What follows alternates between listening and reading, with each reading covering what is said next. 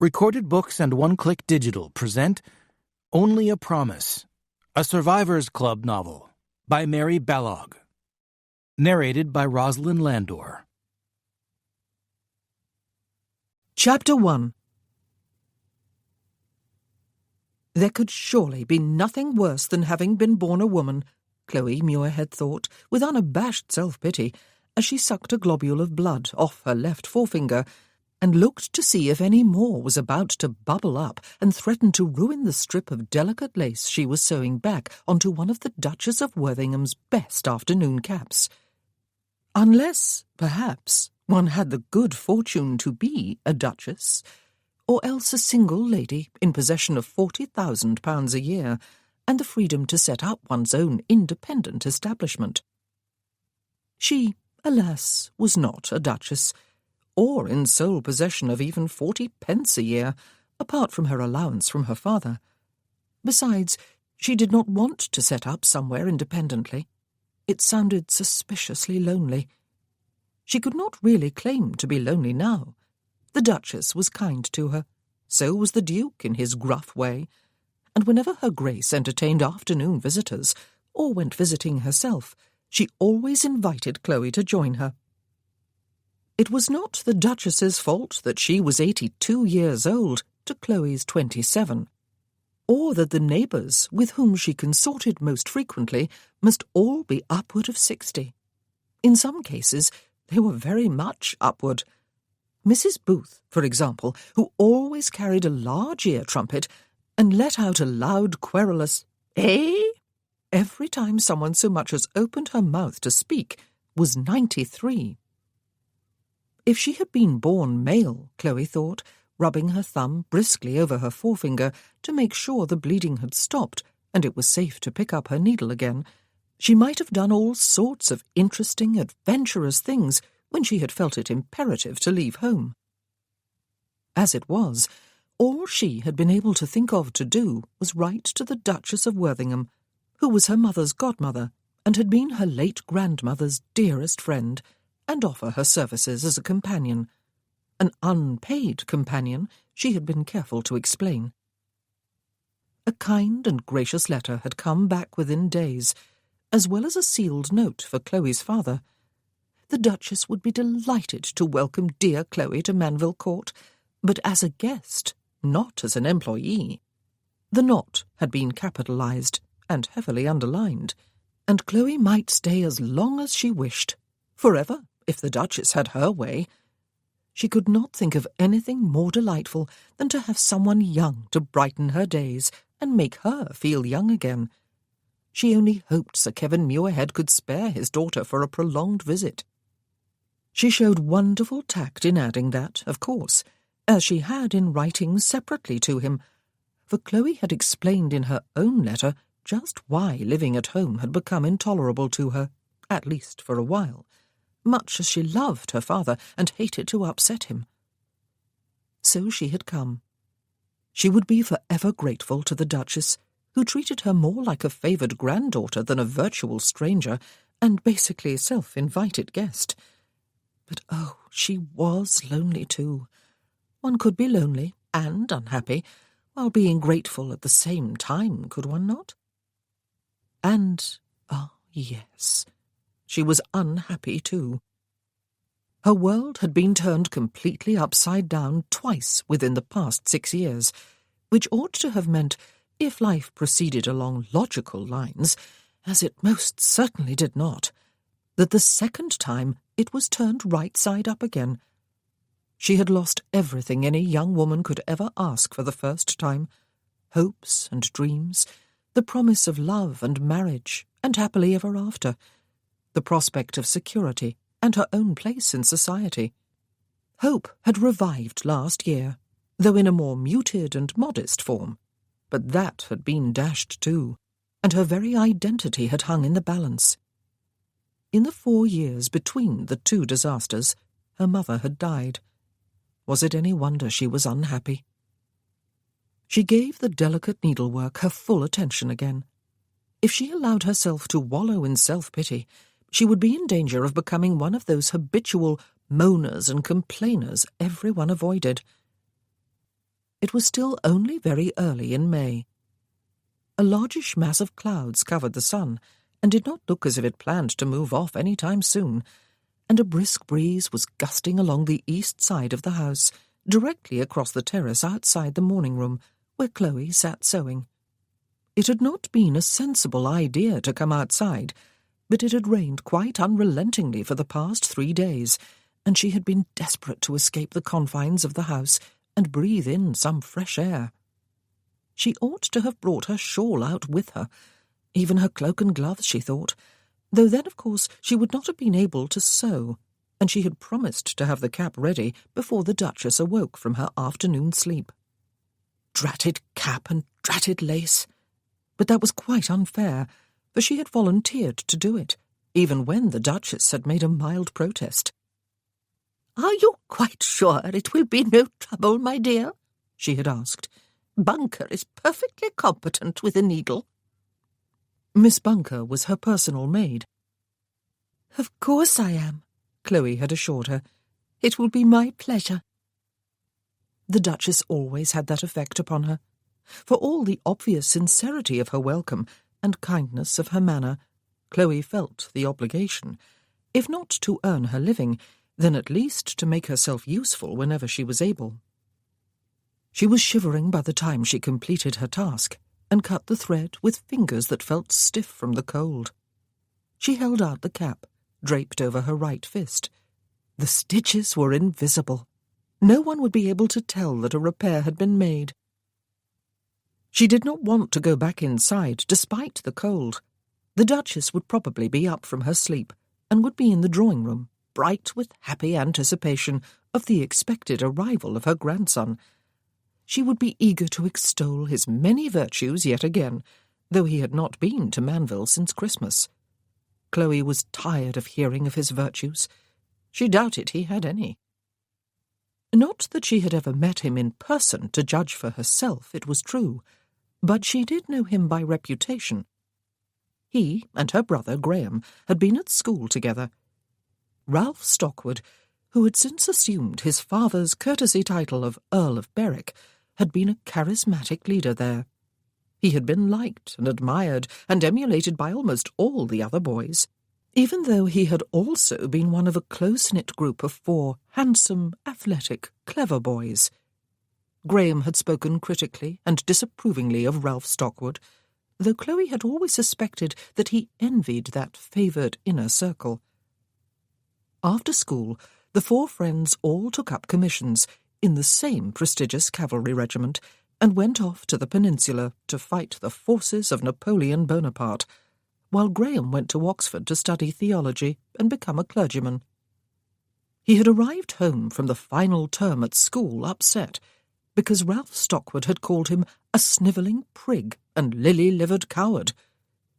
Chloe did not know the context in which the insult had been hurled, but she had not felt kindly disposed toward Graham's erstwhile schoolmate ever since, and she never had liked the sound of him. She did not like boys, or men, who lorded it arrogantly over others and accepted their homage as a right. Not many months after they had embarked for the peninsula, Lieutenant Stockwood's 3 friends had been killed in the same battle, and he had been carried off the field and then home to England so severely wounded that he had not been expected to survive. Chloe had felt sorry for him at the time, but her sympathies had soon been alienated again. Graham, in his capacity as a clergyman, had called upon him in London, a day or 2 after he had been brought home from Portugal. Graham had been admitted to the sick-room, but the wounded man had sworn foully at him and ordered him to get out and never come back. Chloe did not expect to like the Earl of Berwick then, even if he was the Duke of Worthingham's heir and the Duchess's beloved only grandson. She had not forgiven his description of her brother as a lily-livered coward. Graham was a pacifist. That did not make him a coward.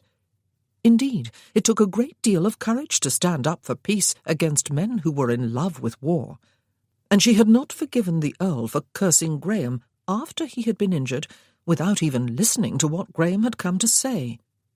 The fact that he had undoubtedly been in great pain at the time did not excuse such rudeness to an old school friend. She had decided long ago that the Earl was brash, arrogant, self-centred, even heartless. And he was on his way to Manville Court. He was coming at the Duchess's behest, it must be added, not because he had chosen of his own free will to visit the grandparents who doted on him. Chloe suspected that the summons had something to do with the Duke's health, which had been causing her Grace some concern for the past couple of months. She fancied that he was coughing more than usual, and that his habit of covering his heart with one hand when he did so was a bad sign. He did not complain of feeling unwell, not, at least, in Chloe's hearing, and he saw his physician only when the Duchess insisted. Afterward he called the doctor an old quack, who knew no better than to prescribe pills and potions that served only to make the Duke feel ill. Chloe did not know what the true state of the Duke's health was, but she did know that he had celebrated his 85th birthday last autumn, and 85 was an awfully advanced age to be. However it was, the Earl of Berwick had been summoned, and he was expected today. Chloe did not want to meet him. She knew she would not like him. More important, perhaps, she admitted reluctantly to herself, she did not want him to meet her, a sort of charity guest of his grandmother's, an ageing 27-year-old spinster with a doubtful reputation and no prospects. A pathetic creature, in fact. But the thought finally triggered laughter, at her own expense. She had whipped herself into a thoroughly cross and disagreeable mood, and it just would not do. She got determinedly to her feet. She must go up to her room without delay, and change her dress, and make sure her hair was tidy. She might be a poor, ageing spinster with no prospects, but there was no point in being an abject one who was worthy only of pity or scorn. That would be too excruciatingly humiliating. She hurried on her way upstairs, shaking herself free of the self-pity in which she had languished for too long. Goodness, if she hated her life so much, then it was high time she did something about it. The only question was what? Was there anything she could do? A woman had so few options. Sometimes, indeed, it seemed she had none at all, especially when she had a past, even if she was in no way to blame for any of it. When he found his grandmother's letter beside his plate at breakfast one morning, along with a small pile of invitations, Ralph Stockwood, Earl of Berwick, had only recently returned to London from a 3-week stay in the country. He had come to town because at least it offered the promise of some diversion for body and mind, even if he did not expect to be vastly entertained. He would no doubt lounge about at his usual haunts in his usual aimless way for the duration of the spring season. The whole of the beau monde had moved here too for the parliamentary session, and for the frenzy of social entertainments with which it amused itself, with unrelenting vigour, for those few months. Ralph did not have a seat in the House of Lords, his title being a mere courtesy one, while procuring a seat in the House of Commons had never held any real appeal for him. But he always came anyway, and attended as many parties and balls and concerts and the like as would alleviate the boredom of his evenings. He whiled away his days at White's Club, and frequented Tattersall's to look over the horses, and Jackson's boxing saloon to exercise his body, and Manton's shooting gallery to maintain the steadiness of eye and hand. He spent as many hours with his tailor, and his bootmaker, and hat-maker as were necessary to keep himself well turned out, though he had never aspired to the dandy set. He did whatever he needed to do to keep himself busy. And he always yearned for... Well, that was the trouble. He yearned, but could name no object of his yearning. He had a home, Elmwood Manor in Wiltshire, where he had grown up, and that he had inherited with his title from his father. He had also inherited a perfectly competent steward who had been there forever, and therefore he did not need to spend a great deal of time there himself. He had almost sole use of his grandfather's lavish townhouse, since his grandparents scarcely came to London any longer, and his mother preferred to keep her own establishment. He had fond relatives, paternal grandparents, a maternal grandmother, a mother, 3 married sisters and their offspring, and some aunts, uncles, and cousins, all on his mother's side. He had more money than he could decently spend in one lifetime. He had... What else did he have? Well, he had his life. Many did not.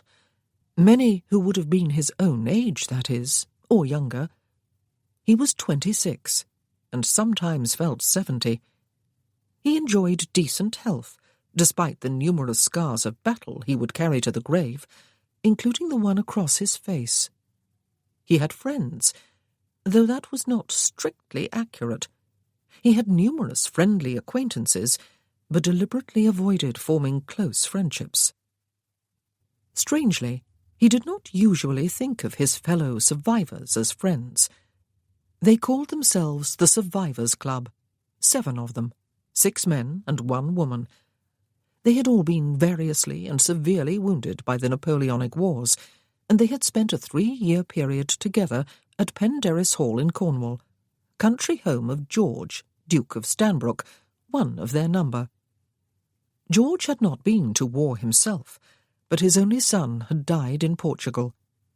The Duchess, the boy's mother, had died a few months later, when she threw herself over the high cliffs at the edge of their property. George, as damaged as any of the rest of them, had opened his home as a hospital, and then as a convalescent home to a group of officers. And the 7 of them had stayed longer than any of the others, and had formed a bond that went deeper than family, deeper even than friendship. It was they, though, his fellow survivors, who had caused the worse-than-usual restlessness bordering on depression he was feeling this spring. He almost welcomed his grandmother's letter then. It suggested, in that way his grandmother had of making an order sound like a request, that he present himself at Manville Court without delay. He had not been there since Christmas, though he wrote dutifully every 2 weeks, as he did to his other grandmother. His grandfather had not been actively unwell over the holiday, but it had been apparent to Ralph that he had crossed an invisible line between elderliness and frail old age.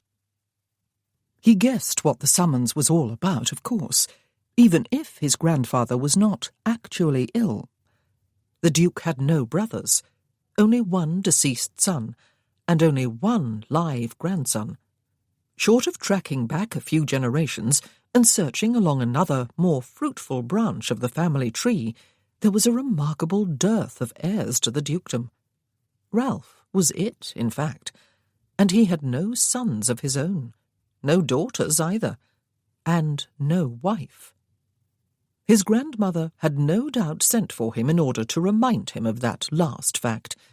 He could not get sons, not legitimate heirs anyway, if he did not first get a young and fertile wife, and then do his duty with her.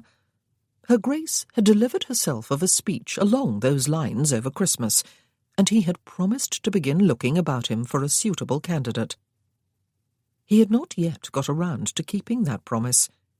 He could use as an excuse, of course, the fact that the season had only just begun in earnest, and that he had had no real opportunity to meet this year's crop of marriageable young ladies. He had already attended 1 ball, however, since the hostess was a friend of his mother's. He had danced with 2 ladies, one of them married, one not, though the announcement of her betrothal to a gentleman of Ralph's acquaintance was expected daily. Then, his obligation to his mother fulfilled, he had withdrawn to the card-room for the rest of the evening. The Duchess would want to know what progress he was making in his search. She would expect that by now he would at the very least have compiled some sort of list, and making such a list would not be difficult, he had to admit, if he just set his mind to the task. for he was eminently eligible, despite his ruined looks. It was not a thought designed to lift Ralph's spirits. Duty, however, must be done sooner rather than later, and his grandmother had clearly decided that he needed reminding before the season advanced any further.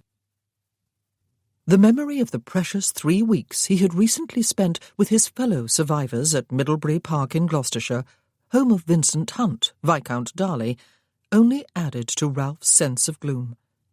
All 7 of them had been both single and unattached just a little over a year ago, during their last annual reunion at Penderys Hall. Without giving the matter any conscious thought, Ralph had assumed they would remain that way forever.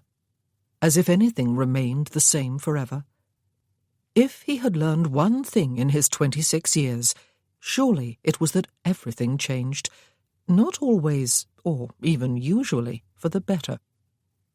Hugo, Baron Trentham, had been the first to succumb while they were still at Penderys, after he had carried Lady Muir up from the beach, where she had sprained an already lame ankle. They had promptly fallen in love, and married a scant few months later. Then Vincent, the youngest of their number, the blind one, had fled one bride chosen by his family, and then had narrowly missed being snared by another. He had been prompted by gallantry to offer for the girl who had come to his rescue that second time, when she had thwarted the schemer, but ended up being chucked out of her home as a result. They had married a few days after Hugo, and in the same church in London. Meanwhile Ben, Sir Benedict Harper, had been staying with his sister in the north of England when he met a widow who was being treated shabbily by her in-laws. He had chivalrously accompanied her when she fled to Wales, and had ended up marrying her, as well as running her grandfather's Welsh coal mines and ironworks. Bizarre, that. And now this year, during their reunion in Gloucestershire, Flavian, Viscount Ponsonby, had suddenly and unexpectedly married the widowed sister of the village music teacher and borne her off to London to meet his family. 4 of them married in little more than a year. Ralph did not resent any of the marriages. He liked all 4 of the wives, and thought it probable that each marriage would turn out well, although in truth he knew he must reserve judgment upon Flavian's, since it had happened so recently and so abruptly, and Flav was a bit unstable at the best of times, having suffered head injuries and memory loss during battle.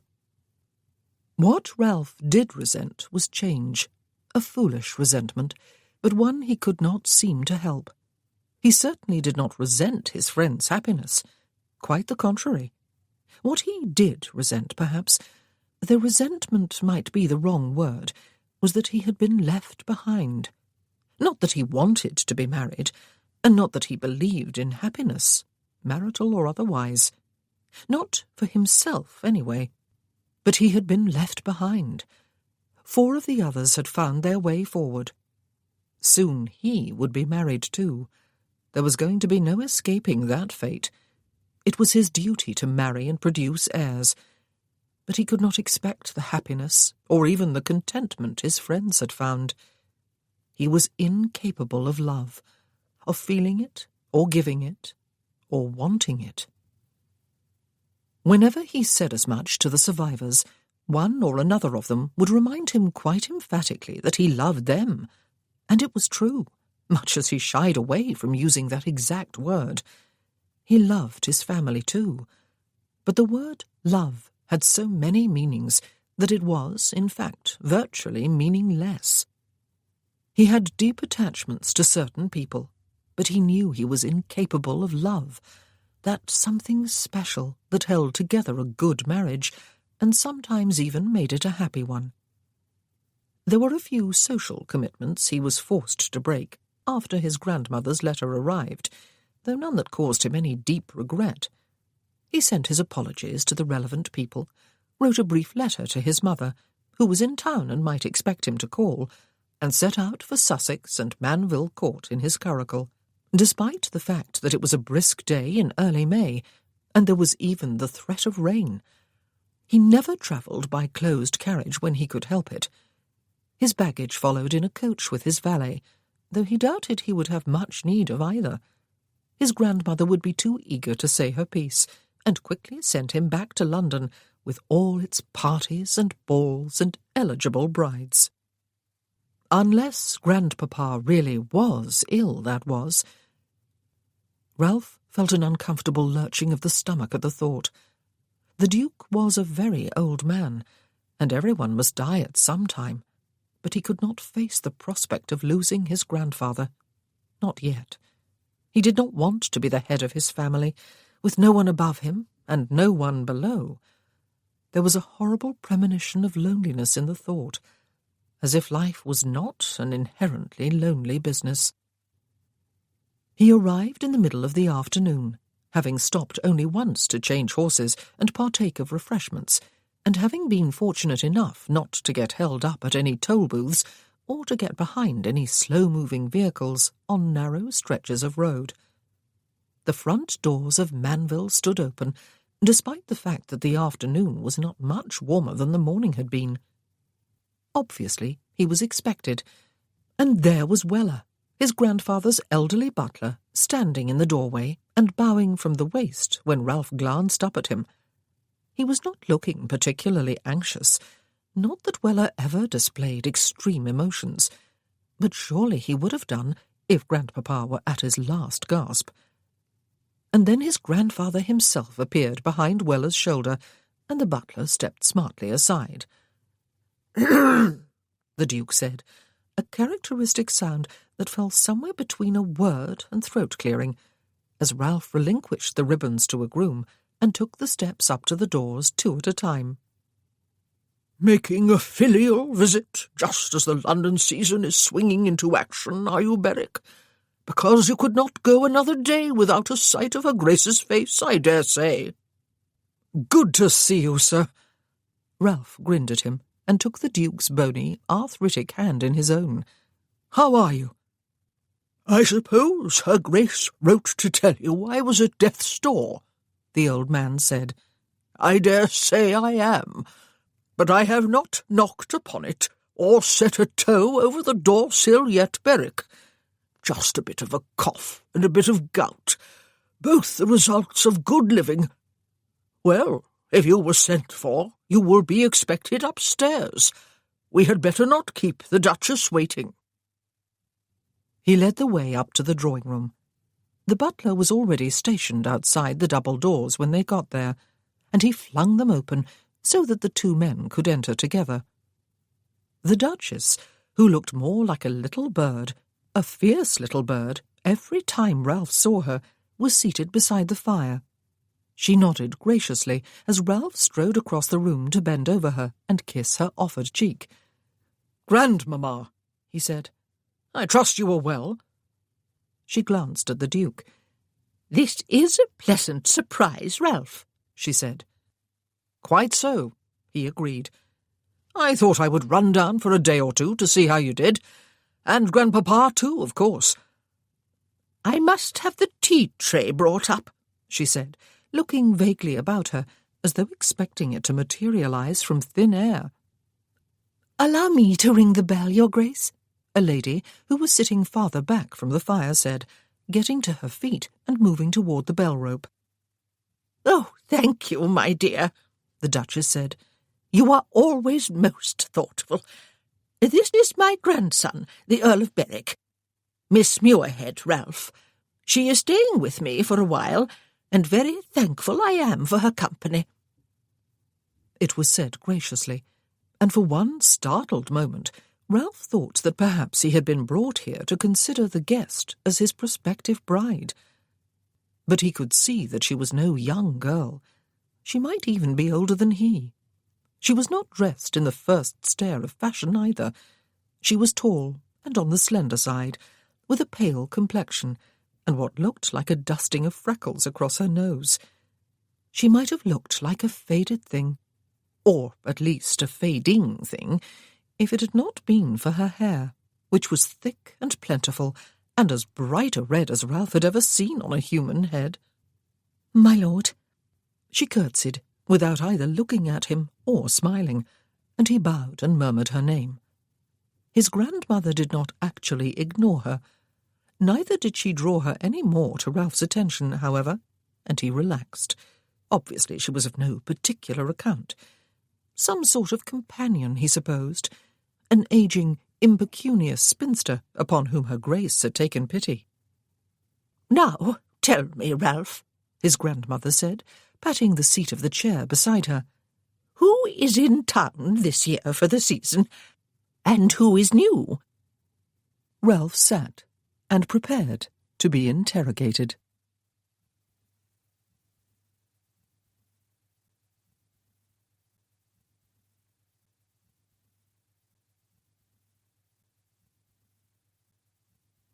Chapter 2.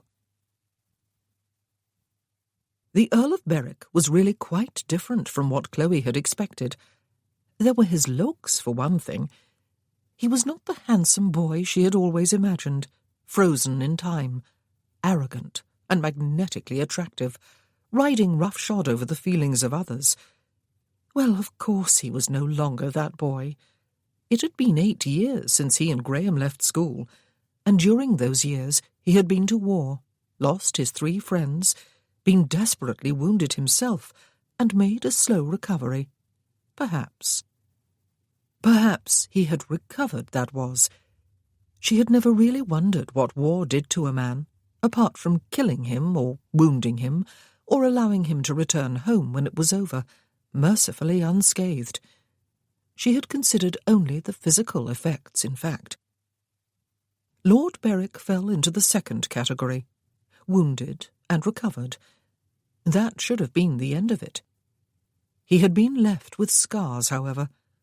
One of them was horribly visible on his face, a nasty cut that slashed from his left temple, past the outer corner of his eye, across his cheek and the corner of his mouth to his jaw, and pulled both eye and mouth slightly out of shape.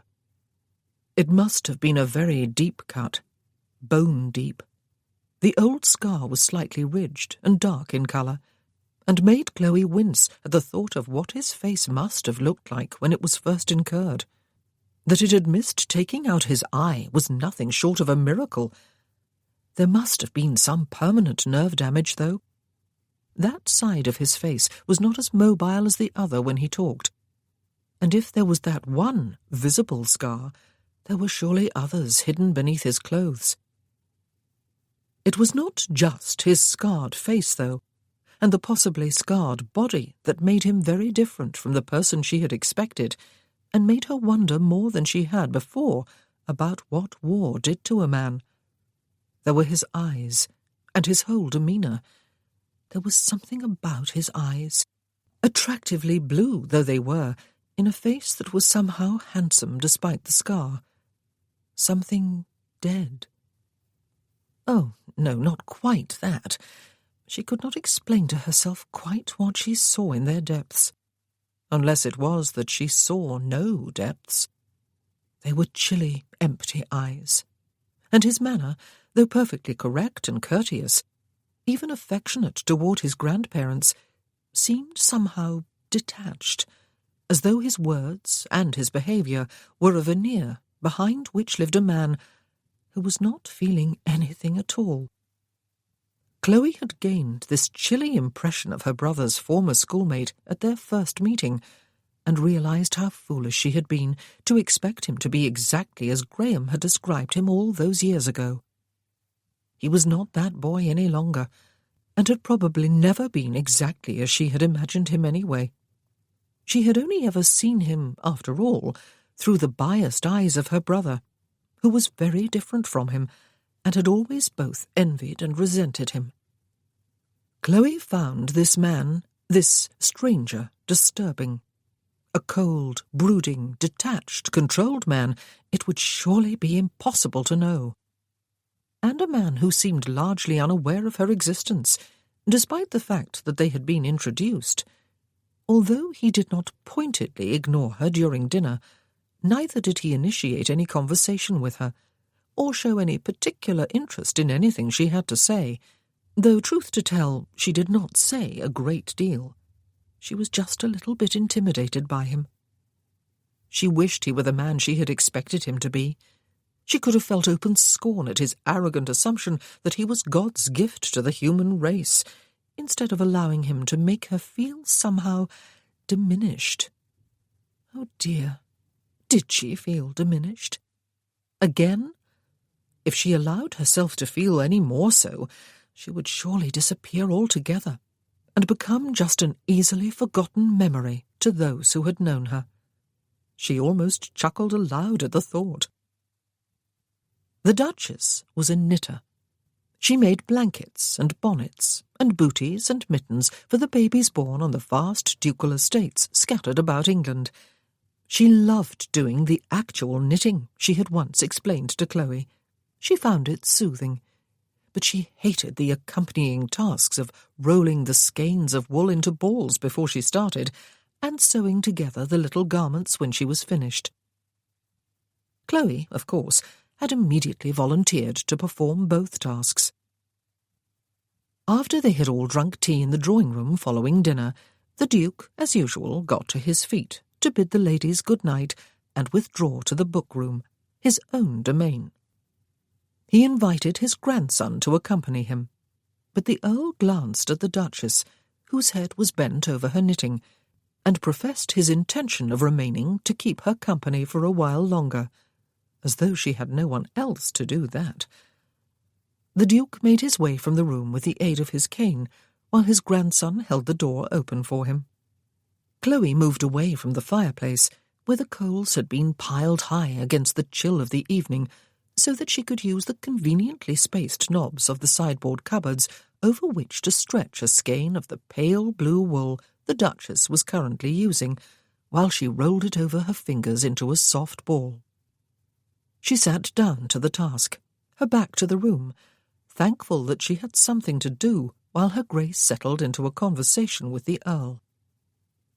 "You will have noticed a difference in your grandfather since Christmas," the Duchess said, after the door was closed. "He seems to be doing well enough," the Earl of Berwick said. "That is because he has put on a good show for you today," she told him, "as he does for everyone when he is outside his book-room and his private apartments." "And when he is not?" the Earl asked. "Your grandfather's heart is weakening," she told him. "Dr. Gregg says so. But, of course, he will not give up either his pipe or his port." "They are indulgences that give him pleasure," the Earl said. "Being deprived of them would perhaps make him miserable, and neither improve his health nor prolong his life." "That is exactly what Dr. Gregg says." The Duchess sighed. "It would not surprise me at all, Ralph, if Worthington does not survive another winter. He had a chill after Christmas, and was a long time recovering from it, if he has recovered fully, that is. I doubt he could fight off another." "Perhaps, Grandmamma," the Earl said. "You are being over-pessimistic." "And perhaps," she said sharply, "I am not. The fact is, Ralph, that at some time in the not-too-distant future you are going to be the Duke of Worthington yourself, with all the duties that go along with the title." Chloe heard the slow intake of the Earl's breath. The ticking of the clock on the mantel seemed louder than usual. "I shall be ready when the time comes, Grandmamma," he said. "But I do not want the time to come. I want Grandpapa to live forever." "Forever is not granted to any of us," the Duchess said. "Even tomorrow is not granted as by right. Any of us can go at any moment." "Yes," he said. "I know." There was a whole universe of bleakness in his voice. Chloe's hands stilled as she turned her head to look at him. He was standing to one side of the fire, his elbow propped on the mantelpiece. There was a stillness about him that chilled her. Yes, he must know as well as anyone how quickly, and suddenly, life could be snuffed out. She wondered why he had been allowed to purchase a military commission when he was heir to a dukedom and had no brothers to provide spares in case of his demise. She shivered slightly, and wished she had brought her shawl over here with her, instead of leaving it draped over the arm of the chair on which she had been sitting earlier. But she would not get up now to fetch it and draw attention to herself. She resumed her self-appointed task. "Even you," her Grace added unnecessarily. "Yes, I know." Chloe wound the wool more slowly during the silence that ensued. She was halfway through this particular skein and did not want to finish it too soon. She would have to return to her chair, or else sit here idle, staring at the sideboard cupboards. Either way, she would risk drawing attention to herself. She wished now she had made some excuse and left the room with the Duke. "It is time you married, Ralph," the Duchess said bluntly into the silence. "Yes, I know." "You knew at Christmas time, when we spoke on the same subject," she said. "Yet I have not heard that you are courting any particular lady, Ralph, despite the fact that I have my sources of information. Tell me that you do have someone in mind, someone young and eligible, someone both ready and willing to do her duty." "I do not, I must confess," he said. "I have met no one with whom I can imagine spending the rest of my life. I know I must marry, but I do not want to marry, you see. I have nothing to offer. I am fully aware, however, that must will have to take precedence over want. I shall start looking, Grandmamma, as soon as I return to London. I shall start looking in earnest. I shall make my choice before the end of the season, well before. There. It is a promise. Are you reassured?" "You have nothing to offer?" the Duchess said, her tone incredulous. "Nothing to offer, Ralph? I doubt there is a more eligible bachelor in England." "Nothing of myself to offer, I meant," he told her, his voice quieter than it had been, so that Chloe had to still her hands again in order to concentrate upon hearing him. "There is nothing, Grandmamma. Nothing in here." Presumably he was tapping his chest. "Nonsense," she said briskly. "You had a nasty time of it during the wars, Ralph, as did thousands of other men who fought that monster Bonaparte. You were one of the fortunate ones, however. You lived. You have all your limbs as well as the use of them, and you have both eyes and a sound mind. Why you had to spend all of 3 years in Cornwall I do not understand, but your prolonged stay there seems to have done you more harm than good. It prevented you from returning to your rightful place in society, and to yourself as you were. It made you despondent and self-pitying, an attitude that does not become you. It is time you shook it off. You have everything in the world to offer some very fortunate young lady. Choose someone fresh from the schoolroom, someone who can be moulded to the role she must play, but someone of impeccably good birth and breeding. Enlist your mother's help. The Countess has a good head upon her shoulders, despite our differences." The Earl of Berwick chuckled, a sound so devoid of amusement that it could hardly be categorized as a chuckle at all. "You are right, Grandmamma," he said. "I am not likely to be rejected by anyone upon whom I fix my interest, am I? Poor girl, whoever she turns out to be. I shall not consult Mamma. She will have a list longer than both my arms within a day, and all of the candidates will be trotted out for my inspection within a week. It will come to a matter of closing my eyes and sticking a pin in the list. I would prefer to choose for myself, and I will choose. I have promised. Shall I go back to town tomorrow?" "His Grace will be disappointed," she said. "He was disappointed tonight when you chose to stay with me, rather than go down to drink port with him in the book-room." "Shall I go down now?" he asked. "He will be snoring in his chair by now," she told him. "Leave it until tomorrow. But return to town within the week, Ralph. It is already May, and soon all the very brightest matrimonial prospects will have been laid claim to by men who have far less to offer than you do." "It will be done," he said, "and the sooner the better. Life in town becomes tedious. When I have a wife, I will go home to Elmwood with her and stay there. Perhaps life in the country will suit me better. Perhaps I will settle down at last." He sounded almost wistful. "That would be a relief to everyone who loves you," she said. "Oh dear, I have come to the end of my ball of wool and have no other ready to go." Chloe, who had just wound the last strand onto the ball, got to her feet. "I have one here ready for you, Your Grace," she said, crossing the room with it held out in the palm of her hand. "Oh, how very thoughtful of you, dear," her Grace said. "And you have been sitting far from the fire to wind it, have you?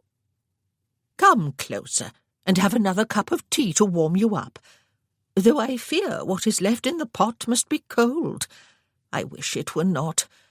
I would not mind another cup myself." "I shall ring for a fresh pot," Chloe offered, moving toward the bell rope, and having to pass very close to the Earl on her way there. He was looking at her, she saw, when she raised her eyes briefly to his. He appeared slightly surprised, as though he were only just realizing that he was not alone in the drawing-room with his grandmother. Just thus must all ladies' companions, paid and unpaid and unacknowledged, waft through their lives, she thought ruefully, unnoticed, invisible for all intents and purposes. But she was not going to sink into the dismals again over that sad fact. And if she did not like her life as it was, she had thought this afternoon, then she must simply change it. Ha! Simply. Her life had seemed impossible to change this afternoon. It still did this evening. But nothing, surely, was impossible, apart from all the things that were. The sun was showing its face from behind a receding bank of clouds the next morning when Ralph's valet drew back the curtains from the window of his bedchamber before disappearing into his dressing-room. 2 fine days in a row, and this one perhaps even sunny. Though it was early yet, it might still rain.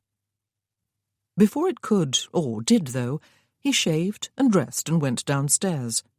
There was no sign of either of his grandparents. He had not expected there would be. He was not hungry. He would wait for them.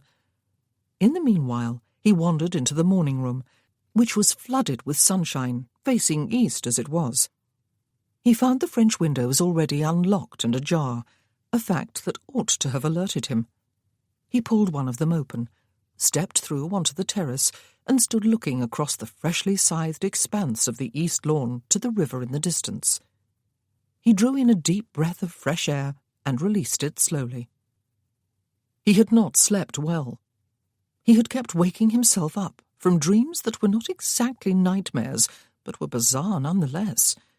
He could remember only one of them more coherent. He had been in a ballroom he did not recognize, a room so long that even with a telescope he doubted he would have been able to see the far end of it. Along its full length, stretching to infinity, was a line of young ladies, all dressed in ballroom finery, and all of them plying a fan, though they were otherwise motionless. And he was marching with slow deliberation along the line, clad in his scarlet, gold-faced officer's dress uniform, inspecting them, his mother on one side, Graham Muirhead in full clerical robes on the other. It was not one of those dreams that defied interpretation, though why Muirhead of all people should have popped into it he could not imagine. Ah, and then he could. He became suddenly aware of a flutter of movement off to his right, and turned his head sharply to see Miss Muirhead standing a short distance away, bonnetless and clutching the corners of a shawl to her bosom, presumably to prevent it from blowing away in the non-existent wind. He felt instant irritation. She had overheard that very personal conversation he had had with his grandmother last evening, and had not had the decency either to clear her throat to remind them of her presence, or to leave the room. He had been quite unaware of her, as one tended to be unaware of servants, though she was not a servant, was she? She was a guest of his grandmother's, one who ran and fetched for her, and effaced herself in a most unguest-like manner, a woman seemingly without character or personality or conversation. Was she related to Graham Muirhead by any chance? It was not a common name, Muirhead. His irritation only increased at the possibility that there was a connection. "My lord," she murmured. "Good morning." He inclined his head curtly to her and stepped off the terrace in order to stroll out across the lawn, where he could be alone again. What he must do now, he decided, as he approached an old oak tree and set a hand upon its sturdy, familiar trunk, was spend as much of today as he could with his grandfather, and then return to town tomorrow. He could make the excuse of a pressing engagement, and he would not be lying. He had an urgent appointment with his own destiny, and there must be at least one ball and half a dozen other parties of varying sorts to choose among for tomorrow evening. And, of course, he had been invited to all of them. There were always myriad entertainments every evening during the season. He must simply find his invitations, make his choice, and go. He was quite resigned to what his immediate future had in store for him. He had had enough time to think about it after all. His grandmother had talked openly about it at Christmas time. His mother had been hinting for at least the past year. He had been procrastinating. That must stop. He would persuade his grandfather to talk about his boyhood and young manhood today. Grandpapa enjoyed telling the old, oft-repeated stories, and who knew if Ralph would be hearing them for the last time? Was his grandfather ailing? Or could he go on, as he was now, for another 10 years or so? The answer to that question, impossible to know, did not affect the central issue, though did it? The Duke had an heir, but that heir himself did not. And life, as Ralph's grandmother had observed last evening, was always uncertain, even for the young. He could die at any moment. Indeed, there had been times when he had wanted to die, and had even tried to help the process along. But he would not be drawn into remembering those dark days. Now was the time to think of life. Though what sensible man would wish to be responsible for bringing yet another human life into this world? He shook his head. Such thinking must not be pursued. "How old do you think it is?" a voice asked from behind him, and he turned in amazement to discover that Miss Muirhead had followed him across the lawn and was standing just a short distance away. "The oak, I mean." He gazed at her without smiling. Had he asked for company? Did he look like the sort of man who would feel lonely and pathetic if left to stroll alone?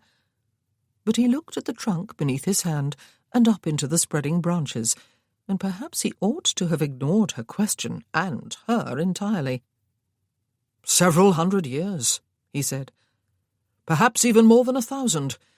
The second Duke, who had the house built more than a century ago, had the good sense to leave the oak standing and to build farther back from the river." "It looks like a child's paradise," she said. "Did you climb it as a boy?" "It is too visible from the house," he said.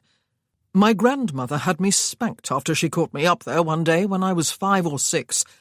Even then she must have been afraid that I would fall and kill myself, and my father would beget no more sons." "And did she have you spanked when you chose to become a military officer?" she asked. "You did choose to be one, I suppose?" He looked back at her, all amazement again, and had to remind himself that she was not a servant. She was standing out in the sunshine, and the sunlight was gleaming off her hair and making it appear even more startlingly red than it had looked yesterday.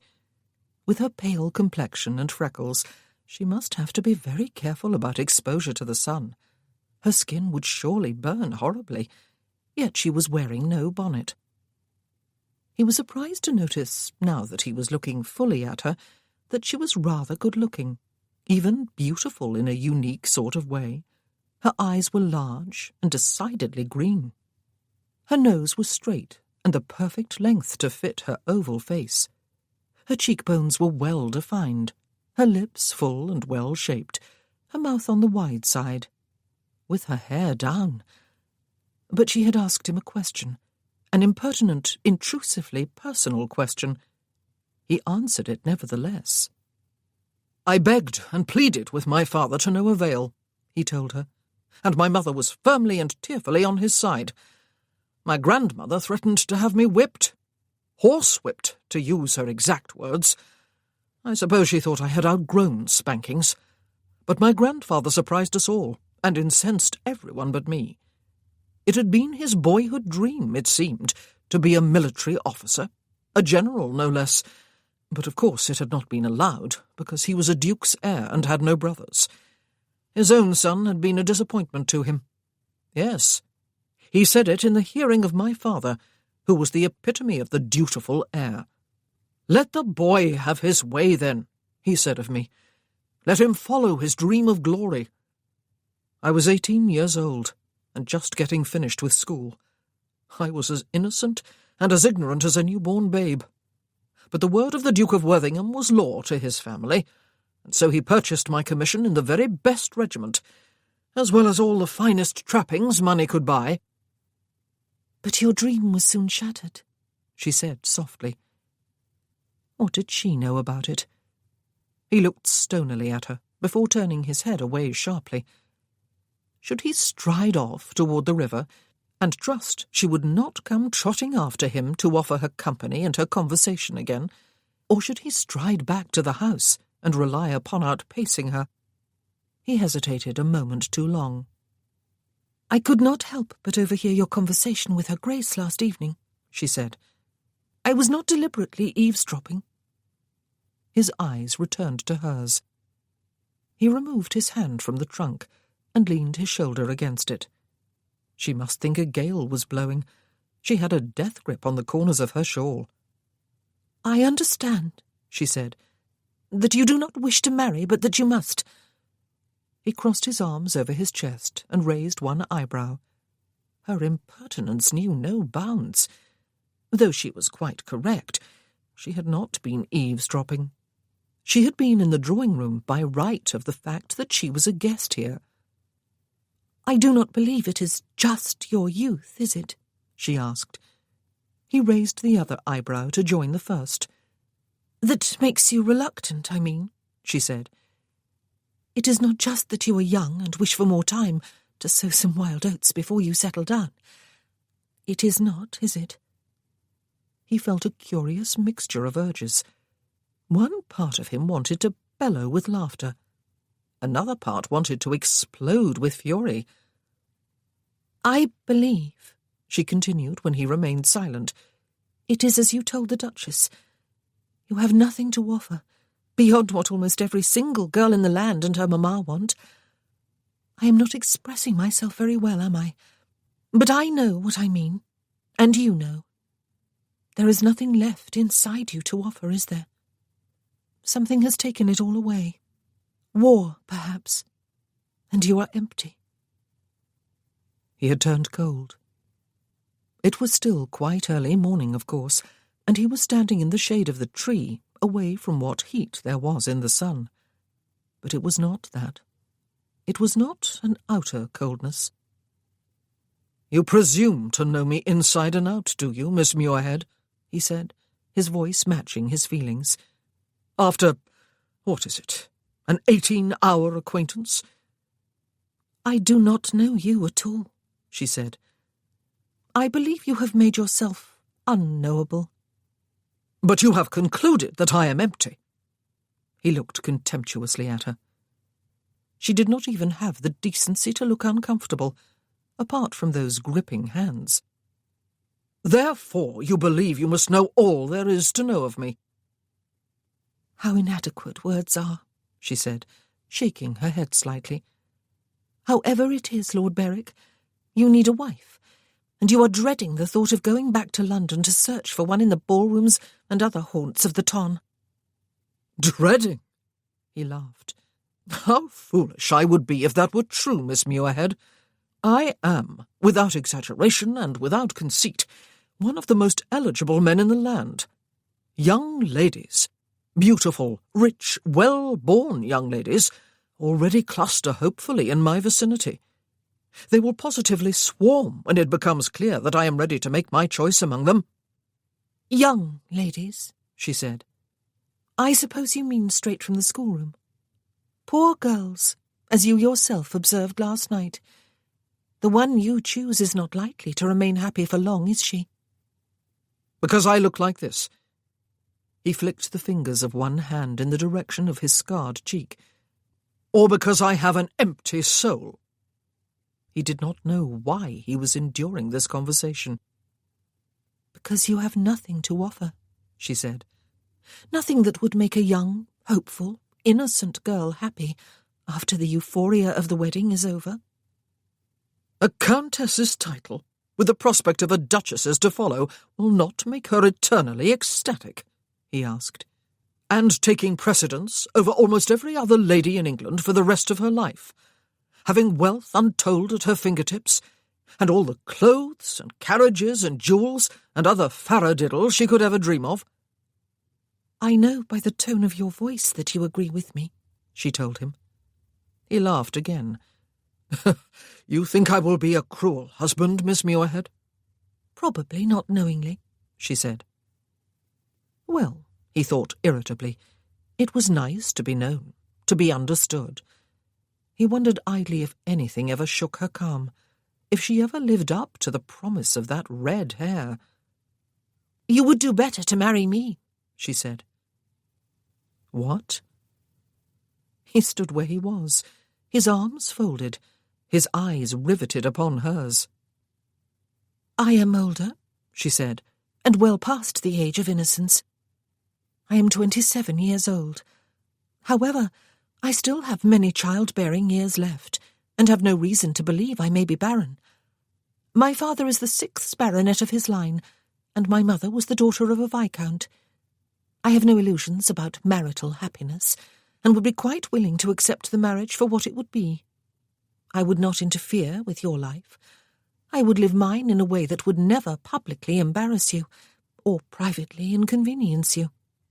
If you were to agree to marry me, you would be saved from all the bother of making your choice among the many eligible young ladies in whom you have no interest whatsoever." He found his voice at last.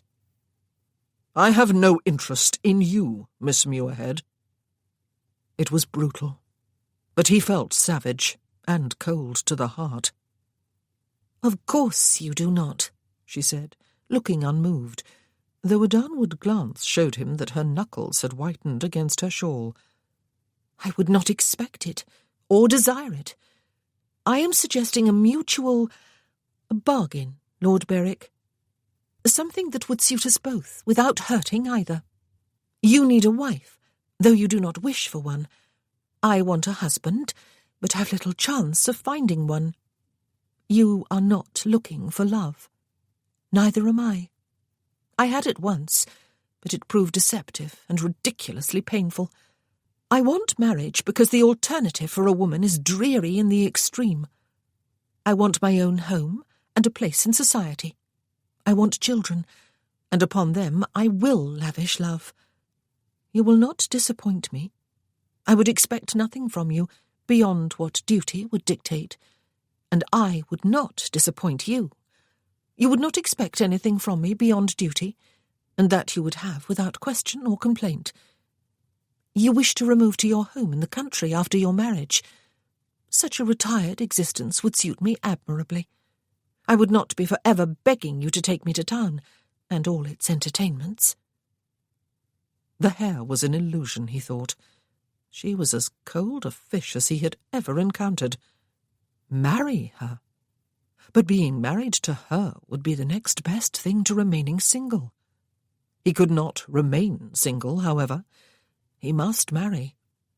She was 27 years old, older than he. She had grown past both youth and innocence. She had loved once. Did that mean— "Are you a virgin, Miss Muirhead?" he asked. Again it was a brutal question. It was also an unnecessarily impertinent one. He was not seriously considering her outrageous proposal after all, was he? "Yes," she said.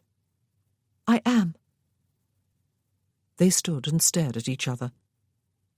"Are you related to Graham Muirhead?" he asked her abruptly. "He is my brother," she told him. Ah. His eyes strayed to her hair and back to her green eyes. Graham was dark-haired and dark-eyed, but he was her brother. It was hardly a recommendation in her favour. She must have read his thoughts. "I am suggesting that you marry me, Lord Berwick," she said, "not my brother."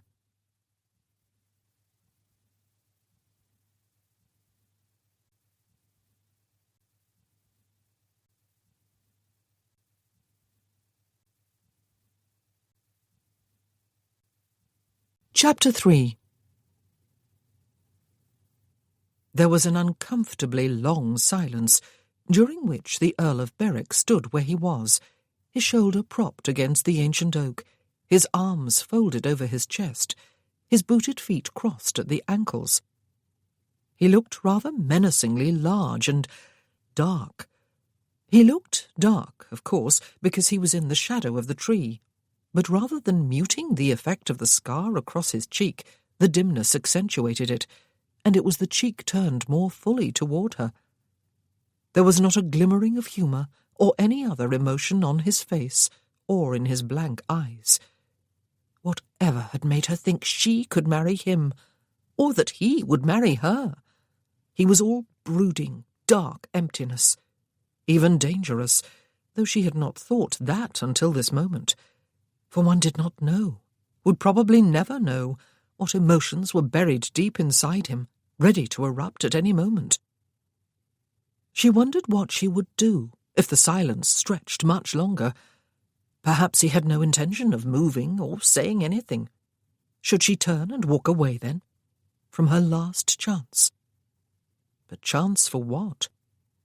Perhaps marrying him would not after all be more desirable than living the rest of her life as she was, in dreary but independent spinsterhood. He spoke at last. "Tell me something, Miss Muirhead," he said. "If marriage is of such importance to you, even the poor apology for a marriage into which you are proposing to enter with me, why are you still unwed at the age of 27? Ah. Because no one has asked me? It was true, but the answer was not nearly as simple as that. "I am ineligible," she told him, lifting her chin. An understatement if ever she had spoken one. "Yet you expect me to marry you?" His eyebrows soared again, and he looked more the way she had expected him to look from the start, arrogant and supercilious. "In what way are you ineligible, pray? You have just told me your father is a baronet with a solid lineage, and that your mother was the daughter of a viscount. Birth surely counts for something in the marriage mart, and you do not exactly look like a gargoyle." Was that a compliment? She drew a slow breath. "My sister ran off with a married man 6 years ago," she told him. "He married her a year later, a scant 3 months after his wife died, and 1 month before her confinement. But their marriage restored only a very limited degree of respectability to what had been a very public scandal.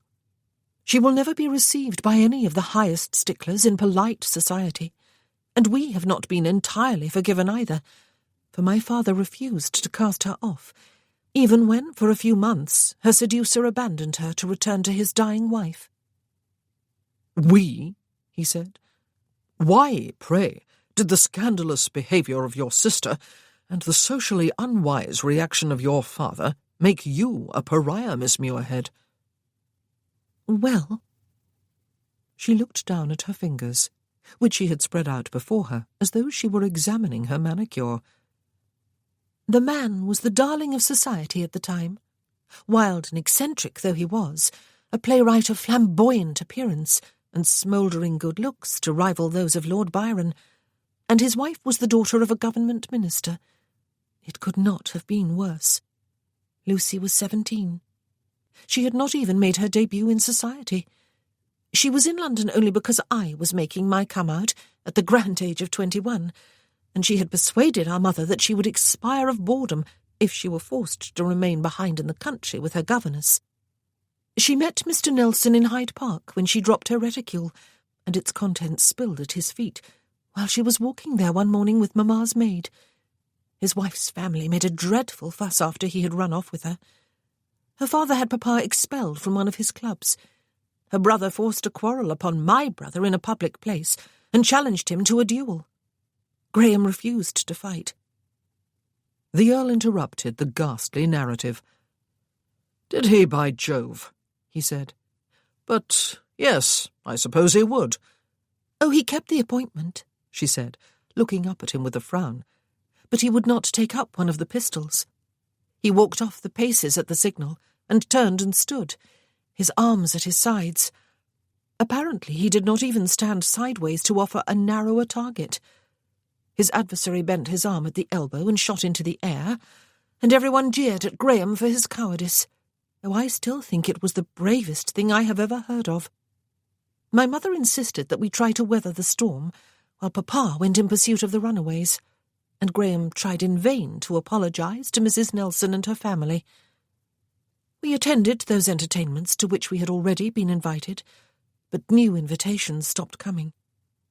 When Mamma took me calling upon ladies who had always welcomed us, they were suddenly not at home, even if other people's carriages were drawn up outside their doors to give the lie to their words. When we arrived at Almack's one evening for the weekly ball, it was to the discovery that our vouchers had been revoked. There was a brief silence. "Why were you 21 when you made your come-out?" "My grandmother died when I was 18, she explained, and Mamma insisted we go into strict mourning, though Papa said it surely was not necessary to ruin the plans that had been made for me. My mother was very ill for a couple of years after that. It was the illness that finally killed her, though she did rally to take me to London for my long-overdue debut into society." "And you never went back to London after that first time?" he asked. "Not in 6 years? Memories are notoriously short among the beau monde. Yesterday's scandal is soon swallowed up by today's indiscretion, and that by tomorrow's catastrophe. And it was not you who had eloped. Who was the man you loved?" His eyes raked over her from head to toe, and she clutched the ends of her shawl again. "What?" "You told me you had known love once," he reminded her, "but that it had proved deceptive and painful." "Ah." "He was wealthy and titled and handsome," she said, without really answering his question, "and attentive from the moment of our introduction at my very first ball. He seemed like a dream come true, and of course I tumbled into love with him, as though I did not have a brain in my head. But why would I not have done? Mamma encouraged the connection. We danced at almost every ball, and sat beside each other at concerts. We conversed at soirees, and strolled together at picnics. I was in theatre parties that included him. He paid me lavish compliments, and even declared a lasting affection for me. My head was thoroughly turned. I expected every day that he would speak formally with my father, and I would be the happiest girl in the world. I call myself a girl because that was what I was then, even though I was 21 years of age. I thought he loved me. And indeed, I was the envy of many other young ladies of my acquaintance." She paused to draw a deep breath and let it out on a sigh. "There was a ball a week or so after Lucy ran away with Mr. Nelson. Mamma and I went despite everything. I was engaged to dance the opening set with the man who had so recently paid court to me. He approached as expected when the time came, and smiled dazzlingly as he made a flourishing bow and held out his hand toward the lady standing next to me. It was a very deliberate cut, and of course every eye in the ballroom was upon me. Everyone saw me smile with happy relief after such a distressing week, and step forward and begin to stretch out my own hand. She had to stop for a moment to draw a steadying breath. "We packed our bags that night, Mamma and I," she said, "and went home the next day. Love is a strange phenomenon, my lord. It can die so abruptly and so completely that one sees it immediately for the empty illusion it is." "But painful," he reminded her. "At the time," she admitted. "But I got over it. I survived, and it was a lesson well learned. You need not be afraid that I will ever turn sentimental and imagine myself in love with you. If you should choose to accept my bargain, that is." "A survivor," he said softly. "You did not ever go back?" "Yes, I did." She half smiled. "Last year. I went at the persuasion of my aunt, Lady Easterly, who was feeling lonely with all her daughters, my cousins, married and scattered about the country. She told me exactly what you just told me, that the collective memory of the ton is short, and 5 years had gone by. I attended a few concerts and soirees with her. I had agreed to accompany her to some parties, and even one ball that was being given by a cousin of my uncle's. But suddenly the gossip began. Strange whisperings and significant glances my way. I thought at first it must be the old scandal rearing its head, but it was something else, something totally unexpected and terribly silly. Aunt Julia told me what it was about one morning, when I was getting ready to go out to the library, and Graham arrived soon after to confirm what she had said." She clasped her hands behind her back. She closed her eyes for a moment before opening them and continuing. "I dare say," she said, "that if you were in London last spring, you met Lady Angela Allendale, daughter of the Marquis of Hitching. She had come from the north of England to make her debut, and took the ton by storm." She risked a glance at him. "I remember hearing she was a diamond of the first water," he said, "with half the bachelor population of England dangling after her. I never saw her. I made sure not to. At that time I was still avoiding all possible danger of being trapped into marriage." "She had hair and eyes the exact colour and shade of mine," she said. "She had my pale complexion, too. When a few people began to remark upon the likeness between us, there were those among the older members of the ton who remembered the handsome, red-haired Marquis, her father, as a young man in London, paying court to the lovely Miss West, my mother, before financial distress caused him to change his affections and propose marriage to the heiress of a vast fortune, who is now the Marchioness of Hitching." The Earl of Berwick offered no comment when she paused. "My mother and father married before the end of that season," she said. "Mamma always spoke of their whirlwind courtship as a great love story. I did not believe any of the gossip that was soon in full flight last year. I still do not. I tried to brazen it out, just as I had 5 years before. But at a picnic I attended with my aunt, I had the misfortune of coming face to face with I came face to face with my former beau and greeted him by name. He raised his quizzing glass to his eye, looked pointedly through it at my hair, made me a slight and distant bow, and walked away, making sure I heard the remark he made to the gentleman who was with him. The word bastard was part of it. I went home the next day." She had been standing too long in the same position, she realized. There was a buzzing in her ears, a coldness about her head and in her nostrils, and she feared she was close to fainting.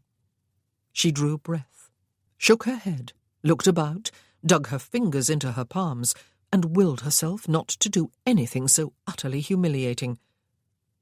"And you confronted your father?" Lord Berwick asked. "No," she admitted. "I told him a few weeks in London had been enough, that I had been bored and homesick. The gossip followed me eventually, however. Some people who were staying with our neighbours over Christmas recognised me at a local assembly, and the story spread like wildfire until it reached Papa's ears. He was incensed. He made a scene. He was stopped only just in time from challenging one of the visitors to a duel. We went home early, and then I asked him. He would not give me a direct answer. He told me he had loved my mother from the time he first set eyes upon her, and that she had loved him. He told me he had always loved me, before my birth and every day after. I was his firstborn, his beloved elder daughter, he said. He told me there were some redheads among his ancestors, but he was vague about exactly when he had married Mamma. I did not know the date, I realized, and I did not press the point or make any attempt to find out another way. I was born the February after that season. I do not believe the gossip, but you ought to be aware of it, I suppose. If you are considering my proposed bargain, that is, which I do not suppose you are. She moved at last, turning to face the house. She had really not thought this through carefully enough last night, had she? She had thought only of proposing her bargain in a lucid and dispassionate way. It had seemed a real possibility, a marriage that would be of equal benefit to them both. She had not really considered the personal baggage she brought with her, all of which would deter any sane man from wanting any connection whatsoever with her. And now she had spilled it all out, and she felt drained and humiliated, and appalled at her own temerity. "I understand," she said, "that marrying me would be no bargain at all for you, Lord Berwick, even if it would save you the bother of having to choose a bride in London. Please forget that I suggested it." "I do not believe I add a poor memory to my other shortcomings, Miss Muirhead," he said, "and it would have to be very poor." Indeed. Suddenly, the sun seemed very hot, even though it must still be quite early morning. Her cheeks were burning. He was not going to say anything more, she realized, and she had nothing further to say. If she could have stepped straight into oblivion at that moment, she would gladly have done it. As it was, the house seemed an impossible distance away. She made her way toward it on legs that felt a bit like stilts without knee-joints. She could almost feel his eyes, those cold, blank eyes, on her back. Ralph had breakfast with his grandfather. Fortunately, there was no one else in the breakfast parlour. It was her Grace's habit, he knew from past experience, to rise at 11 after partaking of a cup of chocolate in bed. The two of them spent the rest of the morning in the Duke's study, talking on a variety of topics, until the old gentleman nodded off over a cup of coffee. Ralph sat silently watching him, and remembering the vigorous, half-fearsome figure of his grandfather as he had been years ago, full of barks and fury at any sign of misbehaviour, but with eyes that twinkled incongruously. One of his waistcoat pockets had always slightly bulged out of shape with the sweetmeats he carried there. Ralph went riding after luncheon. He went to see his grandfather's physician, and found him just returning from a distant farm, to which he had been summoned to set the broken arm of a labourer who had tumbled from a barn loft. His Grace was not suffering from any particular malady, Dr. Gregg assured the Earl of Berwick, except old age, of course. His heart was not as strong as it had once been, as was to be expected, and he had a tendency to fall victim to any chill that happened to be lurking in the neighbourhood. He suffered from the rheumatics and a touch of gout, and indigestion and many of the other ills age was prey to. He was frail when compared with a younger man, but he might outlive them all for anything the physician could say to the contrary. Ralph thanked him, shook him by the hand, and took his leave. His grandmother was unnecessarily fearful then. Grandpapa was not at death's door. However, no matter how close the Duke was to his end, the fact remained that there was only the one heir. It was that heir's clear duty to marry and produce sons of his own, preferably while his grandfather was still alive. Ralph determinedly kept his mind off the peculiar events of the early morning. It was made easier by the fact that Miss Muirhead did not put in an appearance for the rest of the day, and when the Duke remarked upon her absence during dinner, her Grace explained that the poor young lady was feeling under the weather, and was keeping to her own room for fear of infecting either of their Graces. "She really is kindness itself," her Grace remarked. After that, Ralph was more determined than ever to leave in the morning.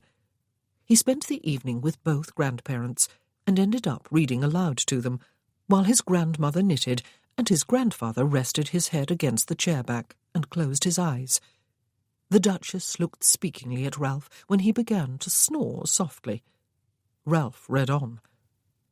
He took his leave the next morning and drove back to London in his curricle under heavy clouds that again threatened rain at every moment, but did not actually shed any. The weather exactly matched Ralph's mood. His future course had been set for him, and there was no longer any possibility of procrastinating. The days of his freedom, if he ever had been free, were effectively over. What if no one was ever free, though? What if everything was preordained? But only deeper depression could come from thinking thus, and he shrugged off those thoughts and turned to others. Yesterday morning. Was she just a fortune hunter? A gold digger? A cold fish? I am ineligible. To be fair, perhaps, it had sounded as if none of the disasters that had befallen her was her fault. She was enjoying the pleasures of her first season when her sister ran off with that stupid ass Freddie Nelson. At least he assumed that was the playwright she had spoken of, who seemed to believe that a flamboyant lifestyle was a good substitute for brains and talent. She was not the one who had made a prize spectacle of herself during the resulting affair of honour. How exactly like Graham Muirhead, though, to turn up for a duel and then refuse to take up a pistol or make as small a target of himself as he could. Nor was it her fault that the man who had made her the object of his gallantries, she had not named him beyond starting to call him Lord Somebody or other, had turned out to be a cad of the first order, and it was not her fault that her mother had once been shockingly indiscreet with a man with hair of a distinctive shade of red, or that he had passed on that feature to the child she had borne less than 9 months after her hasty marriage to Muirhead. Ralph felt little doubt that the gossips, for once, had the right of it. Miss Muirhead probably felt little doubt either, though she denied it. As much as none of these crimes was her fault, she was, indeed, ineligible. She must have been mad, or just desperate, to expect that he would marry her simply to save himself the bother of courting someone else. His grandmother had received her as a guest into her home, it was true, despite her notoriety, but she would surely have 40 fits of the vapours if he should suddenly announce his intention of marrying the woman, and he could only imagine the reaction of his mother and sisters. He shook off the thought of Miss Muirhead. He had other more pressing and even more dreary things to consider. He ought to have begun his campaign that evening. He had even found an invitation to a ball that would be attended by all the cream of the ton and its daughters. He went instead, after dining alone at home, to Stanbrook House on Grosvenor Square, to call upon George, Duke of Stanbrook, if by some chance he was at home. George was both friend and father figure, having opened his home all those years ago to wounded soldiers and given them the time and space in which to heal. And healing, George had recognised, as so few people did not consist just in a mending of broken bones and a knitting together of cuts and gashes, but in a restoration of peace and sanity to troubled, shattered minds. True healing was a slow business, perhaps a lifelong one. George had always had the gift of making each of the 6 of them, who had stayed the longest, feel that he or she was special to him. Ralph had often wondered if any of them had lavished nearly as much attention upon George, who had been as deeply wounded as any of them by war, even though he had not been on any of the Napoleonic battlefields. He was at home, and by some miracle had no plans to go out. Ralph found him sitting by the fire in his drawing-room, a glass of port at his elbow, an open book in his hand. He closed the latter and set it aside with a welcoming smile, and for the first time it occurred to Ralph that perhaps it had been selfish of him to come thus, unannounced. Perhaps George had been looking forward to a quiet evening at home. "Ralph!" He got to his feet and stretched out a hand. "Come and warm yourself by the fire while I pour you a drink." They talked about inconsequential matters for a few minutes, and Ralph felt himself begin to relax. "I have just come up from Sussex," he said at last. "I was summoned there by my grandmother, but I was not kept.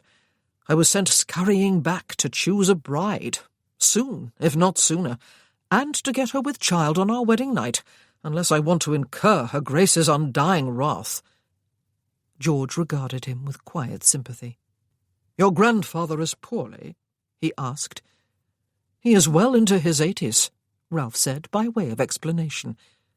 "You are not regretting," George asked, "that you let Miss Courtenay go?" Ralph winced and looked down into the contents of his glass while he twirled it slowly.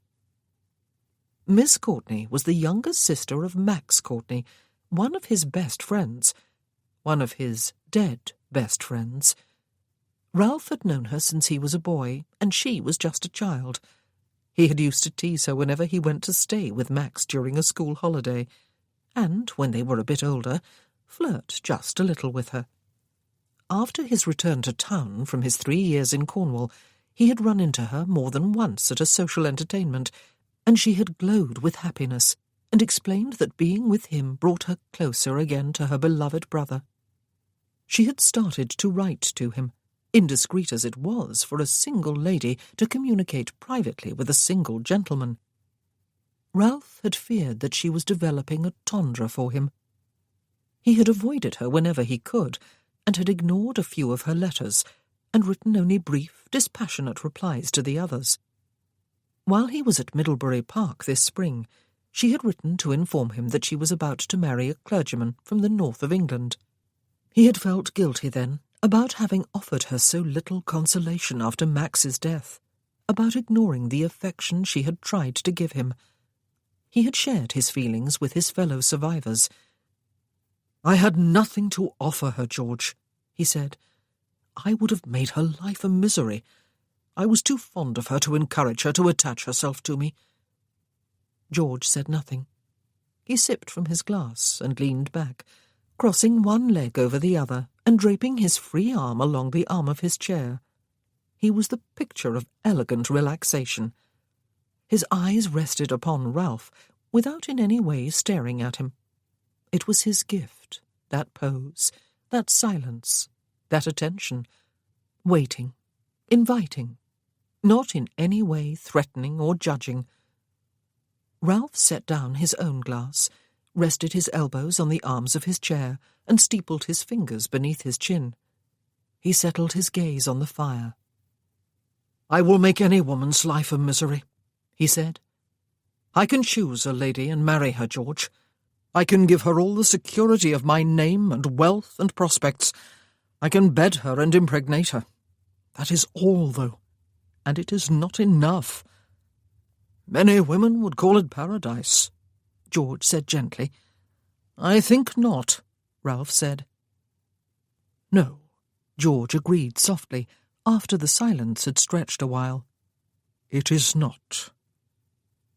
Ralph's eyes moved to his.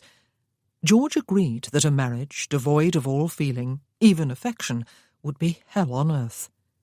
He had never talked of his own marriage, which had begun at a very young age, and ended when his wife committed suicide after the death of their son in the peninsula. "There are all those young ladies out there," Ralph said, "eager to find husbands at the great marriage mart. Eligible husbands. I am as eligible as anyone could possibly be. Any one of them would be ecstatic to net me, even if I do look like this." He freed one hand in order to gesture toward his scarred cheek. "Some say the scar makes you more dashing," George said. "I have to marry one of those girls," Ralph said harshly. "Soon, and then I will shatter her dreams and ruin her life." "And yet," George said, "the very fact that you know it and pity the young lady you will choose demonstrates that you care. You do care. You just have not fully understood that yet." Ralph gazed broodingly at him. "I should hate you," he said. George raised his eyebrows. "For saving my life," Ralph told him. "More than once." It was something they had not spoken of for a long time. Those occasions when Ralph had tried to take his own life. The further occasions when he had wanted to do it, but had talked about it instead, until he had been persuaded out of it. "And do you," George asked, "hate me?" Ralph did not answer him. He transferred his gaze back to the fire. "There is one woman," he said, and stopped. He did not want to think about that one woman. George was silent again. "Did you ever meet Lady Angela Allendale last year?" Ralph asked. "The incomparable?" George asked. "She had an army of young bucks and a few older ones dangling after her, but would settle for none of them. Is she back this year? Is she this one woman?" "And did you hear," Ralph asked, "any scandal about a young lady who looked exactly like her and was almost certainly a byblow of the Marquis of Hitching?"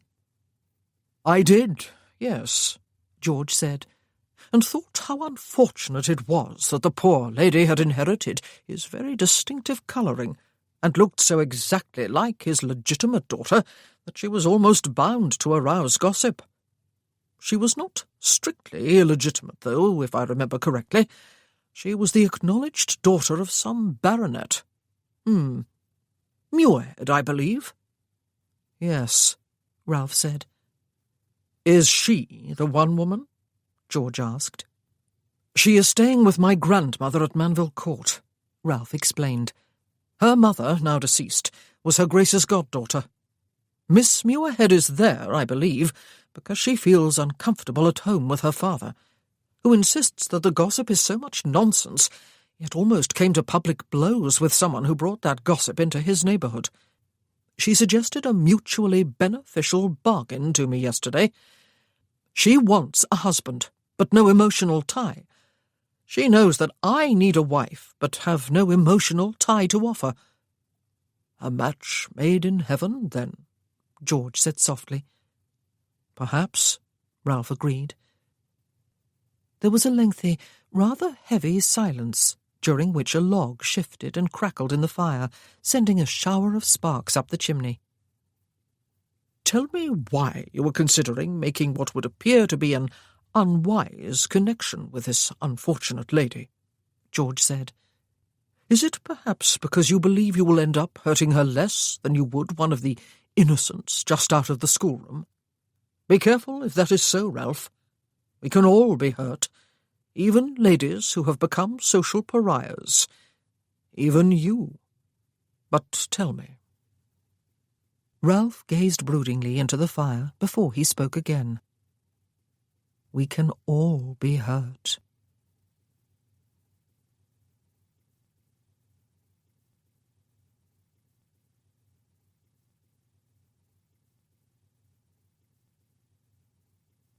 Chapter 4.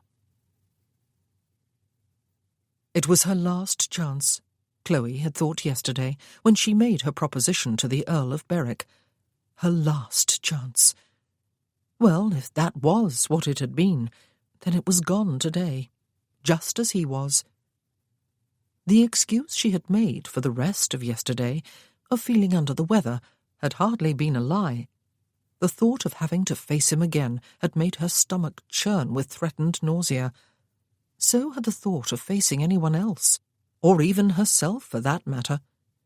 She felt she had somehow abused the Duchess's hospitality. Her Grace would be horrified if she knew what Chloe had suggested to her precious grandson.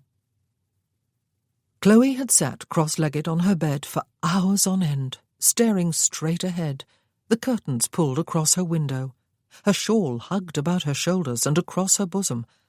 If she got to her feet, she had thought, once or twice when she had been tempted, she might see herself in the dressing-table mirror, and if she got to her feet, she would have to admit that life went on, and that she had no choice but to go on with it, day after dreary day, until the end, which doubtless would be far distant just to spite her.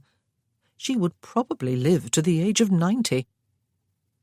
Her life, since the age of 18, had been one disappointment and disaster after another, culminating in last year's ghastly suggestion that everything in her life so far had been based on a lie. For of course she had suspected, and still did, that perhaps her papa was not her real father. The Marquis of Hitching. The very name could turn her cold to the very core. Yet she had still dared to hope this morning that the future might yet hold something for her. The dashing of that hope had caused her to hit the rock bottom of despair. Again. It was beginning to feel like an almost familiar place to be. But perhaps hitting this new low had something to be said for it, she thought now, this morning, after she had awoken, and realized in some surprise that she had slept for several hours.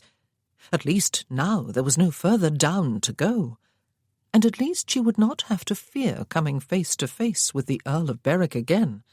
Not for a long while, anyway. The maid who had brought up her pitcher of hot water when she rang for it was able to assure her that his lordship had already left Manville, taking his curricle and his baggage-coach and his valet with him. And so, because she had little choice in the matter anyway, Chloe went downstairs. She deliberately counted off all her many blessings as she made her way to the breakfast parlour, despite a total lack of appetite.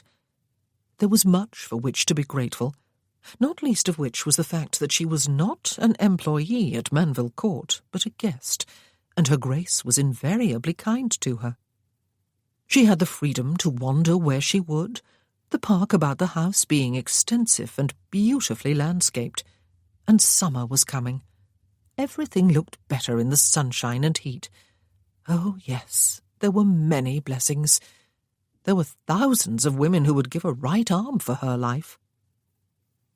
Her thoughts touched upon her father, who had been very upset before she left home, and even more so when she did leave, but she shied away from those particular memories.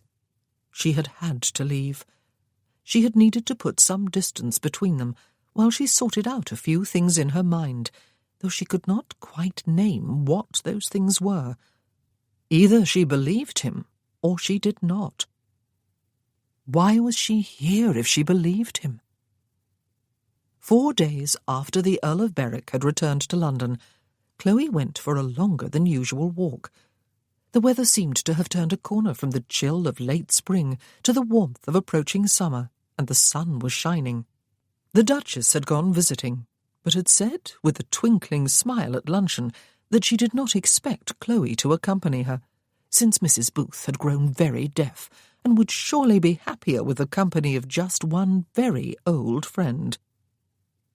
Chloe walked across the east lawn, taking care to give the old oak tree a wide berth, until she came to the river and the humpbacked stone bridge that led across to the meadow, which was an integral part of the park, though it was made to look half wild rather than cultivated. It looked very inviting in the sunshine, its waving grass liberally dotted with daisies and buttercups and clover. Even from this side of the river she could see butterflies fluttering among them. But she was not in the mood today for sunshine or gaiety. Perhaps some other day. She followed the path along the near bank instead, and was soon in the deep shade of the trees that grew in a dense band on both sides of the river. The water was dark green here, until it quickened its pace into small eddies with white bubbles of foam as it approached the downward slope to the west and the rapids and the series of falls that would take it plunging into the large, natural lake below. She slowed her steps and revelled in the smells of water and greenery, in the sights of the myriad shades of green and the occasional shaft of sunlight, in the sounds of rushing water and shrill birdsong. She picked her way carefully on the natural stepping stones of the rough path, though fortunately they were dry and posed no real danger. And then she was down and came out into full sunlight on the bank of the lake. Shade and the sound of the falls fell away behind her. She was still determinedly counting her blessings. How very fortunate she was to have this park to walk in whenever she chose to step beyond the confines of the house, and how fortunate to have the house itself to live in for as long as she wished. She did not know how long she would stay. Surely, eventually, she would return home. She knew her papa had always loved her as dearly as he loved Graham and Lucy, who were undoubtedly his. She knew that the gossip and her questions had caused him a great deal of distress.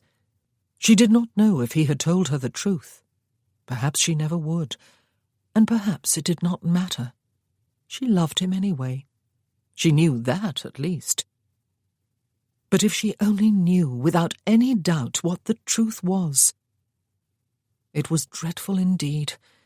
Only someone who had experienced what she was going through could possibly understand, to discover at the age of 26 that one's very identity was in question, that one's father, one's beloved papa, might not be one's real father at all.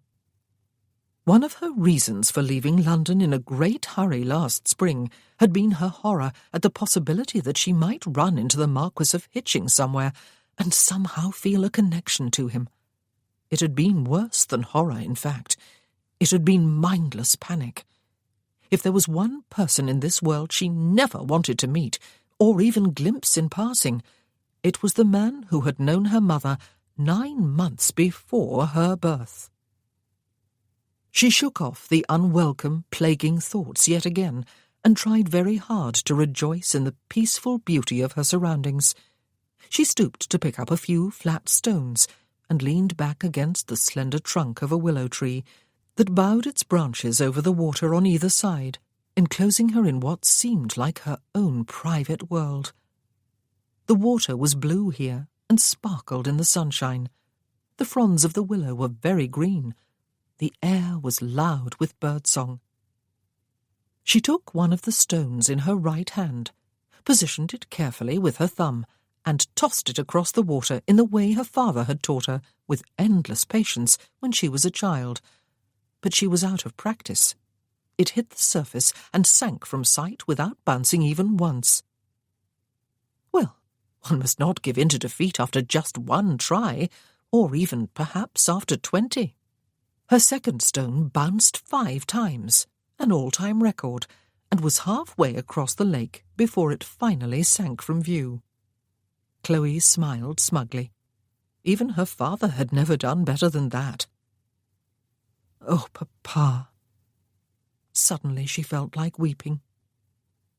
She should have been content with the triumph of those 5 bounces, she thought ruefully a short while later, when the 5th stone, and the 3rd in a row, bounced once half-heartedly before sinking. Though perhaps her attempts had accomplished something. She was feeling a little more cheerful. "It is all in the flick of the wrist," a voice said from so close by that Chloe jumped with alarm and dropped the 3 remaining stones. She peered through the fronds of the willow to her left, but she had not mistaken the voice. It was not one of the gardeners. The Earl of Berwick was standing out on the grass a mere few yards from the tree. He must have walked the direct route down from the house.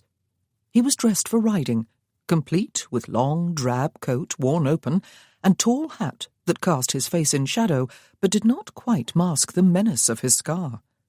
He was flicking a riding crop against the supple leather of his boots. Her heart felt as though it had leapt into her throat and was beating wildly there like a bird trying to escape. "If you had been here a few moments ago," she said, You would have seen one of my stones bounce 5 times. "Braggart," he said, "or fibber." It is true, she protested. What on earth was he doing back at Manville? And not just at the house, but down here at the lake? She felt a little ridiculous standing where she was, as if she were cowering behind the willow fronds, hoping not to be seen. She pushed her way through and stepped out onto the grass. He looked her over unhurriedly, a slight frown between his brows, his eyes cool and unreadable. Chloe clasped her hands behind her back and stopped herself from apologizing for being here when perhaps he had been seeking some solitude. He could have avoided talking to her after all. It must have been obvious to him that she had not seen him come. But why would he seek solitude in the park when he must have just arrived? His boots were covered with a film of dust, which suggested that he had ridden this time, not driven his curricle. Had he ridden all the way from London? Why? She said something very foolish, instead of waiting for him to break the silence. "I am not going to apologize for the other morning," she said. "I have had time to reflect upon what I suggested, and I have changed my mind. It was nothing but foolish impulse. I have forgotten it. I hope for the Duchess's sake you have brought her happy news from London." "Changed your mind?" he said, after a few moments, during which his riding crop tapped rhythmically against one boot. "That is a pity. I came back here to offer you marriage, Miss Muirhead." The Duke was dozing in his study. Weller had informed Ralph on his arrival, and her Grace had gone to pay an afternoon call on Mrs. Booth. Miss Muirhead had not accompanied her. He regretted that he did not know where she was. She was not in either the drawing-room or the morning-room. Ralph had looked in both. Nor was she on the eastern terrace. A gardener he had hailed had seen her walking across the east lawn in the direction of the river an hour or so ago. But she was neither down on the river bank nor in the meadow on the other side of the bridge. Ralph looked to his right when he reached the bridge, but going that way would have brought her to the driveway and on out through the gates to the village. He would surely have seen her if that had been her destination. Besides, if she had been going to the village, why take such a circuitous route? The path to the left led in among trees and around the bend in the river to the rapids, and then the falls. If she had gone that way and kept going, she would have ended up at the lake. It seemed a likely destination on such a lovely day. Ralph took the short route to the lake past the house again and down the steep west lawn. He almost missed seeing her when he got there. The bank of the lake seemed deserted. But then a stone arced out from behind the nearer fronds of the weeping willow and bounced once at far too sharp an angle to allow for a second bounce. It sank from sight. It could only have been thrown by a human hand, a not very skilled one. Another followed it, and then another, with the same result. And then he saw her, standing with her back to the slender trunk of the tree, her green dress an almost perfect camouflage against her surroundings, except that she wore no bonnet, and that red hair of hers gave her away, if she was indeed hoping to stay hidden. Did she never wear a bonnet? She had not seen him approach, and, stupidly, he almost turned back before she did. But what the devil? He had come all this way, on horseback, ahead of his baggage coach and his valet, with the sole purpose of seeking her out privately. Good fortune had been with him. He had seen neither of his grandparents first. He had attended a ball the evening after he called upon George.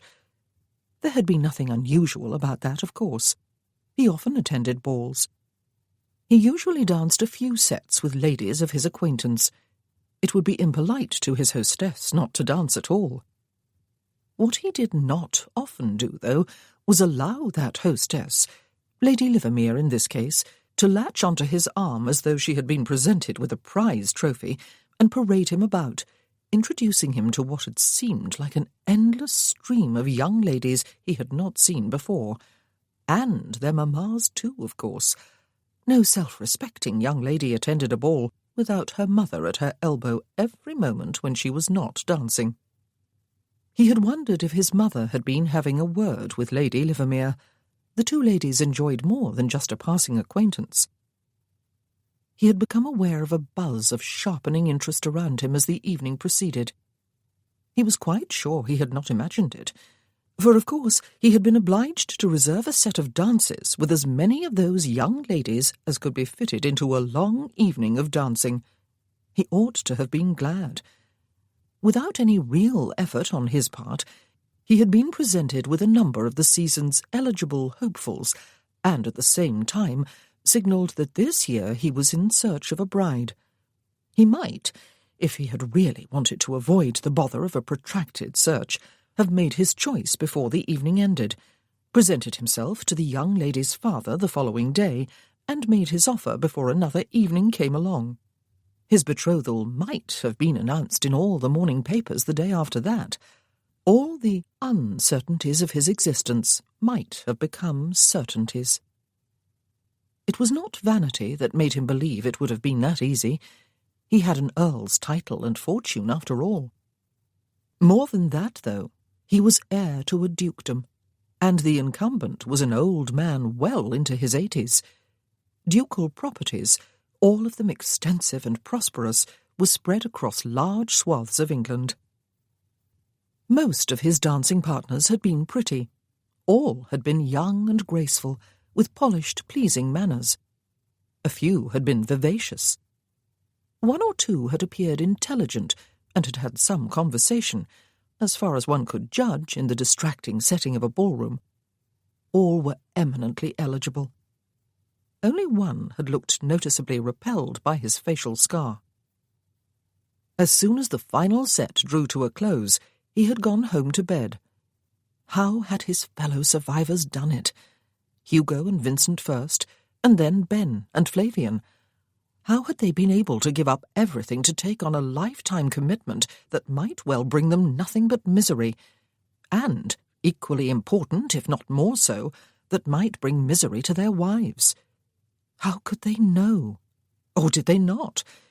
Did they merely hope for happiness and gamble the rest of their lives on a risky possibility? None of them, as far as Ralph knew, had been forced into marrying out of any sense of duty. Well, Vincent had, perhaps, but none of them had stood in a ballroom, knowing that within its walls he must find his lifetime partner. There had not been much of the night remaining after he returned home from the ball. He had spent it staring upward at the intricately ruched satin canopy over his bed, thinking not about any of the very real candidates for his hand that he had met in the course of the evening, but about the very ineligible Miss Muirhead. Ineligible by her own admission. She was not technically illegitimate, of course, even if the rumours were true, since Sir Kevin Muirhead must have acknowledged her as his own at her birth, but she had the misfortune to have the distinctive colouring shared by Hitching and his legitimate daughter, which fact made it difficult not to believe what the gossips had said last year. And there was the other baggage she carried about, too. Her sister, at the age of 17, had eloped with Freddie Nelson while his wife still lived, and then Graham Muirhead had got himself embroiled in a farce of a duel. Her father, instead of disowning his wayward daughter, had taken her back, and then presumably paid the newly widowed Nelson a fortune to marry her before her child was born. Miss Muirhead, meanwhile, had been publicly humiliated and jilted, and equally publicly denied admittance to Almack's. To call her ineligible was to understate the case. Ralph's duty was to marry, and since he expected no personal satisfaction from marriage, and therefore did not much care whom he married, it behoved him to please his grandparents and his mother by choosing a young lady who was both eligible and accomplished, someone who would adjust smoothly to her future role, someone over whose name not a whisper of scandal breathed. He had met at least half a dozen perfect candidates at the ball, yet he had lain awake thinking of Miss Muirhead and her absurd, impertinent suggestion that they agree to, what had she called it? A bargain. Some bargain. He had called on his mother the following day. Obviously she had spoken to Lady Livermere, though she had not been at the ball herself. She had heard of his triumph, of the buzz of interest and excitement he had caused, of the partners with whom he had danced. She had drawn up a select list of young ladies with whom it would be unexceptionable for him to strike up an acquaintance, soon to become a courtship. There was a neat dozen. He had danced last evening with 4 of them. She would invite 4 more, with their mammas, to tea one afternoon soon, along with some other ladies, so that her purpose would not be vulgarly obvious, and Ralph would happen to call in upon her on that particular afternoon. The remaining 4... Ralph had stopped listening. 4 days after leaving Manville Court, he had found himself on his way back there to seek out Miss Muirhead. Suddenly, her so-called bargain had looked like the best of his options. At least neither of them would be hurt by it. How could one suffer disappointment when there were no expectations? She wanted a husband and a home and family, a perfectly understandable ambition for any woman. He needed a wife and family. Neither of them expected, or even wanted, love or romance, or any of those finer sensibilities some people of a romantic disposition deemed necessary for a good marriage. He had nothing whatsoever to offer along those lines, and she did not want anything. She was done with love. He carefully kept his mind away from what George had had to say on the topic. She was ineligible, yes, but unfairly so. In all the admittedly unsavoury events in which she had been involved during the past 6 years, she appeared to have been quite blameless. And, he had recalled as a final point in her favour, she wanted to live a quiet life in the country. She wanted nothing more to do with London and its myriad entertainments. Neither did he. However it was, no matter how much he was rationalising instead of using plain common sense, he had come. He had sought her out, and he had told her quite baldly why he had come. "I came back here to offer you marriage, Miss Muirhead." But he had said it only after she had had her own say on the subject. "I have had time to reflect upon what I suggested, and I have changed my mind. It was nothing but foolish impulse. I have forgotten it." He liked her the better for her spirited words, for thumbing her nose at him to all intents and purposes. He liked her better for the fact that her chin had jutted upward, and an almost martial gleam had lit her eyes. "Why?" she asked him now. It sounded like a challenge.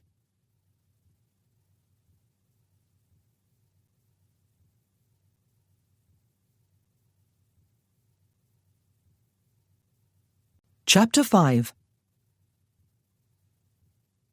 Chloe's hands were still clasped behind her back, tightly. For some reason, the 3rd finger of each hand was crossed over the forefinger. "I have to marry," he said in answer to her question. "Given that fact, I would rather it be to someone who neither expects nor craves what I cannot give. I can give my name with all it entails at the present, and promises for the future, and I can offer security and respectability and protection. I can give a home and children. Indeed, the latter is what I will work most diligently to give. But you know all this. I can offer all the material benefits of my wealth and position. I will allow you freedom within the bounds of respectability. I will not, however, give love or romance, or even a feigned affection I do not feel, though I will show unwavering respect and courtesy. You informed me a few mornings ago that you wish to be married, to have a secure home of your own, to have children of your own. You informed me that you have no wish for any emotional bond within marriage. Is this correct, Miss Muirhead?" His eyes and his voice were quite devoid of emotion. Yet he was speaking of marriage, his own and hers. He could not have made it sound more impersonal if he had tried. But of course she was the one who had started it all. She had overheard what he said to his grandmother, and, remembering his words during the night that followed, she had seen the faint chance of improving her situation. Improving? I will not, however, give love or romance or even a faint affection I do not feel. What had happened to him? He had not been like this when he was a boy at school. Graham had always described him as a vibrant, charismatic figure, as a passionate leader everyone wanted to follow. "Yes," she said, matching the tone of her voice to his. "It is correct." "Then I offer you marriage," he said. Just like that, with a simple yes, she could be a wife and mother.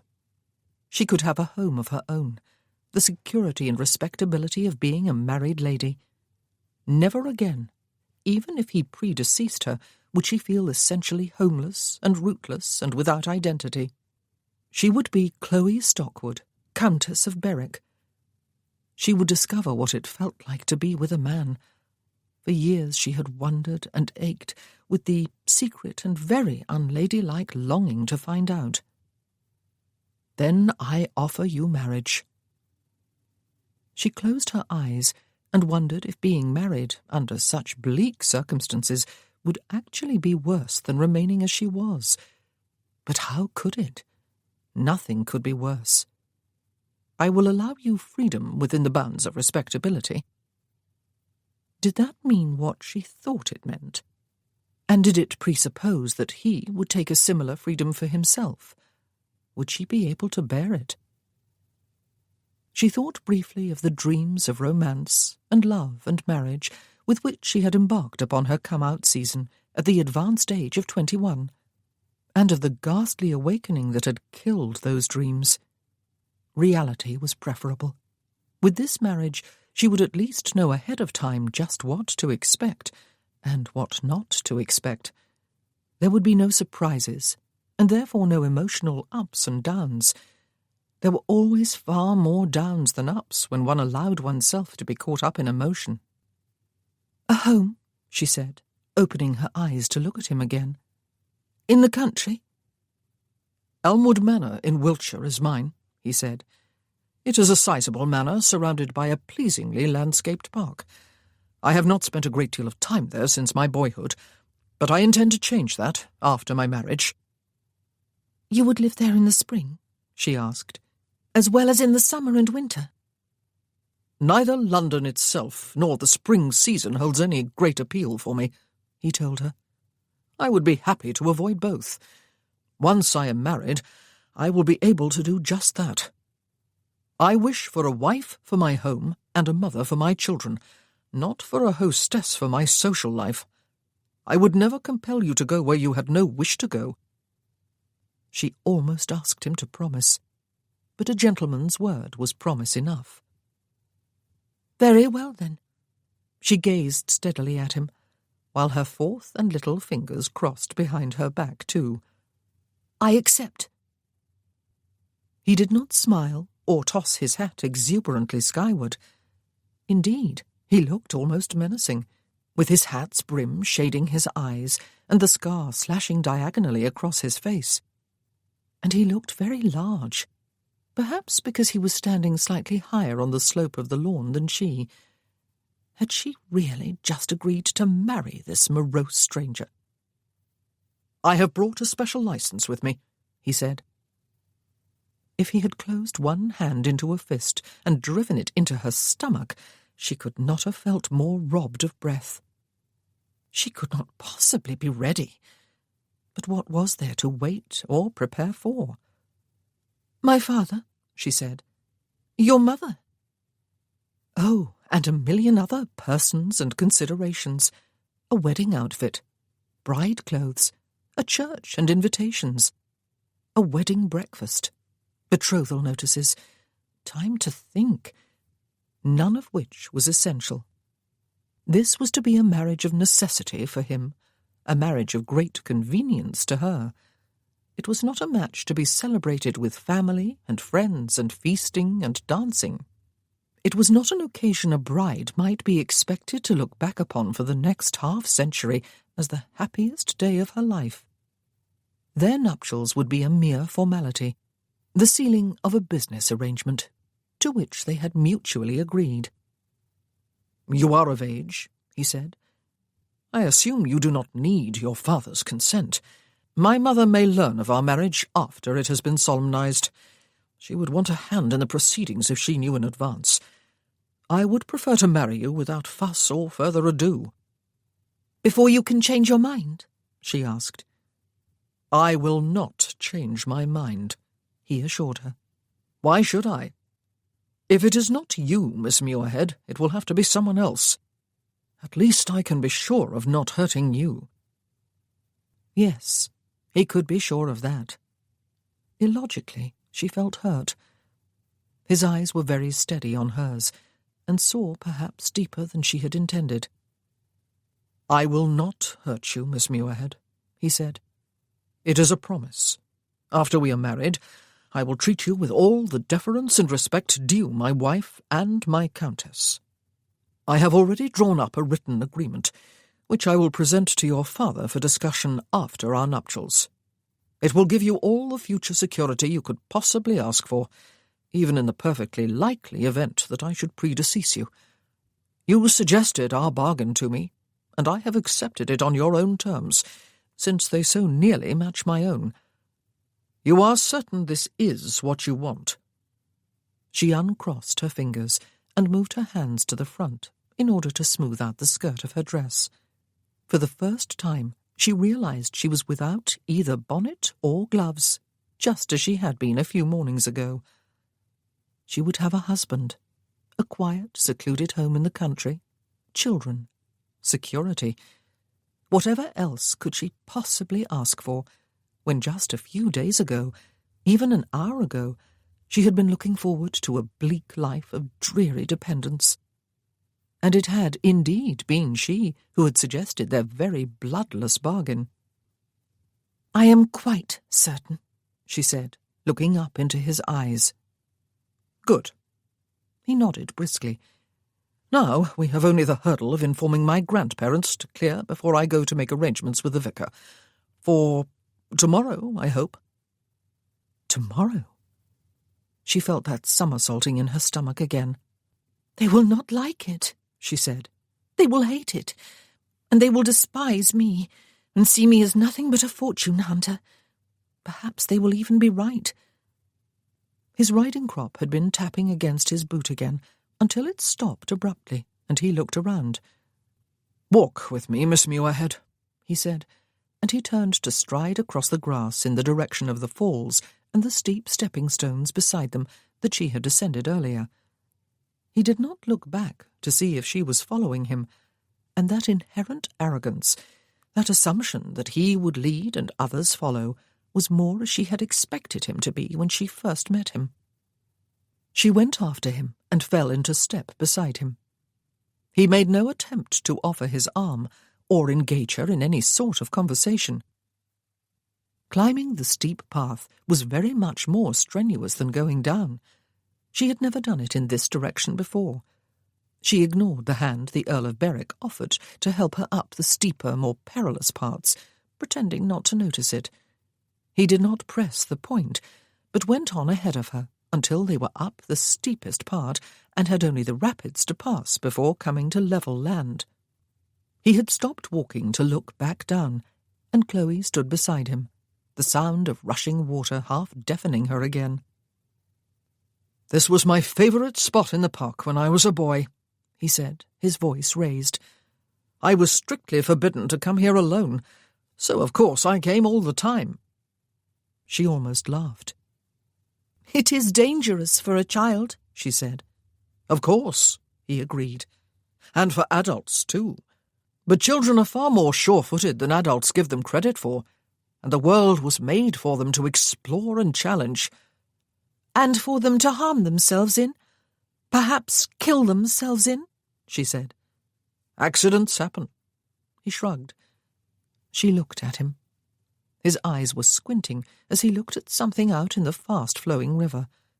His good profile was to her, and it struck her how very handsome he was. And it was not just his face and his dark hair. He had the perfect physique for his height, and wore his riding clothes with casual elegance, despite the dust that dulled the sheen of his boots. He looked restless, she thought, as though there was some power, some energy within, just awaiting the opportunity to break free. It struck her that she scarcely knew him, and even that was an overstatement. She did not know him at all. Yet this time tomorrow it was altogether possible she would be married to him. He turned abruptly toward her and held out his riding crop. "Take this," he said imperiously, and when she took it, looking at him in some surprise, he pulled off his riding gloves and thrust them at her too. "Take these." And he stepped out into the river, his right foot on a submerged stone, while his left foot reached ahead to another. The riverbed was sloping here. The water was flowing fast over a rocky bed. The falls began only a few yards away. If he missed his footing... Chloe bit her lower lip and refrained from calling out a warning to him to be careful, or from demanding to know what on earth he thought he was doing. He stopped halfway across and bent over a group of stones that poked above the surface of the river. She could not see what he was doing, though his hand went once to the pocket of his coat. After that he turned and picked his way back toward the bank. "Whatever were you thinking?" she cried when he was safe beside her again. She had no choice but to speak loudly in order to be heard over the din of the falls. "You could have killed yourself." He looked at her with blank eyes, though she had the disturbing sensation that there was something hovering in their depths, something almost mischievous. He took his crop and gloves back with one hand and reached into his pocket with the other. He came out with a single stone, a flat, thin, smooth, almost round pebble. "Perhaps," he said, holding it out to her, "the next time you are at the lake, you can make this one bounce 6 times. She took the perfect stone and stared at him. "You risked your life?" she asked him. "For a stone I may well pitch into the water without achieving even a single bounce." "Or," he said, "for a stone that may bounce 7 times. What? She closed her fingers about the pebble and knew in a flash that she would never throw it anywhere, certainly not into the depths of any lake. She knew she would keep it. One day, perhaps, she would show her grandchildren what their grandfather had given her on the day he asked her to marry him. Not diamonds or gold, but a stone. And she would tell them that he had risked his life quite idiotically in order to obtain it. Her own little touch of romance lay safely clasped in her hand. "If we ever bring children to Manville," she said, "I shall tie one end of a ribbon about their wrists and the other about my own whenever they step outdoors, and not let them out of my sight for a single moment." His expression was totally blank. "A simple thank you would have sufficed, Miss Muirhead," he said, and with a certain sense of shock she realized that he was actually enjoying himself, and that perhaps she was too. He turned abruptly and resumed the climb toward level ground. The sound of rushing water receded behind them, and Chloe could hear her laboured breathing as the water became calm and dark green again. Through the treetops she could see blue sky and sunshine. They would be back at the bridge soon and turning in the direction of the house. She stopped walking. "What are you going to say?" she asked. "Both the Duke and the Duchess must surely know by now that you have come back, but are nowhere in the house." "I shall say that I have been walking in the park with you," he said, turning toward her, "and that I have been proposing marriage to you. I shall tell them you have accepted. I have always found that the truth is the wisest thing to speak when there is no reason on earth not to tell it." She drew a slow, ragged breath. "I have agreed, Miss Muirhead," he explained to her, "that it is my duty to marry. I have allowed my grandparents, or at least my grandmother, to urge matrimony upon me, because it is no less than I must urge upon myself.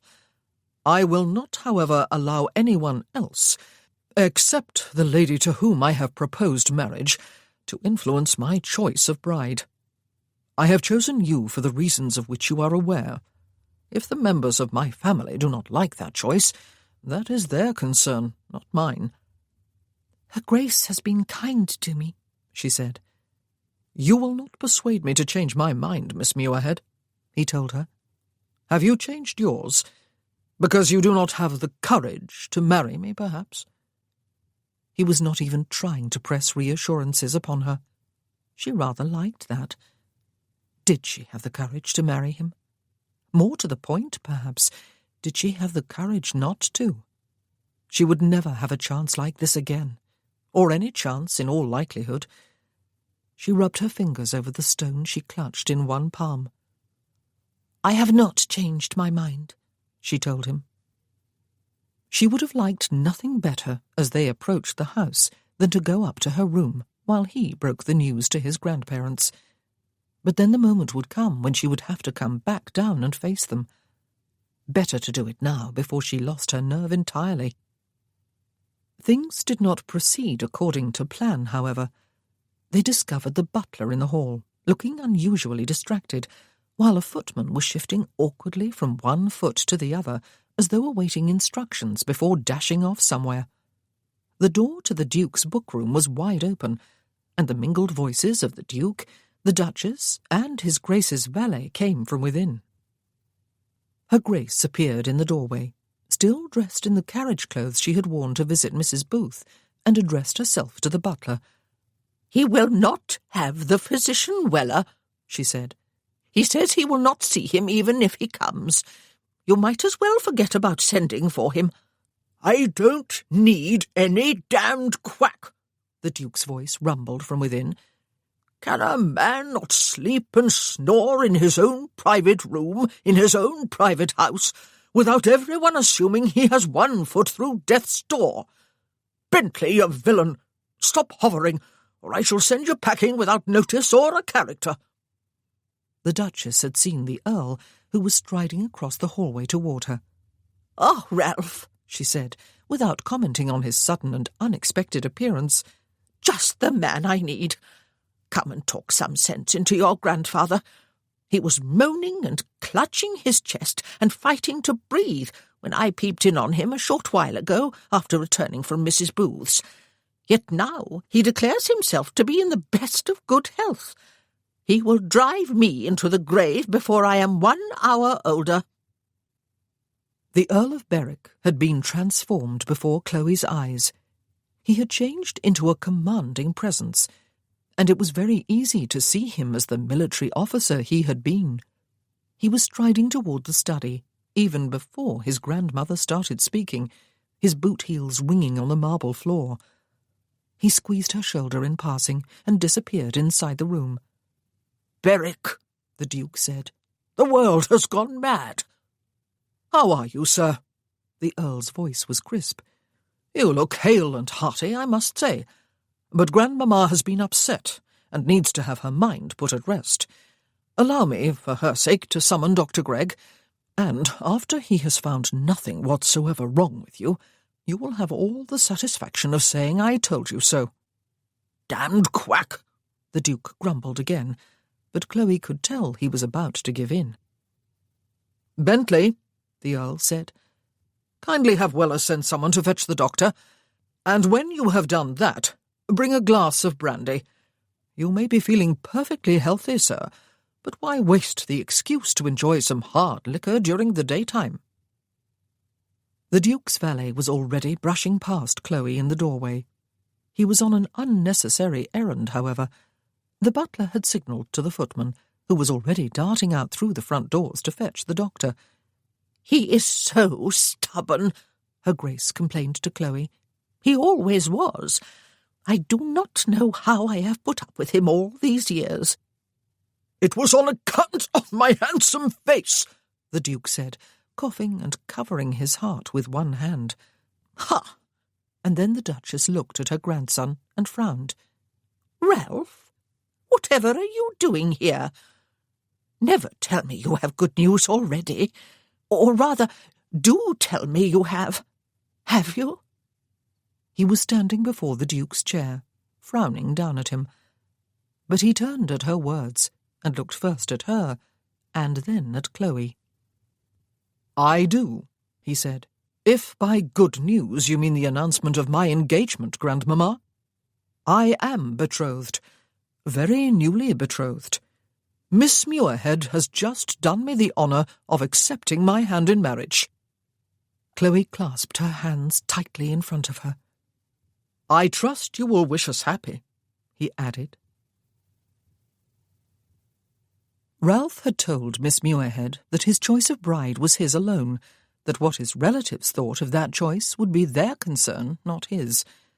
Even so, he had felt some anxiety over how his grandparents would react when the moment came. For though her Grace had taken in the granddaughter of the dearest friend of her youth out of the kindness of her heart, she could not necessarily be expected to look favourably upon a marriage between that lady and her only grandson.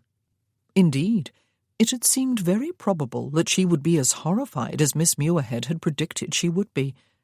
He was not going to regret his choice, even if that proved to be the case. But he would regret disappointing his grandparents. Now he had something else to think about other than their simple reaction to his betrothal, for his grandfather certainly looked unwell. There was a suggestion of greyness about his mouth and the creases on either side of his nose, and his grandmother was agitated and deeply concerned about him. For one moment, Ralph had thought of answering her question a different way and putting off the announcement until later, but he had made the split-second decision to answer with the truth. An immediate reaction proved impossible, for Bentley was hurrying back into the study, a glass of brandy in one hand, while Weller hovered just outside the door, his usual impassive demeanour replaced by very obvious anxiety. Bentley tried to hold the glass to the Duke's lips, got bellowed and rumbled at for his pains, and relinquished it into the hands of his employer, who took 2 generous sips before lowering it. "You will shut the door behind you on the way out, Bentley," he said. "Your Friday face and Weller's are enough to make me feel ill." The rest of them had been standing in a silent tableau, and continued to do so until the door clicked shut. The Duchess was the first to speak. "Chloe," she said, sounding more puzzled than outraged. "You are going to marry Chloe, Ralph?" Chloe. The funny thing was that it was the first time he remembered hearing her given name. She was still standing just inside the door, her hands clasped at her waist, looking like someone's governess. "I am," he said. "My interest was aroused when I was here a few days ago. I returned today to make her an offer, having realized in the meanwhile that I had already met the lady I wished to marry, and did not need or desire to look in the ballrooms of London." The Duke had taken another sip of brandy, and was already looking more himself. "You are considering marriage, then, are you, Berwick?" he said. "At the age of what? 25? 26, Ralph said. "And yes, sir. With father gone and no brothers, I have considered marrying the responsible thing to do." "Helped along by a little encouragement from your mother and your grandmother, no doubt," the Duke said. "I suppose that is why you came here a few days ago and stayed only long enough to blink. You were read a lecture on my extreme old age and sent on your way to do your duty, were you?" "It so happens, sir," Ralph said, "that my duty has also become my pleasure." His grandfather harumphed. "Chloe," his grandmother said again, a note of wonder in her voice. "My dearest Clementine's granddaughter and my grandson. Why on earth did I not think of it for myself? Oh, that Clemmy had lived to see this day with me." Ralph raised his eyebrows. Miss Muirhead turned her head sharply in his grandmother's direction. "Chloe, my dear," the Duchess said, spreading her arms wide. come and give me a hug." "You are not angry with me, Your Grace?" Miss Muirhead asked as she moved toward her. "Oh, perhaps I ought to be," the Duchess said as she hugged the younger lady, and then held her at arm's length to look at her.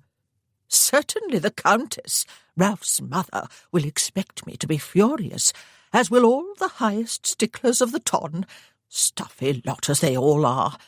But why should I be swayed by vulgar gossip, or by the naughtiness of your sister? You have the look of Clementine, your grandmother, you know, even though your colouring is quite different. She had hair of the darkest, most lustrous brown, and blue eyes, and a rose-petal complexion. She was the most dazzling beauty of our day, and I would have hated her with a passion if I had not loved her so dearly. Does not Chloe look like Clemmy Worthington?" "How would I know?" the Duke asked with deliberate meekness as he prepared to drink the last drop of his brandy. "You forbade me to look at her ever again when you and she were both 18, and I complimented her on the beauty patch she had placed so artfully next to her mouth. I never did look again after that." Her Grace clucked her tongue and tossed her glance at the ceiling. "Now tell me, Chloe," she said, "do you love this rogue of a grandson of mine? He claims that all his ability to love was left behind on the battlefield, when he almost lost his life too. But I say that is so much nonsense, and all he needed was to meet the right woman." "I am deeply honoured by Lord Berwick's offer, Your Grace," Miss Muirhead said. "I shall do my very best to make him comfortable and happy." The Duchess patted her hand, which she had taken in both her own. "Of course you are honoured," she said. "What girl would not be, when a future duchess's title is dangled before her? I can remember how I felt. I would have had to be very averse to his Grace's person to have found the courage to say no. Fortunately, I was not averse at all. Quite the contrary. You are right, though, to avoid answering my question about loving Ralph. That is a private admission to be made when the two of you are alone together." The Duke harumphed again. "I think the occasion calls for champagne," he said. "Have Weller send some up to the drawing-room, Berwick, and have him send Bentley to help me up there. No, forget that. You can give me your arm, since I dare say your betrothed can get herself up the stairs without needing to lean upon you. And tell Weller that if that quack should come within the hour, he can wait and kick his heels in the hall." "Yes, champagne in the drawing-room," the Duchess agreed. "We have a betrothal to celebrate, and a wedding to discuss. Give me your arm, Chloe, if you please. And Ralph, tell Weller that he is to come and inform me the very minute Dr. Gregg arrives." No, Ralph thought. He had not made a mistake. His announcement had distracted his grandmother in a positive way, and it had taken some of the focus of attention away from his grandfather, who had rallied, though he still looked far from well.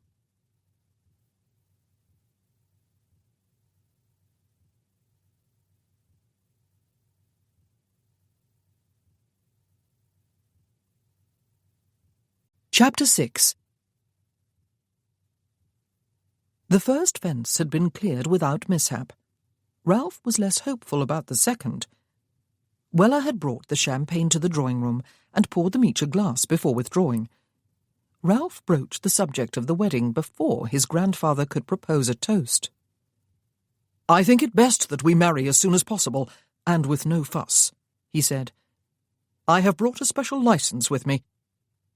"A special licence?" The Duke was clearly outraged. His bushy white eyebrows met above the bridge of his nose. "You are suggesting a havey-cavey wedding for the Earl of Berwick, boy? It is out of the question.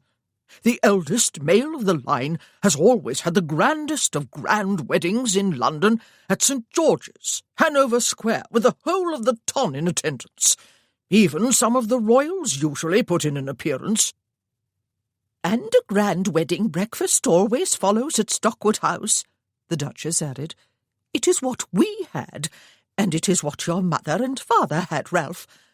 However—" Miss Muirhead's pale complexion had turned paler, Ralph saw when he glanced at her.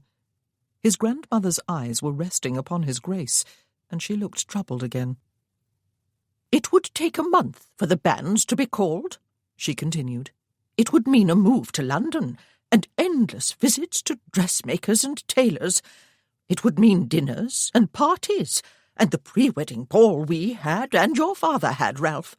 And Stockwood House would be turned topsy-turvy for the ball, and then for the wedding breakfast.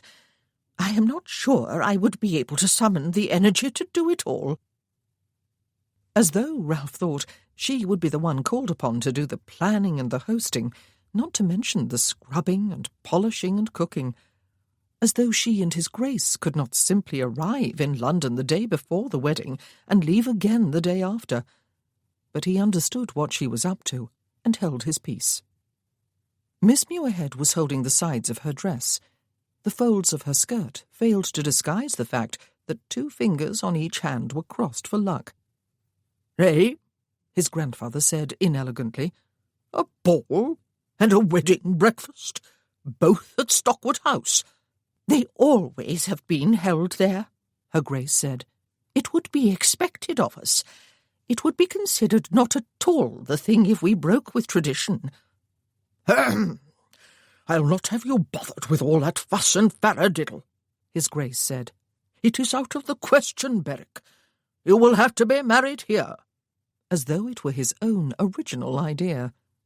"During the month of the banns," her Grace said, one finger tapping against her lips as she frowned in thought, and glanced once sharply at the Duke, "there will be time to send out invitations to every relative and friend and acquaintance in England. Every guest room here will be filled, and every room at every inn for miles around. There will be all those mouths to feed for several days, and all those people to be entertained, and there will still be the expectation of a ball and a wedding breakfast." Ralph sat back in his chair and did not even try to contribute to the conversation. It seemed to him that his grandmother had it well in hand. He caught the eye of Miss Muirhead, Miss Chloe Muirhead. He did consider for a moment winking at her, and was sorry he had not done so a moment later when she pursed her lips slightly, and he realized that she understood too. Her hands had disappeared from sight, and he could not tell if she had uncrossed her fingers. He thought of her as she had looked on the bank of the river earlier, while he had picked his way to the middle of it, to find her a stone that would be a good bouncer. Though, come to think of it, what the devil had possessed him to do something so impulsive? He would have felt like a prize ass if he had slipped and got a thorough dunking, especially if he had also gone sailing away over the falls. She had looked anxious and prunish. She had been almost vibrating with the urge to scold him, and he had found himself almost liking her. And why, after all, should he not? He had no strong feelings for her, and never would. But if she was to be his wife, if they were to spend the rest of their days, not to mention their nights, in almost constant proximity to each other, if they were to share children and their upbringing, then surely it would be better to like her than not. "If Berwick has brought a special licence with him," the Duke said, "why wait a whole month? Why wait a week? Why go to the bother of inviting a house full of guests merely so that they can keep us awake at night with their dancing and carousing and eat us out of house and home? Why wait a day?" "You think Ralph should speak to the Reverend Marlowe as soon as we have done with the toasts, then, Worthington?" the Duchess said. "I do think that is a very good idea. And Ralph can surely be persuaded, or he would not have gone to the trouble of bringing a licence. Chloe, my dear, what do you think? Perhaps a wedding outfit and bride clothes and parties and guests are important to you, and you, after all, are the bride." Ralph watched his betrothed close her eyes for a moment, the only sign that she was not fully composed. Her hands, all fingers uncrossed, had moved to her lap and looked perfectly relaxed. "I have no wish for any of those things, Your Grace," she said. "I will be perfectly happy to marry the Earl of Berwick tomorrow, if it can be arranged." And her eyes came to rest upon him, and widened slightly, as though the reality of it all was only beginning to hit her. As it was him. Soon she was going to be almost as familiar to him as his own image in the glass. What was it going to feel like, not being alone? It was his essential aloneness that had been the worst of his afflictions after he had been brought home from the peninsula, for he had not been alone since before he went off to school at the age of 12, and even then there had been his sisters and his parents. Gradually, over the years following his return, of course, he had formed the deep attachment to his 6 fellow survivors. He loved and trusted them totally, but he had never made the mistake of believing that they could fill the emptiness at the core of his being. He was alone, and would forever be so. Somehow he had made a friend of his aloneness. Now marriage was going to threaten that. There was going to be a woman, this woman, always in his life, even in his bed. He did, as it happened, find her sexually appealing, but that might be small consolation for the loss of privacy he was going to have to endure. The prospect was chilling, and tomorrow it would begin. His grandfather cleared his throat and raised his glass to propose a toast. Chloe had one outfit that was both new and reasonably fashionable, since she had bought it just last year in London. She had never worn it. It was a walking dress of pale spring green with long, close-fitting sleeves, a deep ruff for a collar, a high waist, and a slightly flared skirt. There was a matching small-brimmed bonnet, which curved high at the back to accommodate the bulk of her hair. It was unadorned, except for the dull gold satin ribbon that secured it beneath her chin. She had soft shoes and gloves to match the ribbon. She had almost not brought the outfit with her to Manville Court, but she had reminded herself that she was going to be staying indefinitely with a duchess, and might possibly find herself attending an event requiring a greater-than-usual formality of dress. She had not expected that event to be her wedding. She was a bride, she thought, as she checked her appearance in the long mirror in her room. She was satisfied with what she saw. The Duchess had insisted upon sending her own maid to assist her, and Miss Bunker had created intricate curls at the back of her head before placing the bonnet just so over them. She had tied the ribbon in a soft bow close to Chloe's left ear. The dress looked both pretty and elegant, and surely showed off her slender figure to advantage. All of which satisfactory facts did not still the butterflies that fluttered in her stomach. The next time she stood here, perhaps an hour or two from now, to remove her bonnet before luncheon, she would be a married lady.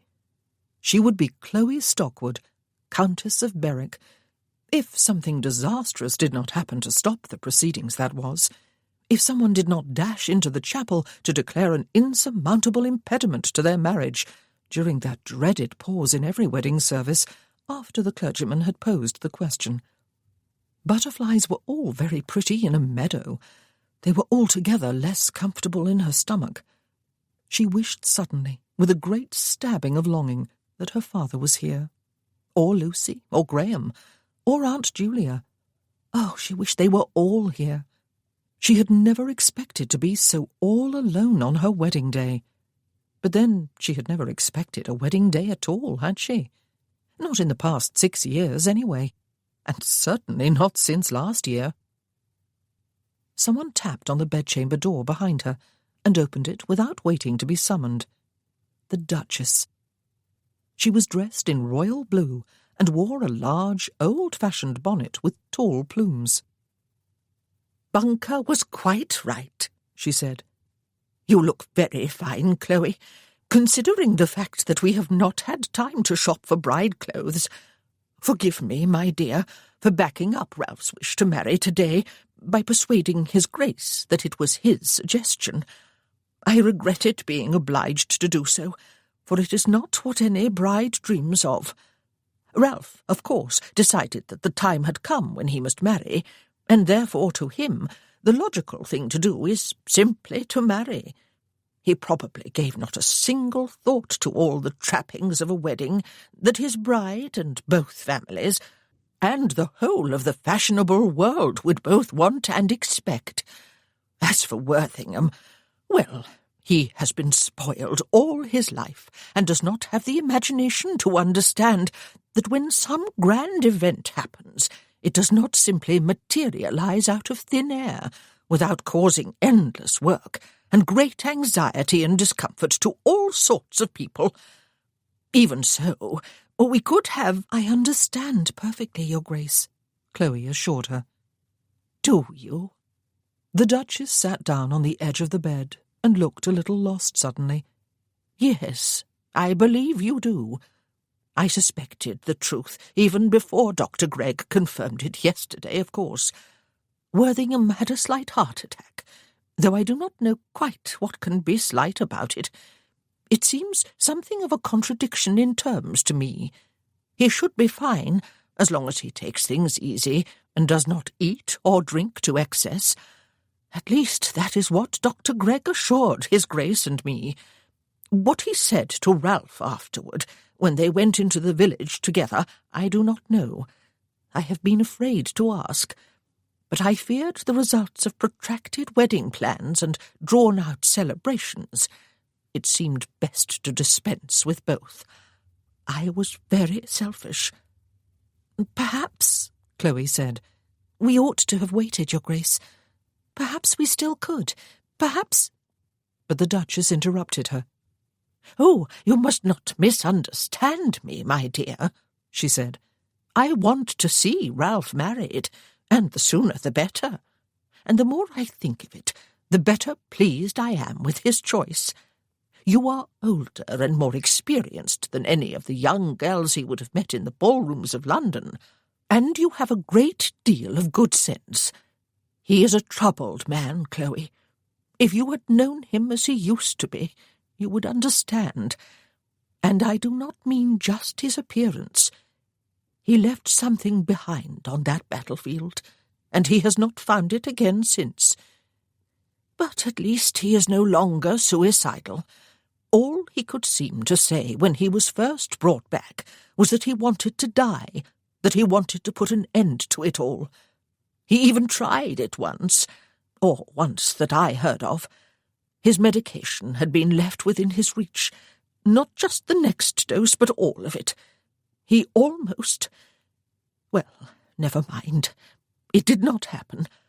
But it was what decided my son, his father, who was still alive at the time, to send him with the Duke of Stanbrook to Cornwall, where there was a physician who dealt with cases like Ralph's.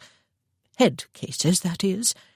He stayed there for 3 years, until we wondered if he would ever come home.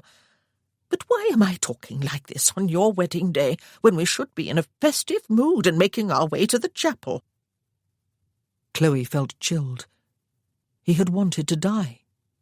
He had actually tried to kill himself, and he had spent 3 years in Cornwall before he was deemed well enough to return home, with empty eyes and empty soul and the inability to love. Head cases, that is. What was she doing? But it was too late now to do anything but what had been set in motion yesterday. The vicar had been engaged to marry them in half an hour's time. They were not going to the village church. He was coming to the chapel behind the house, nestled among the trees, not far from the riverbank, where it began to slope downward over the rapids toward the falls. The chapel was used for family christenings, Chloe knew, and for other private family occasions. It had never before, though, been the scene of a wedding. She offered her arm for the Duchess to lean upon. They made their slow way out to the chapel, the 4 of them, past the herb garden, between the vegetable patch on the one side and the neat rows of the flower garden on the other, and on out toward the trees. The vicar would be awaiting them.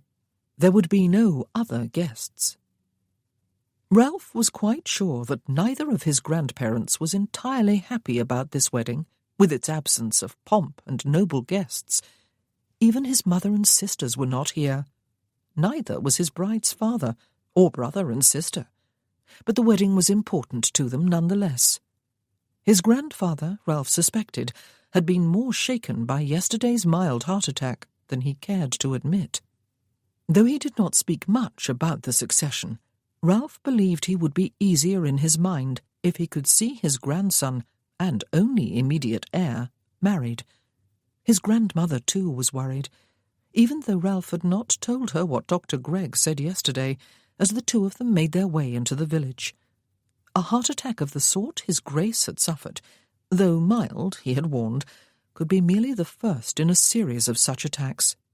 Any one of them, or a culmination of a series of them, could prove fatal. Grandmamma was afraid the fuss of a large wedding would be beyond the Duke's strength. More important, Ralph suspected, was her fear that he would die before the wedding could be solemnized, and thus force its postponement just at a time when the need for Ralph's marrying would be more urgent than ever. Ralph had purchased the license and suggested today as the wedding day merely because he wanted to get it over with before he could think of excuses for procrastinating. But his grandfather's episode yesterday had convinced him it was the best course.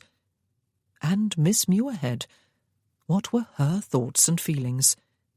If this were a normal wedding, he would be in the chapel now, anxiously awaiting her arrival, and she would approach him from the door on her father's arm, while admiring family and friends looked on. Some people even believed it was bad luck for the groom to see the bride before the wedding. But they were walking to the chapel together. At least he was walking with his grandfather on his arm, while she provided the like service for his grandmother. She was looking neat and composed. She was dressed with understated elegance in a dress that flattered her slender figure. Her bonnet, yes, she was wearing one today, was pretty, though simple of design. Her bright hair was elaborately curled at her neck. It was impossible to know what she thought or how she felt, and he was not really curious to know. He had spoken the truth to her yesterday when he had pledged always to treat her with respect. He would, of course, inevitably get to know her better during the course of their marriage, but he had no desire to know her. He would take her at her word, and believe that she wished for no emotional tie with him. He wanted none with her. His grandfather did not make any conversation. Ralph suspected he needed all his breath and all his energy just to walk the short distance from the house to the chapel. Ralph would nonetheless have welcomed some kind of chit-chat. He was remembering 2 other weddings he had attended this year, though it was still only May, and 2 he had attended last year, each of them for one of his fellow survivors. Only Ben and Vincent had missed Hugo's last year, and Ben had also missed Vincent's. Only Vincent had missed Ben's in faraway Wales this past January. All of them had been at Flavian's wedding at Middlebury Park just a few weeks ago. Ralph was to be the first of them to marry without even one of the others in attendance. It caused him a surprising pang of regret and loneliness. But at least he had his grandparents here. Miss Muirhead had no one. He would not pursue that thought, however. She wished to be married, and she had agreed upon today. He was not going to allow the barrenness of this wedding to place yet another burden of guilt on his shoulders. They reached the open doors of the chapel, and Ralph was aware of candlelight flickering within. The vicar was here, then, and ready for them. And suddenly he wished... For what? His mind would never take him to the conclusion of these unexpected yearnings. He could never see what it was he longed for. But such moments always left him with a faint ache of near despair.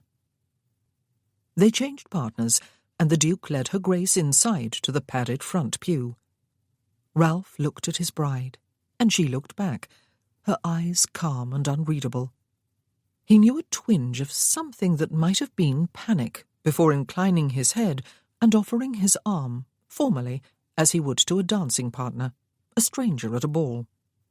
She set her gloved fingers half on his hand, half on his wrist, and he led her inside to be married. There was no music. There was no long nave to be processed along slowly, while the solemnity of the coming nuptials built into pleasurable anticipation. And the marriage service itself, stripped of all its pomp, was brief and dispassionate. He had remembered to buy a ring. He had had to guess her size. He spoke his vows, and she spoke hers. He slid the ring onto her finger. He had guessed well enough, though perhaps the ring was one size too large. And then the vicar was pronouncing them man and wife, and leading them into the tiny cupboard of a vestry to sign the register, while his grandparents came along more slowly behind to sign as witnesses. Stone buildings were always cold inside, especially when they had been built among trees, and very little sunlight ever penetrated their small windows, and especially when it was a cloudy day in May.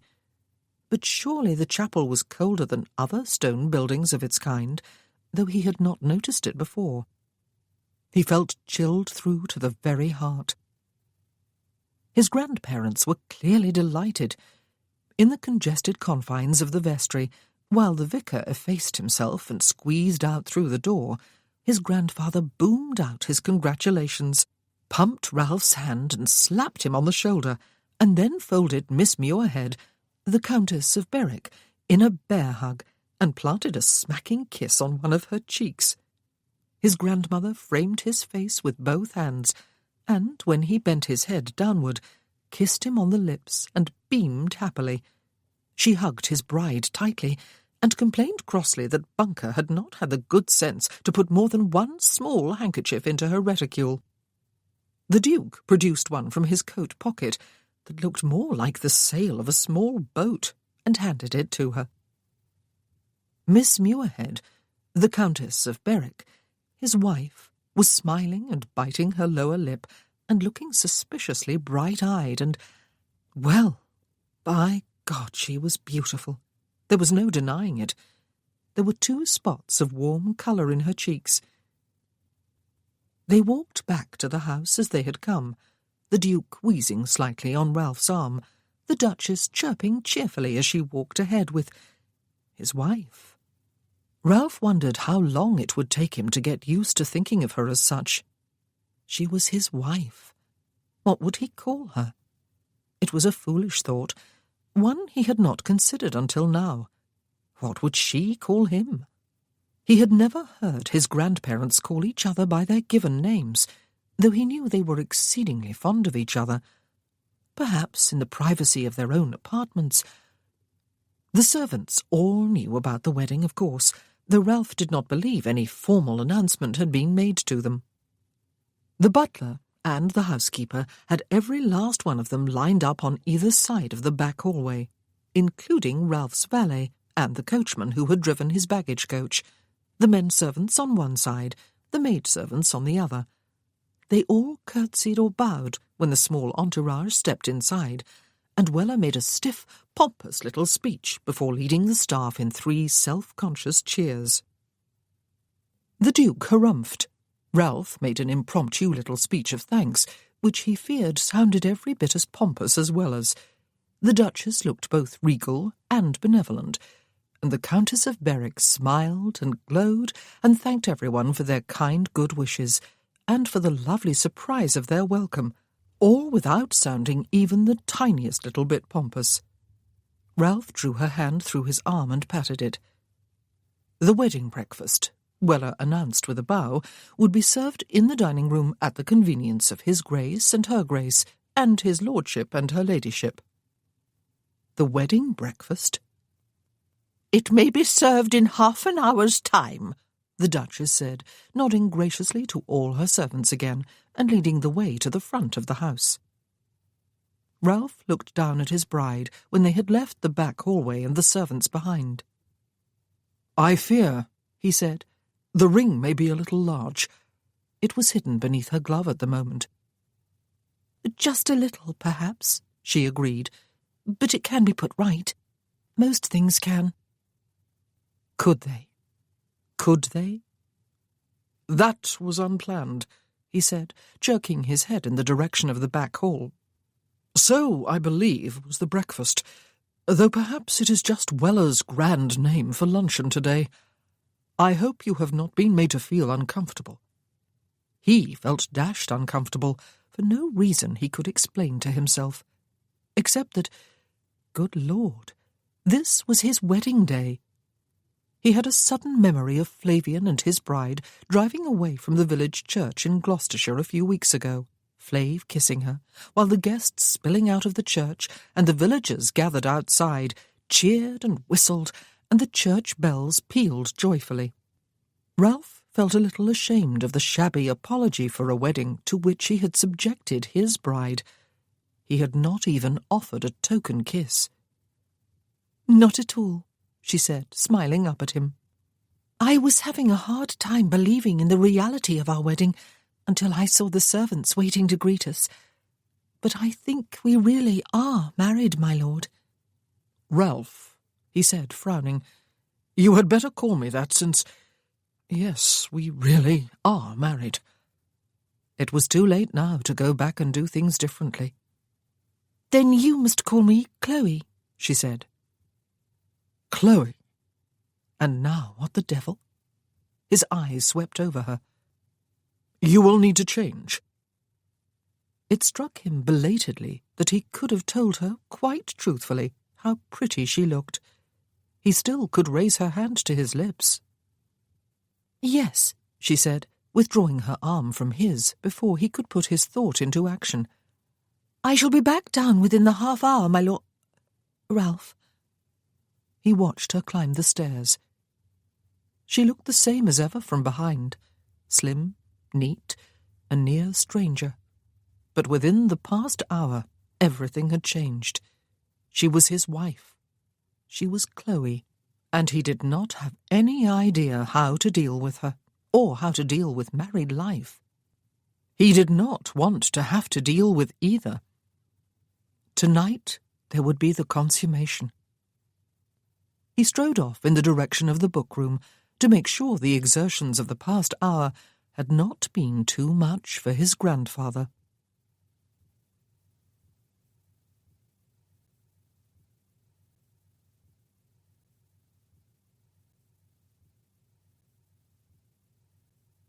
Chapter 7. Chloe sat on the side of her bed, her hands clasped in her lap. She felt restless and self-conscious, though she was still alone. She was wearing the nightgown she had made a little over a year ago, before she went to London to stay with her aunt. She had appliqued yellow-scented daisies about the hem of the fine white linen and at the edges of the sleeves. She had always liked it, but she did not suppose it was very bride-like. She had braided her hair and wound it about her head beneath the frilled cap she had made to match the nightgown, but had never worn before tonight. She had hesitated about wearing it now, and about braiding her hair and putting it up. Perhaps she ought to have left it down and uncovered. It was just that it was so very, well, red. She felt mortifyingly skittish, as though this were a wedding night that really mattered. It did matter, of course, for perhaps tonight or tomorrow night or some other night soon she would conceive. Yes, tonight meant a great deal, except in any personal way. It really was not important what she did with her hair, or what she wore, or how she felt. She unclasped her hands and gazed down at her palms. She was married, yet Papa did not know, or Graham, or Lucy. His mother did not know, or any of his sisters. Tomorrow they were going to leave here and start changing all that. They had decided they were going first to Hampshire to break the news to Papa. The Earl of Berwick, Ralph, would discuss the marriage settlement with him, even though the nuptials had already taken place. Then they would go home to Elmwood Manor in nearby Wiltshire, and write to their other relatives. So many letters to be written, so many people to be surprised. And a marriage announcement would have to be sent off to all the London papers for the information of other acquaintances and the ton in general. When informed of their plans during the wedding breakfast, the Duchess had expressed disappointment. In her opinion, they ought to proceed to London immediately after calling upon Chloe's papa. There they would be able to call in person upon the Dowager Countess of Berwick, Ralph's mother, upon Lady Keeley, Ralph's youngest sister, who was in town for the season with Viscount Keeley, her husband, upon the Reverend Graham Muirhead, and Mrs. Nelson, Chloe's sister, all within one day. They would also be able to make a round of social appearances while the whole of the beau monde was gathered in London. They would be able to host a ball at Stockwood House in celebration of their marriage. It would be one of the grand squeezes of the season.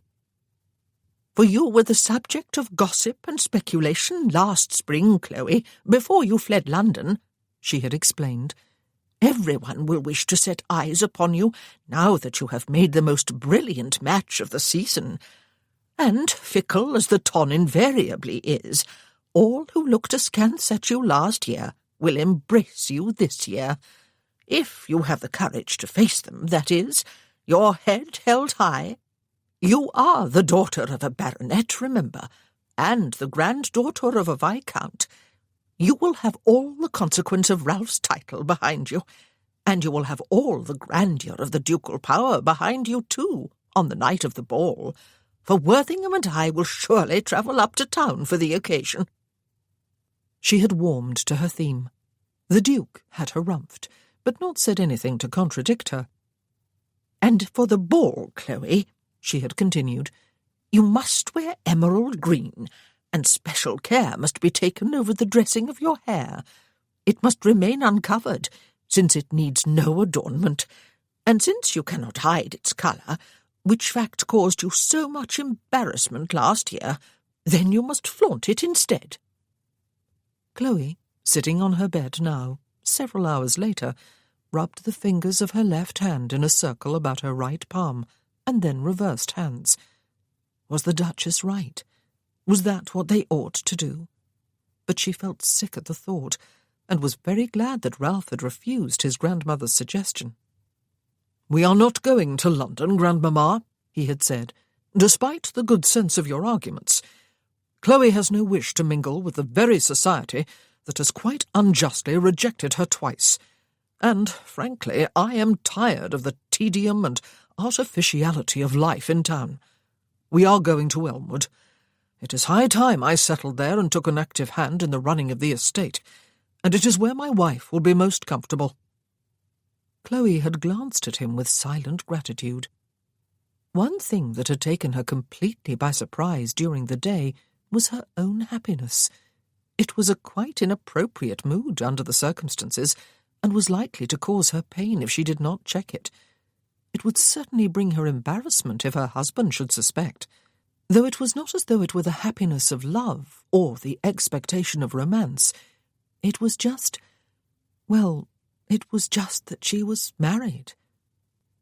It had been the strangest, most subdued of wedding days.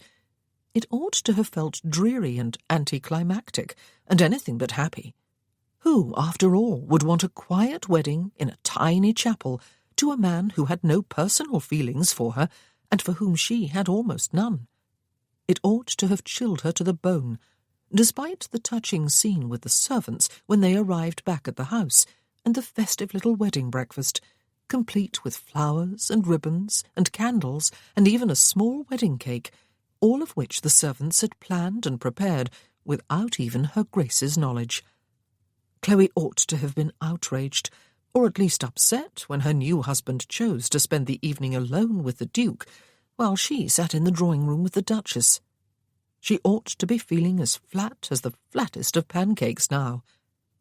Instead, apart from a certain nervousness, she was happy. She was a married lady. Her new title was unimportant to her, for she would be just as happy to be plain Mrs. Stockwood. The fact that she was married meant everything. She clasped her hands again and consciously stopped herself from twiddling her thumbs. But despite her restlessness, what was it going to feel like? She waited in happy anticipation of the arrival of her bridegroom and the consummation of her marriage. Soon she would be a married lady in every sense of the word. What a blessing it was that her courses had finished just 2 days ago. She wondered if she would stay happy. There was not necessarily a link between happiness and love, was there? One did not have to be in love with one's husband in order to be happy with him, did one? Would she be happy with the Earl of Berwick? He had once wanted to be dead. He had even tried to kill himself. He had been taken to Cornwall to heal and recuperate, but even now he was a man who could not love, a man with cold, empty eyes. He was very different from the boy he had been. Even the Duchess said so. It was as though a large part of him, all that was brightest and best, really had died. Chloe shut her eyes tightly and bent her head forward. How would she be able to live with him? There was a firm knock on the door of her bedchamber. She lifted her head sharply and looked toward the door, but it did not open. "Come in," she called. He was wearing a long dressing robe of dark blue satin. It might have looked almost effeminate, but it somehow emphasized both his muscularity and his masculinity. Or perhaps it seemed that way merely because he was in her bedchamber and he had come to assert his marital rights. She ought to have prepared something to say, she thought, too late. She said nothing and tried not to clutch her hands too tightly. He closed the door behind his back, and she could see his eyes take in the bed turned down on both sides for the night, the branch of candles burning on the dressing table, her bare feet, her modest nightgown, her cap. His eyes paused on that last item. "I hope I have not kept you waiting," he said. "No." There was a brief silence, and she felt her breath quicken. "I shall try not to hurt you," he told her. "After tonight, you should find it more comfortable." It? Yes. His voice and manner were quite matter-of-fact, even brisk. He appeared to share none of her embarrassment. Now what? Too late, it occurred to her that she might have had some wine brought up. She could have poured them each a glass now and begun some easy, relaxed conversation about something. Instead, she was as skittish as a young girl, perhaps more so. Her age and inexperience embarrassed her. He came toward her and held out a hand for one of hers. "Come," he said. "Pain or not, I believe you will be more comfortable afterward, will you not?" "Oh." She allowed him to draw her to her feet. "Yes, I believe I will. I am so sorry. I am nervous. I do not know quite what to do." "It would be strange if you did," he said, "since you have admitted to never having done this before. Lie down while I extinguish the candles." He drew the covers farther back on the near side of the bed so that she could lie down, but he turned away before she actually did so. She was thankful for that.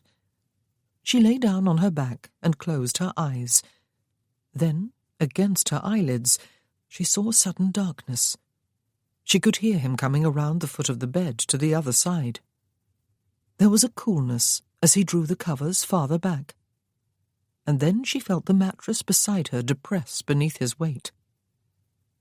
Tomorrow night, she thought, and the next night, and the night after that, this would be a growingly familiar ritual, without embarrassment or awkwardness. Perhaps it would be something to which she would look forward.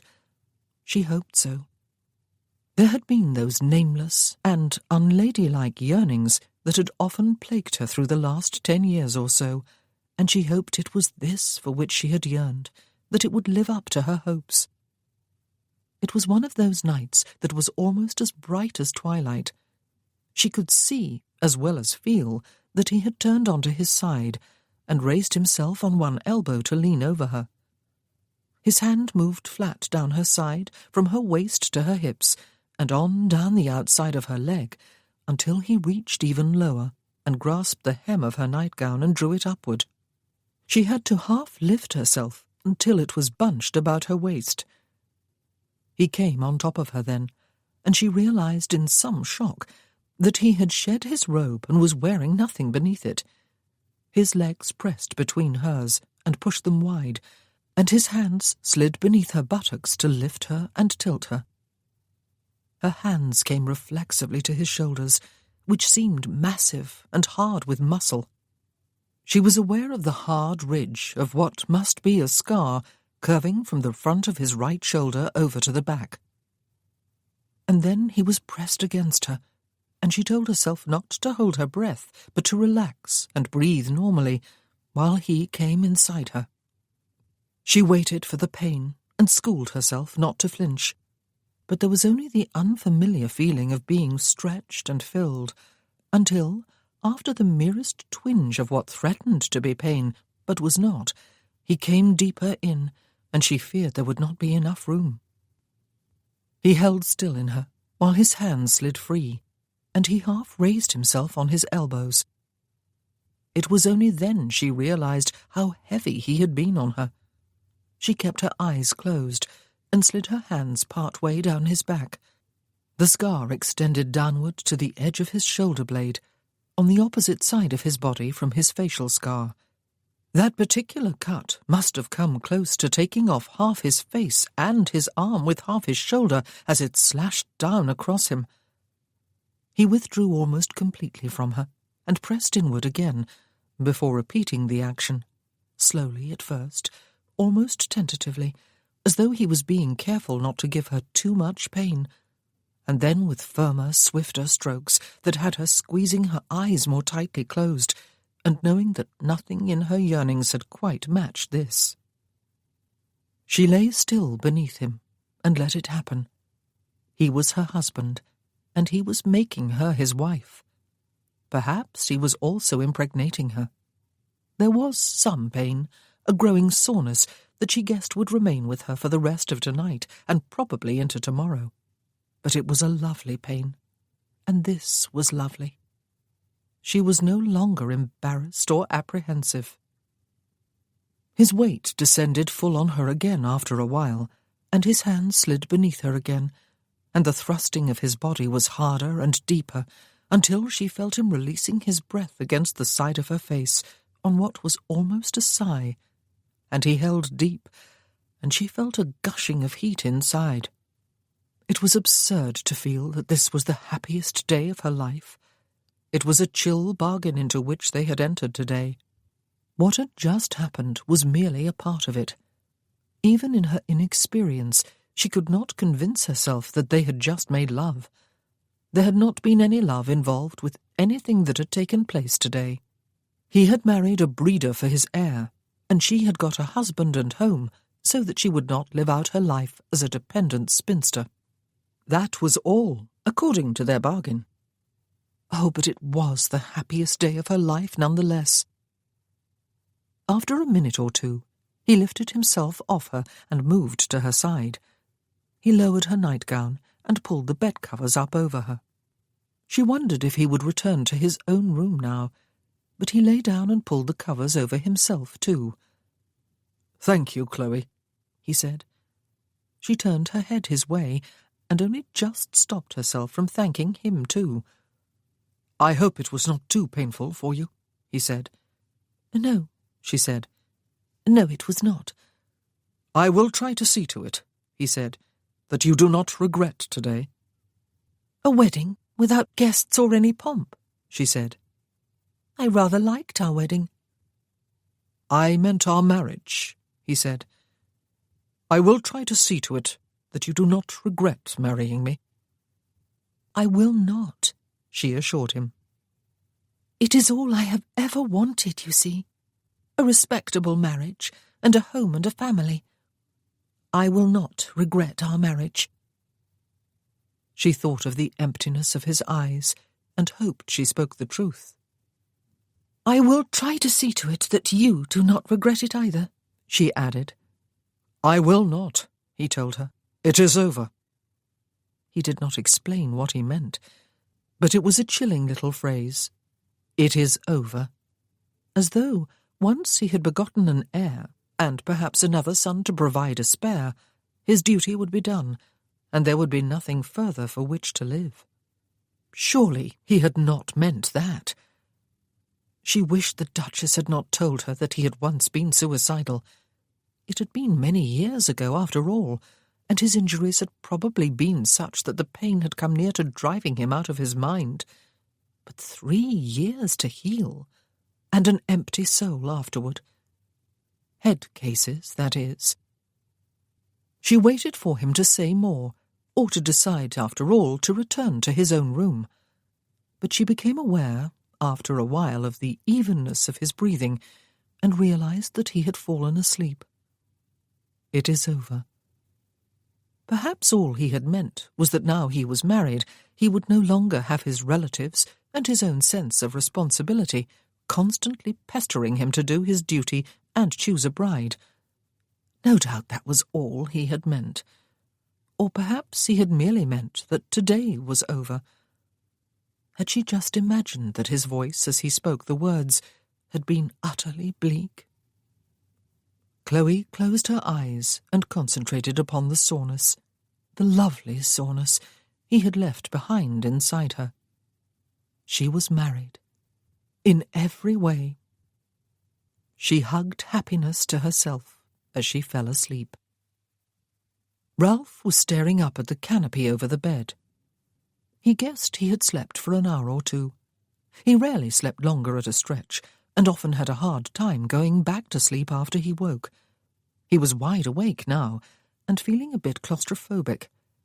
Although this was not a small bedchamber, it was considerably smaller than his own, and the canopy seemed lower, and the bedposts heftier. It was not those facts that made him feel closed in, though, he knew. It was the fact that he was sharing the room, sharing the bed. He was not touching her, but he could feel her body heat along his right side, and he could hear her soft breathing. He fought the desire to get up and return to his own room. He had decided that for a while, until she was pregnant, he would spend the nights in her bed, so that he could have her more than once. His reason for marrying, after all, had been the need to produce heirs, and he meant to do the job diligently. He would not take her again tonight, however, not even once, not even in the morning before getting up. She must be sore, even though she had said it had not been painful. He could only imagine what losing one's virginity must feel like for a woman. He could have allowed himself one more night in his own bed, and the privacy of his own room then, but he had decided to stay here, to start his marriage as he meant to continue with it. He hoped she did not mind. He had not consulted her, but she had known and accepted his reason for marrying her, his only reason. He had been a little disconcerted by her appearance when he came to her room. Not so much the nightgown. It was pretty, even if rather excessively modest. But the cap. Again, it was pretty. But he had been imagining to himself what her hair was going to look like. He had wondered if it would be braided or left loose. He had certainly not expected that it would be all but invisible. Perhaps it was just as well. He must, and did, feel some sort of sexual attraction to her. But he did not want there to be more than that, and he suspected very strongly that she did not either. She had lain passive and quiescent beneath him. It was a bit chilling to know that the pattern of his sex life had been set tonight. She murmured something unintelligible and rolled onto her side, facing him. He turned his head to look at her, but she was not awake. Her forehead almost touched his shoulder. The frill of her cap, he could see in the near darkness, framed her cheek and forehead, and gave her a look of innocence. He was surprised by a stirring of desire. He would not act upon it, however. He had the feeling she would not resist him, but it would be callous. He turned away from her, closed his eyes, and willed himself to go back to sleep. He almost succeeded. He was actually drifting off when a brisk knock on the bedchamber door brought him back to full consciousness with a start. "My lord!" The door had opened a crack. It was his valet's voice, low but urgent. "You are to come." Chloe sat bolt upright. Ralph swung his legs over the side of the bed and reached for his robe. "His Grace?" he asked. "He has taken a nasty turn, my lord," his valet confirmed. "Her Grace says you were to come." Chloe was on her feet too. Ralph strode around the foot of the bed, belting his robe as he went. "Stay here," he told her. "You might as well go back to sleep." "What foolishness," she said, as he hurried from the room and along the corridor to his grandfather's room, which was bright with candlelight. He took in the scene at a glance. His grandfather was lying on the bed, his head and shoulders propped up by a bank of pillows. Even in the flickering light of the candles, it was obvious that his complexion was a livid grey.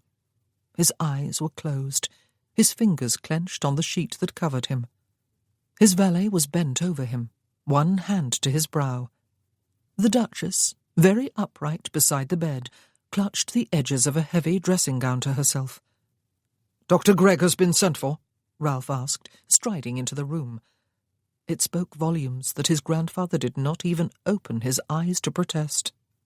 "He has, my lord," the valet said. "Weller has gone to wake Robert. He is the swiftest and most reliable of the footmen." The Duke opened his eyes and looked around at the group. "How are you, sir?" Ralph asked foolishly. His grandfather's eyes found him, and for a moment there seemed to be a glimmer of humour in them, and of affection. "Dying, my boy," he said. "A foot and a half through the door at last, and not before time. I have long outlived my allotted 60 years and 10. Ralph would have moved around the bed to his grandmother's side, but Chloe was already there, he saw when he looked up. She had an arm about the Duchess's shoulders. The valet was dabbing a wet cloth to the Duke's face. The housekeeper had appeared at the door, where she stood beside Weller. Ralph's own valet hovered just outside the door with a cluster of other servants. The Duke had closed his eyes again. Her Grace had taken his hand in both of hers and raised it to her cheek. Chloe stood with her hands clasped at her waist, her eyes upon the Duke's face. "The physician needs to hurry," the Duke's valet said, straightening up and looking imploringly at Ralph, anguish in his eyes. "He will come as fast as he can." Ralph moved up beside him and squeezed his shoulder, and the man stepped away to wash off the cloth in the basin and squeeze it out until it must have been nearly dry. Ralph touched his grandfather's shoulder and gazed down into his face. "Don't die," he begged silently. "Don't die. Please don't die." But everything died, just as surely as love did. The old, dying eyes opened again and found the Duchess. "Emmy," he said. "Ned, my dearest."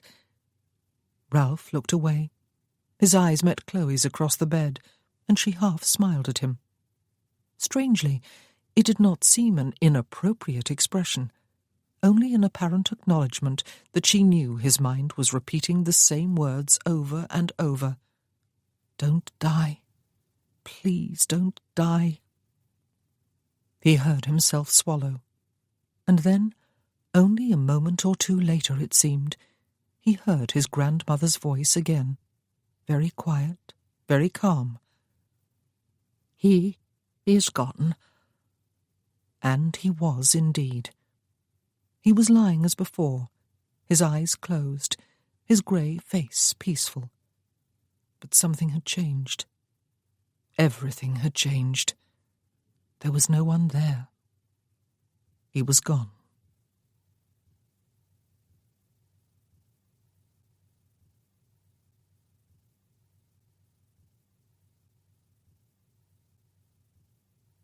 Chapter 8. The Duchess and Ralph, on either side of the bed, were gazing numbly down upon the Duke's dead body. Chloe glanced from one to the other of them, wondering which she should try to comfort first. But of course there was no comfort.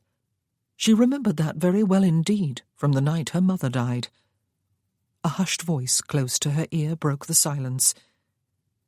"What ought I to do, Your Grace?" It was the housekeeper.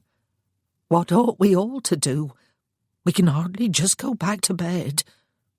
Chloe turned to beg the woman not to disturb the Duchess at such a moment, only to realise in some shock that Mrs. Loftus was addressing her. She was the Duchess of Worthington. Ralph was the Duke. It was a nasty shock that made her feel as though she was about to buckle at the knees. Mrs. Loftus and Mr. Weller normally kept Manville Court running with smooth precision and absolute authority. But both were rather elderly.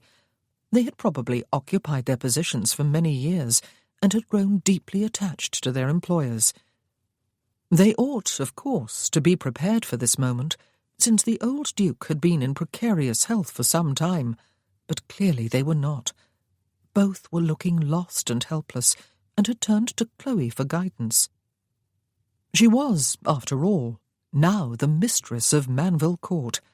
Shocking, ghastly thought, but someone had to take charge. She stepped out into the corridor beyond the bedchamber door with Mr. Weller and Mrs. Loftus, and spoke with lowered voice to the servants gathered there, and there was a fair crowd of them. Chloe doubted anyone was still in bed. "It will be best if Mr. Weller remains up here," she said. "His services will almost certainly be required. Perhaps you will choose one of the footmen to remain with you, Mr. Weller. You will wish to stay too, of course, Mr. Bentley." She looked with sympathy at the haggard face of the Duke's elderly valet, who was hovering in the doorway. "You will definitely be needed, none more so." "Yes, Your Grace," he murmured. Chloe led everyone else down to the kitchen. There she found a couple of kitchen maids and one young boy clustered forlornly about the cook. All of them curtsied to her and fell silent, looking to her for direction.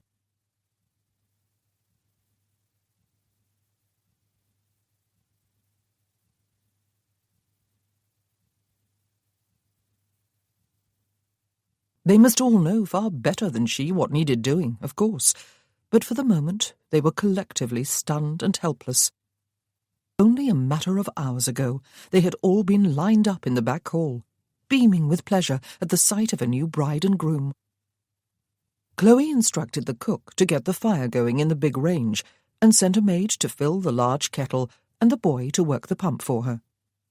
She suggested an early breakfast for all the servants who were not otherwise employed, as the day ahead was likely to be a busy one and different from the usual routine, and none of them could be certain when they would next be at leisure to partake of a good meal. She directed that a tea tray be prepared and the kettle kept at the boil, so that tea or coffee could be made at a moment's notice. She suggested that a batch of scones be baked as soon as possible, and that one of the footmen should check the liquor decanters in the drawing-room to make sure they had been filled last night. She assigned another footman to make sure the coal scuttle in the drawing-room was full, and sent a maid up with him to light the fire and start warming the room. Mrs. Loftus would supervise everything else that needed doing, Chloe told them all, since Mr. Weller was otherwise occupied, at least for now. But in the meanwhile, she said at last, and before doing anything else, they must all take a few moments to return to their rooms to dress. Goodness knew when they would have another chance, and any visitors who arrived later might consider it odd, to say the least, if they found all the servants and other residents of the house in their nightgowns and nightcaps. She was suddenly acutely aware of her own nightgown and old dressing-gown, and of her frilled cap, and of the fact that this had been her wedding night, and the servants were all fully aware of the fact. Her words drew a weak laugh from everyone as they dispersed. In the absence of a black dress, it had not occurred to her to bring any of her old mourning clothes to Manville with her. Chloe donned a dark blue one. It would have to do for now. She left her hair braided about her head. By the time she came back downstairs, she had thought of a few other things that needed to be done without delay. Robert had just returned with the physician, only to learn that they had arrived too late. Chloe comforted him with the assurance that Dr. Gregg could not have saved the Duke's life anyway, and she sent the footman back to the village to fetch the vicar, even though it was still night. The presence of a clergyman was needed, and the Reverend Marlowe would not mind the hour. Indeed, he would probably be hurt if he was not summoned until after daybreak. It was not often he was called to the deathbed of a Duke of Worthingham. She sent the footman, who was on duty in the hallway, to fetch something with which to muffle the sound of the door-knocker, black crape if possible. And then there was nothing left to do that she could think of. She stood in the hall for a few moments and glanced up the stairs. Ought she to go back up there? Was that where her place was, at her husband's side? But there was nothing she could do, and the thought of going back into that room, with its silent, empty presence, was daunting. If she had not left at all, it would be different. But she had. She could not go back. She went into the drawing-room instead, and pulled her Grace's chair closer to the fireplace. She picked up the fire tongs and heaped a few more coals onto the fire.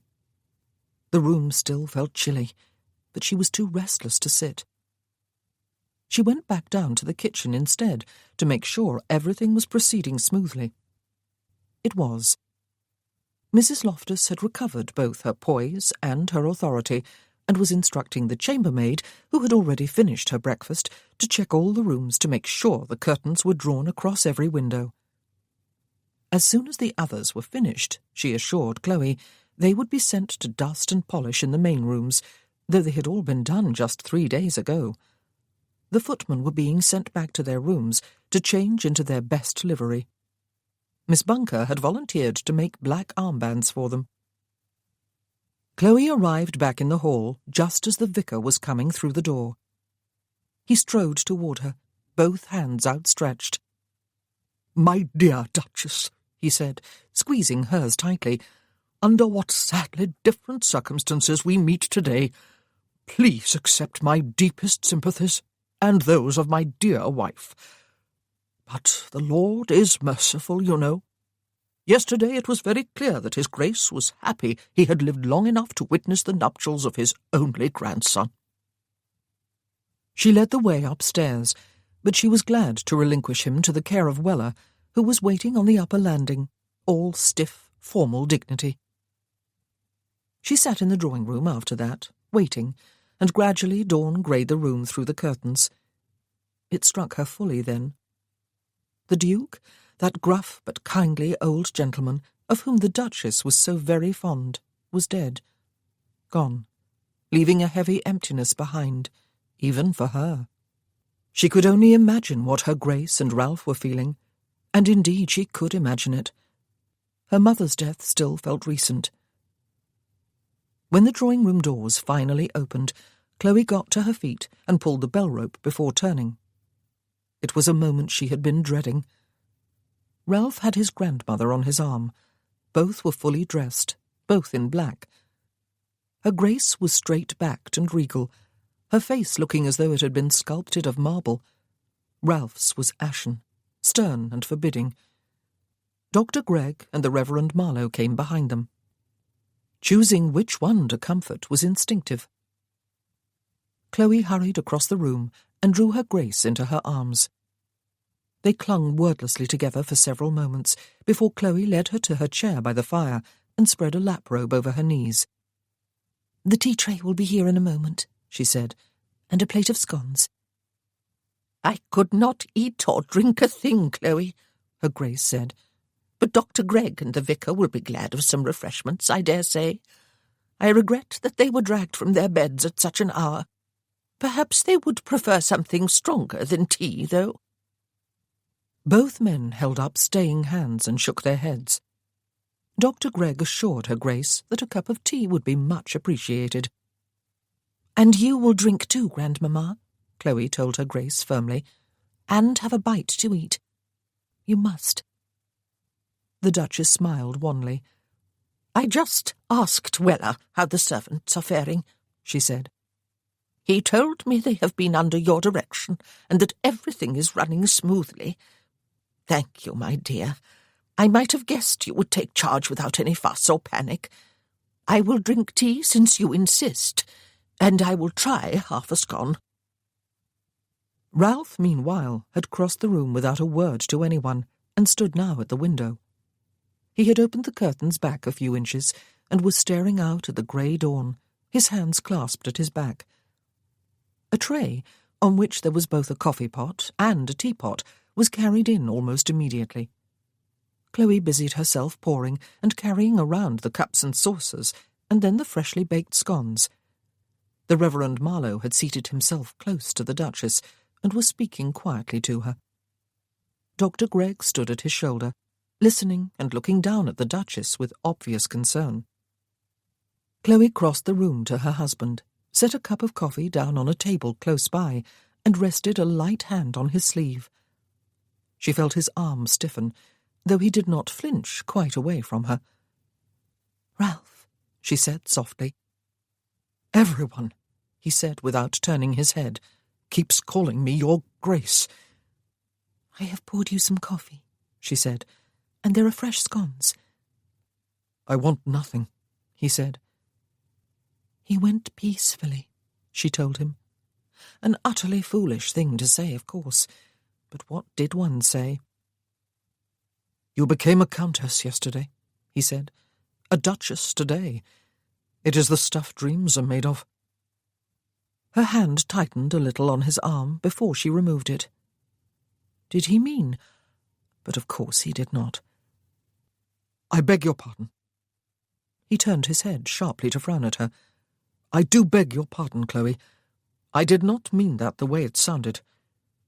For once there was something in his eyes more than the usual blankness. There was apology there, and pain. "Oh, I know," she said. "but it is the truth nevertheless, and I wish it were not so. Drink your coffee, or I will bring you tea if you prefer, and try to eat a scone. I shall fetch some for both of us, though I have no appetite either." Such mundane matters, when there were worlds of emotions to feel, and realities of which to think and speak.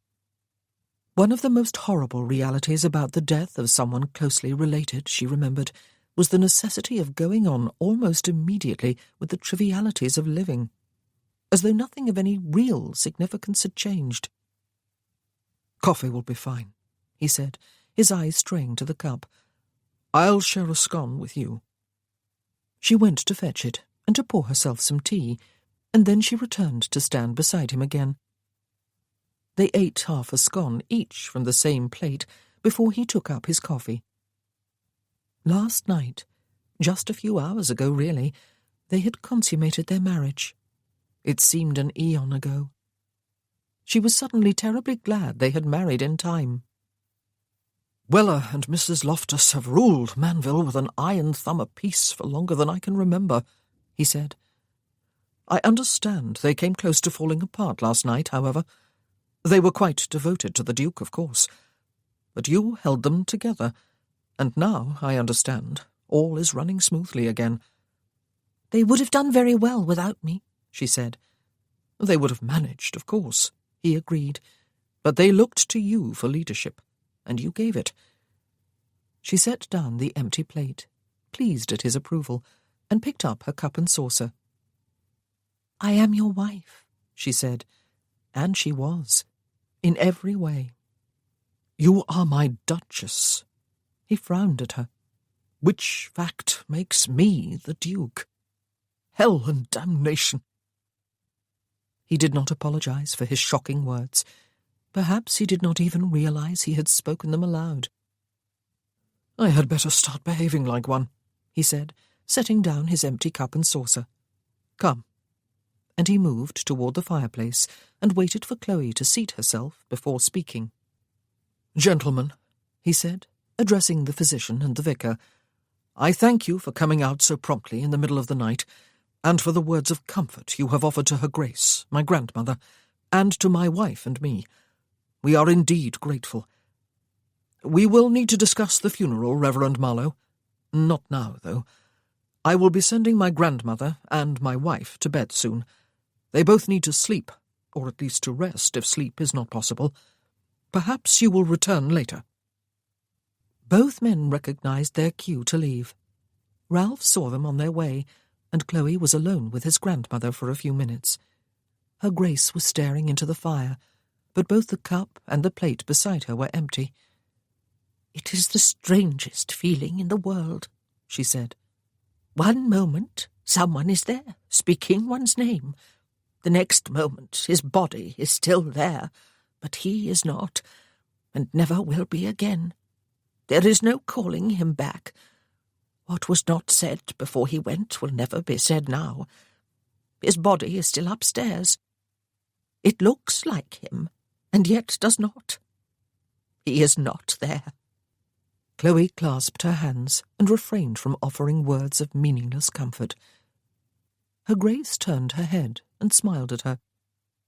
"But we celebrated your wedding yesterday," she said, "and we were both happy, Worthington and I. Perhaps it was selfish of us not to persuade the two of you to wait and marry with all the proper pomp and formality in London. But I cannot feel sorry we were selfish. Somehow it felt like the loveliest wedding I have ever attended, with the possible exception of my own. And you cannot know the comfort it is to me today, Chloe, to know that Ralph is married and has a wife to see him through this difficult time, and to know that you are no longer just my guest, my dear Clemmie's granddaughter, but my own granddaughter by marriage. I could not bear to be the Duchess any longer, you know. I am so glad that your position as Ralph's wife has relegated me to the position of Dowager Duchess. Oh, Chloe, my love." Her eyes welled with tears, and Chloe hurried over to perch on the arm of her Grace's chair and wrap an arm about her shoulders. "How am I to go on without him?" her Grace asked, tipping her head sideways to rest on Chloe's shoulder. "Oh, the selfishness of the man to go before me!" She laughed shakily and fumbled for a handkerchief. "But in some ways I am glad he did. I shall do better without him than he would have done without me. He would have been lost. I just wish we could have gone together." Ralph came back into the room as she was blowing her nose. His eyes met Chloe's, and he came toward them and went down on his haunches before his grandmother's chair. He held out his hands to her as she tucked away her handkerchief. "Grandmamma," he said when she took them. "I will send you up to your room now and have Bunker summoned. Chloe will accompany you and then go to her room. You must both lie down and try to sleep." His voice was quiet, even gentle, but there was a thread of implacable will in it, and Chloe guessed that he might be somehow transformed by his new role, that he would take his responsibilities very seriously. Perhaps, she thought, they would even be his salvation, though she did not know quite what she meant by that. He drew his grandmother to her feet, and Chloe stood too and offered her arm. "But perhaps you would be more comfortable in one of the guest rooms, Grandmamma," Ralph suggested. "Because only our dressing-rooms stand between my room and your grandfather's, do you mean?" she asked. "But I am not afraid. He would never have harmed a hair on my head while he lived. Why would he harm me now that he is dead? Besides, he is no longer there, you know. No one is." He looked bleakly at her as she took Chloe's arm and they went upstairs together. Chloe was back down no more than 5 minutes later, however. He was still in the drawing-room, gazing into the fire, one arm propped on the mantel above his shoulder. He turned his head and raised his eyebrows at sight of her. "What are you going to do?" she asked him. "No one knows anything of what has happened here in the last 24 hours, he said. "No one knows of our marriage. No one knows of the Duke's passing. It is a dizzying thought, is it not? There were no guests at our wedding. We chose not to wait. Now, for the next big event, we must wait, for there are all sorts of people who will want to be here for the funeral. He was the Duke of Worthington. There are family members to inform about both events, and friends and his closest associates, as well as some dignitaries to inform of my grandfather's passing. There must be no delay if they are to have the chance to travel here in time. Notices must be put in the papers, and there are all sorts of other details to attend to, some of which I have probably not even thought of yet. I have summoned my grandfather's secretary to meet me in the study. He is my own secretary now, I suppose. He is probably waiting for me there already. Something inside Chloe turned cold and still, for there are all sorts of people who will want to be here for the funeral. Of course. Oh, of course. There would be no setting out today or tomorrow for Hampshire, and then, after a visit with Papa for Elmwood Manor and home, there would be no setting out until after the funeral, which would be attended by all sorts of people. There are family members to inform, and friends, and his closest associates, as well as some dignitaries. And perhaps, even probably, there would be no setting out even then, for surely Elmwood would no longer be their principal home. Manville Court would be. She felt a moment's dizziness and shook it off. This was not a time to think of herself. "There will be letters to write, then," she said briskly. "Many of them, and not all of them identical. And the notices to the papers will need to be composed and copied several times. That is a great deal for 2 men to do with so little time. I shall come with you." He turned fully away from the fire and frowned at her. "You need not concern yourself," he said, his tone almost chilly. "You have been up half the night, and you have been busy. Go and rest." "You have been up just as long," she pointed out.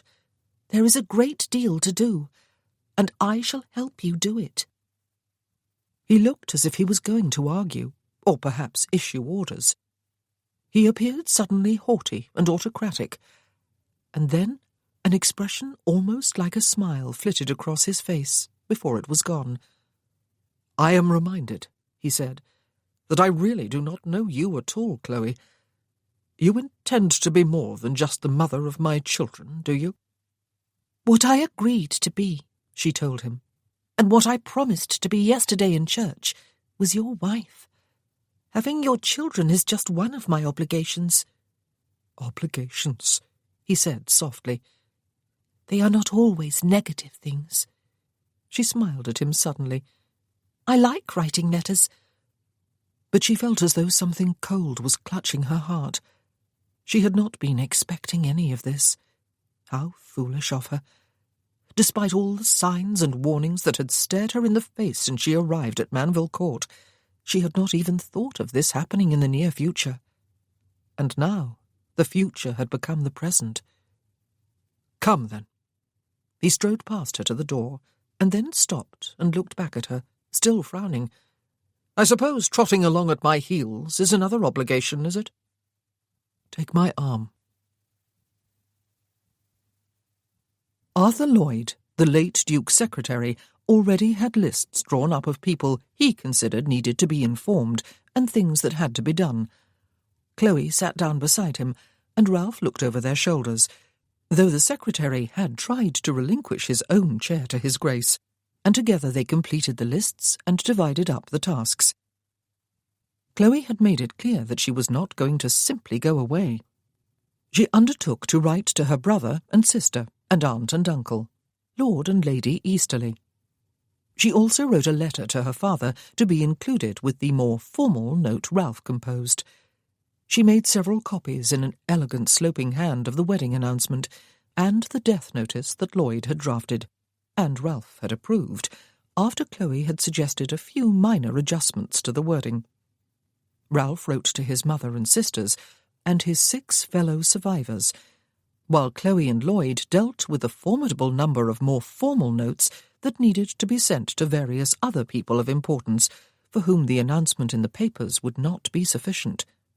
When Ralph and Lloyd began to discuss what needed to be done to prepare the house for the arrival of family members and close friends for the funeral, Chloe looked up from the letter she was writing and told them quite firmly that they need not concern themselves with domestic matters. That was her domain, and she would confer with Mrs. Loftus. Ralph exchanged a straight-faced stare with the secretary before saying that in that case he would start jotting down ideas for the funeral to discuss with the vicar. Somewhat later, just before the Reverend Marlowe returned, Ralph mentioned the necessity of acquiring some mourning clothes, especially for Chloe, who apparently had nothing black. He would send to London for some ready-made garments, and hope they would fit well enough. But again, Chloe looked up from what she was doing and told him he need not worry. She had considered sending home for the old mourning clothes she had had for her mother, but there was a better solution. A skilled dressmaker lived no more than 8 miles away. Chloe would ask her to come and to bring an assistant and fabrics and all her sewing needs with her, so that she could stay for a few days. Ralph's grandmother would perhaps wish to avail herself of her services too. Ralph found himself growing increasingly irritated. He was accustomed to command. Though he had not done a great deal of it in the last 7 years, it was true. But he was certainly accustomed to independence, to making his own decisions, to having servants follow his orders without question or interference. Chloe, of course, was not a servant. What irritated him most about her, perhaps, was that she really was a help, an invaluable help, in fact, and that she did it all cheerfully and efficiently, and that she could, and did, think and act independently. It fairly set his teeth on edge, until he remembered how unabashedly happy his grandfather had been yesterday, and his grandmother too, and how his grandmother had been leaning into Chloe earlier on in the drawing-room, after he had seen the doctor and the vicar on their way, and how he himself needed a wife, and how, now more than ever, he needed an heir. And what type of wife would he prefer? Someone helpless and timid and vapourish, someone he could bed at night and ignore by day, or someone like Chloe? His irritation, he admitted to himself, was unreasonable. And then suddenly, out of the blue, he thought of someone else who had always had a similar effect upon him, someone for whom he had felt respect and annoyance in equal measure, someone he could never either dominate or quite dismiss from his notice. Graham Muirhead. Her brother, for the love of God. They were nothing alike. They looked as different as night and day. Of course, it was possible, even probable, that they were only half-siblings, was it not? He was relieved when Weller appeared at the study door to inform him that the vicar awaited his pleasure in the small salon. Chloe's red head with its bright coronet of braids was bent over a letter when he left. She was gone when he returned. Her Grace, the Dowager Duchess, had awoken and asked for her, the secretary informed him. Ralph was tired and dispirited when she appeared at the door some time later.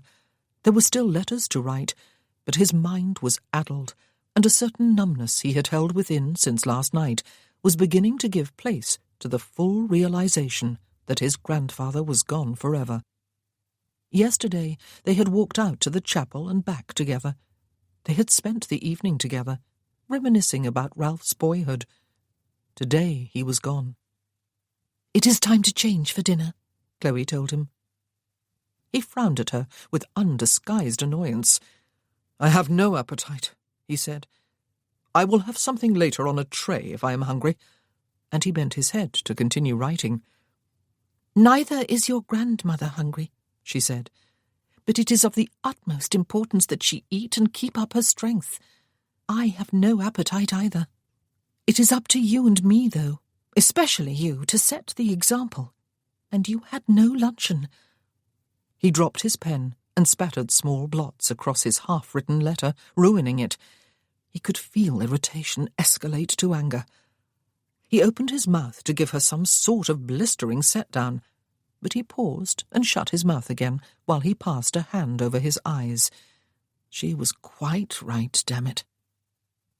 "I will go up now," he said, getting to his feet. "I'll escort you." She must be just as tired as he, and it must be as difficult for her to adjust to his ways as it was for him to adjust to hers. More so. She was not frowning and scowling at him at every turn. She was just quietly going about her business. Ralph was forced to admit to himself over the next few days that he did not know how he would have managed without her help, though even that admission was an irritant. He had spent 3 years at Penderys Hall, and 4 years since learning to live alone, learning to be dependent upon no one, especially not emotionally dependent. Not that he was growing emotionally dependent upon his wife. Sex, after all, was not an emotion, which was a very good thing, for he came near to becoming dependent upon it during those days leading up to the funeral, or rather during the nights. Tired though he was each night, he went to her bed and found some relief from the stresses of the day in her body. It was never an overly erotic experience. She always wore her nightgown to bed, and he never tried to remove it. She always wore a nightcap too, the glory of her hair all but hidden beneath it. But he took her twice each night, 3 times on one occasion, and he did not even pretend to himself that it was all out of duty and the need to beget an heir, though that was his justification for taking pleasure when his grandfather's body was still in the house, laid out downstairs in the staterooms. He had no idea if it was a pleasure for her too. She always lay quietly beneath him, her body warm and relaxed and moist within, prepared to welcome him. But her arms almost always came about him when he was on her, the fingers of one hand running lightly over the worst of his scars, the sabre cut that had almost severed both his arm and his shoulder after first opening up his face. She never commented on the ugliness of it, though she had seen it in the mornings when he got up from her bed, naked, as he always slept. His body was not a pretty sight, he knew. She never flinched from it, though. He had the feeling she was going to be a good wife. She would probably be a good mother, too. He was not sure if he was more pleased than annoyed. His whole life felt invaded. And his very identity had changed yet again. Earl of Berwick, 5 years ago, when his father died suddenly while Ralph was still at Penderys. Now Duke of Worthingham, and a married man. He sometimes wondered where Ralph Stockwood had gone, if anywhere. Perhaps he was still there, lurking and lowering somewhere deep inside. But he was not sure he wanted to search for him. Sometimes sleeping dogs really were best left lying.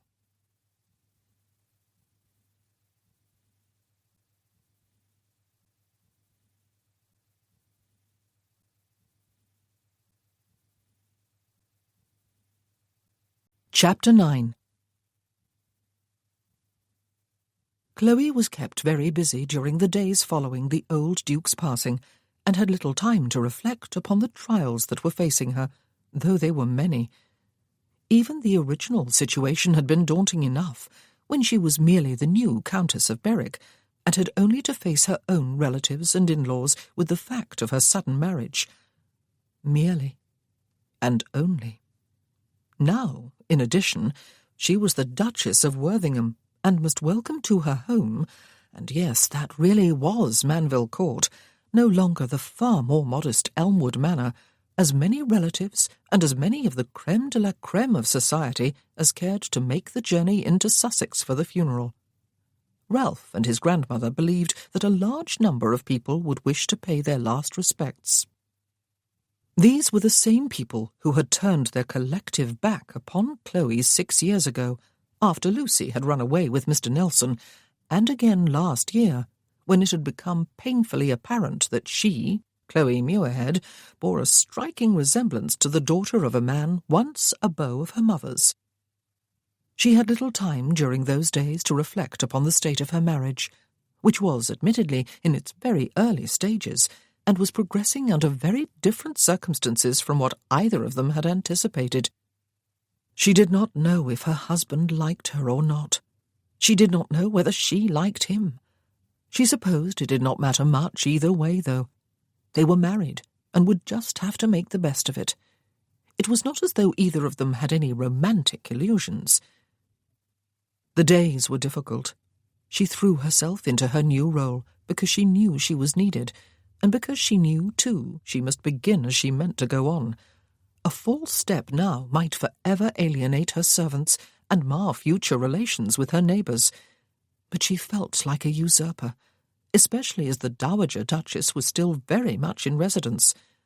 And Ralph seemed to resent her energy and efficiency, because, she suspected, he had never had to share leadership with anyone. Not that he ever complained. On the contrary, he frequently thanked her, and even complimented her. But he did so in a stiff, cool manner that suggested what he would really like to do was snarl at her at the very least. And she resented his resentment, for she believed he would despise her if she settled into being the timid mouse of a wife he had probably expected. The whole point of her wishing to be married had been that she would never again have to efface herself and pretend to be placid and bland. Provided she did not have to face the beau monde again, that was. Yet that was precisely what was about to happen, albeit in a limited way. Oh, life was not easy. And what an earth-shatteringly original observation that was. But she had to admit to herself that the nights made up for the trials of the days. She liked his regular, dispassionate love-making, for want of a more appropriate word. She liked it very much indeed, and tried her very best not to want more. Fond words and tender touches, for example, and a great deal more to which she could not even put a name, because of her lamentable inexperience. But none of that, whatever it was a part of their bargain. Indeed, their very absence was a part of it. No emotional ties. The Dowager Countess of Berwick, Ralph's mother, arrived 2 days before the funeral, in company with Viscount Keeley and his wife, Nora, Ralph's youngest sister. Ralph went downstairs to meet the carriage as soon as he was made aware of its approach, and Chloe proceeded more slowly behind, his grandmother leaning heavily on her arm. The travellers were out of the carriage and standing on the terrace by the time the two of them emerged from the house and descended the steps. The younger lady was in Ralph's arms, sobbing against his shoulder. The older lady came hurrying across the terrace to hug the dowager and express her sorrow. Chloe took a step back and clasped her hands at her waist, like the perfect companion, she thought, fading into the background, and wished fervently that that was just what she was. The gentleman was shaking hands with Ralph and offering words of sympathy, and then they all seemed to be finished at the same time with that first outpouring of grief and mutual condolences. Everyone turned in a body to look at her. Her first foolish thought was that she was very thankful Miss Rush really was a skilled seamstress and that she worked fast and efficiently. Chloe was wearing a simply designed but well-fitting black dress that covered her from the neck to the wrists to the ankles. She had brushed her hair smooth over her head and dressed it in a tight coil of braids at her neck. It was the best she could do to subdue the inappropriate brightness of its colour. She probably looked even more like someone's governess than she did a duchess's companion. "Mamma," Ralph said, "Nora and Keeley, may I have the pleasure of presenting my wife? My mother, my sister, and my brother-in-law, Chloe." At least he had not called her his duchess. The Dowager Countess was a handsome lady, and looked much younger than Chloe had expected. Her daughter was a younger version of her. Ralph resembled them both. The Dowager looked at her with colder eyes even than her son's, and inclined her head with almost exaggerated graciousness.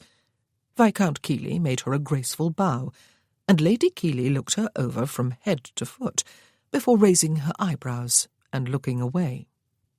Chloe was the only one of them to curtsy, and she was left with the feeling that she had somehow committed a social blunder. Of course she did outrank them all, a thought that caused her an inward grimace, and she could not think of a thing to say.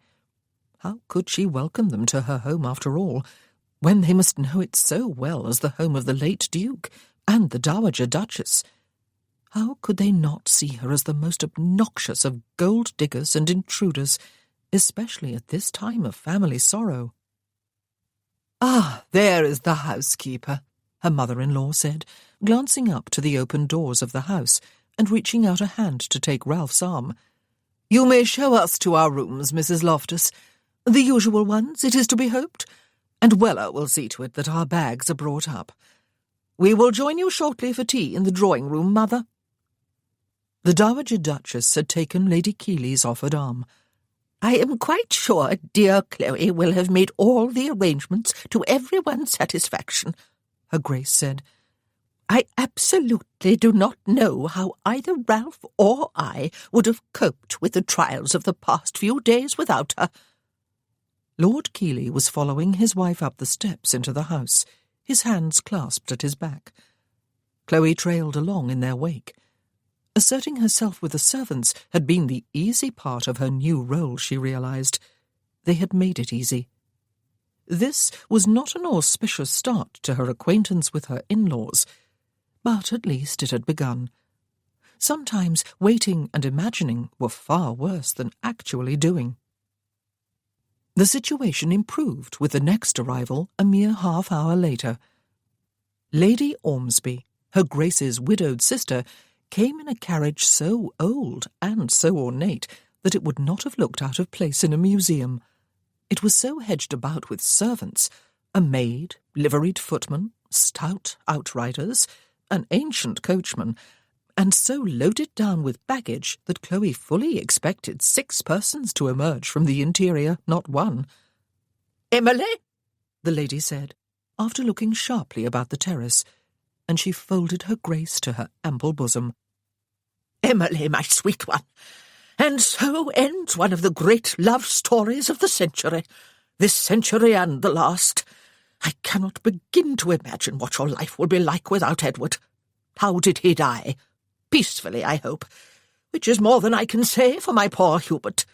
You must ply me with tea, which Ralph will lace with a drop of brandy, and tell me all about it. There, there.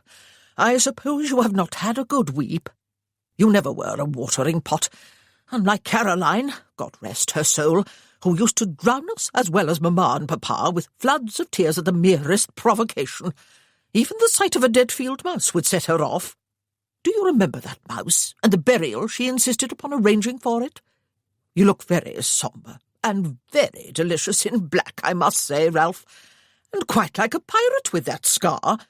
And what is this about your marrying without inviting a soul?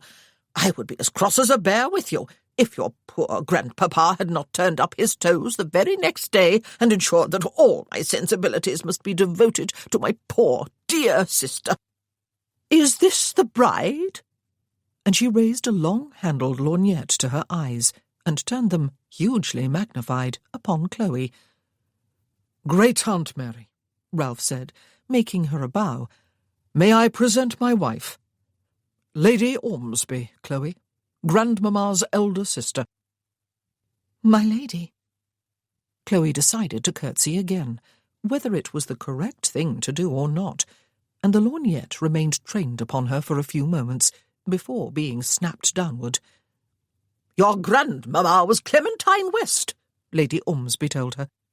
"Or at least she was after her marriage. I cannot remember who she was before that. She was Emmy's bosom beau, however. She was a great beauty. A fact I would have resented to the point of tantrums if I had not already been married to Ormsby. But her beauty did not outdo yours, Gell, though where you got your colouring from the Lord only knows, unless the gossips have the right of it, which they very rarely do. You may thumb your nose at the lot of them now, however. No one is going to give the cut direct to a duchess with fiery red hair, especially when she looks so dramatic in black and has married a pirate. You may kiss my cheek, but be careful not to smear my rouge, or my maid will sulk for a week." She declined the offer to be shown to her room. She linked her arm through her sister's instead, and led the way to the drawing-room, instructing the housekeeper as she passed to send up a large pot of tea without delay. "If you will pardon me for the familiarity, Duchess," she threw over her shoulder at Chloe. Ralph looked sidelong at Chloe as they followed behind. "Most families seem to have at least one eccentric among their number," he murmured. "Usually someone's aunt." Chloe smiled. It was the closest he had come to joking with her. The next morning brought some neighbours, as the previous days had done, come to pay their respects. Chloe welcomed each one, for though all regarded her with open curiosity, none appeared hostile. And of course they had not come primarily to meet her. They had, after all, seen her in church with the Duchess on a number of occasions. They had come to commiserate with Ralph's grandmother, and with her daughter-in-law and grandchildren. The day also brought word of posting-ins for miles around, filling up with persons of high rank, come to attend tomorrow's solemn rituals. The afternoon brought more travellers. Lady Ormsby, who insisted that Chloe call her Great-Aunt Mary, spotted the carriage approaching along the drive and drew Ralph's attention to it. "There is a crest on the side panel," she said. "I would recognise it in a moment if I were a quarter of a mile closer to it, or if these eyes were 50 years younger. Lorgnettes are perfectly useless for anything more practical than intimidating the presumptuous. Whose carriage is it, Ralph?" "The Duke of Stanbrook's," he said, after moving up beside her. "I suppose," his mother said, "he will expect to stay here." "You must have him informed, Mother, that only family is to stay. Or I shall do it if you find it difficult. I have never warmed to the man." "I shall go down and meet him," Ralph said, and he turned to Chloe with a curious light in his eyes. "Come with me." The Duke of Stanbrook, he explained briefly, as they made their way down to the terrace, was the owner of Penderys Hall in Cornwall, where he had spent 3 years recovering from his wounds. Chloe held back while Ralph strode across the terrace to open the carriage door himself and set down the steps. The Duke was considerably older than her husband, tall and handsome in an austere sort of way, with dark hair silvering at the temples. He came quickly and wordlessly down the steps and caught Ralph up in a tight hug. She saw both their faces before they broke apart, and was startled to see raw emotion in both. Then they turned back to the carriage, and Ralph held out a hand to help someone else alight. A lady. She was small and blonde and very pretty, and she set her hands on his shoulders and stood on tiptoe to kiss him on his good cheek and murmur something Chloe could not hear. Another person followed her down, a great giant of a man, with close-cropped dark hair, and a face that was all frowns and ferocity, as he caught Ralph up in a hug even tighter than the Duke's. "Oh, lad," he said after a few silent moments, "we came with George as soon as we heard." Chloe found them even more intimidating than her in-laws for some inexplicable reason, for she sensed immediately that they were of a world shared by her husband, a world from which she was excluded. Ralph had been transformed before her.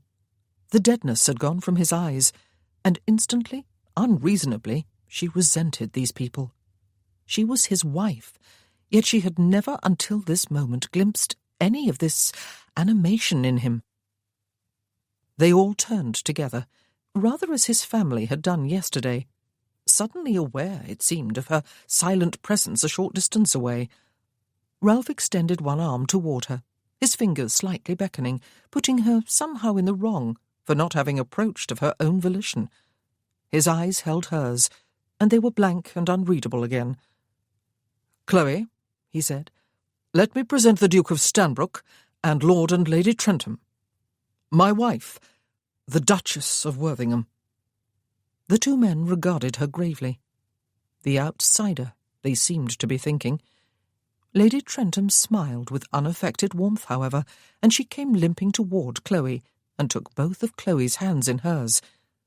"Duchess," she said, "what a wretched honeymoon you are having, you poor thing.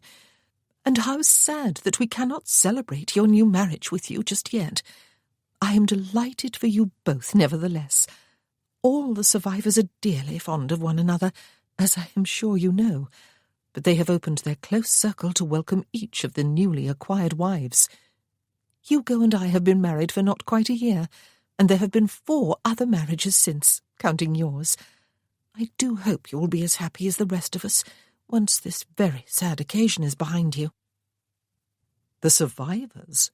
But Chloe did not ask. "Thank you," she said, smiling back and then looking from one to the other of the men. "And welcome to Manville Court." The Duke of Stanbrook was holding out a hand for hers. "Duchess," he said, taking it in both his own as he looked directly into her eyes. "I strongly suspected, when Ralph left London a few days ago, that I would be meeting you soon, though I did not suspect it would be under such sad circumstances. I am sorry about that, but I am glad Ralph has you to bring him some comfort." "Let me look at you, lass," Lord Trentham said, his amiable voice at variance with the fierceness of his facial expression. He took her right hand in his large one. "Someone said you had the reddest hair of anyone else they had ever seen, and I can see they did not exaggerate. Ralph has found himself a rare beauty. Have I said something wrong, Gwendolen?" But his wife merely shook her head slightly and laughed as she linked an arm through his. Ralph gestured toward the steps and the main doors. "You will, of course, be staying here," he said. "All the guest rooms have been prepared." "We would not dream of imposing," the Duke said. "We will stay in the village or wherever there is room for us." "But we would not dream of allowing you to stay anywhere else but here," Chloe said. "You are my husband's friends." And it was not so much resentment she felt against them, she realized, as jealousy, pure and simple, for clearly they were his friends, while she was not. She was merely his wife, to whom he had promised respect, but never affection. She led the way inside and paused to have a word with Mrs. Loftus before following them upstairs. And then, less than an hour later, Graham arrived with Lucy and Mr. Nelson. Ralph accompanied her downstairs again to greet them. Lucy came tumbling out of the carriage first, squealing with a quite inappropriate display of high spirits. She rushed into Chloe's arms. "Chloe!" she cried. "You are married to a duke! But why did you not wait to have a grand wedding and invite us to it, you horrid thing? I will never forgive you. You do look fine in black, I must say. But I remember remarking on that fact after Mamma died. You have the colouring to carry it. Does she not, Freddie? I look a perfect fright in black myself. I simply fade away behind dark, dreary colours. But I ought not to run on so, ought I? You have suffered a bereavement, and I dare say you are quite sad about it, even if the Duke was an old man." "My dear sister," Frederick Nelson said, making Chloe a flourishing bow as though he were on stage, playing to the highest gallery. "Or, my dear Duchess, ought I to say. I suppose you will have to observe a bit of a mourning period, but as soon as you can, before the end of the season, it is to be hoped, I shall be imploring you to set up your own salon in London and cut a dash entertaining all the best wits and artists and poets and, dare I say, playwrights." Chloe gave him a speaking glance. These two never changed. They absolutely deserved one another. Mr. Nelson inhabited his own eccentric world, seemingly unaware of the real one, while what had begun as mere youthful, impulsive exuberance in Lucy had become, with the removal of the refining influence of her father and mother, an amiable, near vulgarity. But at least she was amiable and family. "Lucy, Mr. Nelson," she said, "allow me to introduce you to my husband. My sister and brother-in-law, Ralph." "Ah, but the Duke of Worthington and I have a long-standing acquaintance," Mr. Nelson said effusively. Ralph acknowledged him with a polite inclination of the head and bowed over Lucy's hand. He had been shaking hands with and exchanging some pleasantries with Graham, though they had both been looking a bit stiff and awkward about it. Graham hugged her. "Chloe," he said for her ears only, "whatever have you done? And without a word to anyone?" "There was no time to let anyone know," she told him. "The Duke was ailing, and the Duchess was eager for us to marry without either fuss or delay. I am glad we did, but I am sorry there was no time for our two families to gather here." Mr. Nelson was delivering what sounded like a bombastic speech of condolence, and Lucy was gazing at Ralph in some awe, when someone else descended the steps of the carriage more slowly and hesitantly than the others. He looked at Chloe and raised his eyebrows, as though he was not sure of his welcome. She looked back at him and felt as though her heart was breaking. "Papa," she whispered, and then she hurried forward and was in his arms, held tight to all his comforting bulk and the familiar smell of his snuff. "I am so sorry." He held her away from him and looked inquiringly down at her. "There was no time to ask for your permission," she explained. "You are of age, Chloe," he reminded her. "For your blessing, then," she said. "The Duke was ill, and the Duchess feared the excitement of grand wedding preparations, or even the delay for more modest ones, would prove too much for him." "It is a brilliant match you have made, Chloe," he said. "But will you be happy? It was all so very sudden. Was it because you had persuaded yourself you had no home of your own to which to return?" But there was no time to answer him. Mr. Nelson had finished his monologue, and Lucy for once was speechless. Chloe turned. "This is my husband, Papa, the Duke of Worthingham. My father, Ralph." The two men shook hands, sizing each other up. Neither smiled. "I hope to make amends later, sir," Ralph said, "for not having consulted you before I married your daughter. I thank you for undertaking such a long journey. It will be a comfort to my wife to have her family with her during the next few days." "I was in London when Chloe's letter to my son was delivered," her father said. "I was there to spend a couple of weeks or so with him and my younger daughter and grandchildren, and my sister. I was glad to be able to avail myself of the opportunity to come here to offer my condolences." "Do come inside, sir," Ralph said. "I will have you taken up to some guest rooms," Chloe said, slipping a hand through her father's arm. "And then you must come back down to the drawing-room for tea. I am sure you will wish to pay your respects to Her Grace." "You are Her Grace, Chloe," Lucy said. "But I know who you mean. You mean the old Duchess. I dare say I shall be awed speechless when I meet her. We are not received by many of the highest sticklers of the ton, you know.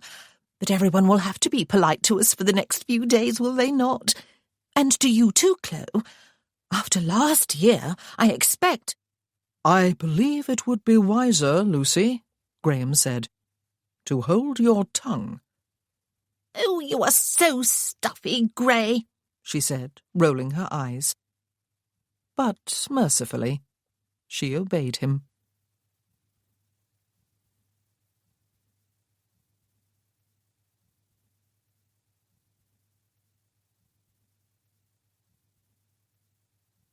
Chapter 10.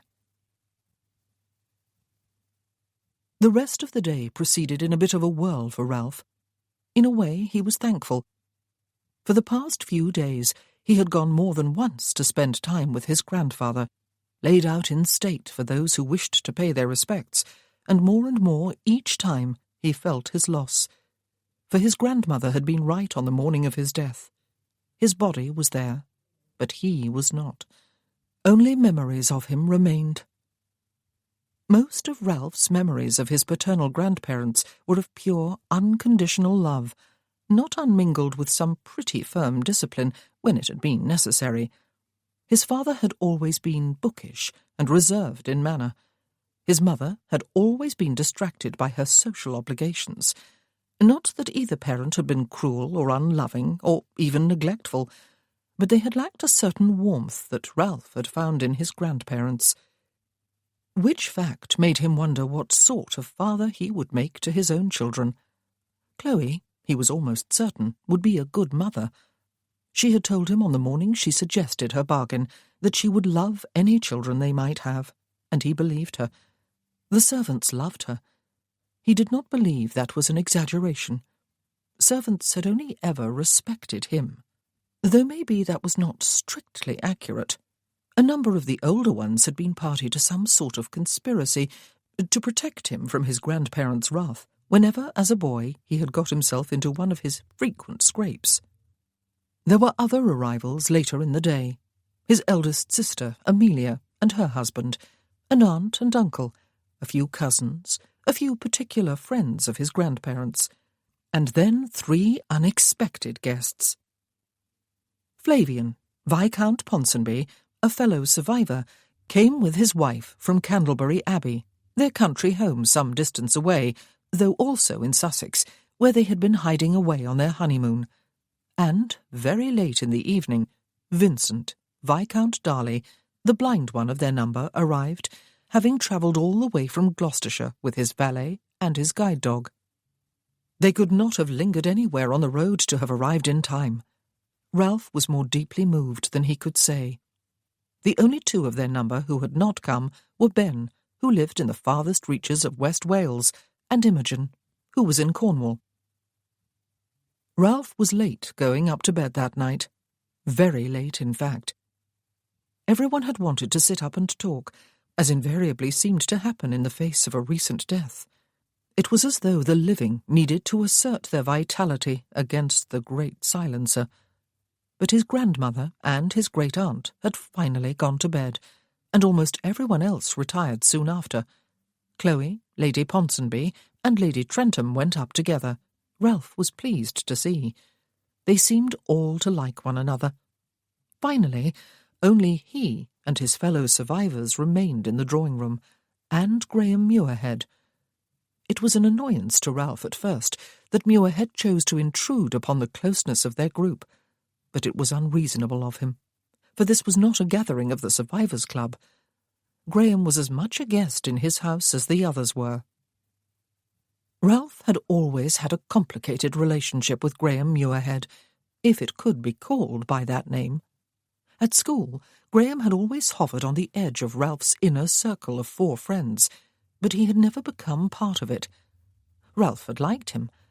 Sometimes he had believed he would enjoy a closer, meaningful friendship with him, for Graham was intelligent and sensible and well-read. At other times, Ralph had found him so irritating that even his worst enemy would be a preferable companion, for Graham had a mind of his own, and did not scruple to disagree with any idea or scheme that ran contrary to his beliefs. To be fair, Ralph had the feeling that Graham had felt the same way about him. Perhaps it was because they were both strong-willed.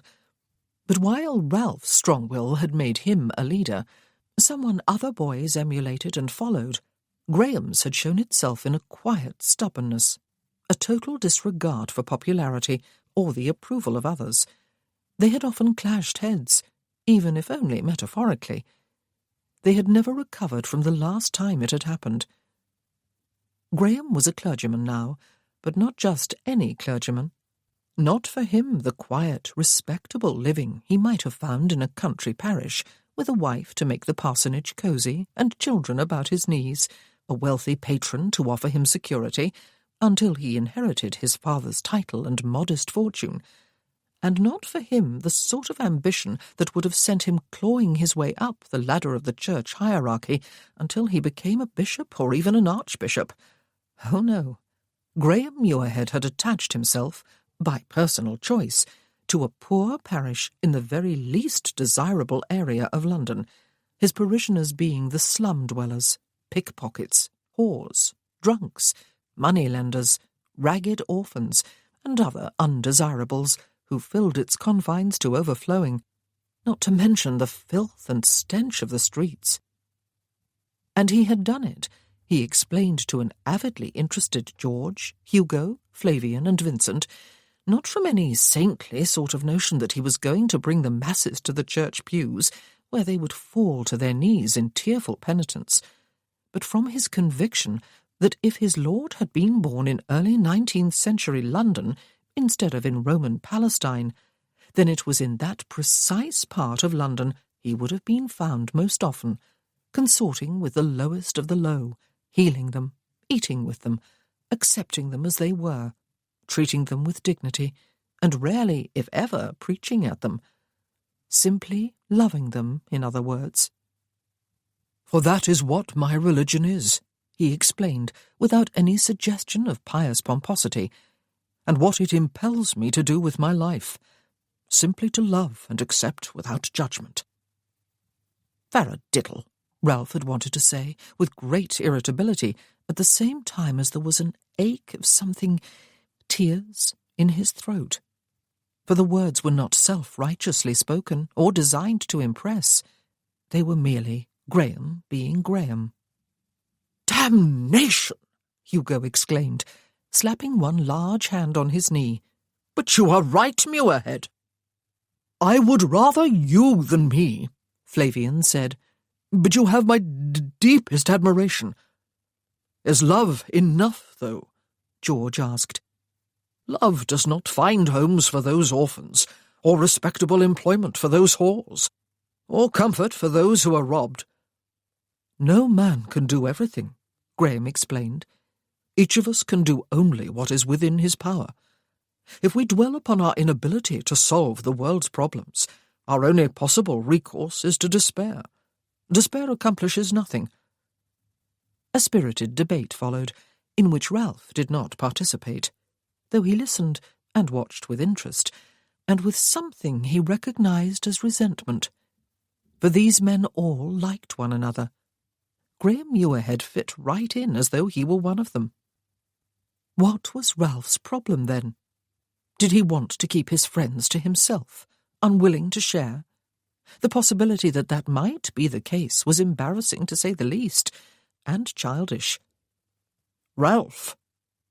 George's eyes were resting upon him, and the others turned to look at him too, even Vincent. "We are keeping you up, and you need rest. One has only to look at your face to see that. You were very deeply attached to your grandfather. Tomorrow will be difficult for you." "I actually find it rather soothing," Ralph said, "just to sit here and listen to you all talk. Thank you for coming. I really did not expect it. You too, Graham. It means a great deal to Chloe to have her family here with her." Hugo got to his feet, rubbing his hands together. "Well, I am for my bed," he said, a signal to them all, including Vince's dog. It was well past midnight when Ralph let himself into his wife's room without tapping on the door as he usually did. He expected that she would be asleep. He had even considered staying in his own bed tonight, but he found the prospect cheerless. He would not wake her, though, he had decided. Tomorrow was going to be busy for her, too. There was a small coal fire burning in the fireplace. That was unusual. But then he saw she was seated in an armchair beside it, her arms wrapped about her legs, her bare heels resting on the edge of the seat. Her nightgown covered her to the ankles and to the wrists. Her nightcap allowed a mere glimpse of her hair. Even so, she looked more inviting than any courtesan he had ever encountered. A rather absurd thought, surely. Firelight flickered warmly off her person and off one side of her face when she turned it toward him. He set his back against the door and crossed his arms over his chest. He had a strange and strangely disturbing sense of homecoming. Chloe turned to look at him. She had not been sure he would come. She ought not to have waited up, but she had been unable to go to bed. If she had, she would not have slept. "I thought you would be sleeping," he said. "No." "I am sorry," he said, "that my mother and Nora and Amelia are still virtually ignoring you. They will come around if you are willing to give them time. It is just that my sudden marriage took them completely by surprise, and they are quite unjustly punishing you. I should perhaps have told my mother about you before I left London." She had not expected his mother and sisters to welcome her with open arms. At least they had not been openly unkind, but she did not want to think about them tonight. "At least Lucy has been unusually quiet," she said. "She is awestruck, and long may she remain so. She is speechless with admiration of your great aunt. Have you noticed how she seats herself as close to her as possible, and takes note of her every word and gesture? I suspect she will be begging Mr. Nelson to buy her a lorgnette when they return to London." "She is fond of you," he said. "So are your father and your brother." "Yes." She did not want to think of Papa either tonight. "Come to bed," he suggested, but she did not move. "Tell me about the survivors," she said. "It is a word Lady Trentham used this afternoon regarding your friends, and she sounded as though it ought perhaps to be written with a capital S. They were all with you in Cornwall? They were all wounded. I did not realise, you know, when you introduced Viscount Darley to me, that he was blind. As soon as I spoke to him, he looked so directly at me that I assumed he could see me. I wondered why he had brought the dog, but then I suddenly understood when he did not take my outstretched hand. Were you all in Cornwall for 3 years? It is an awfully long time." She could almost sense him sighing inwardly as he uncrossed his arms and came closer. She ought not to have asked. They had agreed to show no real interest in each other's lives, had they not? They had agreed to no emotional involvement. But surely they needed to know some things about each other. He sat down on the low ottoman beside her chair.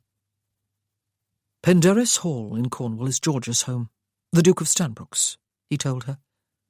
"He set it up as a hospital for wounded officers toward the end of the wars. He persuaded an excellent doctor of his acquaintance to work there and hired extra staff. A number of wounded men were there for a while and then left. A few died, 1 at Penderys and 2 after they had returned home. But there were 6 of us who stayed for all of 3 years. I suppose we were the ones whose wounds were not just physical, or in some cases not physical at all. We stayed to heal, and then to convalesce, to put ourselves as well as our bodies back together. The doctor was very skilled at that former aspect of his work.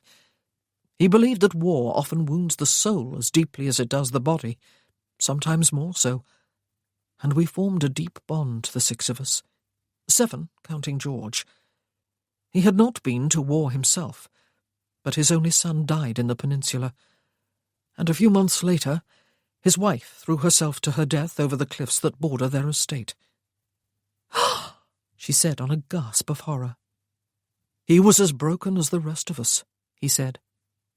"One day one of us, I believe it was Flavian, though it might have been me, called our group the Survivors' Club as a sort of joke, and the name stuck. The 2 who are not here now are Ben, Sir Benedict Harper, who lives in West Wales with his wife, and Imogen, Lady Berkeley, who lives in Cornwall. Ben's legs were crushed in a cavalry charge, and he has never recovered the full use of them, despite Herculean efforts on his part. Imogen's husband died under torture in the peninsula, and she was made to watch some of it as well as his death. We all left Penderys at the same time 4 years ago. It was probably the hardest thing any of us has ever had to do, though it was absolutely necessary, of course. We could not live out our lives in an artificial bubble. Now we get together for 3 weeks each year in the early spring, usually at Penderys, though this year we went to Middlebury Park in Gloucestershire, Vincent's home, instead. He did not want to leave his wife so soon after her confinement. "He speaks with great pride and affection of his son," she said. "How sad it is that he cannot see the baby." "It would be a mistake to pity Vince," he said. "He very rarely pities himself. He considers himself well blessed and happy." "They mean more to you than anyone else in the world," she said. "Your fellow survivors." "Yes, in a way." He looked up at her and reached for her hand. She wondered if he had intended to do so, but he did not release it. "It is a special bond that we share, but it does not preclude other bonds. 5 of us have married, all within the past year, incredible as that sounds. 3 of the wives came to Middlebury Park this year. Flavian married while we were there, and now I have had my turn. Marriage creates a different sort of bond, Chloe. It is not necessarily inferior to what I have with the survivors. Indeed, it is not." He set one of his hands palm to palm against hers and spread his fingers along her own. "Do you feel threatened by them?" he asked her. "No." She shook her head, not sure she spoke the truth. "I have seen evidence of your physical hurts, Ralph, and I realise they were dreadful indeed. What were your other hurts? Why were you at Penderys for 3 years? Why did you leave there so changed, and with such lifeless eyes and empty soul, and believing yourself incapable of love?" Chloe did not ask those questions out loud. She was terribly aware of Ralph's hand pressed to hers, large, long-fingered, darker-skinned than her own, very masculine, and of his head just below the level of her own, bent over their hands. In the firelight, there appeared to be gold strands in his dark hair. Despite her initial reaction, she liked his friends, his fellow survivors. And yes, it was a word that would need a capital S if written. The rather austere bearing of the Duke of Stanbrook was explained by his history, by the loss of his only son in battle, and the suicide of his wife shortly after. But instead of allowing those 2 deaths to embitter or destroy him, he had concentrated his resources upon bringing healing to others who had suffered. There was no outer sign of the injuries Lord Trentham must have sustained. He was large and seemed powerfully strong, and his face beneath the close-cropped hair looked rather forbidding, as though frowns came more easily to him than smiles. Yet when he spoke, he was kindly, and it was clear he loved the small, dainty Lady Trentham, and she him. Yet he had been damaged enough by the wars to have spent 3 years with the others at Penderys Hall. Viscount Darley's injuries were more obvious. He was a very young man even now, perhaps even younger than Ralph. How old must he have been when... It did not bear thinking of. He had a sweet, sunny-natured temperament. And Viscount Ponsonby stammered very slightly, but that might have nothing to do with what had happened to keep him at Penderys for so long a time. He was suave and charming and witty, and seemed outwardly undamaged by war or life. He was obviously very much in love with his new wife. She liked Ralph's friends, but, oh yes, she had felt threatened by them, for there was something quite extraordinary about the way the 5 men related to one another. She had even resented the fact that Lady Trentham and Lady Ponsonby did not seem to feel threatened. Everyone now gathered at Manville Court, with the exception of her father and Lucy and Mr. Nelson, knew Ralph better than she did. Even Graham. She knew almost nothing. And so she had asked her questions, even though it was late, and she ought perhaps to have gone to bed instead of waiting up for him. And she ought to have allowed him to go to bed. Tomorrow was going to be both busy and emotionally draining. He held his hand against hers and laced their fingers tightly. He kept his eyes on their hands. "Why were you at Penderys for 3 years?" she had asked. "I wanted to die," he said, his voice without inflection. "It was why my father sent me to Penderys. I ranted and raved, and talked of nothing else except putting an end to it all. I tried to swallow all my medication. I reached for anything that looked sharp enough to let blood. When my hands were tied to my bed with bandages, I fought like a demon to prevent my wounds from healing." "Your physician could give you nothing to control the pain?" she asked. He had lowered their hands to the seat of the chair, their fingers still laced.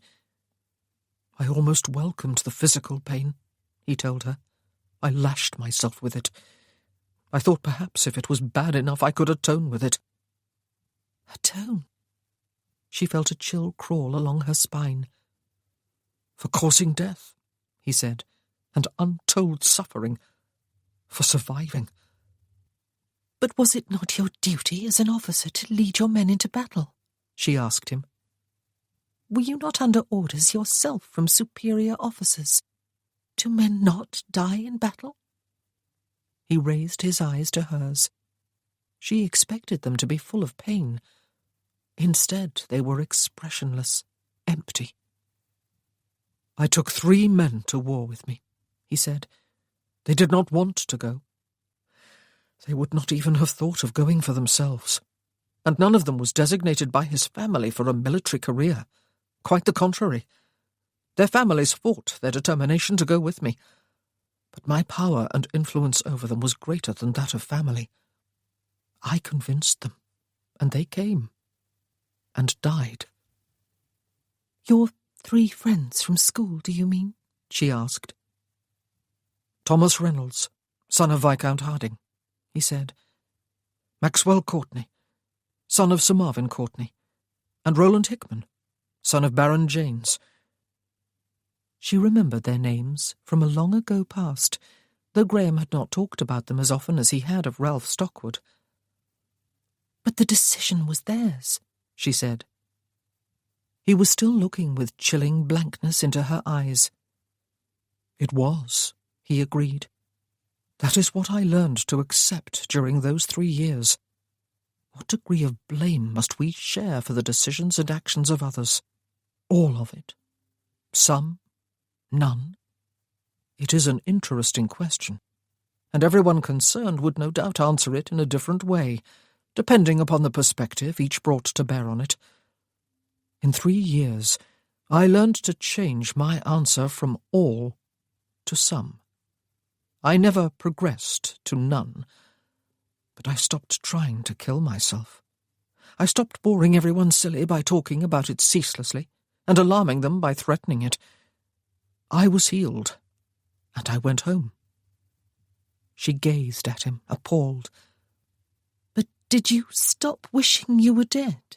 she asked, and could have bitten out her tongue as soon as the words were out. He half smiled, though it was perhaps more grimace than smile. "Fate played a cruel joke on me," he said. "Instead of killing me and assigning me to hell, where I no doubt belonged, it saved me, and gave me hell on earth instead. But all things can be endured, given time. One adjusts to the circumstances in which one finds oneself. One's own small revenge upon fate, perhaps. We all adjust it, the 7 of us. We are all living our lives in a more or less productive manner. And I must apologize for speaking so depressingly and so self-pityingly. It will not happen again, I assure you." "Do their families blame you?" she asked. He released her hand and stood up abruptly. "I do not doubt it," he said, extending a hand to help her to her feet. "You need not concern yourself." But she could not leave it alone, not yet. "Have you asked them?" She slid her hand free of his when she was on her feet. He startled her by leaning forward and setting his mouth to hers, hard. She had no time to decide if it was a kiss, or if it was merely a way of silencing her. She stared, mute and wide-eyed at him when he lifted his head again. If it had been a kiss, it was her first. How utterly absurd. She was 27 years old, and she had been married for almost a week. But she did not believe it had been a kiss. It had silenced her, though. He was frowning. Then he raised both hands, removed her cap, and dropped it to the chair behind her. "Have you always worn a nightcap?" he asked her. "No." "Have you ever worn one before this past week?" "No." "Why now, then?" She could not think of any reason to give, except the truth. "I did not want you to think I was trying to entice you." His eyes, which had been directed at her braid, were suddenly focused upon hers. "You were hoping I would merely go away?" he asked her. "Oh, not at all," she said. "I would have hated that. But I did not want you to think—" How could she complete the sentence? "That you were beautiful," he said, "and desirable. But I had thought both, and still do think them. Is your hair a dreadful trial to you?" Baron Cornell, her beau during her first season, had once laughingly told her that with her hair she could pass any day for the most luscious and flamboyant of courtesans, and the highest paid to boot. He had apologized when he realized that he had deeply shocked her, but she had never forgotten. And then, last year— Yes. It was the simplest answer she could think to give. Every woman wants to be thought beautiful, and she was no exception, but she did not want to be looked upon with lascivious hunger, as she had been looked upon too many times for comfort. His hands were drawing out the pins that held the coils of her braid to her head. When it fell, like a heavy pendulum against her back, he reached behind her, removed the ribbon that bound the end, and unravelled the braid. He pushed his fingers through the hair and brought 2 locks of it over her shoulders. "We made our bargain," he said. "We each know what to expect of the other and what not to expect. We did not speak of desire, however. I hope I do not offend you by desiring you, and by admiring your beauty and the glory of your hair. And indeed, I hope you desire me, that the marriage bed is not in any way repugnant to you." "It is not," she assured him. "The glory of your hair." He drew a breath and let it out audibly. "Why are we up so late?" he asked her. "Tomorrow is going to be busy, and you will be exhausted. May I weary you a little longer, though?" A smile flitted across his face like a shadow and was gone. She ached within, longing for him. "Yes," she said.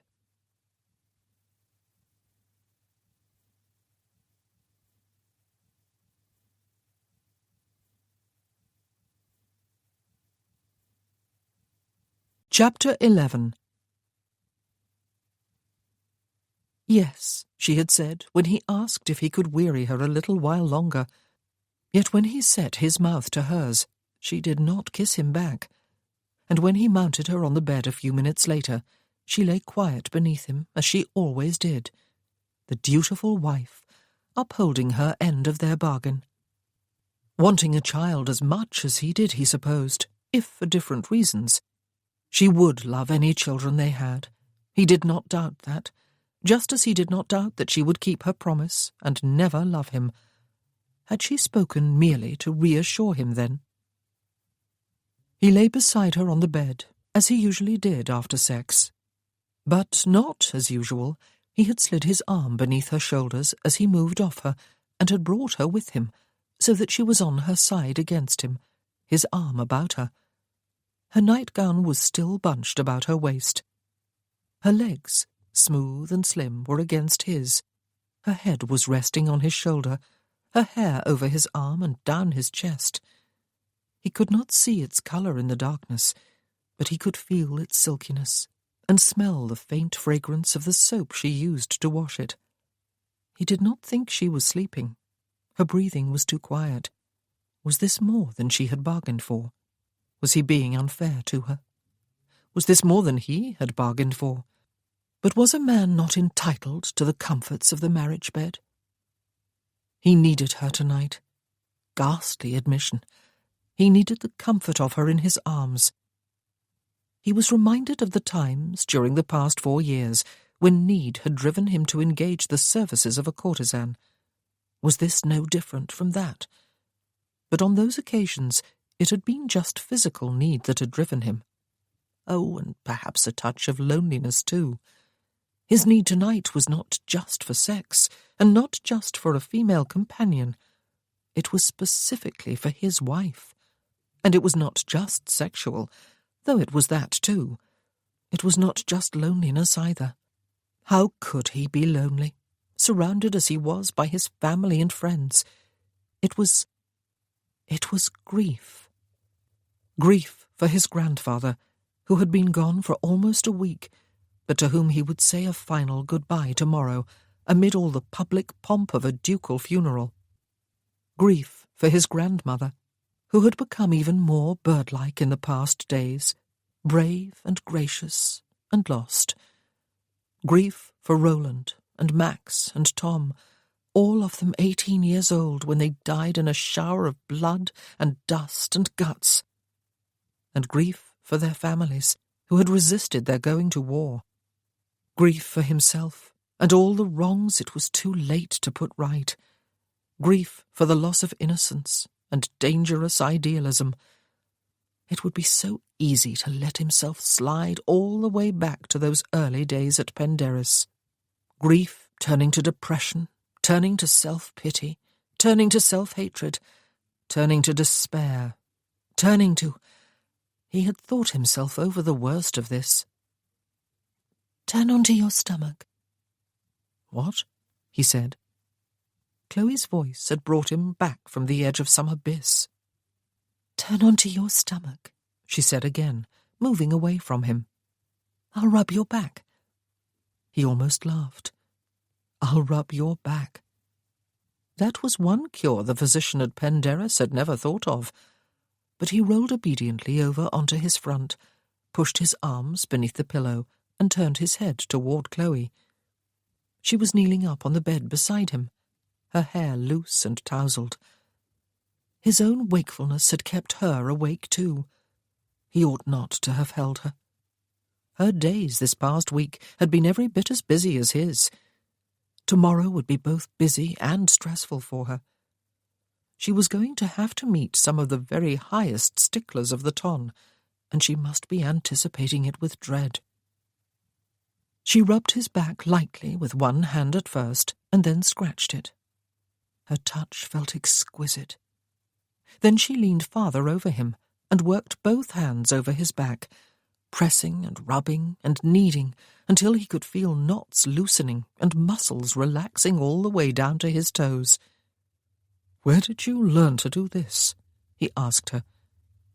"I did not," she admitted, "but I can feel where you were tense. I am trying not to press on any of your old wounds. I hope I am not hurting you." "I did not know," he said, "that a pair of magic hands was being brought into our marriage, along with the rest of you. I think I may have got the better half of our bargain." "Not so," she said. "You brought a few titles and enormous wealth with the rest of you." He heard himself laugh softly, with genuine amusement, and felt the strangeness of it. The heels of her hands moved hard over his shoulder blades, and for a moment he moved with them. Then her touch softened, and he relaxed even more deeply. He did not believe he had ever in his life felt so contented. He closed his eyes and drifted off to sleep. When he awoke, it was dawn. He was still lying on his stomach, his arms crossed beneath his pillow, and he was still warm and relaxed and comfortable. He lifted his head. It was almost 6:30, according to the clock on the mantel. Chloe was on her side facing him, asleep. She looked very different from usual, without her cap, her hair in a riot all about her head and face and upper body. And now, in the early light of day, he was fully aware of its colour. He felt an instant and quite intense desire for her, and despised himself for it. It was not the necessary desire of a husband wishing to impregnate his wife. It was the raw desire of a man for a beautiful woman. It was without the respect he had promised her and given for the first week of their marriage. He wanted her with a ravenous hunger, on the morning of his grandfather's funeral. She opened her eyes. After a moment they focused upon him, and she smiled. "You slept," she said. "I did." He took her each morning before rising. It was necessary to do so after all. He could see from the expression on her face that she expected it this morning too, that perhaps she would even welcome it. He set a hand on her shoulder, as he usually did, to turn her onto her back. But before she could move, his fingers tightened and then released her. "It is going to be a busy day," he said curtly. "Have another hour of sleep. I am going out for a ride." And he turned away from her and his own desire for her, swung his legs over the side of the bed, sat up and reached down for his dressing gown.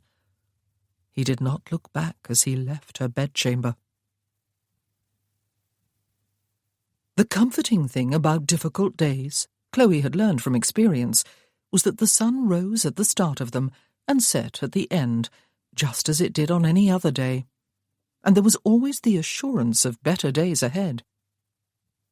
She faced the day of the late Duke of Worthingham's funeral with a determined courage, for it was not about herself. She was not to be a central player, even though she was the wife of the new Duke and must welcome an unknown number of members of the ton into her home during the course of the day. It would not be an ordeal impossible to face. She had greeted Ralph's mother and sisters and other members of his family during the last 2 days after all, and in many ways that had been worse. She would get through today, and then everyone would go away again, and she would be able to relax at last. She would begin her new life in earnest here at Manville Court. A large number of outsiders did indeed attend the funeral in the village church during the morning, and then followed the sombre cortege on its slow procession to the family burial plot beside the chapel where Ralph and Chloe had married just the week before. Everyone then proceeded to the house to partake of refreshments and to express their sympathies. Chloe did not have to face any of them directly until that last phase of the proceedings. She was introduced then to virtually everyone, including people with whom she had a previous acquaintance. Most nodded graciously but distantly to her. The occasion made that quite acceptable. Some regarded her with frosty, haughty stares, and were only as civil as good manners dictated. But at least they were good-mannered. A small few, were amiable, and even engaged her in conversation, and congratulated her on her marriage. No one gave her the cut direct. And there were, of course, those who had come purely for Chloe's sake, her father and brother and sister, and also Lord Easterly, with Aunt Julia, Papa's sister. Her aunt and uncle hugged Chloe, and congratulated her on her marriage, and smiled at her with genuine warmth.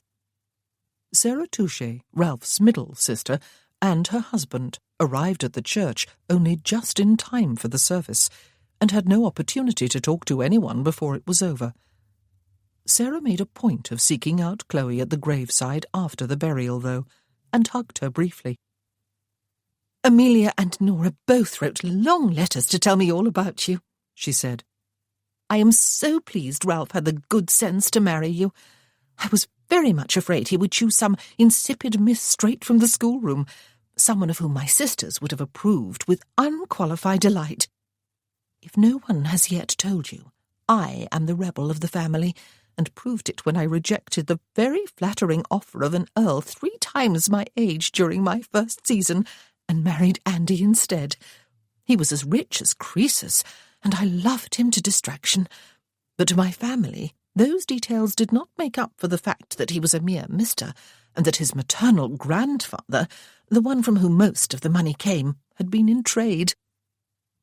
With that, she hugged Chloe briefly again, and then turned to leave.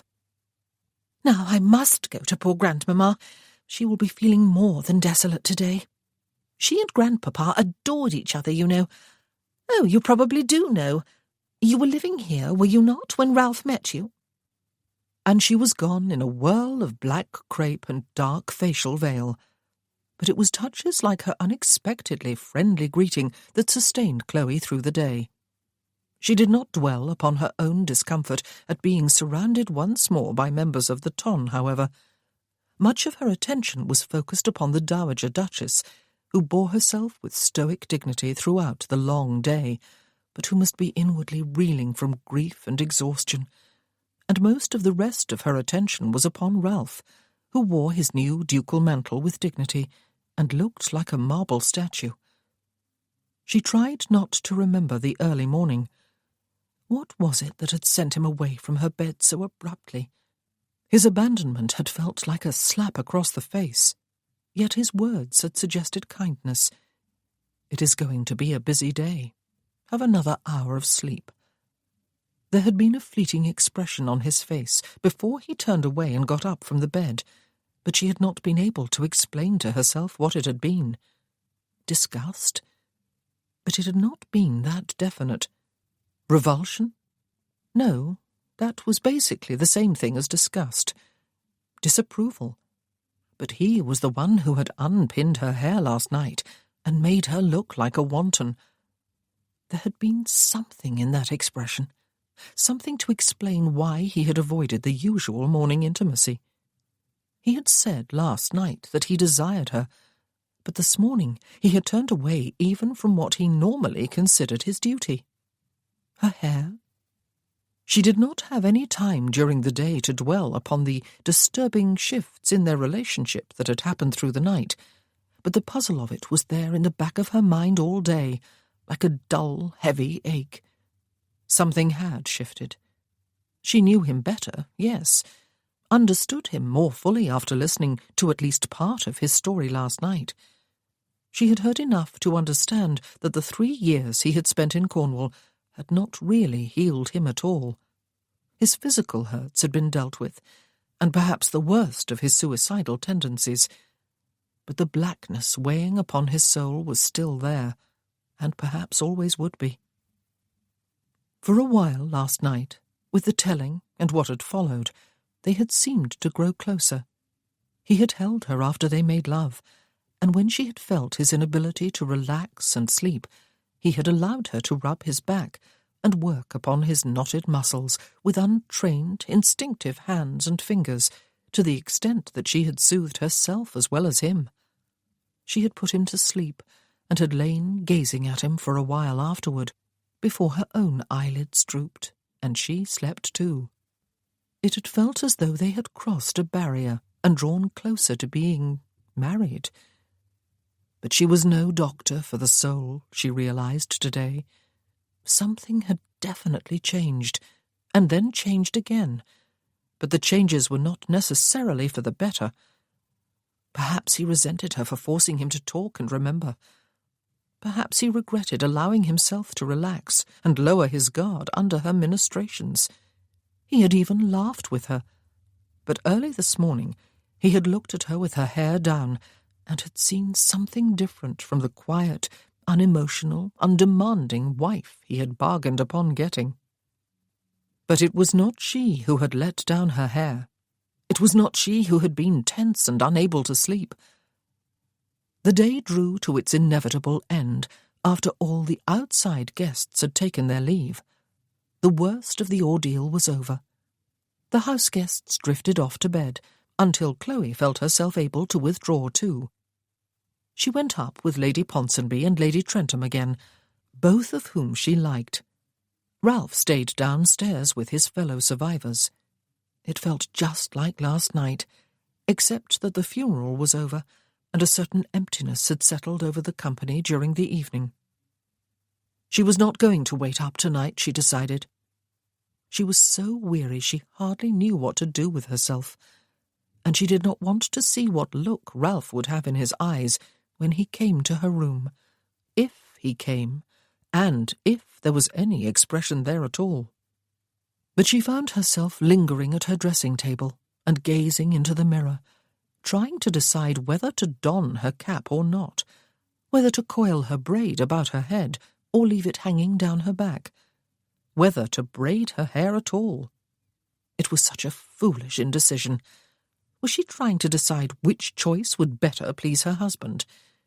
What she ought to be asking herself instead was what she wanted to do. But she was too weary to think. No, she did know what she wanted. She wanted hair as dark as Lucy's and her mother's and Graham's and her Which father? She hated more than anything else these moments when such doubts got past her guard. Papa was her father. Papa was her father. Oh, her hair was to blame for everything. And finally she decided. She had nothing very large in the room with her. The best she could come up with was her sewing scissors, whose blades were not very long. But they were long enough, and they were sharp enough. She had sharpened them herself just before coming to Manville Court. She cut off her hair to the bottom of her ears. She considered cutting it even shorter, hacking it off all over her head. But by that time her breathing was ragged with panic, and her hands were shaking and tingling with pins and needles. She turned on the stool and looked at the hair scattered along its length and heaped on the floor all about her. There was far more of it than she had expected. She felt suddenly sick to her stomach. She dared not lift her hands to feel the remaining hair, but she did not need hands. She could feel its absence. There was a lightness about her head, and the air felt cool on the back of her neck. She was sitting facing out to the room, surrounded by hair, her scissors still dangling from the fingers of one hand, when a light tap on the door heralded the appearance of Ralph. Good God! Ralph came to an abrupt stop inside the door, looked at Chloe, looked at her scattered hair, and shut the door softly behind his back. "Chloe," he said. She burst into noisy, gulping tears. "I am not sorry," she gasped out. "I hated it. I hated it. I am not sorry." All that glorious hair, gone. He could do nothing but stare blankly for a few moments and gaze upon his wife's distress with incomprehension. He had almost not come tonight, because he had been thinking of this moment all day. Despite all that had been going on, despite his genuine grief over seeing his grandfather finally carried out of the house, making the end of an era final, and despite the necessity of holding together his dignity in the face of all those who had come to pay their respects to one dead duke, and to look with critical curiosity upon the successor, despite his concern for his grandmother, and to a lesser degree for his sisters, despite his realization that this was a difficult day for his wife, despite everything, he had wanted only for the night to fall, so that he could come to her again, bed her again, be with her again. And his very longing for the night, for her body, for her, had almost kept him away. For frankly, he was a bit bewildered, and more than a bit alarmed by his eagerness. He had to tell himself, sternly, that it was all because of the turmoil the death of his grandfather had caused in the past week, that soon now they would be able to settle into the routine of the marriage they had both bargained for. More than anything else, he wanted himself back to himself. He would share himself in marriage for all the essentials, the creation of children, the joint running of a home, though that would not be difficult, since presumably she would run the house and he would run the estate. He did not want to share anything else of himself, or of her. Such was not part of their bargain. They must share a social life, of course. He hated this confusion of mind, and the sooner he shook it off, the better he would like it. He had convinced himself, finally, that he was coming tonight because he had missed bedding her this morning, and hoped very much to have her pregnant before her next courses were due. And no, he had not asked her when that was. And now this.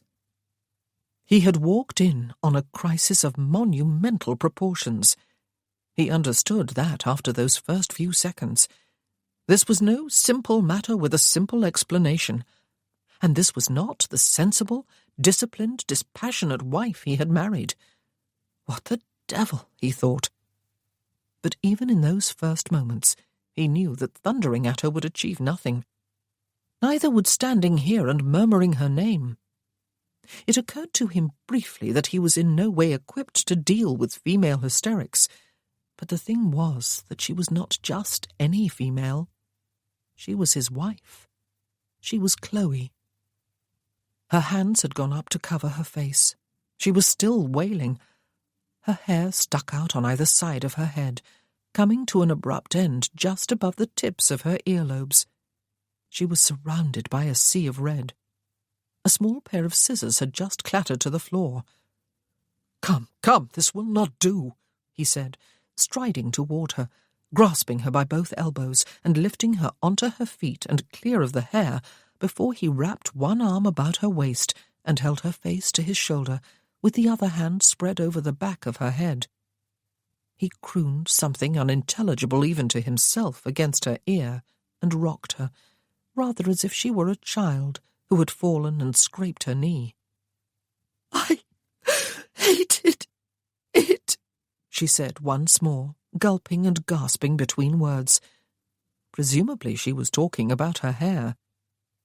"Then you did the sensible thing," he told her, though she might have waited until an accredited hairdresser could do the job for her. "I look right," she gasped. She probably did. He had not had a chance to properly assess the damages. "Probably," he agreed. The hysteria stopped, rather as if he had tipped a bucket of icy water over her. She drew back her head and looked up at him with her wet, reddened face, her shorn hair standing out to the sides, the right side slightly shorter than the left. "Oh," she said, "there is no probably about it." "No," he agreed. "I can see that." Her teeth sank into her lower lip. "I cannot stick it back on," she said. "No," he agreed again. "You cannot. And I will not even add a probably this time." And what now? He could hardly just take her to bed and extinguish the candles and proceed to business. "We will go to my bedchamber," he said. "Come." And he set an arm about her shoulders and led her there. Fortunately, they did not meet anyone on the way. He pulled on the bell rope in his room and went to the doorway of his dressing room when he heard his valet enter. "Have someone sent up to clean Her Grace's room, Burroughs," he said. "She has been cutting her hair. And refrain from entering my bedchamber in the morning. I will summon you when I am ready to dress and be shaved." "Yes, Your Grace." The valet disappeared. "It is dreadfully late," Chloe said. "The clean-up could have waited until the morning." He raised his eyebrows. "No," he said, "it could not." She had given herself surely the worst haircut in the history of haircuts. She looked younger. She looked vulnerable. She stood at the foot of the wide steps leading up to his canopied bed, dwarfed by the grandeur of it. It had always rather amused him to be given this room, originally designed for the Duke, with an equally ostentatious room for the Duchess. It was now Chloe's room, on the far side of the dressing-room. His grandfather had refused to move into the apartments when he had succeeded to the title after his father's passing. They had been kept for the convenience, or inconvenience, of the heir when he visited. What had happened in Chloe's room had been a calamity of monumental proportions, he had thought, when he walked in upon her. It was tempting now to ignore it, to forget it with the sweeping up of her hair, to deal with the mess of the haircut itself tomorrow, to go to bed now and make love to her before falling asleep. He was weary to the bone, God knew, and so must she be. But, well, "I hated it" was not really good enough as a reason for doing such a thing, was it? But did he really want to know more? To probe deeper? There was no fire burning in the grate. It was not a cold night, but there was a bit of a chill in the air. He looked at the 2 leather armchairs that flanked the fireplace. He had never used either. There was a folded plaid wool blanket over the back of one of them. He had never used that either. Indeed, he did not recall ever having noticed it before now. "Come," he said, striding toward that particular chair and shaking out the blanket. When she came, he wrapped it about her and looked into her eyes. It had been his intention to seat her on the chair, wrapped warmly, while he took the one opposite. But she looked like a little bundle of misery in the blanket. He quelled a twinge of irritation and sat on the chair himself, before drawing her down onto his lap, guiding her head to one shoulder and setting both arms about her. She did not resist. "It must have been called your crowning glory more times than you could count," he said. "Why did you hate it?" "The colour stood out like a sore thumb," she said. "I heard my mother say just that to our housekeeper one day. My mother, used to dampen it down to darken the shade, and she used to braid it so tightly that my head hurt and my eyes slanted. She used to dress Lucy's hair in soft curls and ringlets." He thought she was finished, but she drew breath, hesitated, shook her head, and continued. "As a girl I looked like a freak," she said. "My second teeth grew in before my face grew to fit them, and my freckles were as big as pennies and covered my nose and my cheeks.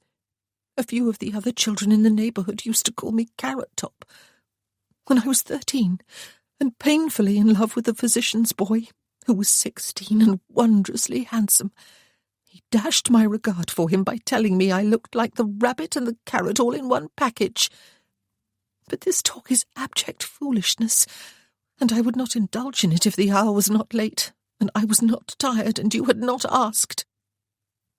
Her mother must have been both horrified and embarrassed when her first child was born within 9 months of her marriage with such undeniably red hair.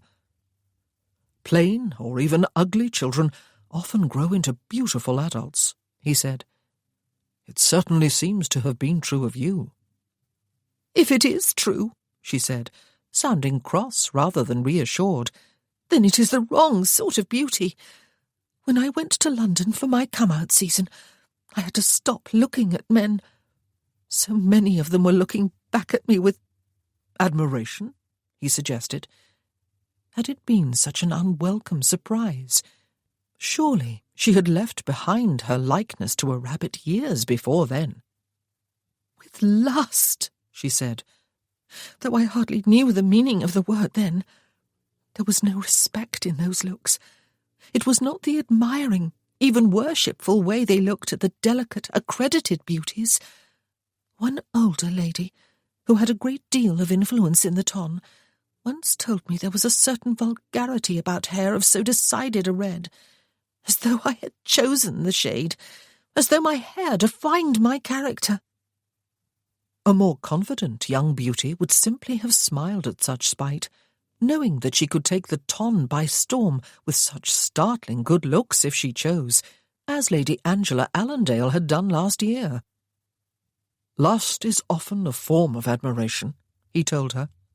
Coupled with good manners, it could be seen as flattering. "Not when one is told that one could be the most expensive, sought-after courtesan in London if one wished to be," she said. "If someone actually said that to you," he said, "I hope you slapped him very hard across the face." "He apologized," she said, "when he saw that he had distressed me." He felt a sudden suspicion. "Was this the man who was paying court to you before your sister ran off with Nelson?" he asked her. "It does not matter." She sighed, her breath warm against his neck. "I had a fortunate escape from him. Sometimes it takes time and a bit of maturity to realize that." She still had not named the man. Perhaps it was just as well. He realized he'd reached a point where he would want to do a great deal more than just slap the man's face. "And then there was last year," she said. "If only I had been born with my mother's dark hair, none of that would have happened. No one would have thought of spreading such vicious gossip. And that was all it was, gossip. I am so sorry. I hate habitual complainers. They are a dead bore." Yes, he should be bored, but in listing her complaints about her hair, she had told him a great deal about herself. He had not wanted to know. He still did not. It would be altogether more comfortable living through the marriage to which they had agreed if he knew her only by her day-to-day behaviour. But he was beginning to realize that it had been naive of him to expect such a shallow relationship. Something occurred to him. "Why tonight?" he asked her. "If you have hated your hair all your life, why was tonight the crisis point? Did something happen today? Did someone say something?" "No." She sighed and did not continue. She was not relaxed, though. He could feel tension in her body, warm though it had become inside the blanket. He waited. "It was because of this morning." "This morning?" He frowned. Last night you unbraided my hair, she said against his neck. You spoke of the glory of it, and of your desire for me. This morning you looked at me with distaste and left to go riding, and I knew that something in our marriage had been spoiled, and that my hair was to blame. Always my hair. Tonight I thought you probably would not come at all. Good God. He set his head against the high back of the chair and closed his eyes. He had not bargained for this. Why the devil had he taken off her nightcap last night? It had been a bit like opening Pandora's box. How was he to explain to her? Chloe, he said, I cannot love you. I cannot love. I have not asked it of you, she said. I do not ask it. Did you think last night and this morning that I was— No, he said, cutting her off. I knew that you were not trying to lure me, to use your own word from last night. Also, last night we agreed that desire is not a bad thing in a marriage such as ours, but I would not take advantage of your acquiescence. This morning I was afraid of taking advantage. So you went away out of respect? She asked him, sitting up on his lap and frowning at him. It was most certainly not out of revulsion, he said, or out of any feeling that you were behaving like a courtesan. The very idea is absurd, Chloe. You? So why the deuce did you cut your hair? She was still frowning, and then she was not. Her eyes smiled first, and then her mouth curved upward at the corners. Her hair, just as red as ever, stood around her face like a blunt-edged, flat-topped halo. He heard himself laughing then, and stopped abruptly. But she was laughing too. "Does it look quite appalling?" she asked him. The truth? Good God, had he actually laughed? Again? Does it? It does, he said, and she laughed once more, and then bit her lower lip. I shall have to hide away until it grows back, she said. Or have it cut by someone who knows what she or he is doing, he suggested. Even shorter? Well, it cannot be cut longer, can it? He said. I'll tell you something, though, Chloe. You are still beautiful, and I still desire you, with respect for our bargain. Her laughter stopped, but she continued to gaze at him. No, he could not love her, not in that way. But perhaps he could come to love her, as he loved his mother and sisters and grandmother. She was family, after all. She was his wife. She would be, he hoped, the mother of his children. He could love her in those capacities. Perhaps there could be more for them than just what they had agreed upon. Perhaps there could be friendship, affection. Except that he did not want even that much, did he? Perhaps he would have been better off, after all, choosing someone from the ballrooms of London. He was afraid that with Chloe he might come alive, and there was too much pain awaiting him if he was not very careful. Without ever meaning to, he kissed her, and prolonged the kiss, drawing her down against him again, cupping her jaw with his free hand. He parted his lips, licked at hers, pressed a little way through to the warm flesh within, and alarmingly, he felt as though he might weep. He drew back his head and gazed into her face. You must be almost collapsing with exhaustion, he said. And you? We had better get to bed. Yes. But something had changed between them. It had started last night and continued tonight. He was too tired to ponder what exactly it was and what it would mean for him, for her, for them. He was just too damned tired.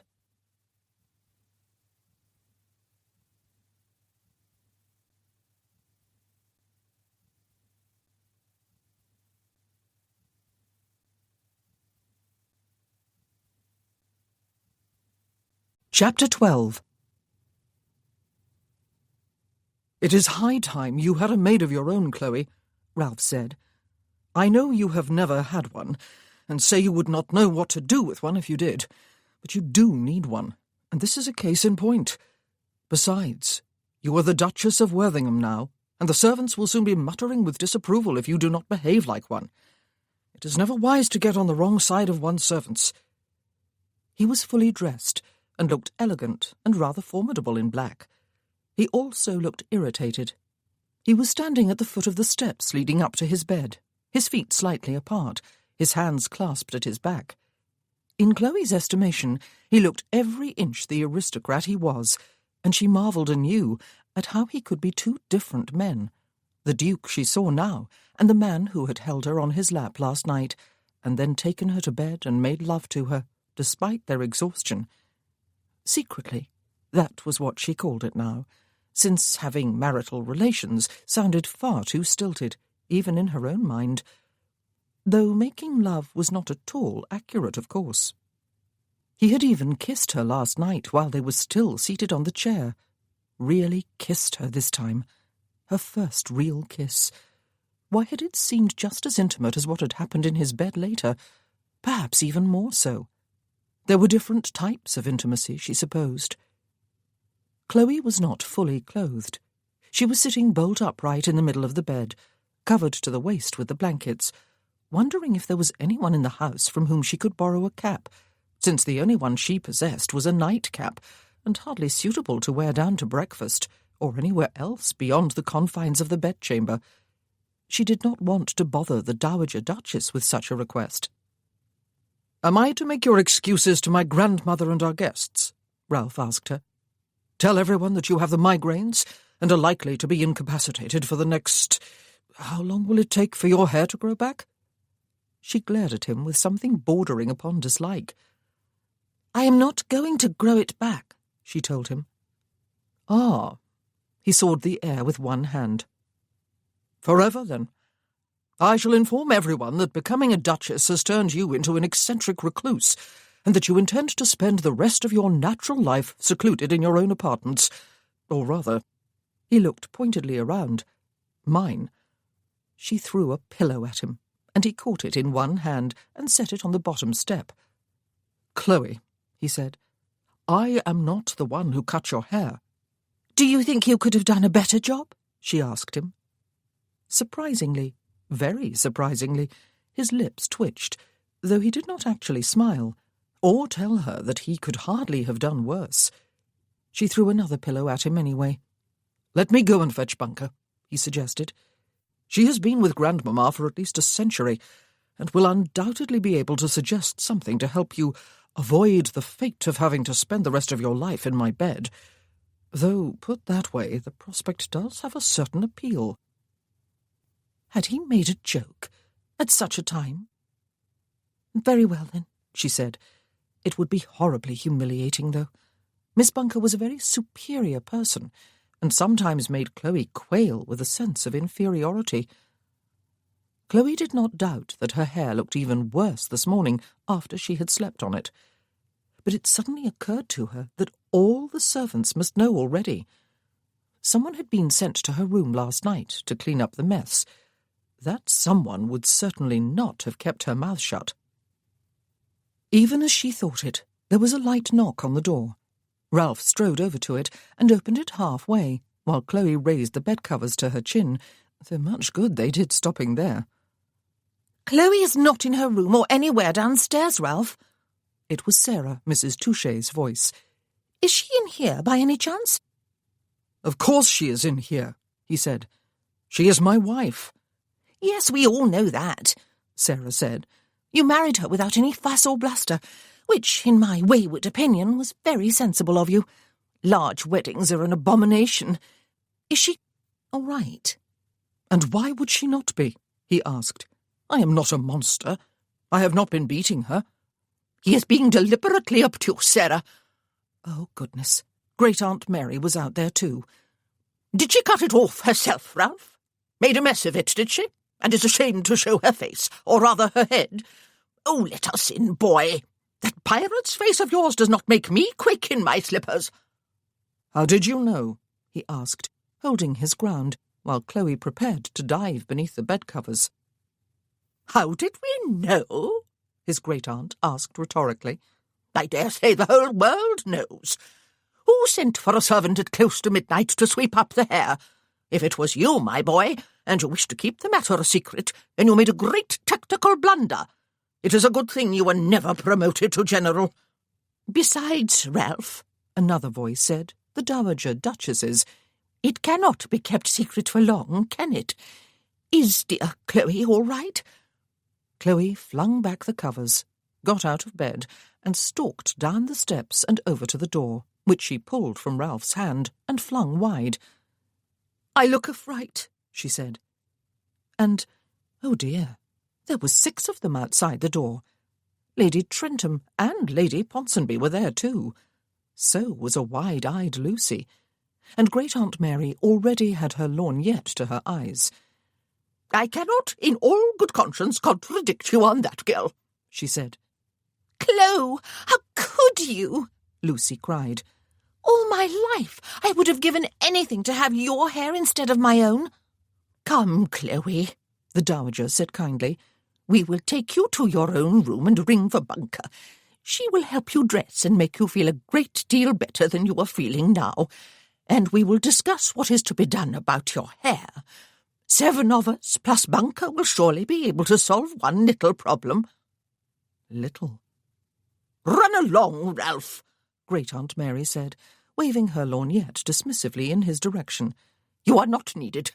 Men rarely are when there are important matters under consideration." And he ran along, or at least he did not argue or try to follow, as Chloe was borne off on a tide of ladies. At least they did not ask her why she had done it. They kept their minds upon finding a practical solution to the world's worst haircut. Miss Bunker was not much help, except as a calming influence. She looked upon Chloe as though there were nothing different or unusual about her as she helped her into one of her black dresses and brushed what little hair she had left. She made no suggestions about repairing the damage, but that was hardly surprising, since everyone else was making them instead. Lady Trentham ended the discussion by offering up her own maid. "I have a very good hairdresser in London," she explained, "but it would take several days to summon him here. When I am not in town, my maid trims my hair, and really does just as good a job of it as Mr. Welland, though she does not have his prestige. Will you trust your hair to her, Duchess?" "Oh, call me Chloe, please," Chloe said. "I keep looking at Grandmamma when I am addressed as Duchess." "Then you must call me Gwen," Lady Trentham said. "I will summon my maid, shall I?" Gwen had short blonde hair, very prettily curled. Chloe nodded. "Please," she said. "You are fortunate enough to have thick hair, Chloe," Viscountess Ponsonby observed. "And it has a natural wave. I believe it will look very becoming when it has been properly styled. And please call me Agnes." "But it was so beautiful as it was, Chloe," Lucy said mournfully.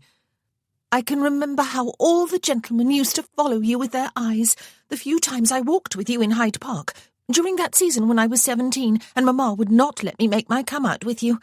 I was mortally jealous. Until I met Freddie, that is." She said no more. Great-aunt Mary had swung her lorgnette her way. Gwen, Sarah, and Agnes remained with Chloe while the repairs were being made. Miss Bunker had left earlier, and the older ladies went down for their breakfast, taking Lucy with them. She actually looked rather gratified when Great-aunt Mary took her arm and informed her that since she was young and strong, she might as well make herself useful. Gwen's maid looked critically at Chloe's hair and ran her fingers through it after she had been told that she had carte blanche to do with it what she thought best, provided it ended up looking better than it did now. Not that that would be a difficult task. Then she set to work with her scissors, while the other ladies watched. "Lady Darley has red hair too," Agnes said, "though not as red as yours, Chloe. Hers is more auburn. She cut it off too, long ago when she was a girl. She has grown it back since she married Lord Darley last year. She was a thin, shorn little waif when I first met her shortly after their wedding. She is pretty and dainty now. They are very happy, I believe. No, I know. She has a new baby, Chloe said. Thomas, Gwen said. The first survivor baby. I think mine will be the second.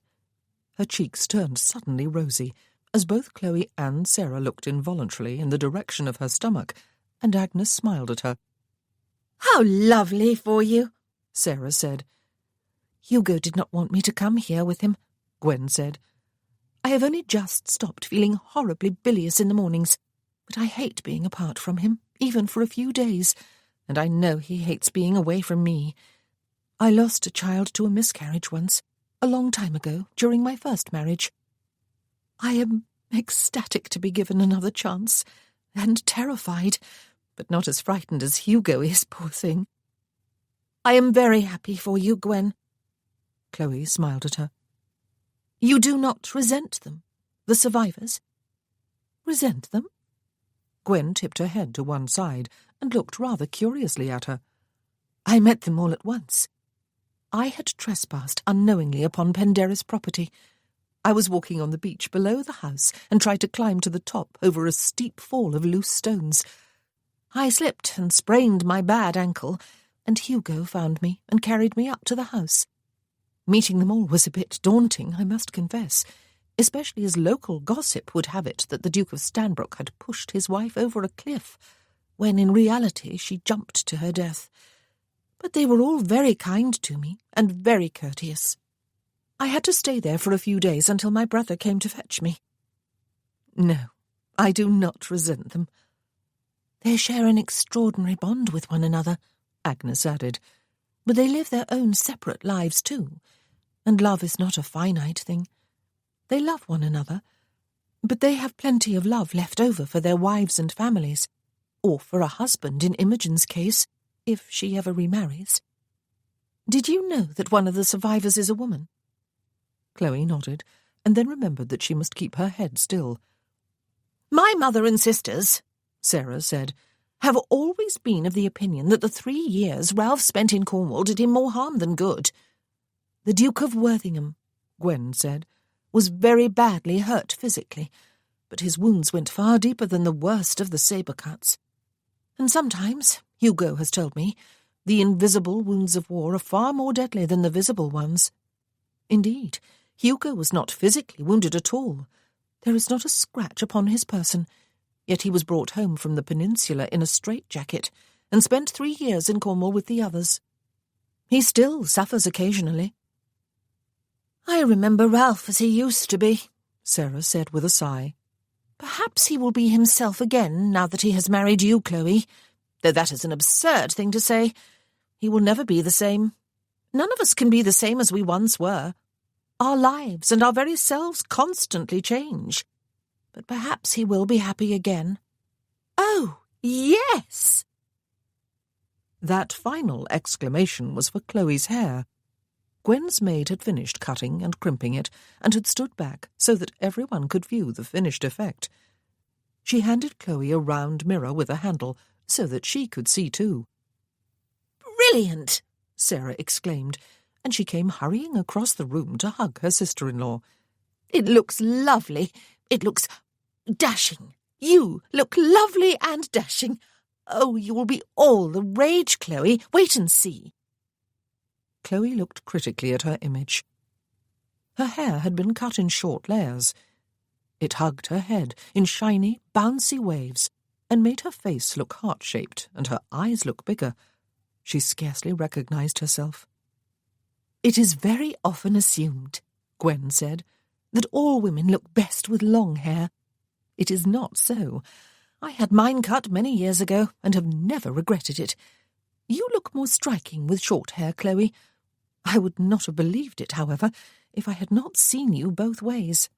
And now you will surely have the courage to venture beyond your own room. Chloe laughed and turned to thank the maid and commend her on her skill. She found her purse and pressed a generous veil into her hand. It is breakfast time, Sarah said. Indeed, it is well past time, And I am ravenous, even if no one else is. You do look pretty, Chloe, Agnes assured her, and she linked her arm through Chloe's as they all left the room. A minor crisis, Ralph explained to his mother and two of his sisters at breakfast. Chloe decided to cut her hair last night and did not like the results. The matter has been taken to committee and will be resolved to everyone's satisfaction, I have no doubt. He found himself having to repress a grin. It was not amusing for poor Chloe, especially when one considered why she had done it. But the memory of the rather large female delegation outside his bedchamber door, and of Chloe inside it, her chopped hair standing out from the sides of her face and the back of her head, the cross look on her face turned to one of dismay, was worthy of any farce. He could not remember a time when he had been better entertained. It was doubtless an inappropriate response, and he had been happy enough to make his escape. Chloe has never liked her hair, Sir Kevin Muirhead said. She has always been annoyed with the ancestor of mine who passed the bright colour on to her, and the more it has been admired, the more she has hated it. Red hair does suggest a certain flamboyance of character, Ralph's eldest sister Amelia observed. Then one can understand why the Duchess is uncomfortable with it, Flavian said. She is reserved and dignified, and quite the opposite of flamboyant. She does you proud, Ralph, Hugo agreed. Since you have persuaded us to stay another day, Vince and I are going to explore the park this morning, if we may. His dog will make sure we do not get lost in all the vastness. Is there any particular feature we ought to see? I could hear what sounded like a waterfall yesterday when we were out at the chapel, Vincent said. We will find that, Hugo. There is a lake, is there not? George asked. Lady Keeley, Lady Harrison, you must be familiar with the park. Would you care to show me the way while Hugo and Vincent strike out on what sounds like a more strenuous search for the waterfall? Ralph looked with gratitude from one to the other of his friends, who had deflected the conversation away from Chloe and her red hair. He wished there was more time to spend with them than just today, and was tempted to ignore his other responsibilities and lead the way to the falls himself. But they were not the only ones who would be gone tomorrow. The gentlemen rose to their feet as his grandmother, his great-aunt, and Mrs. Nelson came into the dining-room. Lady Trentham's maid is at work upon Chloe's hair, Great-aunt Mary reported. Lady Trentham swears that she is competent with the scissors. The consolation is that the girl certainly cannot make Chloe look worse than she looked when we knocked upon your bedchamber door, Ralph. Someone fetch me coffee before I expire. Ralph saw that his grandmother was looking wan but composed this morning. He wondered if the worst was behind her or ahead of her. He strongly suspected the latter, and hoped for the former. Sir, Ralph said, addressing Sir Kevin Muirhead, may I offer you another cup of coffee in the study? They discussed the marriage settlement, even though the marriage had already been solemnized. Ralph wanted to assure his father-in-law, and to commit it to writing, that Chloe and any children of their marriage would be well cared for while he lived, and properly provided for after his death. You have been more than generous, considering the fact that I am able to offer only a modest dowry, Sir Kevin said when all had been settled. I have been worried about Chloe for the past several years. I was even more worried when I learned of her hasty marriage, but you have set my mind at ease. At least I believe you have. Why did you marry her, Worthington? The question took Ralph by surprise. I am the last of my line, sir, he explained. One would have to climb quite high into the family tree to find a branch upon which there is another male heir. It was my duty to marry and set up my nursery, and my grandfather's deteriorating health imposed some urgency upon me, even though I am only 26. I met your daughter here a couple of weeks ago, and— No. He could not bring himself to say he had fallen violently in love with her. It would be a patent lie. I considered her an eligible wife. She is a little older and more mature than any of the young ladies I had met in London. She is beautiful. Not that looks were a primary concern with me. She is a lady of birth and breeding. I asked, and she accepted." "It all happened very quickly," her father said. "Did she tell you anything of her past?" Ralph leaned forward slightly over his desk. "All but the name of the bounder who jilted her so cruelly after your younger daughter eloped with Nelson," he said, "and who told her she could easily pass for a courtesan. Or was he, sir? Who is he?" "Lord Cornell?" Sir Kevin raised his eyebrows. "I would have refused my permission anyway if he had asked to marry Chloe. I had already suggested to my wife that she discourage the connection. He was a notorious womanizer. I doubt he would have asked, however. Marriage is too burdensome a leg shackle for gentlemen such as he." Ralph had a slight acquaintance with Baron Cornell. A fine physical specimen of manhood, he was said to delight in breaking female hearts and then boasting of his conquests. Poor, innocent 21-year-old Chloe had believed him to be a serious suitor for her hand. "And she told me what happened last year." Ralph watched the older man closely. "Ah, that was almost unfortunate," Sir Kevin said with affected unconcern. "She bore a certain resemblance to a nobly born young lady, I understand, and tongues wagged, as tongues will. It is a pity Chloe took fright and ran home, though. Her actions merely fanned the flames of baseless gossip. But she has always been oversensitive to the opinions of others." "Sir," Ralph fingered the edges of the desk blotter, "I wish you will tell me whether there is any truth in those rumours. Is there any possibility, or even a certainty, that Chloe is the natural daughter of the Marquis of Hitching? I assure you your answer will go no farther than this room, unless you yourself choose to repeat it. I would appreciate knowing the truth. It will make no difference to my relationship with the Duchess, but I would know my heir's forebears. Of course there is no truth in them." His father-in-law sat abruptly back in his chair on the other side of the desk and glared at Ralph for a long moment before his shoulders slumped and he looked downward. There was a rather lengthy silence. "I loved her mother from the moment I first set eyes upon her, and she had a regard for me. But she was dazzled.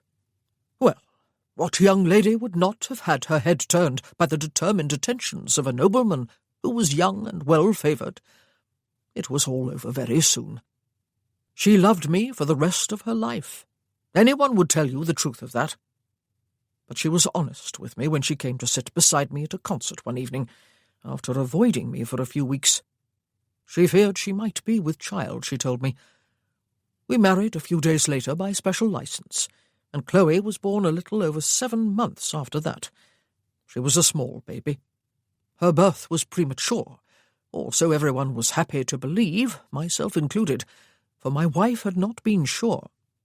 I loved that child when she was in the womb, and after she was born. I have always loved her, just as I love Lucy and Graham. It makes no difference to me who provided the seed." "Thank you." Ralph, too, leaned back in his chair. "You have not told the story quite this way to Chloe?" "No," Muirhead spoke quite emphatically. "She must not know that there is any doubt. She is my daughter. I do not love her any the less, but she knows there is a doubt," Ralph said. "She has known it since last year. She believes your denials and protestations because she wants to believe them, and yet part of her does not. And she is tortured by the necessity of believing what at heart she fears and suspects is not the truth. She has told you this?" "No," Ralph said. He did not add more. He did not need to. Muirhead would have to be a fool not to know it himself.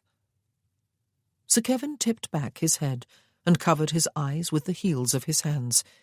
He exhaled audibly. "I cannot tell her, Worthingham," he said. "It would destroy her." "The not knowing is coming near to destroying her anyway," Ralph told him. "Are you afraid of losing her?" "No." Sir Kevin's hands came down from his face, and he looked wearily at Ralph. "Yes, of course I am afraid. Can you not see how unfair all of this is? I have been her father all her life, and even before she was born. I have provided for her and loved her. I would die for her, for any of my children. Will you not trust her to understand that? Ralph asked. It is better that she does not know, his father-in-law insisted, and it is not certain anyway. Perhaps I am her father. Perhaps she was prematurely born. Perhaps there is a red-haired ancestor in my past. There was nothing more to say. But could the man not see that he was losing Chloe anyway? Why did he think she had left home to come and live here indefinitely with her mother's godmother? Sir Kevin got to his feet. You have given me your word, Worthington. I have, sir, Ralph told him, and I will keep it. Thank you. The older man hesitated for a moment, and then turned and left the room, closing the door quietly behind him. Her father was the first person they ran into, almost literally. He was hurrying up the stairs as they were making their way down. "Pardon me," he said, glancing up. Chloe stopped at the suddenly arrested look on his face. "Oh, your poor hair, Chloe. It looks very pretty, though, I must say. Very pretty indeed, in fact." "You should have seen it an hour ago," Sarah said, and laughed gleefully. "Papa." Chloe set both hands on his shoulders. He was standing 2 stairs below her, and kissed him on the cheek. He was looking strange, she thought. "You are leaving tomorrow. We must find time to spend together today." "Yes, indeed," he said, "though I expect your new duties as Duchess and hostess of a number of guests will keep you busy." And he patted one of her hands on his shoulder, nodded to the other ladies, and continued on his way upstairs. Chloe gazed after him for a few moments before resuming her descent with the others. It had seemed almost as if he did not want to spend time with her after coming all this way because of her. Viscount Ponsonby was standing down in the hall with Lord Trentham and Viscount Darley. Lord Darley's dog was seated alertly beside him. "Gentlemen," Gwen said, laughter in her voice as she made a sweeping gesture with both hands, "allow me to present the new Duchess of Worthington." Chloe felt horribly self-conscious. She felt half-naked without the weight of her hair. "You look very dashing, Duchess, I must say," Viscount Ponsonby said, extending one hand and then carrying hers to his lips. "Short hair suits you, lass," Lord Trentham said, "just as it does Gwendolen."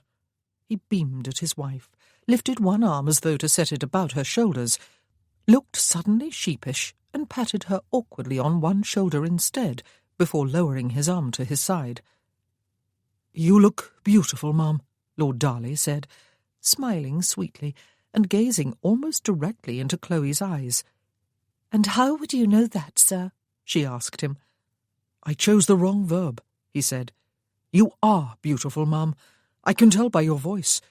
And I am glad. Ralph needs the very best. He has been unhappy." Chloe gazed at him in some astonishment.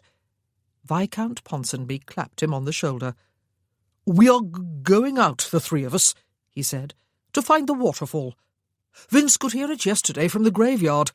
I cannot say I noticed it myself, but then I am handicapped. I do most of my noticing with my eyes. Vince will use his ears to find the falls, and Hugo and I will use our eyes to stop him from falling over them and getting wet. Together we make a perfect team." "I do not need your protection, Flav," Lord Darley protested. "Only your company. I have Shep to keep me safe. He has never let me down yet, have you, boy?" The dog panted alertly up at him. "You do not mind our going, Agnes?" Viscount Ponsonby asked his wife. Chloe could feel any vestige of resentment melt away. She liked these men, her husband's dearest friends, along with the Duke of Stanbrook and the other 2 who were not here. "Even so, Vince," Ralph said as he came out from the study, "let Hugo and Flav keep an eye on you, will you? For my sake. The path beside the rapids and the falls is a rough one." "What do you think, Ralph?" his sister asked, making the same flourishing gesture toward Chloe that Gwen had made a few moments before. He stopped in his tracks and took his time about answering. "It was an inspired decision of yours to cut it off, Chloe," he said at last. "It is perfect, and you look perfectly beautiful." He had an audience, of course. He could hardly say she would have been better advised to cut her head off as well as her hair. But Chloe bit her lower lip and felt warmed through to the very heart. She blinked back tears. How very idiotic of her. "You look perfectly beautiful." And then her heart, the very one that had just been warmed by his compliment, turned a complete somersault in her bosom, even if only figuratively. For he smiled right into her eyes.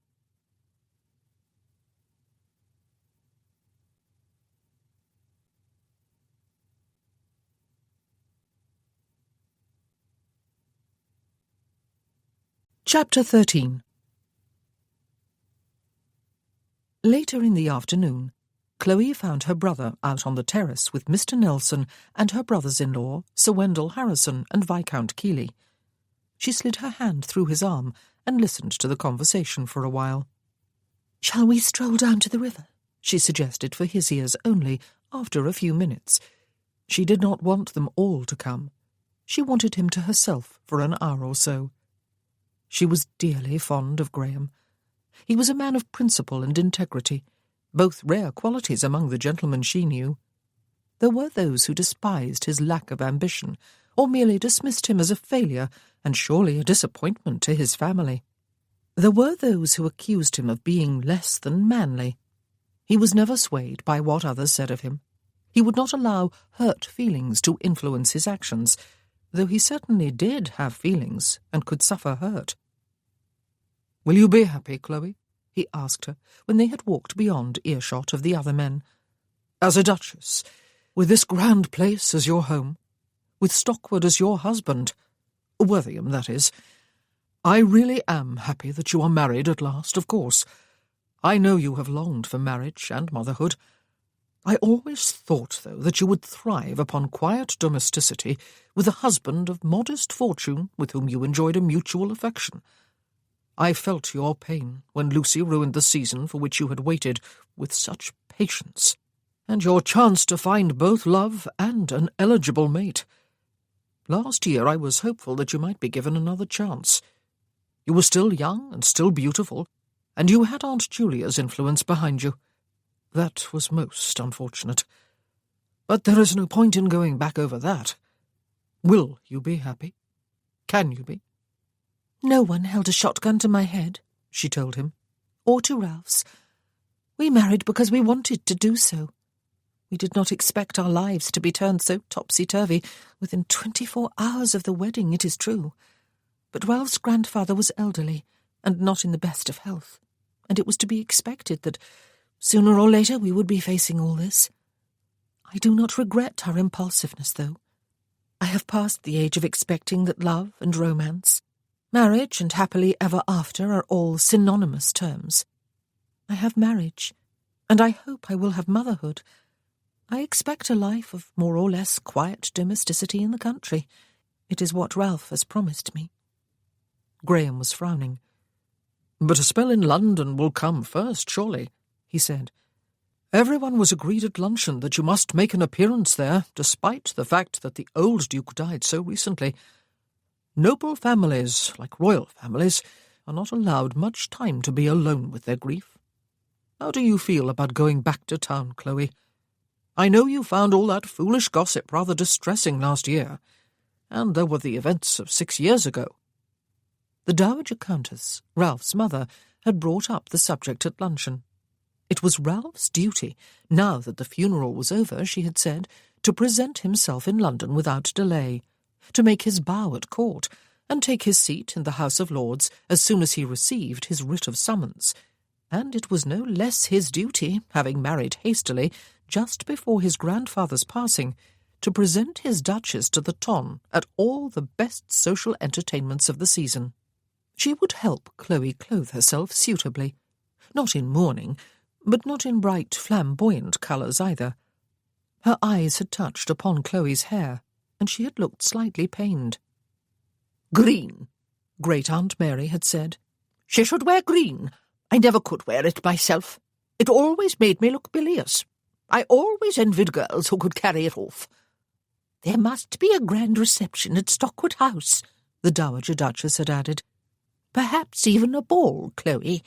I do not believe it would be considered disrespectful to my dear Worthingham's memory. Life must go on." "Oh, will Freddie and I be invited?" Lucy had asked, looking wistful. Ralph had let them all talk without responding, and Chloe had followed his lead. They would not go, of course. He had promised her. It must happen at some time in the future, she supposed. Next year, perhaps. Or the year after. "We will be staying here," she told Graham now, as they came to the river and stepped onto the stone bridge. "Ralph has said so. He does not allow himself to be ruled by his mother and sisters, and he is tired of London." She stopped halfway across the bridge in order to gaze off into the shade of the trees, where she had walked with Ralph just a little over a week ago. It seemed far longer ago than that. What had impelled him to risk a dunking, or worse, by wading across the rapids to find her a perfect stone? And she would swear he had enjoyed those moments of boyish impulse. The stone was in the top left-hand drawer of her dressing table, on top of her handkerchiefs. "Graham," she asked, "how has he changed? How is he different from the way he was at school? What was he like there?" She had heard stories about him at the time, of course. So many, in fact, that she had formed a decided and strongly negative opinion of Ralph Stockwood without ever having met him. But she had not known then that one day he would be her husband. She might have listened more attentively and questioned her brother more closely if she had known. He rested his elbows on the parapet of the bridge as he squinted ahead. "They are not easy questions to answer," he said. 8 years have passed since we left school. It seems a lifetime. We were boys then, and are men now. There are bound to be some pretty significant changes in both of us, but really fundamental ones. I am not so sure there are any. He was charismatic, Chloe, quite remarkably so. He was good-looking, an early developer physically. He was athletic, intelligent, good in most academic subjects, a reader and a thinker, a natural leader with strong convictions. But many of the same things could be said of other boys, including his 3 closest friends. One might have expected with those 4 that there would have been no real leader, that they would have been equal in stature and influence. But it was not so. The other 3 admired and deferred to him just as much as everyone else did. I would say they were dominated by him, except that the word would not be quite accurate. He did not dominate anyone. He was never either a tyrant or a bully. He had energy, an enthusiasm that was infectious and quite irresistible to most people. He sparkled. Oh, the English language is a woefully imperfect instrument for the expression of some ideas. Suffice it to say that I have never encountered anyone quite like Ralph Stockwood as he was at school. He has changed, then? Chloe turned away from the water and continued on her way over the bridge, and Graham followed and caught up with her. They walked into the longish grass of the meadow and were soon surrounded by clover and buttercups and daisies. It was sad to think that once her husband had sparkled with an enthusiasm and a fervour for life. She wished she had known the boy he had been. "I am not sure he has changed all that much," Graham said. "I still sense a sort of leashed energy in him, though he is admittedly more subdued than he was. Perhaps a natural maturity will do that to any man, though. Perhaps grief is a part of it too. He was very close to his grandfather, was he?" "Yes," she said. "I think more than he was to his father. And Graham, he blames himself for the deaths of those 3 friends of his." "Does he?" He was silent for a few moments, while Chloe bent to pick some daisies and weave them into the beginnings of a chain. "His passions swept all before him when he felt strongly about something. During our last year at school, he had a fascination with Napoleon Bonaparte. At first, he admired the man enormously, but the more he learned about him, the more he changed his mind, until he was obsessed by the idea that the man must be stopped if the world was to be saved from tyranny. He could never be content with passionate ideas, though. If Bonaparte must be stopped, then it was not enough to expect others to do the stopping. One must be prepared to do it oneself, or at least to do one's part. He could talk of nothing else for weeks on end.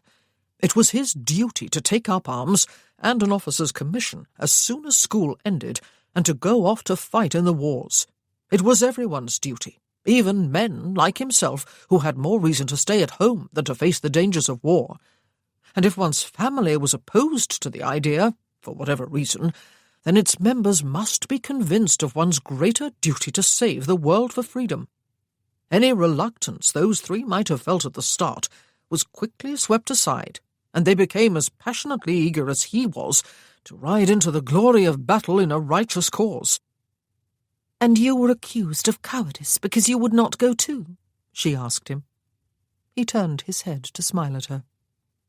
I am not sure he ever pointed a finger directly at me and singled me out for the comment, he said, but when I voiced opposing arguments, and eventually I seemed to be the only one who did, then he remarked that anyone who was unwilling to fight for the freedom of his own family and countrymen against a ruthless dictator like Bonaparte was a snivelling, lily-livered coward, or words to that effect. And maybe he was right. If Bonaparte had succeeded in conquering the whole of Europe, as he came perilously close to doing, then he would without a doubt have turned his attention to the invasion of Britain. Would I have held to my pacifist ideals if I had actually witnessed foreign soldiers committing atrocities against women and children? Perhaps people I knew personally. It was all very well to hold those beliefs when the English Channel stood safely between me and the reality of ruthless aggression. But if the Channel had been breached, I am not sure, Chloe. I am still a pacifist by principle, but my convictions have never been put to the test. At least Stockwood put his to the test. She gathered a few more daisies for her chain. "Life seems so simple when one is very young, does it not?" she said. "Good and evil, black and white, they seem to be polar opposites, with no shady areas between. But as one grows older, everything seems to be variously shaded. How can we know what is good and what is evil, Graham, and what is right and what is wrong? Your job must be very difficult. How do you do it?" I try not to make judgments, he said. What is your good may be my evil. I try just to love, a simple enough concept, though even loving is not simple. Perhaps it merely means accepting people for who they are, and respecting their choices and sympathizing with their pain. "He is in pain, Graham," she said, and she knew it was true. He was not empty of emotion as she had thought at first. The emptiness sat upon a seething well of suffering and pain, mainly the agony of guilt. I know. He stopped walking and turned to gaze back toward the house. He spoke softly, without looking at her. So are you, Chloe. Her mind denied it. She had been lonely and unhappy and insecure, that was all. Now she was married, and she was happy. Well, contented, anyway. "And you?" she asked. It is the human condition, he said. No one who lives into adulthood can escape it. Even children cannot. It is what we do with the pain, though, how we allow it to shape our character and actions and relationships that matters. But life is not unalloyed gloom. One must absolutely not allow pessimism or cynicism to send one into a deep depression. There is much joy, too, much joy. Can you be happy with him, Chloe? Will you be? "We have come full circle." She laughed and completed her daisy chain before throwing it over his head. It was just long enough to clear the brim of his hat. "Can I be happy?" "Yes, of course. Will I be? Who knows? But if I am not, it will not be for lack of opportunity. or for lack of trying. He held out one hand, and after looking at it for a moment, she set her own in it, and they began the walk back to the house. "Have you confronted Papa?" he asked her. "Yes, at Christmas, before I left home." She drew a slow breath. "And?" "He swore there was no truth in the rumours," she said. "You believed him?" They had crossed the bridge again before she answered. "Maybe it does not matter what I believe," she said. "The past cannot be changed, whatever it was. He has always been Papa. If I had not gone to London last year, I would probably never have been given reason to suspect that perhaps he is not also my father. Perhaps the knowing or not knowing is of no importance whatsoever." "Perhaps," he agreed. "Papa has always loved you, you know, Chloe, every bit as much as he has loved Lucy and me. And I have always loved you as dearly as I love Lucy." "I know." She squeezed his hand. Several people were gathered on the eastern terrace, Chloe could see, it being a pleasantly warm afternoon. It looked as if tea was being carried out. She had stolen enough time to be alone with her brother. It was time to take up her duties as hostess again. Ralph was watching her approach, and unconsciously her footsteps quickened. Was it unnatural and a bit unkind of her to be looking forward to everyone's departure tomorrow, so that they could be alone together at last, so that they could settle into the marriage they had agreed upon? Even his grandmother was leaving. She was going to London for an indefinite stay with great Aunt Mary. It seemed unnaturally quiet in the drawing-room on the evening of the following day, despite the crackling of the fire. There were just the two of them, Chloe on one side of the hearth, seated in the chair that had always been Ralph's grandmother's, he on the other side, seated in his grandfather's chair. It all felt uncomfortable. Her head was bent over a small embroidery frame. She looked elegant in her black dress. Pretty. Her short, wavy hair seemed to have stripped several years off her age. And, heaven help him, she was his wife, until death did them part. For the first time, it seemed fully, starkly real.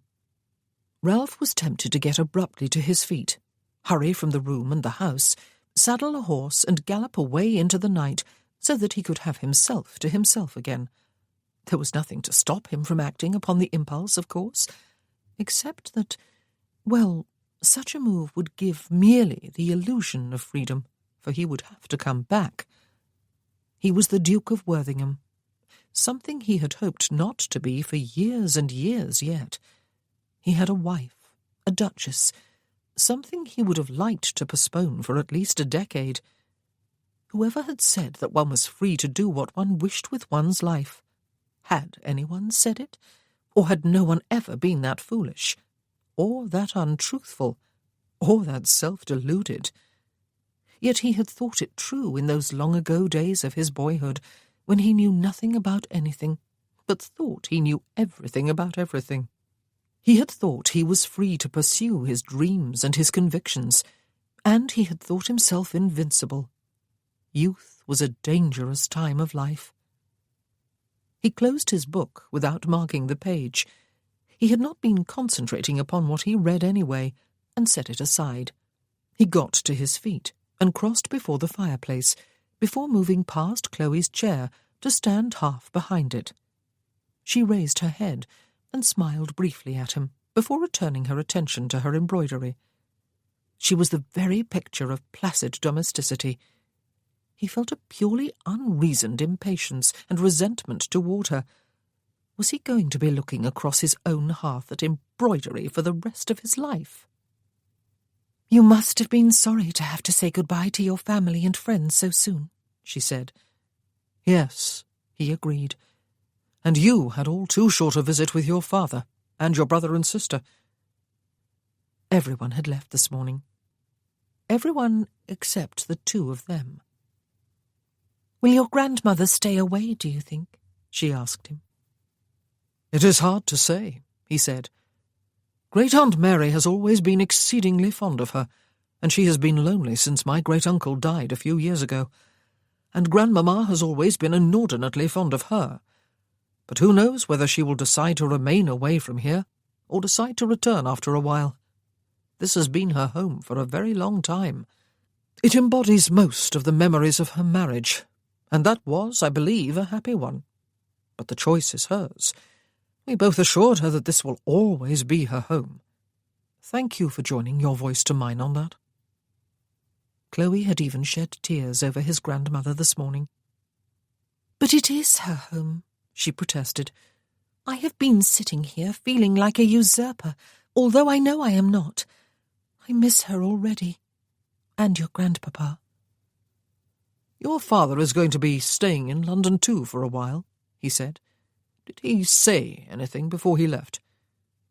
Chloe and her father had strolled out to the old oak tree together while the carriage was being loaded with baggage, and Freddie Nelson was delivering himself of a bombastic speech to Hugo on the topic of his newest unfinished play. Only that he hopes we will be happy, she said. Ah, he had not told her then. Ralph looked at the work she was doing. She was embroidering an exquisitely fancy W across one corner of a large handkerchief of fine linen. W for Worthington. For me? He asked her. Yes. He felt immediate shame for his irritation with her. Thank you, he said, and briefly he squeezed her shoulder. He wondered if he would ever feel perfectly at ease in her company, or she in his. Her hand, he noticed, was trembling ever so slightly as she tried to find the right place for her needle. He was making her self-conscious. He dropped his hand and made his way back to his chair. She had followed him with her eyes, he noticed, after he sat down, her needle suspended above her work. He sighed out loud. "Tell me about you, Chloe," he said, though he did not know why he had asked. He did not want to know any more about her than she had told him 2 nights ago. He did not want a relationship.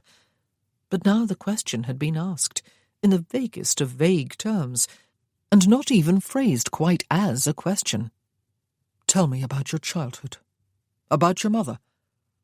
He both felt and heard her draw a slow breath, and he watched as she threaded her needle through the edge of the handkerchief and set her work down on top of a pile of coloured silks in her work-bag.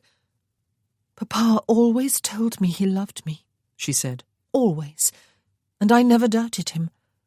He used to take me riding and fishing, even when Graham and Lucy did not want to go. He taught me how to bounce stones across water. Yes, with a special flick of the wrist. I used to think sometimes that I was his favourite, though it was a wicked thought, because he loved us all equally." It was interesting that she had chosen to begin with her father. "And your mother?" "She loved us too." Her eyes were directed downward to her fingers, which were pleating the fabric of her dress. "But I always worried, or irritated her more than the other 2 did. Lucy was always perfect. I grew far too quickly, and was thin and awkward, among other things. I think Mamma despaired of my ever looking even halfway pretty. I was not sunny-natured or sociable either, and would always prefer to disappear into the barn to play with the baby animals when there were some, or merely to read in the hayloft than to play with the neighbourhood children who were sometimes brought to visit. When I did converse, I wanted to talk about fascinating things I had read in my books, even though Mamma kept drumming into my head that girls must never appear intelligent in company, especially male company.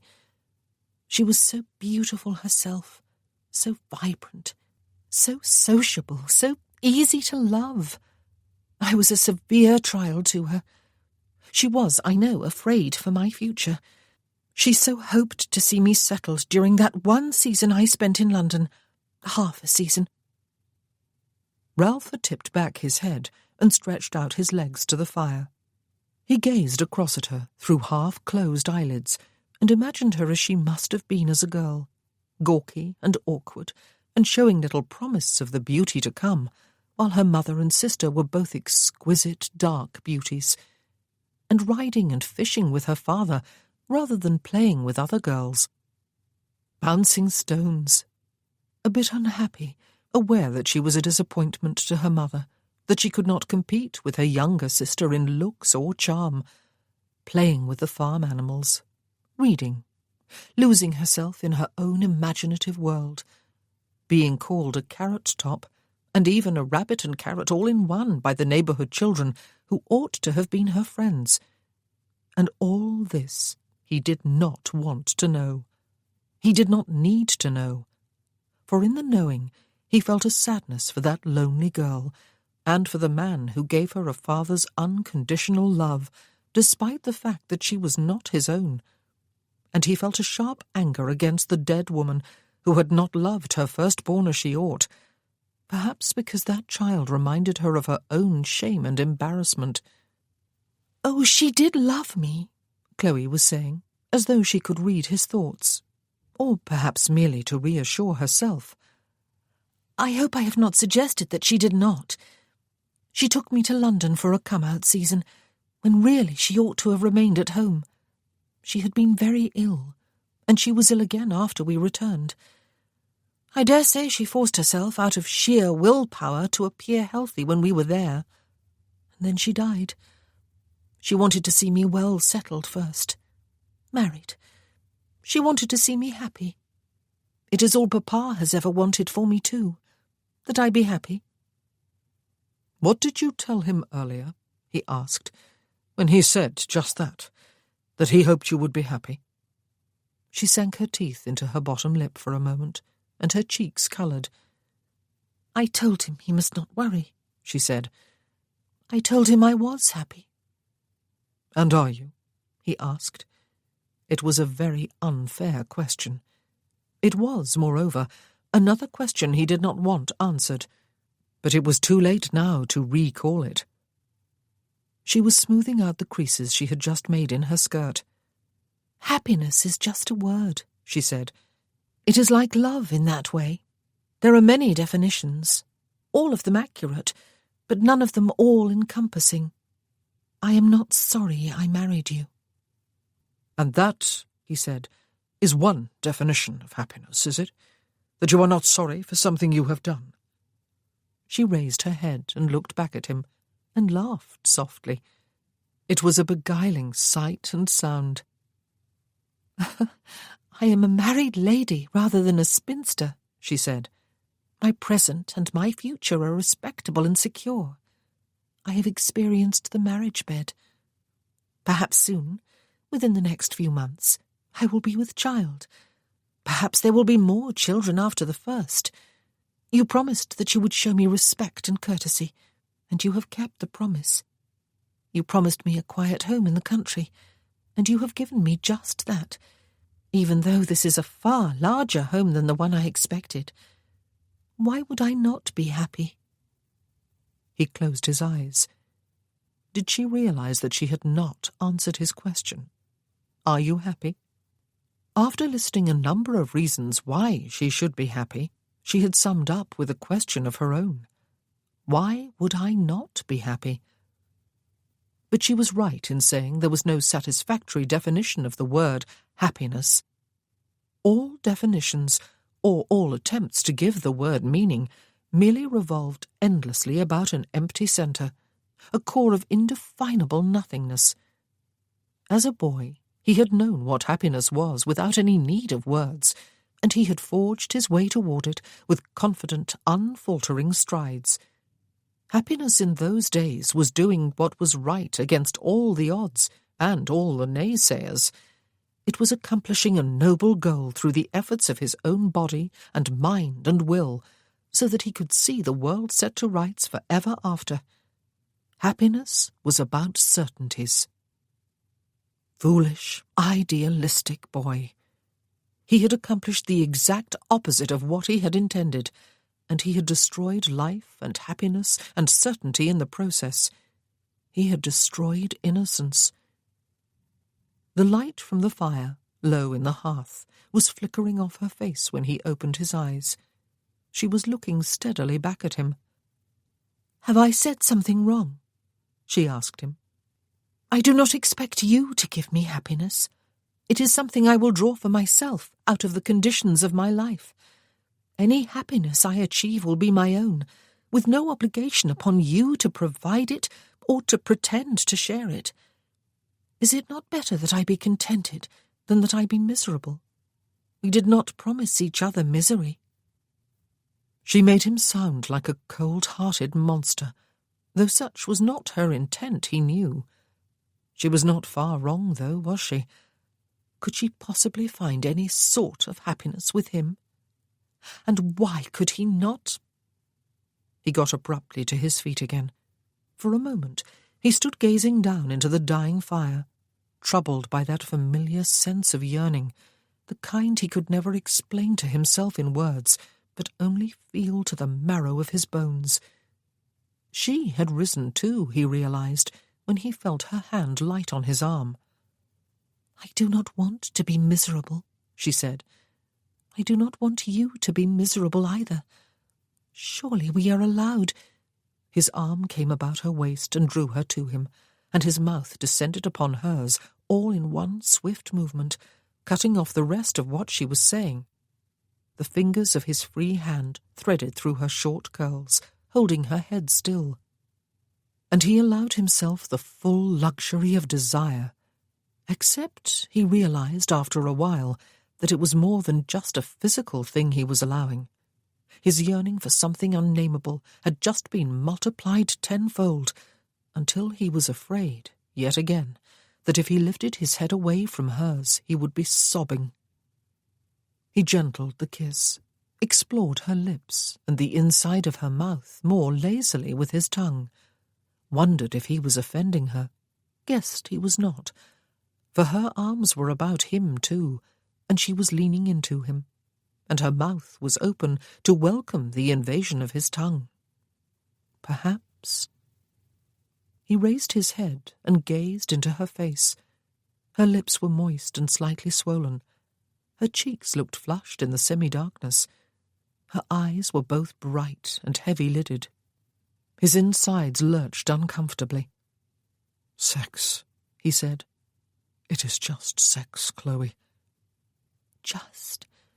Her voice was a whisper of sound that he felt against his lips. That word suggests that it is a slight thing. I think it must be more than that. He was amused despite himself. "It is," he agreed, opening his eyes. "But it is still just sex. It is not love or happiness." "I understand that," she said. "But it always feels good anyway. Is it not meant to?" For a long time after his return from the peninsula, he had refused to allow himself to feel any pleasure at all, for there were men who were dead and would never feel anything ever again. There were families who would never quite recover from their grief.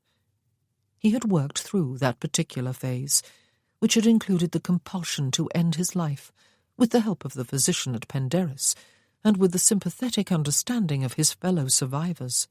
There was nothing to be gained by punishing himself forever, he had come to understand and accept. It was a kind of selfishness. Those men were beyond pain. He lived on. Those families could not be comforted by his suffering. Perhaps there was a reason he had not been killed too. Who was he to deny the unexpected, unwanted gift of life and a future? But he had never returned fully, or even nearly fully, to his old self. He had instinctively shied away from pleasure, laughter, anything bordering upon happiness, illogical as he knew it was. He was not alone in this marriage, however, the very reason for his reluctance to marry. He did owe his wife something, despite the chilling terms of their bargain, to which she had agreed, which, in fact, she had suggested. She wanted happiness, though she would not demand that he provide it. She enjoyed sex, it seemed, as a momentary means to pleasure, or perhaps it was just kisses she enjoyed. Perhaps she equated them with sex, or perhaps it was the night and morning, brief ritual of their joining, Perhaps it was time to find out how much she enjoyed it. "It could feel better if we went to bed," he said. "But it would have to be somewhat different from what we have been doing there since our wedding, Chloe." She gazed at him. "Perhaps," he said, "you would prefer to get back to your embroidery." "That can wait," she told him. He stood back and offered her his arm very formally. Very formally she took it. He could not, it seemed, hold back change, but he had learned that lesson long ago. How foolish of him to have forgotten when he had come to marriage terms with her.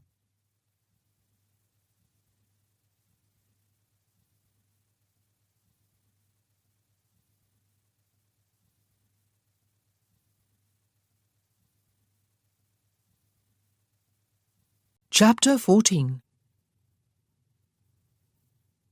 He took her to his own bed again, that vast monstrosity on its high pedestal that was nevertheless more comfortable than any other bed Chloe had ever encountered.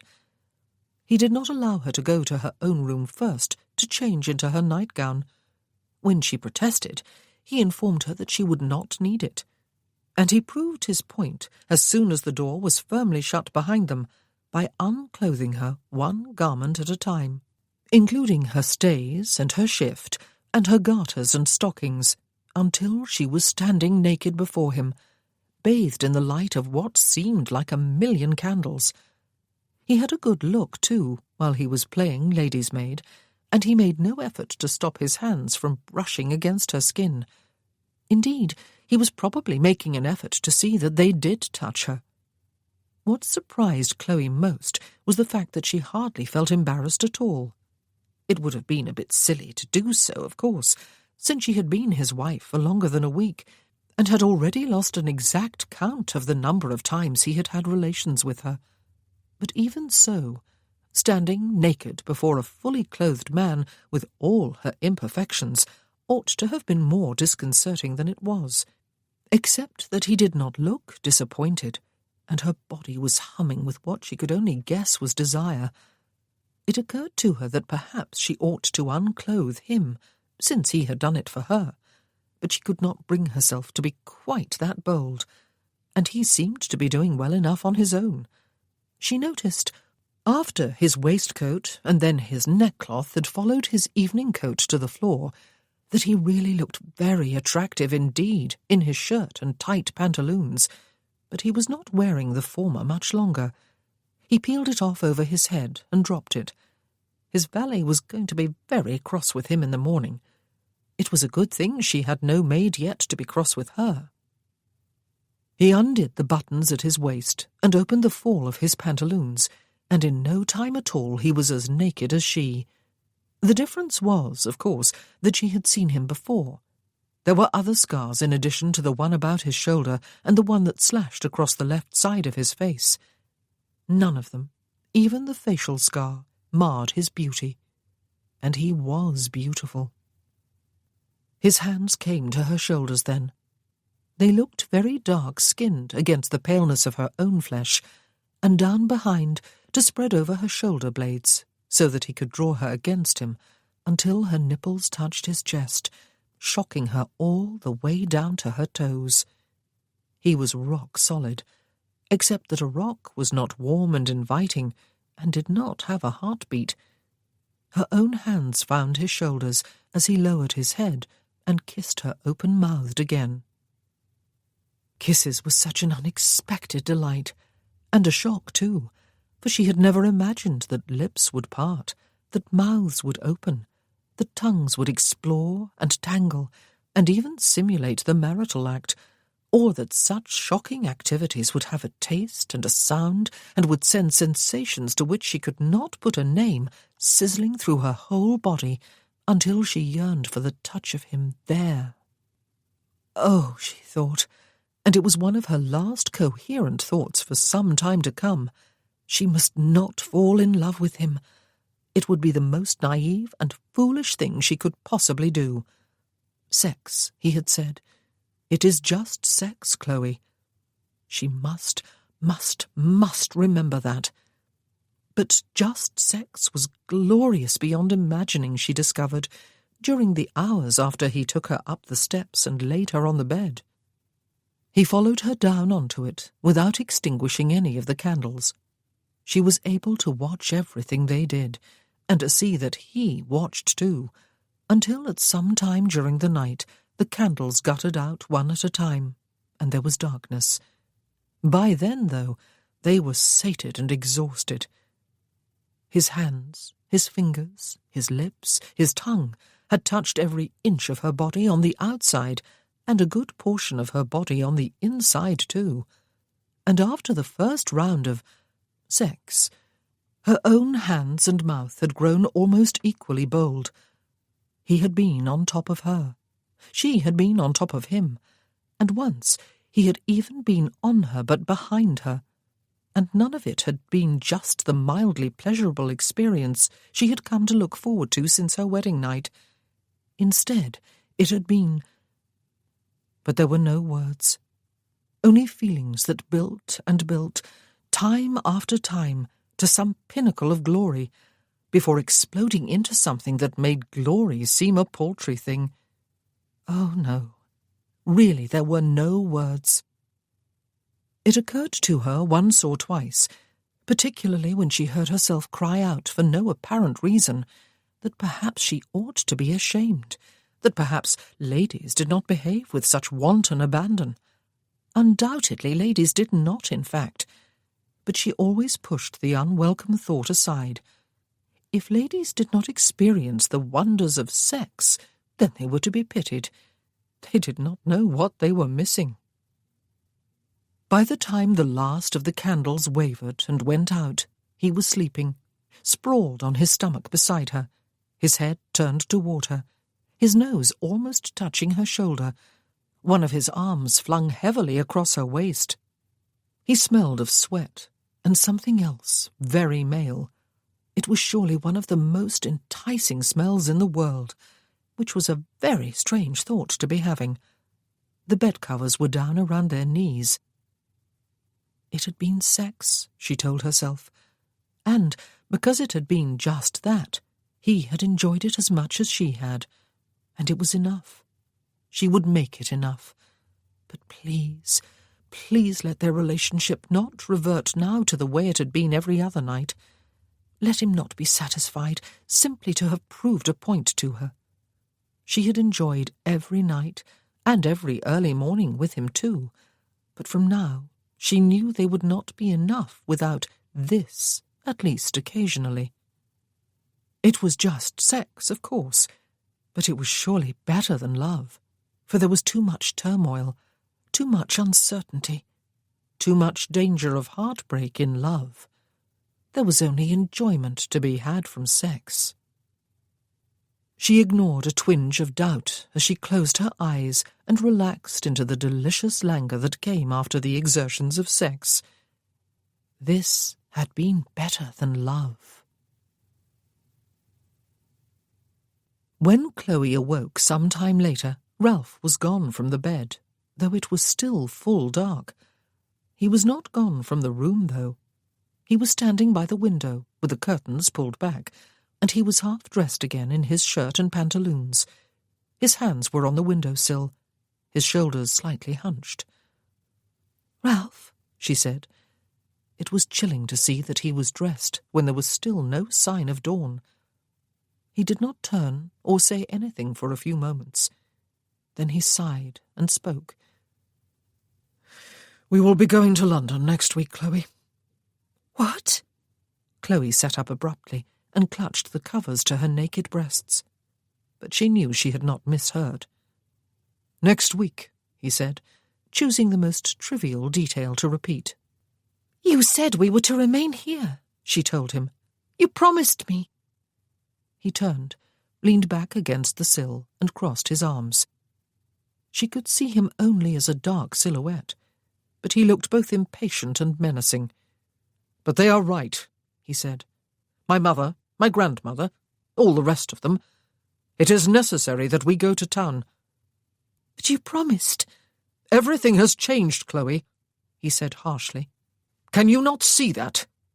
It was naive of us to plan our future, as though we could go to Elmwood after our wedding and live in retired rural bliss there forever after.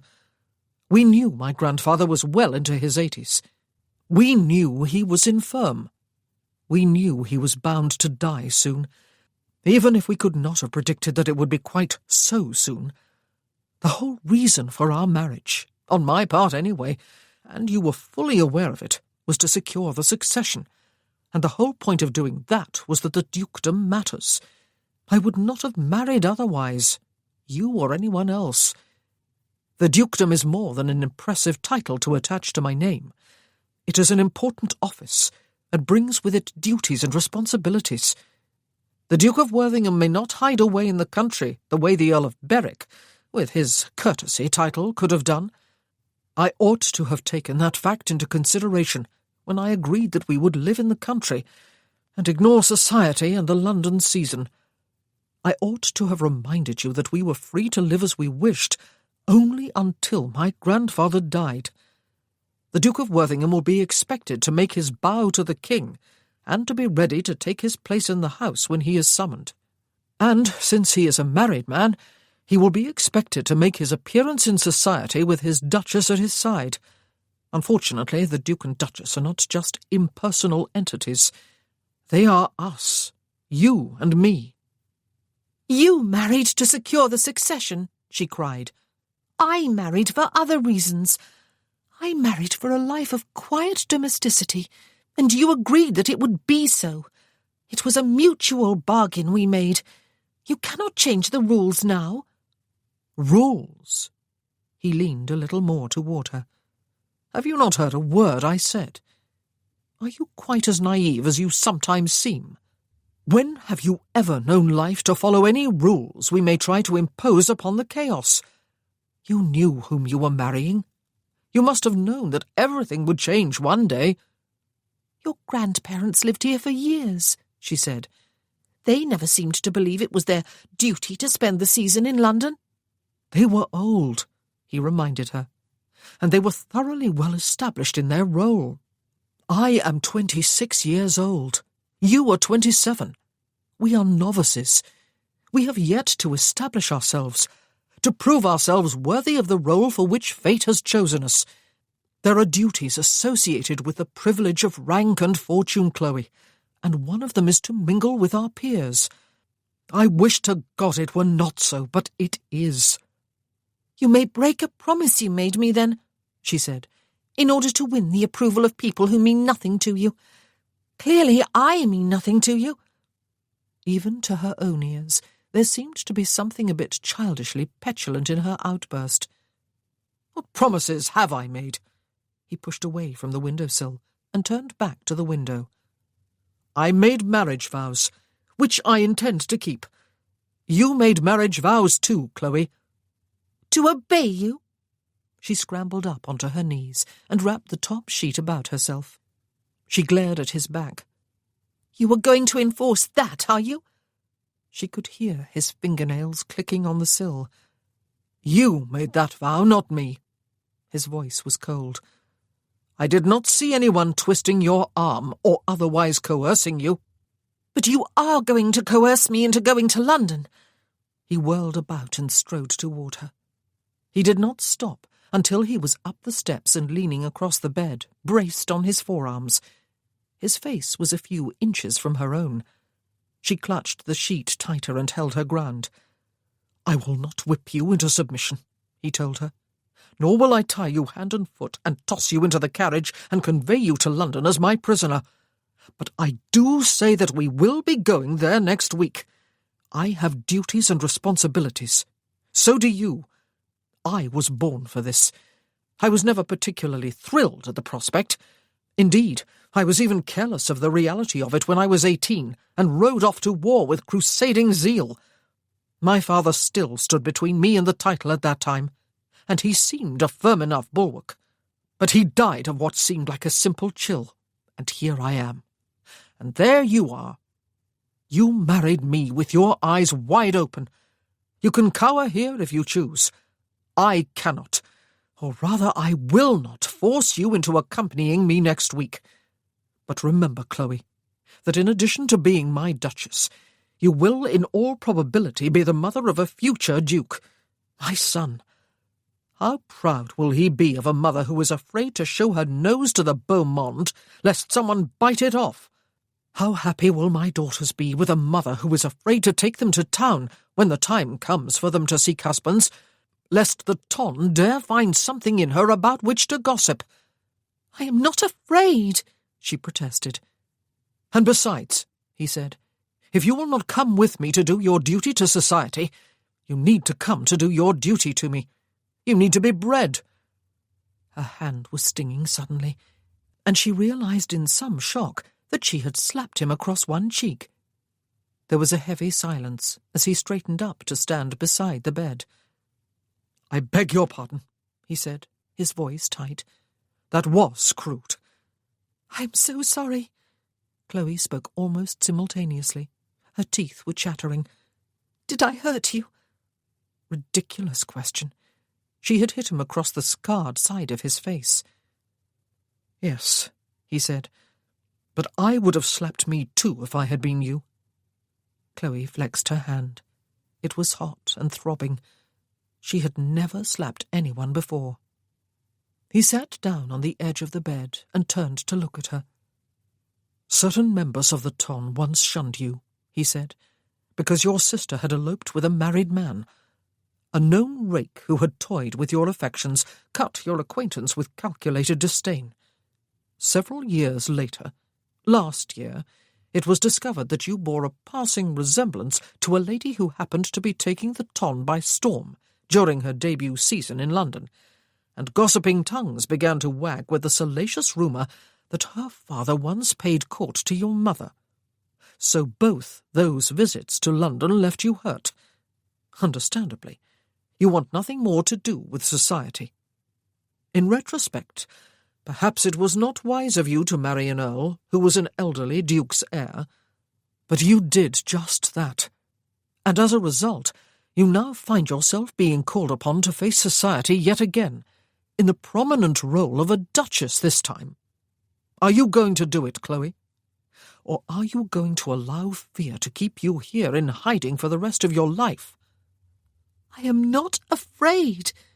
"What do you call it, then?" he asked her. She realized something suddenly. Graham had said he was not sure Ralph had changed fundamentally since his days in school. Now she suddenly realized that in an important way he was right. She could feel the power of his persuasiveness. Her will was being worn down by it. "Is this how you did it when you were a boy?" she asked him. "Is this how you gathered other boys about you like slaves? Is this how you persuaded them to do whatever you wanted them to do, even against their will and their better judgment? Is this how you persuaded your friends to go to war with you?" He shot to his feet, as though she had slapped him again, and she realized too late the viciousness of what she had said. He stood with his back to her for a few moments, while her words seemed to hang in the air between them, like a physical presence. Then he went down the steps and across the room and out the door, all so abruptly that she could do nothing to stop him but stretch out one ineffectual arm.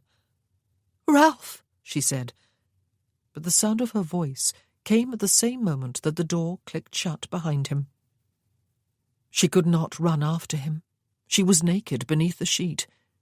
She bowed her head and set her forehead against her raised knees as she wrapped her arms about them. It was full daylight by the time Chloe had pulled on her creased clothes and gone to her own room to wash and comb her hair and change into a freshly ironed dress. She made her way down to the breakfast parlour on slightly shaky legs. Early as it still was, Ralph had already eaten and was about to leave the room. He was fully, very correctly clothed, she saw. Before she could say anything, he made her a slight, formal bow. "I need to spend most of the day in the study with Lloyd and my steward," he told her. "Forgive me for leaving you to eat alone, and to occupy yourself for the rest of the day." She had come down with a head crammed full of things to say, apologies, explanations, questions. She had come down prepared to be calm and sensible, prepared to discuss, to come to some sort of agreement that would suit them both. Everything she had planned to say fled without a trace. "Oh, you must not concern yourself about me," she assured him with bright cheerfulness. "I need to spend some time with Mrs. Loftus. I have much to learn, and she knows of someone who may be suitable as my lady's maid. I will need to meet the girl to see if I agree, and I really ought to call upon Mrs. Booth, who was not well enough to attend the funeral. I should make a courtesy call at the vicarage, too. And I have my embroidery and—" He was looking cold, remote, impatient to be gone, and her voice trailed away. She wondered if she had dreamed up the man who had loved her with such hot intensity and such shocking intimacy last night, and the woman who had responded in kind. But of course she had not. It was only the word loved that was inaccurate. Sex. It is just sex. Yes, it had been. Just sex. He left the room without another word. That ill-advised night of uninhibited sex was not repeated during the following week, nor did Ralph take Chloe to his room again. He went to hers instead, and resumed their marital relationship as it had been before. That one night had been ill-advised for a number of reasons, not the least of which was that he had known even before it happened that he must break the unwelcome news to her that they would be going to London after all. He had been too cowardly to speak up during the evening. He had known she would be upset. He had known years ago, when he finally abandoned his attempts at suicide, that this time would come. After the sudden death of his father, he had known, too, that it would come in the foreseeable future, and he had made the decision, reluctant though he had been, that he would do his duty when the time came, and even before the time came in the matter of taking a bride and setting up his nursery. It would perhaps be his penance, he had thought, to accept that for which his life had been saved, to do his best, to do his duty. He had ignored one fact, or perhaps he could not have expected to know it until now. His acceptance had concerned himself. It had included a wife, but it had not taken into account the fact that his wife would be a person in her own right. Doing his duty now meant hurting Chloe, breaking the promise he had undeniably made her. It meant forcing her into doing the very last thing on earth she wanted to do, if, that was, he chose to assert his rights as her husband. He had had to decide between duty and a promise, and had chosen duty, though he had also chosen not to enforce obedience.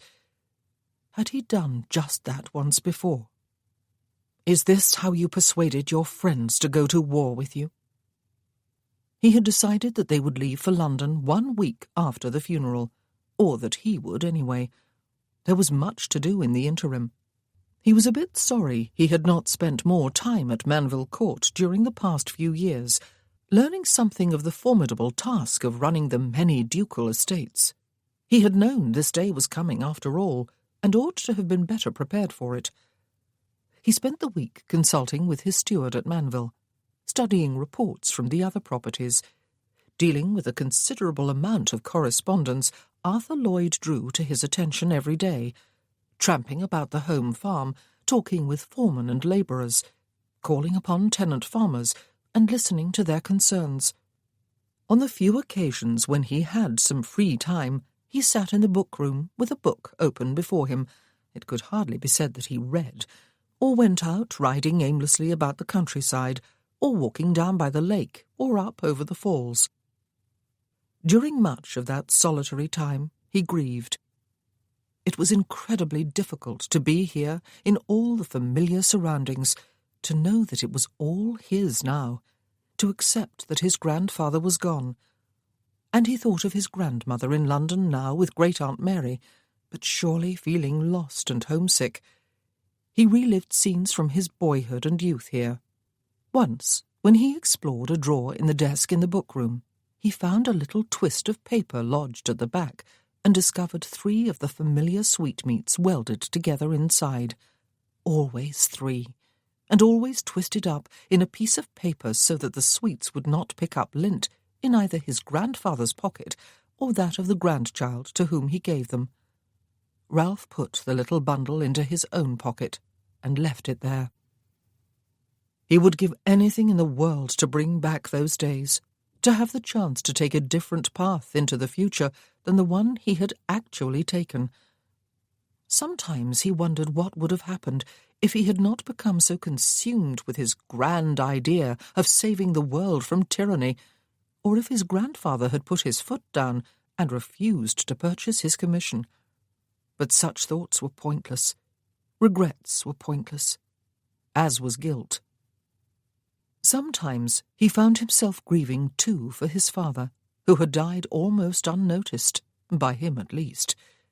Ralph had still been very ill at Penderys at the time, too ill to return home for the funeral, or even to comprehend fully what had happened. He had never been particularly close to his father, but he had loved him. There had been no goodbye, no chance to sit with relatives after his passing to relive half-forgotten memories. No real mourning, just bruised feelings, denied and pushed deep inside. He had loved his father. He had hurt him too.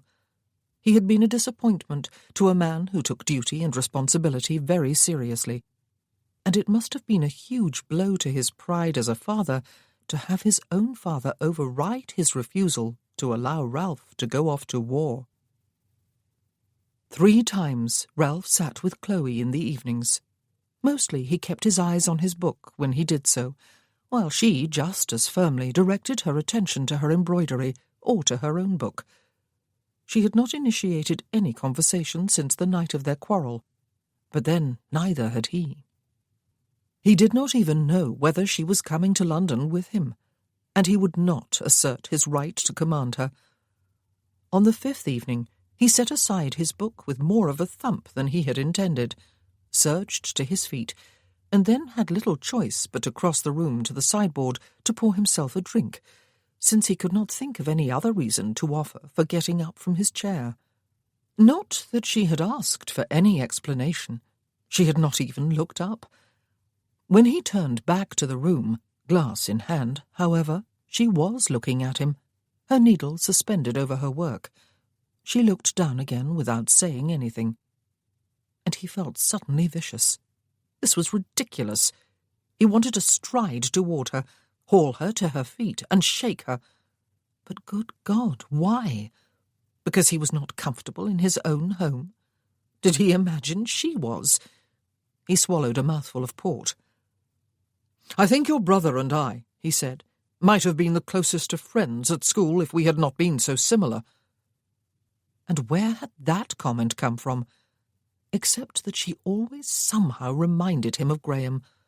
She irritated him in the same ways her brother had, as though even her silences, especially her silences, were accusatory.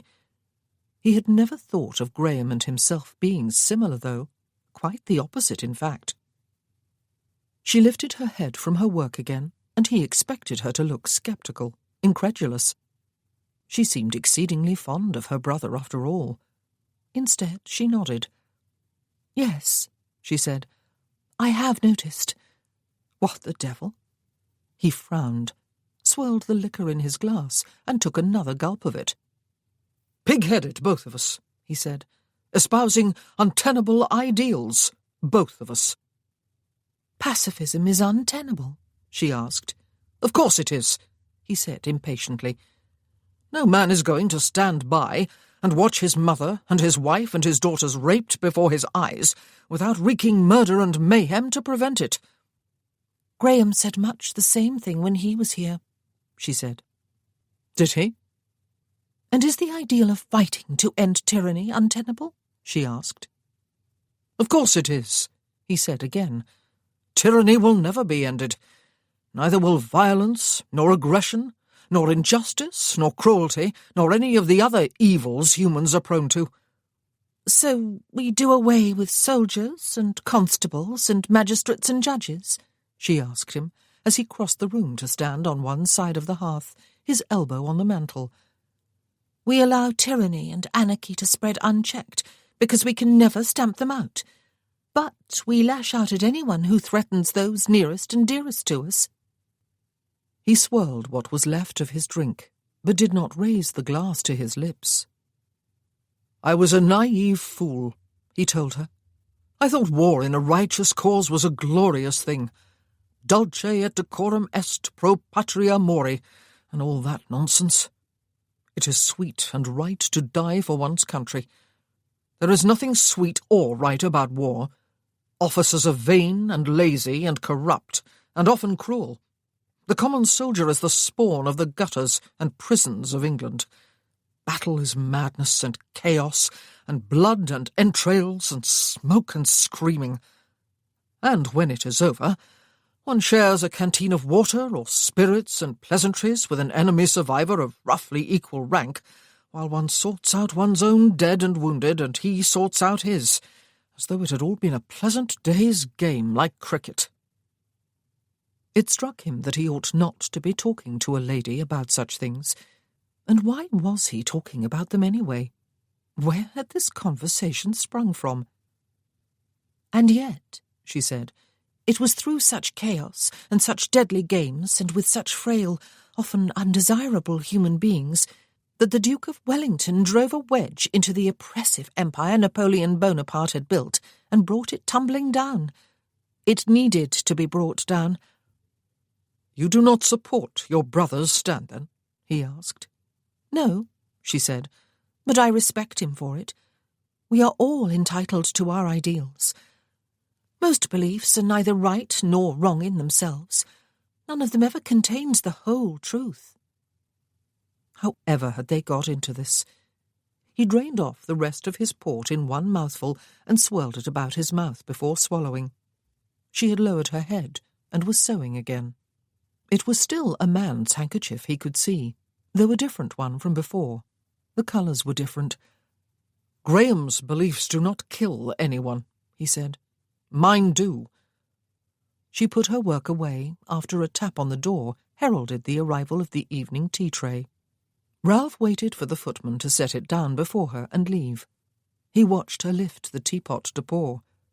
"None for me," he told her. "It was not your beliefs that killed men," she said.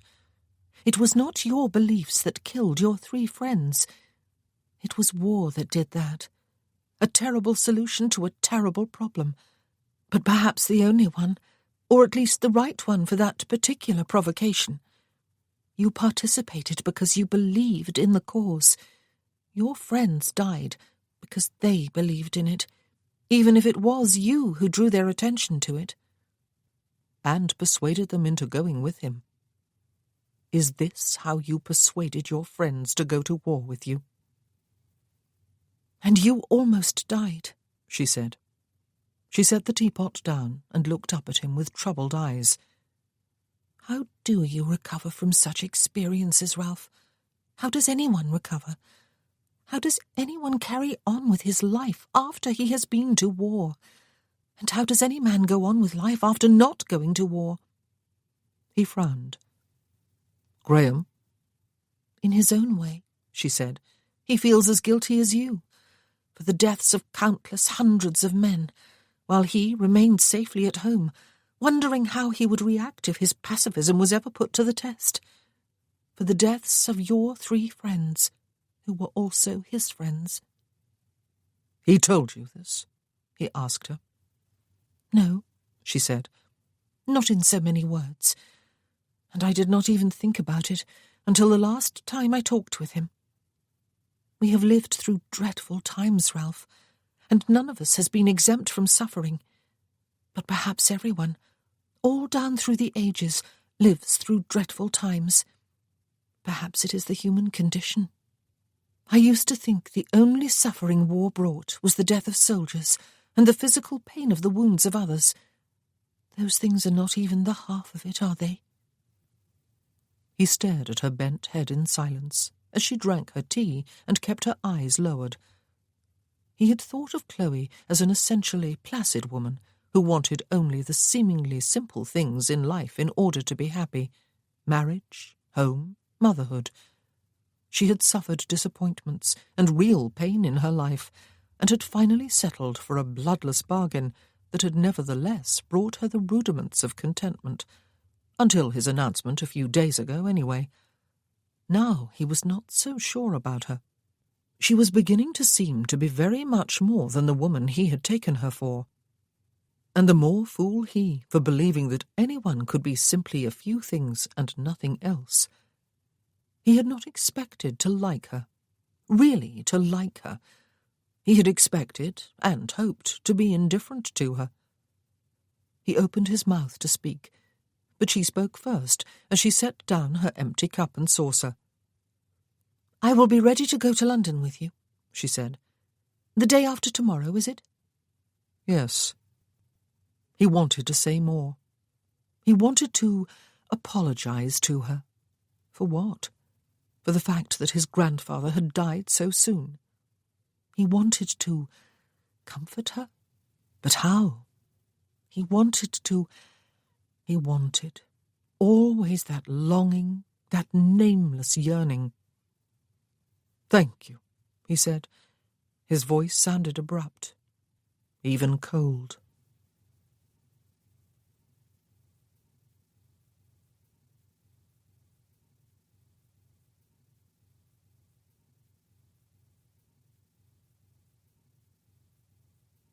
Chapter 15.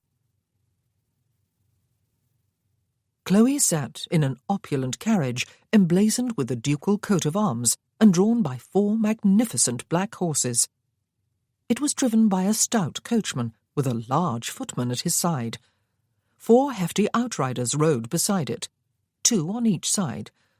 All 6 men were resplendent in the ducal livery. Everyone they passed on the road to London stopped in awe and stared, the men doffing hats and pulling on forelocks, the women dipping into curtsies. Ralph was out there riding too, most of the time well ahead of the carriage, just occasionally alongside it. Perhaps to make sure Chloe had not taken fright and jumped out. He looked less conspicuously gorgeous than any of his servants. When he rode far enough ahead, he probably escaped any particular attention. It seemed absurd to Chloe that as a result of that hurried wedding in the tiny chapel 2 weeks ago, she was now a duchess, and therefore worthy of all this pomp and excessive security, not to mention the services of a maid. Mavis, Mrs. Loftus's niece, was sitting inside the carriage with her new mistress, her back to the horses, and was looking fair to bursting with pride.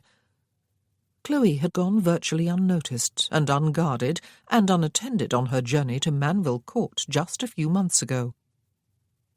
Whenever they stopped at an inn for a change of horses, she was bowed and curtsied and flattered into the finest private parlour and plied with all the best refreshments the house had to offer, even though she suffered slightly from motion sickness and was never very hungry. Ralph remained outside in the inn yard each time to oversee the grooming of his horses. Even the fresh new ones were his, sent ahead from the ducal stables, so that the magnificent blacks would not have to be exchanged for inferior horseflesh. Sometimes Chloe wondered if anyone realized that he was the duke who owned the carriage, and the horses, and employed the servants, and was married to the duchess, then partaking of refreshments in the best parlour. He never rode inside the carriage with her, even when it rained for a whole hour. And it was not just Mavis's presence that deterred him, Chloe believed. He never travelled inside any closed conveyance when it could be avoided, he had explained to her back at Manville, when she had realized he intended to ride his horse the whole way. She wondered if it had anything to do with the time when he had been wounded and had been transported long distances in the close confines of various coaches, or if it had something to do with her. And she wondered if the whole of their married life would mirror the first 2 weeks. Occasionally they had talked, really talked, and she had felt they were drawing closer to each other, perhaps even becoming friends. And there had been that one night. But even at the time, she had known it was only about sex. His word, and not in any way about love or even affection. Even so, it had been pleasant. strange understatement, and it had seemed to bring them closer until it had been brought to an abrupt end by their quarrel in the middle of the night. Most of the time he was withdrawn and treated her with a remote, though courteous reserve of manner. His eyes were empty of any depth. He was, in fact, as he had been from the beginning of her acquaintance with him. Despite their marriage, and the necessary intimacies of the marriage bed, despite the occasional conversation, the occasional kiss, the half a night of sex, to use his word again, nothing was different.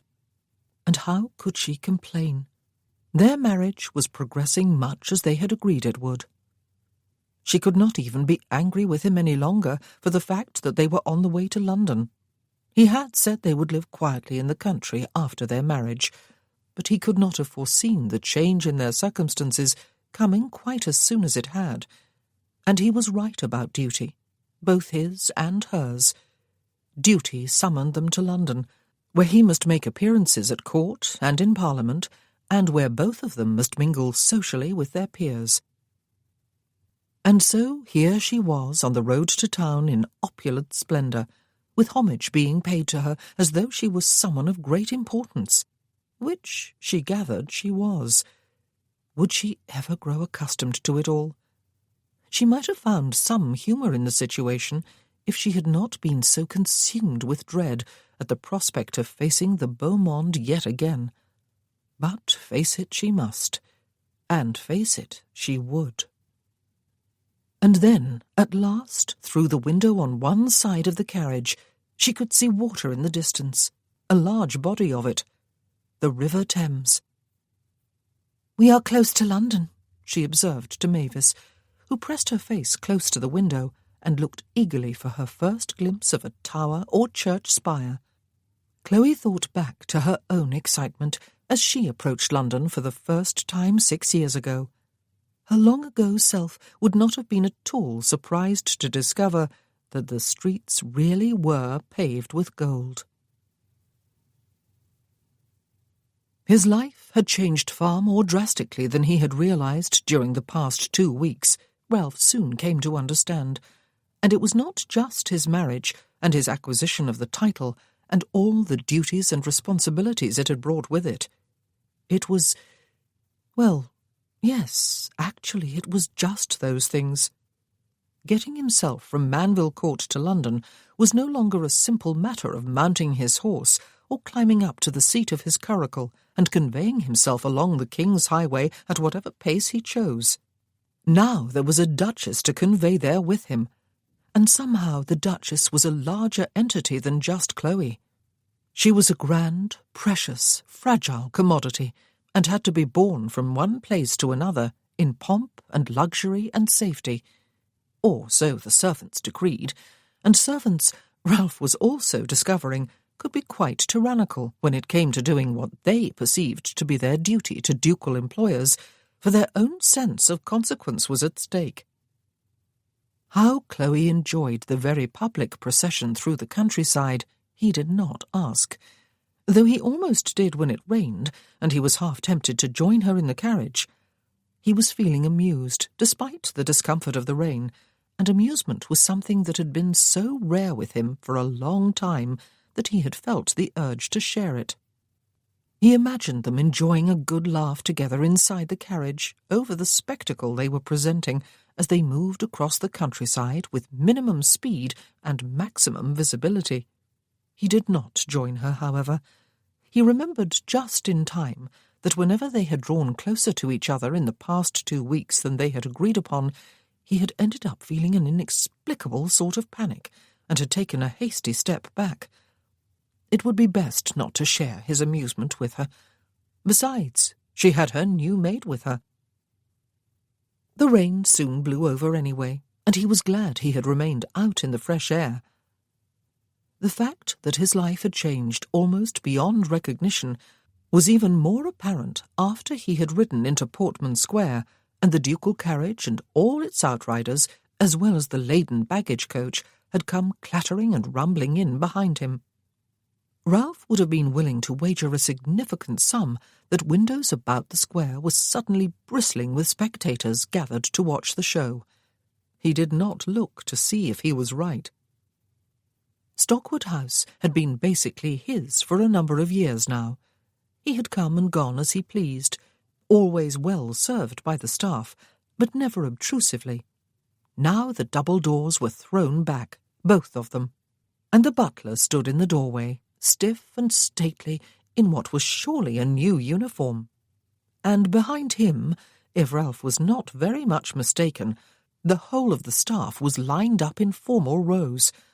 It was going to be his wedding day all over again, he thought, wincing inwardly. He was not usually particularly observant when it came to servants, but he would have had to be blind not to see that every member of staff was also clad in a new uniform, and that the hallway in which they were being paraded was positively gleaming with polish. If there was one speck of dust in the whole sizable entry hall, Ralph would be surprised. He heard so many mutterings of "Your Grace" over the next few minutes that his head fairly buzzed. He could only imagine how Chloe must be feeling as he took her hand upon his sleeve and led her up the steps and through the doors. If she did not flee back to Manville without stopping to remove her bonnet, he would be a fortunate man. But she surprised him. Instead of simply nodding graciously to left and right and continuing on her way up to the relative privacy of the drawing-room, or even all the way up to her own apartments, she stopped and smiled, and spent well over half an hour working her way along the lines. She carefully spoke to everyone, moving from one side to the other, repeating the names the housekeeper murmured to her, and occasionally asking a question of a servant, and stopping long enough to listen to the answer. "Thank you, Mrs. Perkins," she said, when they had come to the end of the line.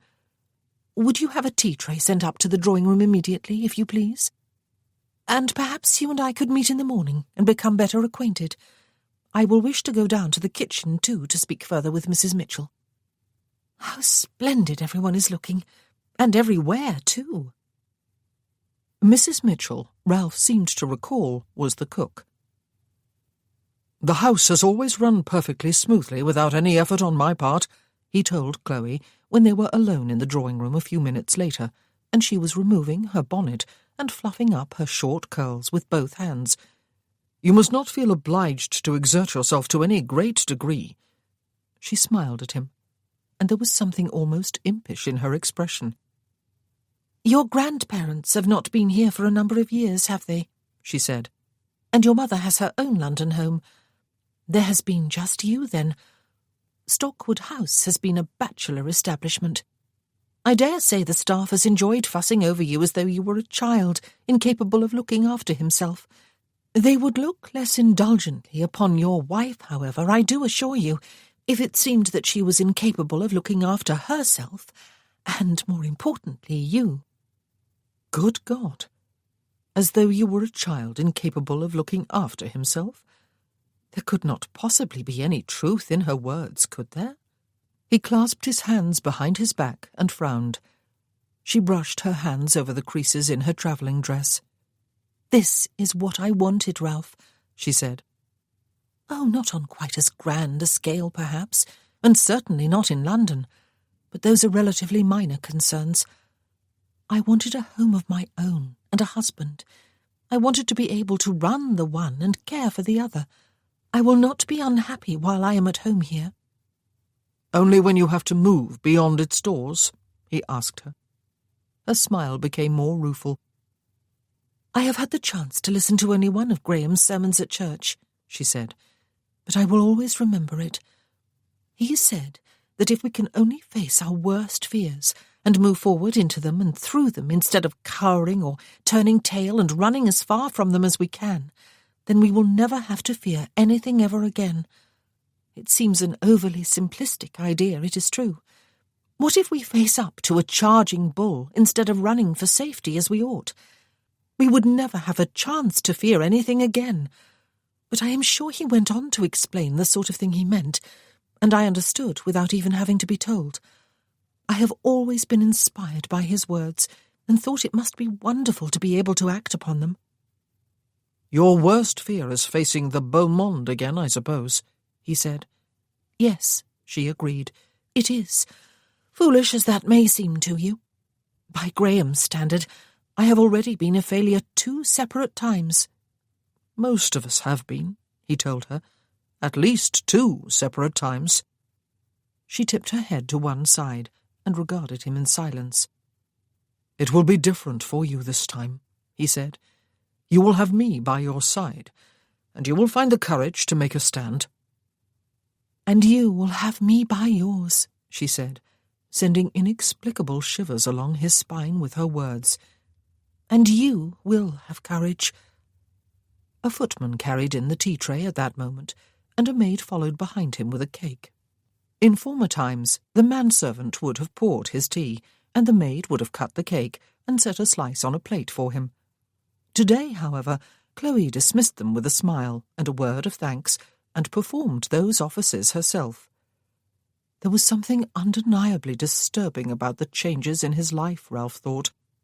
There was a very definite loss of independence, of privacy. He could ignore servants, though never with unkindness, he hoped. He could not ignore his wife, and this was what she had wanted, what she had made her bargain for: a home and a husband. Him, in other words. She intended to care for him. And beyond the home, he could no longer go wherever he wanted, whenever he wanted, with no one to please but himself. For one thing, he was no longer just the Earl of Berwick, with his relatively meaningless courtesy title.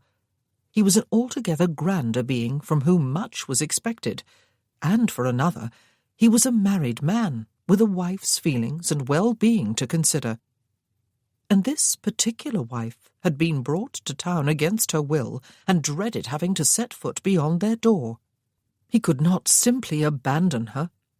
It was one thing to accept responsibility for a role, an inanimate thing, a dukedom. It was quite another to feel responsible for another person, his wife, who was nervous and unhappy about what was facing her. It felt suspiciously like taking on an emotional bond, and he did not like it one little bit. Not liking it, however, would not make it go away. "A little milk and 1 sugar," she said, setting his cup and saucer down at his elbow. Exactly right. He was almost irritated by the fact. He did not have any idea how she liked her tea, even though he had watched her pour it and drink it numerous times. He had the uncomfortable feeling that Chloe really was going to make him comfortable. "It will not be long before it is widely known that we are in town," he said, as she seated herself and picked up her cup and saucer. "Invitations will start arriving in droves. People will be curious to see me in my new role, and you in yours, and us as a married couple. We will need to decide which invitations to accept." He expected her to make some sort of protest, or at least to beg for time. "Yes," she said.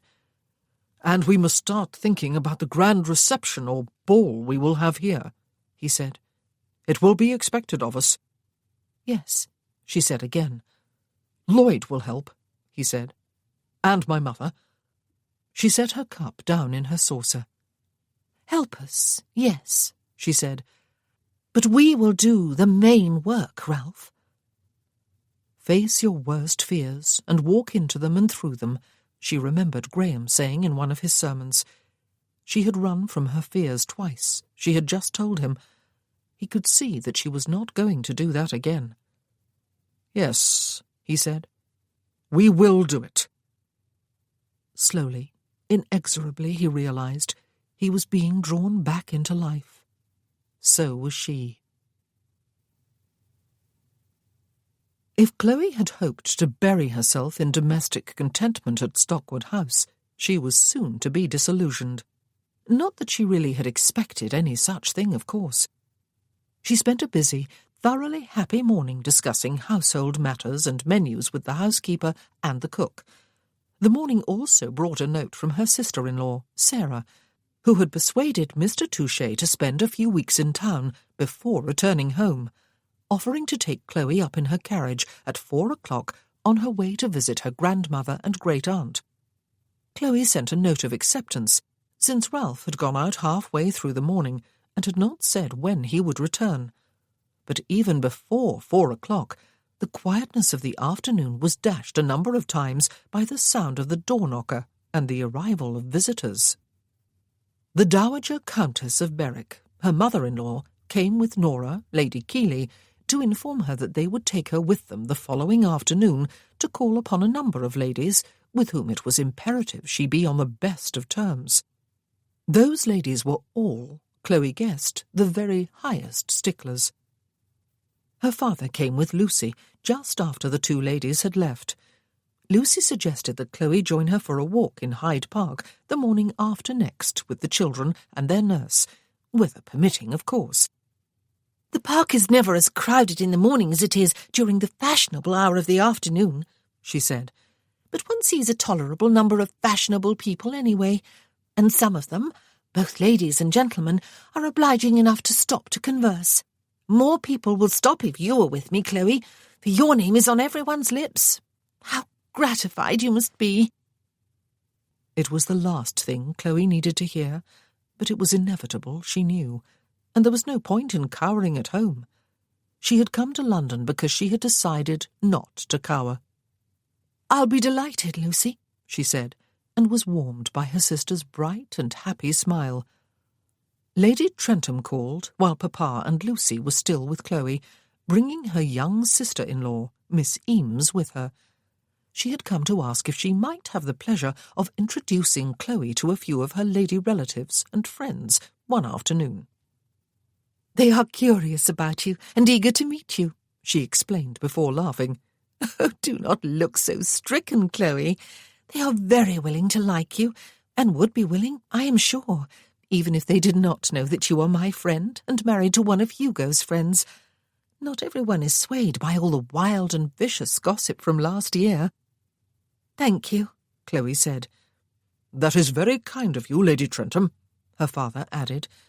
"You certainly will not need to run away this year, will you, Your Grace?" Miss Eames said.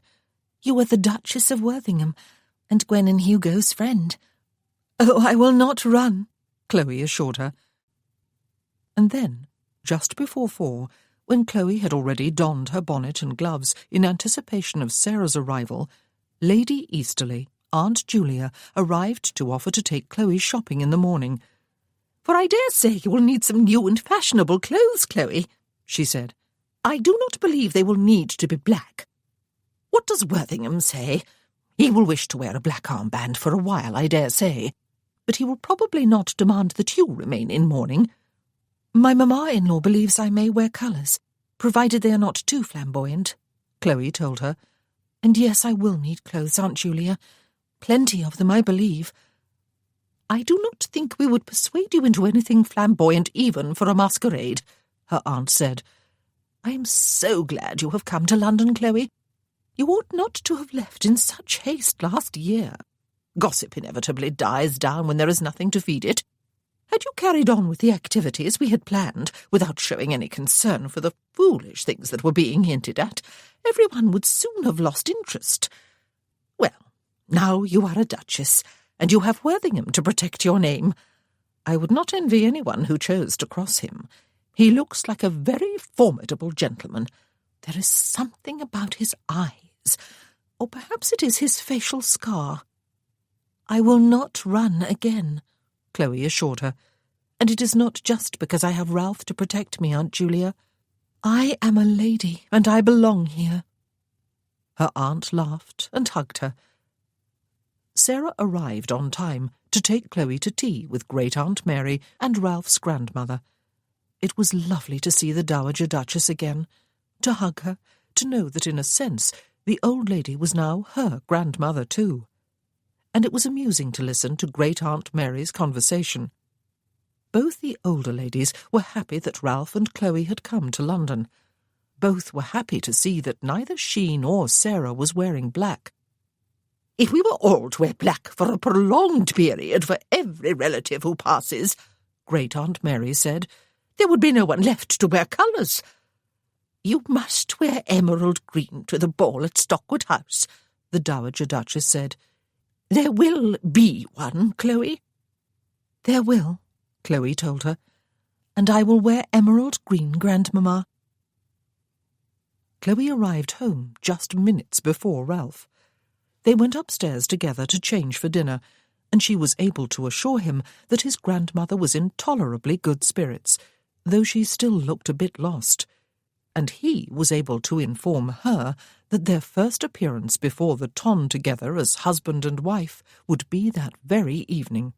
The Duke of Stanbrook had invited them to join him and a few other guests in his box at the theatre. Chloe had been rather pleased with her day, and was looking forward to her dinner. But suddenly her appetite was gone, despite all her words of bravado to several people.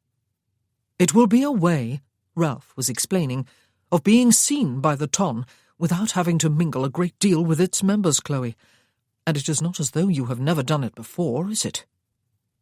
"You could not have waited to tell me," she asked him, "until after dinner?" He stopped outside her dressing-room and raised her hand to his lips, before opening the door for her and proceeding on his way to his own room. "Just remember, Chloe," he said, "that you are the Duchess of Worthington." "That," she said, "is supposed to give me my appetite back." There was a suggestion of a smile about his lips as he turned away.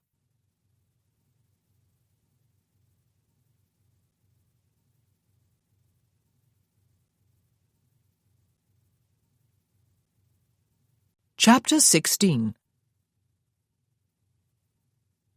"Who are the Duke of Stanbrook's other guests?"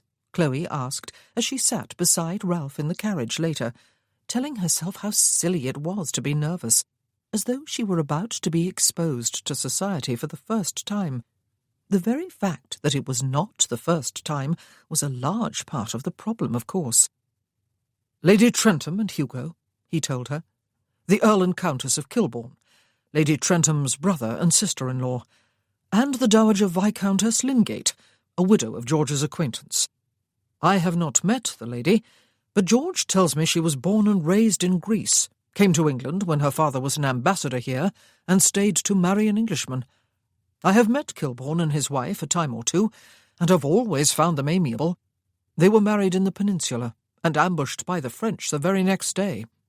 He was badly wounded, and brought home, and she was assumed dead.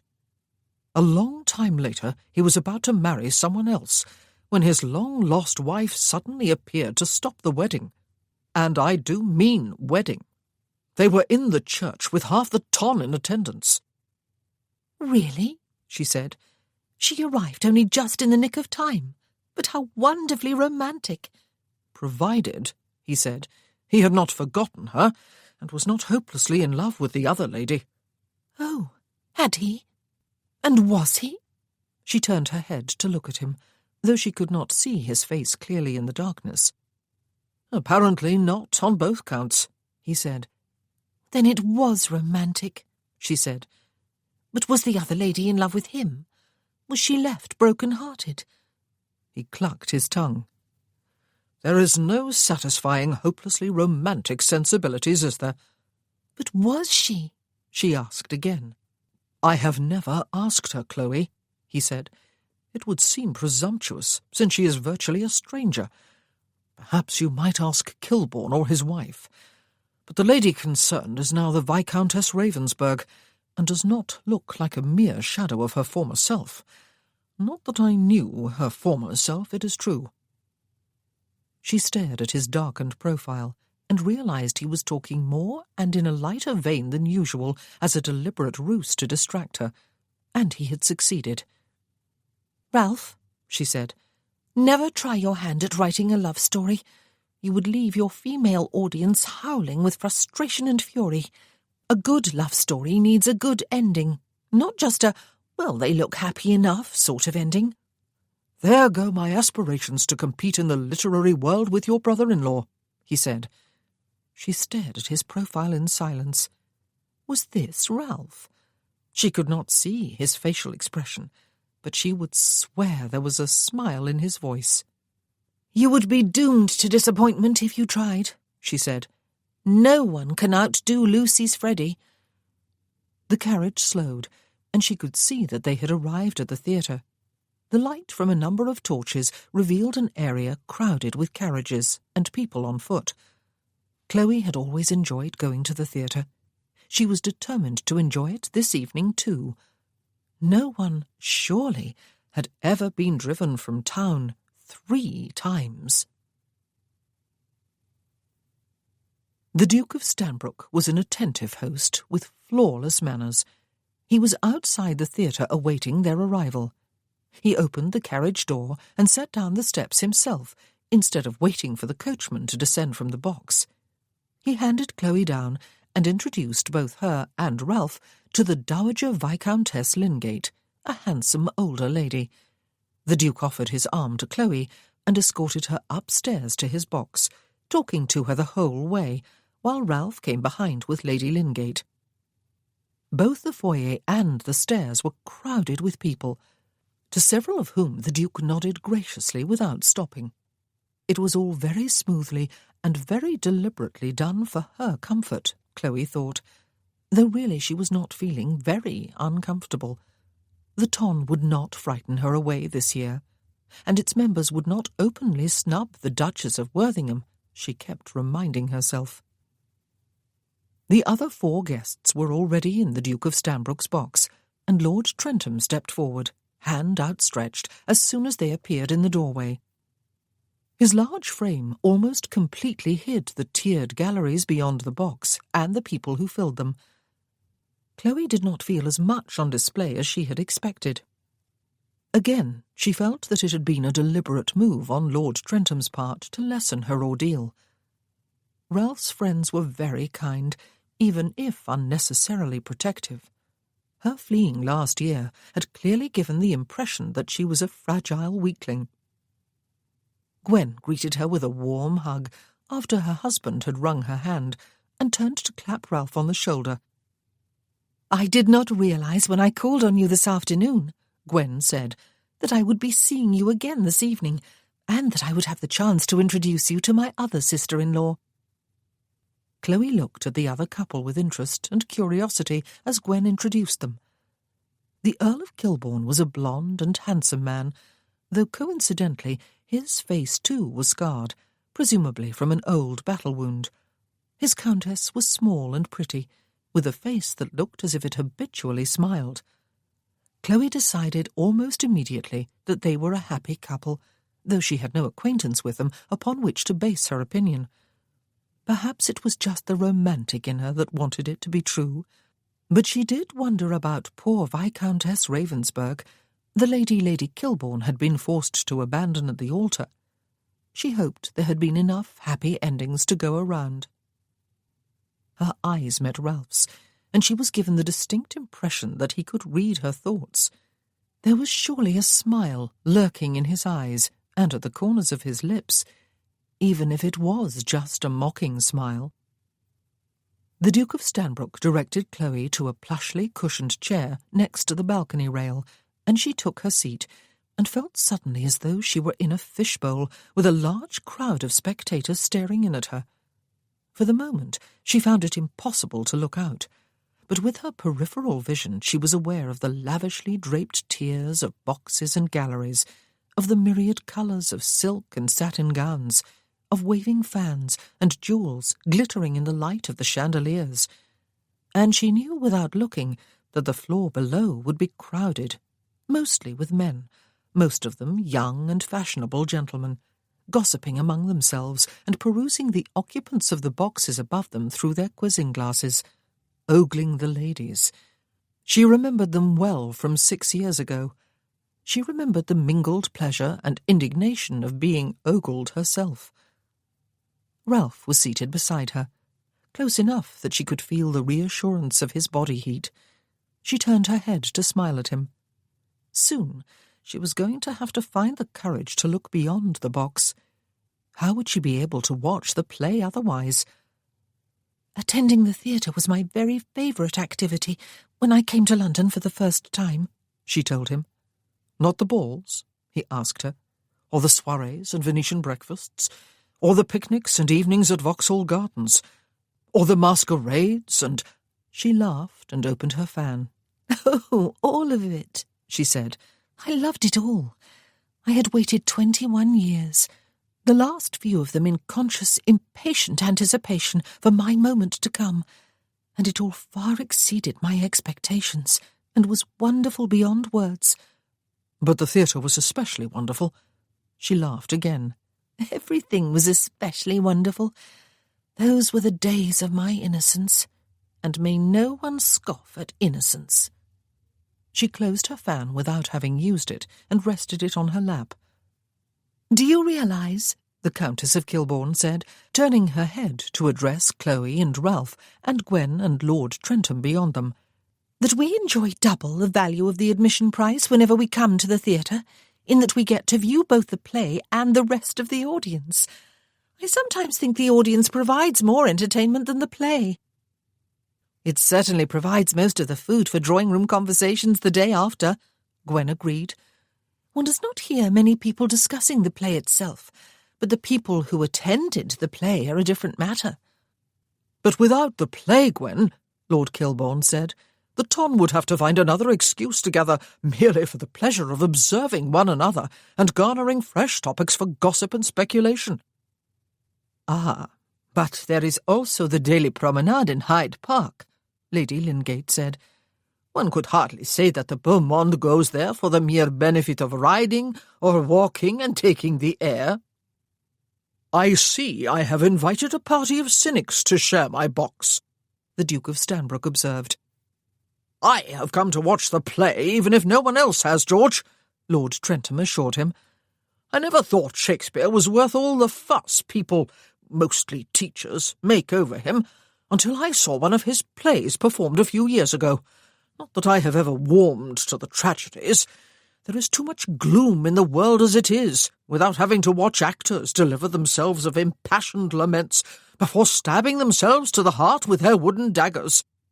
"Cynics and a Philistine," the Duke said with a sigh. "When I attended my first play during my come-out season 6 years ago," Chloe said, "I thought I had died and gone to heaven, though I was far too sophisticated at the time to say so aloud. I probably maintained an expression of bored ennui, and it was a comedy, Lord Trentham. I agree with you on that." "It is marvellous, is it not?" the Earl of Kilbourne said. "How one so often loses sophistication as one grows older, just as one loses the conviction that one knows everything." Chloe laughed and fanned her cheeks, and finally summoned up enough courage to turn her head to look out over the theatre. The sight that met her eyes fairly took her breath away, as it always did. There was surely not an empty seat left in the whole of the theatre, though even as she thought it, she spotted one empty box across from their own, though slightly farther back from the stage. At first, it seemed that every single person in attendance was looking in the direction of their box, and specifically at her. It was not so, of course. A more direct look on her part revealed that, in fact, everyone was scrutinizing everyone else. She remembered that the ton was particularly good at that. Some people were indeed looking toward their box. Many more, though, were not. It was a reassuring observation, and Chloe felt herself begin to relax. She looked downward, and immediately, by some unfortunate chance, saw a familiar and unwelcome figure.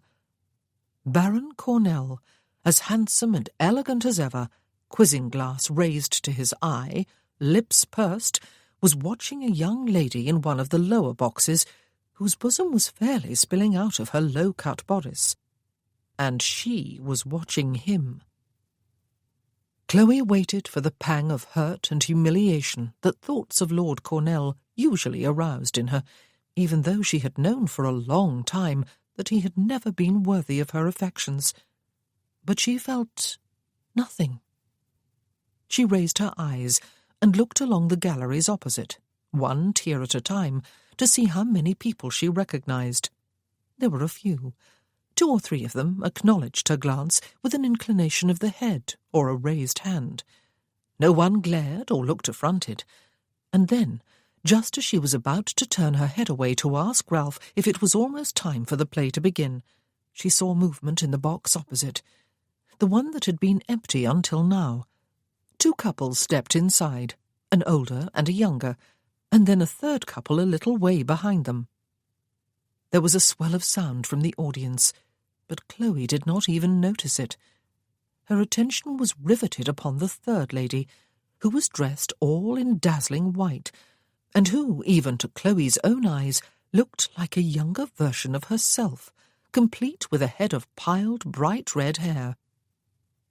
Chloe turned her head sharply toward Ralph.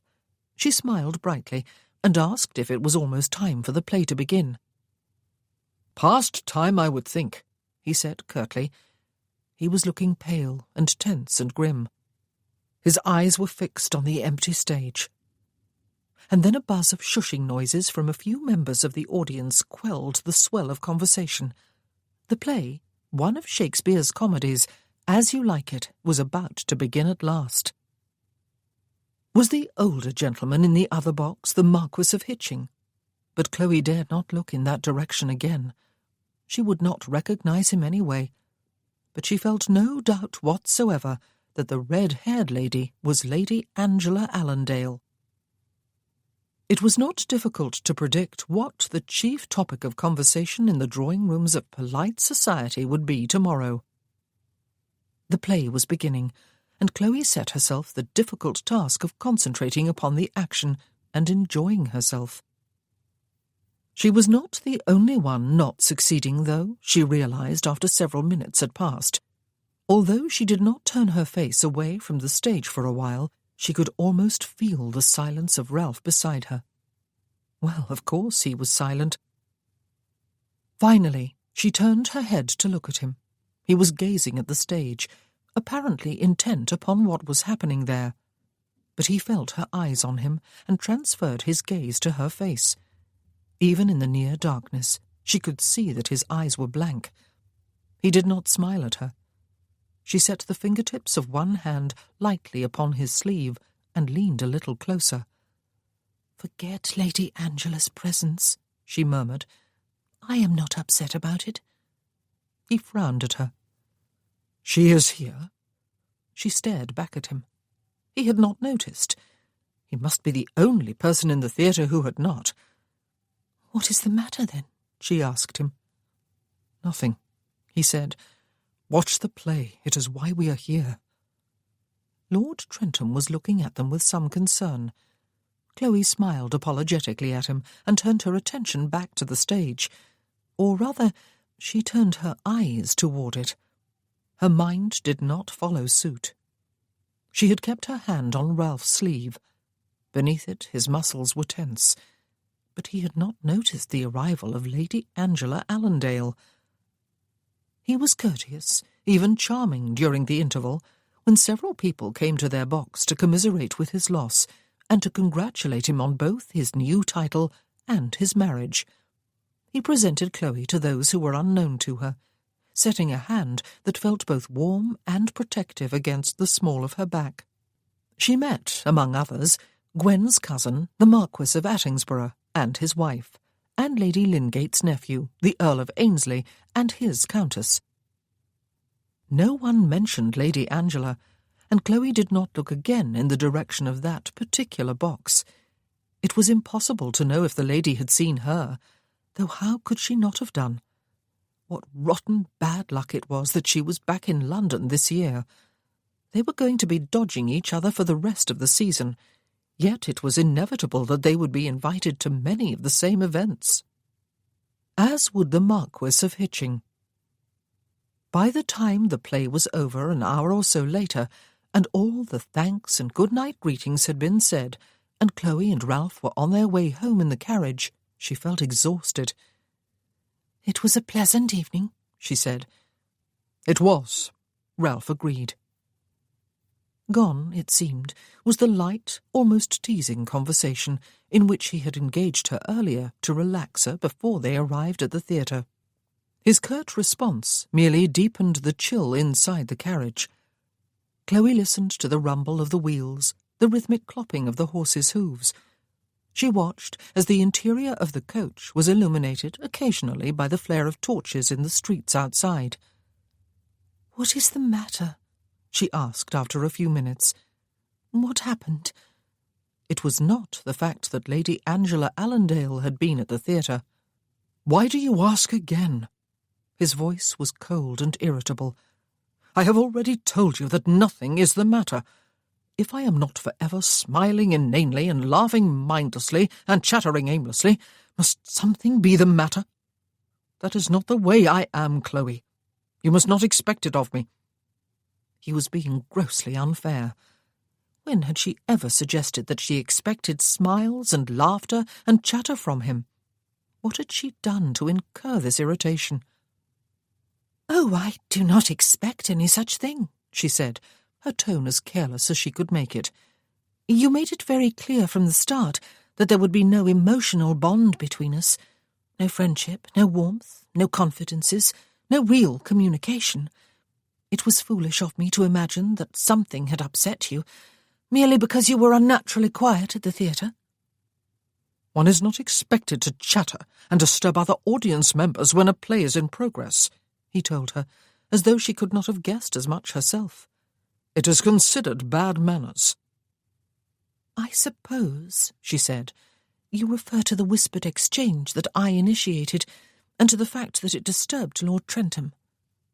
"If the glove fits, Chloe," he said, "then I would invite you to wear it." "Is it ill-mannered, then?" she asked him. "Is it idle chatter to show concern for one's husband and question him when one can sense that he is upset?" "When I am upset," he told her, "I shall burst into tears, and you may exercise all your tender sensibilities in devising a way to comfort me.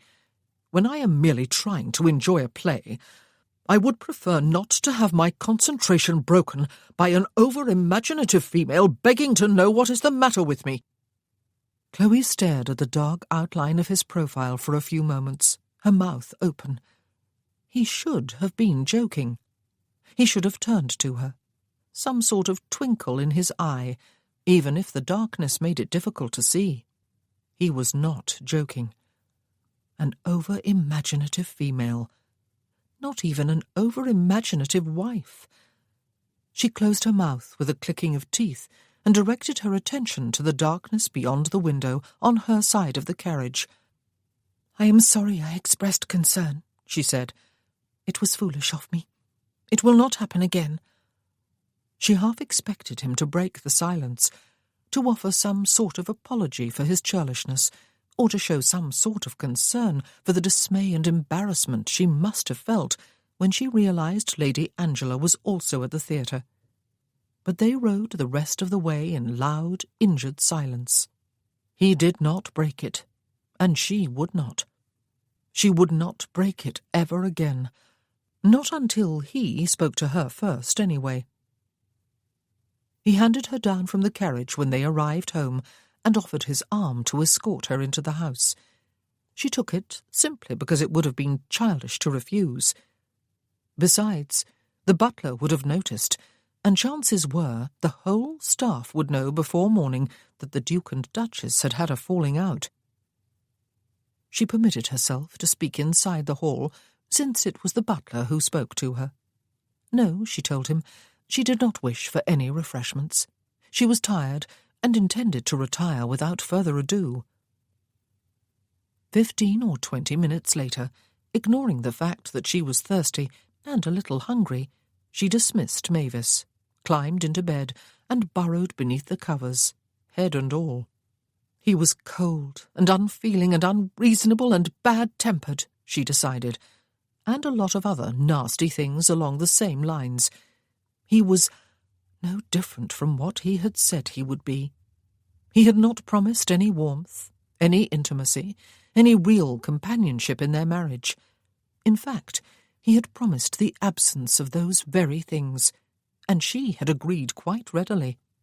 Indeed, she was the one who had first suggested their bloodless, emotionless bargain.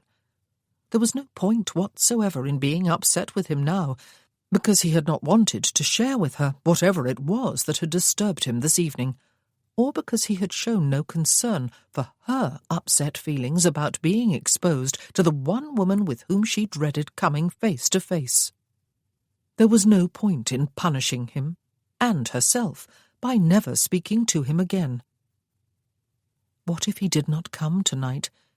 She felt a bit sick at the thought, and then a bit sicker at the realization of how much she had come to depend upon his nightly love-making and presence in her bed all night. It was just sex, to use his own stark, emotionless word. It was not his fault that it had become a little bit emotional too for her. But whatever had happened at the theatre to make him look so cold and remote and empty, to make his muscles tense and unyielding? Something had happened, but she had promised not to ask again. Well, she would not, either. She would live her own life and let him live his, just as they had agreed to do. He might go to hell as far as she was concerned, she thought, with shocking irreverence. Something had happened to her when Lady Angela Allendale arrived. The whole audience at the theatre had reacted, but he had not even noticed or shown any interest when she had told him. She might be suffering dreadfully for all he cared. She swallowed several times and willed herself not to dissolve into self-pitying tears.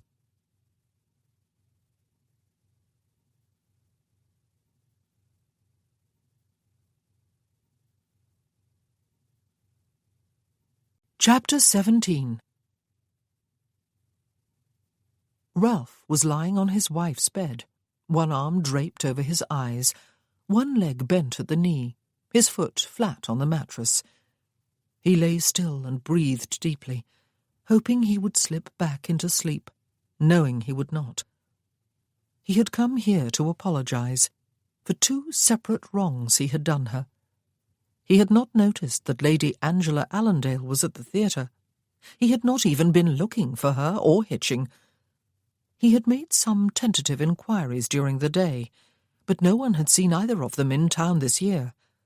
They must have arrived within the last day or 2, as had he and Chloe. He had not noticed when the woman had arrived at the theatre tonight, and he had not noticed that Chloe was upset about it. And surely there had been some reaction from the audience at seeing Chloe and Lady Angela in the same place. He had not noticed. And, worse, he had not shown any concern for his wife, even when she had told him. He had been too wrapped up in himself. She, on the contrary, had noticed his distress. She had asked about it and shown concern for him, both at the theatre and in the carriage, and he had thanked her by biting off her head. He had offended her and hurt her. He had shut her out. But damn it all, he needed to be left alone. Marriage was a damnable institution. He owed her a double apology, and had come to make it. She had been in bed when he arrived, however, facing away from him, all but the top of her head beneath the covers. It had been impossible to tell if she was awake or asleep. He had not wanted to wake her if she was sleeping. So, with a marvellous lack of logic, he had extinguished the candles, moved quietly around the bed, lain down beside her, and proceeded to have sex with her. He had even fallen asleep afterward. Now he was wide awake again, dealing with the dreaded sensation of having hit bottom with no further down to go. He had thought himself over such intensity of feeling. He had fought for years to level off his emotions, to avoid extremes. He had almost forgotten, until now, the needle-sharp regret he had felt at first that he was not dead, killed in battle, blown to bits with his friends, as he would have been if he had been in the front line of the cavalry charge with them. Instead, unusually, he had been in the second line, and so had had a front-row view as they had disintegrated before his eyes in showers of red, just like the most spectacular of fireworks displays at Vauxhall. He swallowed and kept his eyes closed, and then clenched them even tighter, in an attempt to blot out the visual memory. If only he had been killed then. If only he had been able to get at that medication here in this very house soon after he had been brought home. If only... He had almost forgotten what this felt like. He had almost forgotten how to control his breathing when he did feel it, how to turn his thoughts from the blessed lure of death to the weary business of living on. He had almost forgotten how to claw his way out and up. He had to think of life as a gift, however unwanted. Yes, that was it. For whatever reason, his life had been spared that day and restored to him over the months and years following it. There must be a reason. If that was, and it was a very large if, one believed in some sort of divine plan. He thought back unwillingly on the events of the evening. The visit to the theatre had been George's idea, though it had seemed a brilliant one. Chloe had not wanted to come to town. After her experiences last year, and 6 years ago, she was skittish about mingling with the ton again. She would do it, of course. She had shown remarkable courage in the last few days. But here was a chance to ease her in gently, to allow her and the ton to see each other, but at arm's length, so to speak. And the guests George had suggested asking to join them seemed perfect for the occasion. Chloe already knew and liked Hugo and Lady Trentham, and Kilbourne was the latter's brother. His countess had always seemed like an amiable lady. George had described Lady Lingate as reserved but charming. It had promised to be a pleasant evening. Ralph had made a special effort during the carriage ride to the theatre to help Chloe relax, and had found himself relaxing too. He had been starting to feel more comfortable in his marriage than he had expected. He had looked around the theatre before the play began and acknowledged a few familiar figures with a nod. There was scarcely an empty seat, apart from one box across and a little down from theirs. Shakespeare's comedies were always popular. Chloe was looking around too, he had noticed, after an initial tendency to restrict her attention to the occupants of their box, as if she was afraid that everyone was looking at her, as everyone no doubt was for a while. He had been about to transfer his attention to the stage, where the action must surely be about to begin, when his eyes are lit upon one particular box opposite, and one tier up from theirs, and upon one of the 2 couples who occupied it. His heart had turned over, or stopped. He had looked hastily away, but had the feeling that the lady had turned her eyes upon him just as he turned his own away. He had not glanced that way again for the rest of the evening, and he had not suggested leaving the box during the interval, a decision made easier by the fact that a number of people called there, most of them with the purpose of shaking Ralph by the hand and meeting his Duchess. He was not certain he had been seen. Perhaps he had not. The theatre was crowded after all, and he had been half hidden behind Chloe. Or even if he had been seen, he might not have been recognized. He had changed in 8 years. Nevertheless... How long did they intend to remain in London? Were they here on a brief visit, or had they come for the whole season? Could he avoid them that long? There was no chance of getting back to sleep. Ralph pushed back the bedcovers on his side of the bed at last, got up as quietly as he could so as not to wake Chloe, whose soft breathing told him she was asleep, and looked down at his dressing-gown.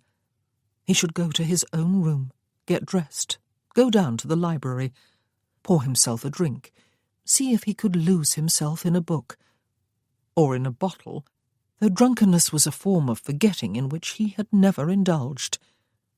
But somehow, alarmingly, he could not bear the thought of being quite alone. The sound of Chloe's breathing was like a dose of some mild drug, just barely holding him back from the brink of a deep darkness that threatened to swallow him. He left his dressing-gown where it was, and went to stand, naked, at the window, The curtains slightly parted. The square outside was in darkness. The night watchman must be elsewhere on his rounds. It was too early for any tradesman. The room behind him was dark. No one would be able to see him standing here, even if anyone were to look up. He braced his hands on the sill, bent his head, and closed his eyes. It might have been 10 minutes or half an hour later when he felt a slight warmth along his right side. She did not say a word, and she did not touch him with her hands.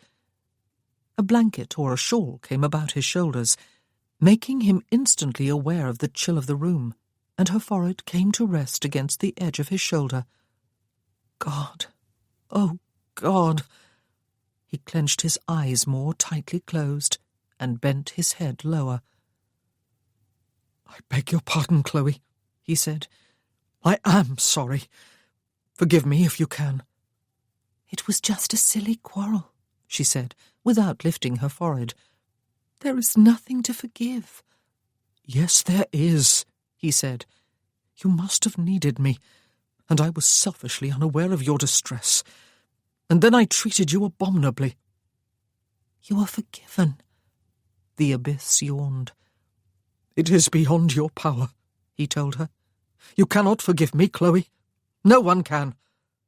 Not even God.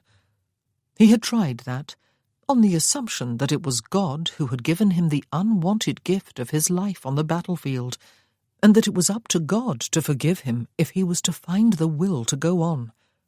But he was not sure he believed in God, though he was not sure he did not. Either way, though, how could a mere concept or spirit or life force or whatever it was God was supposed to be forgive him for doing irreparable harm to people? It made no sense. It was too easy. It was not fair to those people. Divine forgiveness could bring him no comfort. "Ralph," she said, and he could hear the raw pain in her voice. "What happened?" For a long while he said nothing, and she could feel all the tautness of his muscles through the blanket. She could feel the cold, too, now that she was out of bed. Her nightgown was too thin to warm her. She shivered.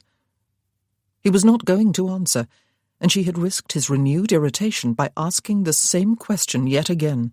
She ought to have turned over in bed and gone back to sleep. Why had she not?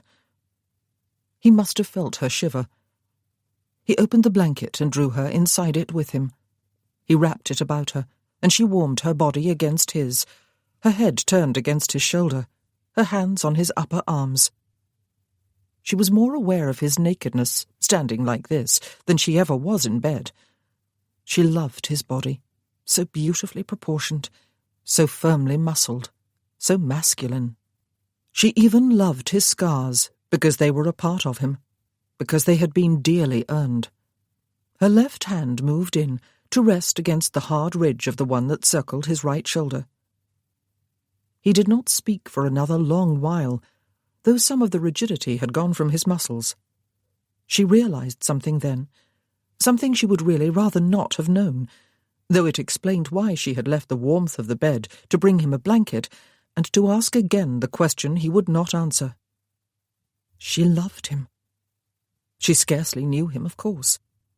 There were whole facets of his being that he carefully shielded from her knowing. But there were some things she knew.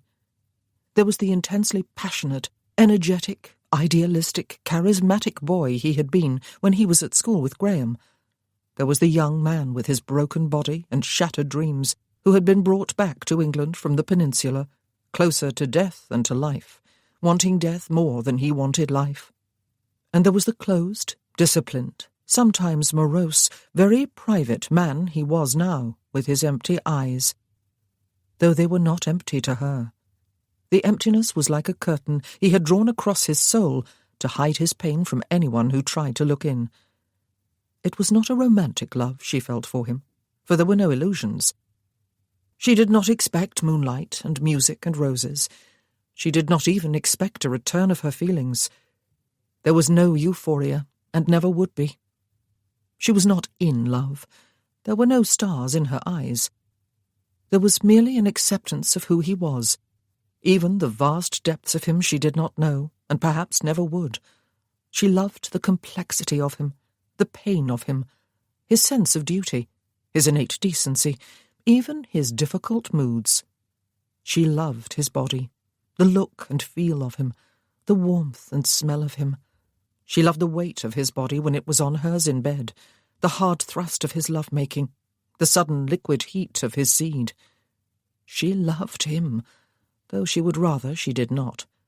For she would rather not be burdened with the one-sided failure of the bargain she had suggested and he had accepted. Keeping to the terms of it was going to be harder to do now that she had allowed an emotional bond after all. On the other hand, she would rather the father of her children be a man she loved than one she did not. Her courses were due in a couple of days. They sometimes came early. Not this time, though. And perhaps, oh, please, please, they would not come on time either, but would be late, 9 months late. She desperately, desperately wanted to be with child. It was the one thing that would please him and please her, and bind them into a closer tie. Not that she would ever want to try to bind him. He spoke at last. "We very rarely spent school holidays alone," he said. "We spent them together at one another's homes. Their parents became like my parents, or at least like favoured uncles and aunts, and mine became like theirs." He was talking about his 3 friends. She did not need to ask. "I did not fully realize at the time," he said, "how idyllic my boyhood was, though I did know I was privileged, and I thought privilege brought obligation. To think, to form responsible opinions, to act upon my convictions, even if doing so meant disappointing or even hurting those who loved me. As with many boys, my ideals were not tempered with realism or open to compromise. Youth can be a dangerous time of life." Chloe said nothing. He was not seeking either approval or consolation. "I was a leader," he said. "I do not really understand why, but it was so. Other boys listened to me and followed me, and because I was a boy and had not even entertained the idea that perhaps I might sometimes be wrong, I allowed them to do so, even encouraged it. And sometimes, to my shame, I felt impatience, even scorn, with those few who stood against me." "As with Graham?" "And so they came to war with me, those 3 boys," he said, "and they died. You might say that they came of their own free will, that they died for a righteous cause, one in which they believed. You might go on to say that countless thousands died in the course of those wars, including helpless civilians, even innocent women and children who happened to find themselves in the path of war. I cannot burden my conscience with the deaths of all those poor souls, though, and perhaps I would be able to let my friends go too, if it were only they who had suffered. For yes, each had a mind of his own, and had made his decision to go with me. But each one had a family, people who loved them and lost them, and have lived on, people for whom I have been the cause of endless suffering, people who took me into their homes and loved me, people I supposedly loved." "They have surely forgiven you, if they ever blamed you in the first place," Chloe said. She could understand why he blamed himself. The whole experience had, after all, been unbearably distressing for him. But surely the families of his friends would not blame him. Those 3 boys had been leaders in their own right, according to Graham. They had not been helpless pawns in a reckless or ruthless game Ralph had been playing. "Have you seen or spoken with any of them since?" "I saw Max Courtney's young sister a few times after I left Penderys," he said, reaching a hand beyond her shoulder to close the curtains as the flaming torch of the night watchman came bobbing into view in the square below. "And she wrote to me. She saw me as a final link to the brother she had adored and lost. She fancied herself, I believe, in love with me. I did all in my power to avoid her without being openly cruel. I even offered to fetch her a glass of lemonade at one ball, but left the house instead, and then London itself the next morning. She was the only one I saw, though. Her mother died a couple of years after Max did, and it was her aunt who was bringing her out into society. She, Miss Courtney, wrote to me earlier this spring when I was staying at Vince's home to inform me she was about to marry a clergyman. I let her down. I had a chance to comfort someone for the pain I had caused, but I did not do it. Miss Courtney, it seemed, had not blamed him for her brother's death. Had he realized that? But something else occurred to Chloe. "Was she at the theatre tonight?" she asked. Miss Courtney, he said. No, but Viscount Harding and his wife were. Tom's parents. He was their only son, their only child. They doted on him. His muscles had tightened again.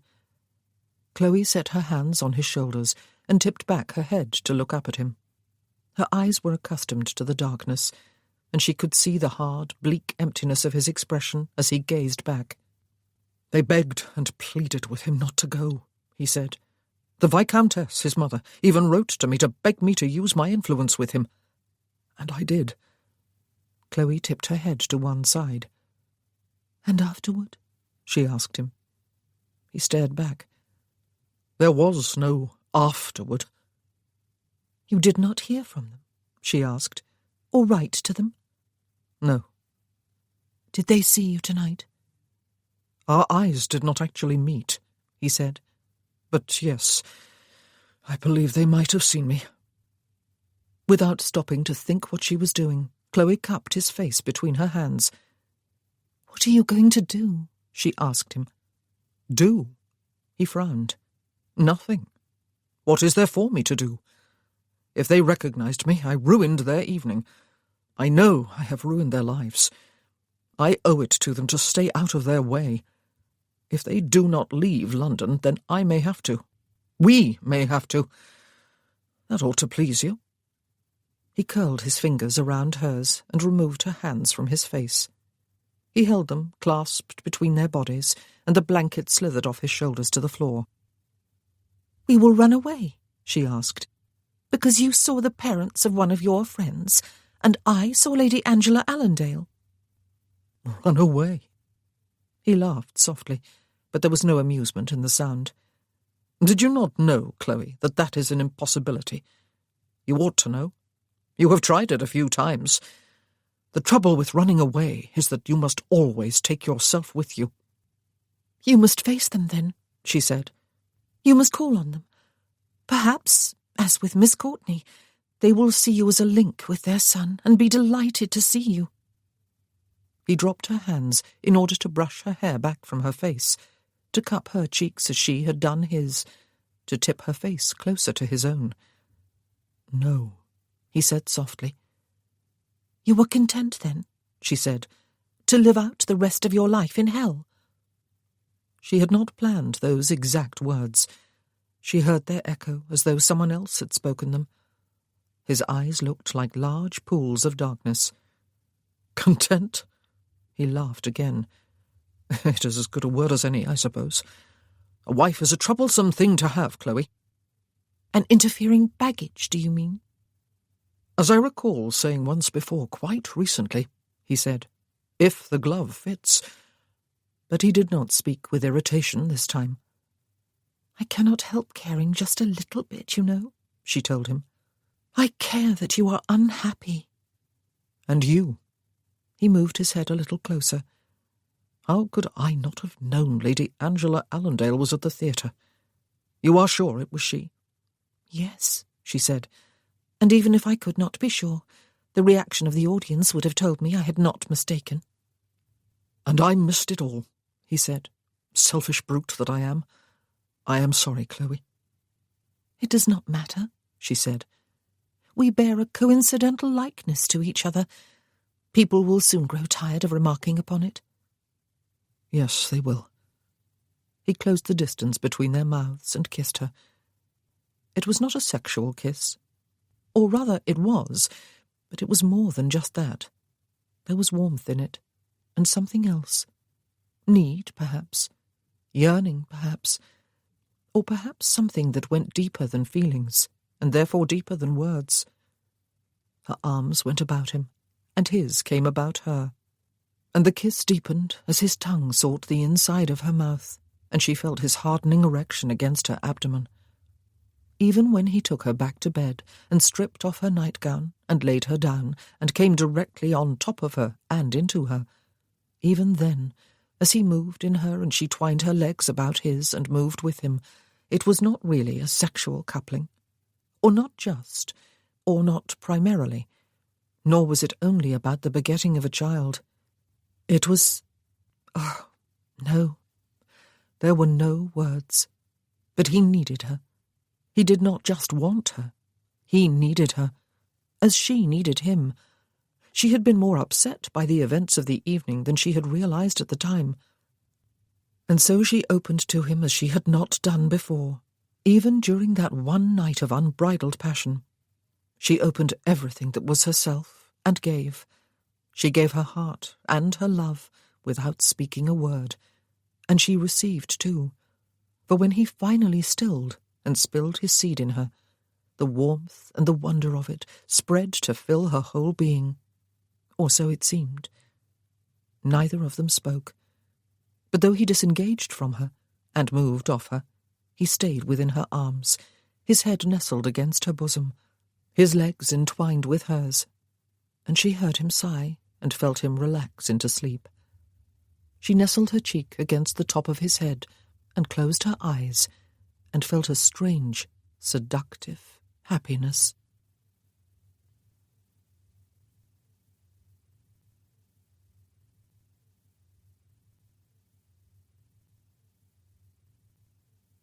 Chapter 18.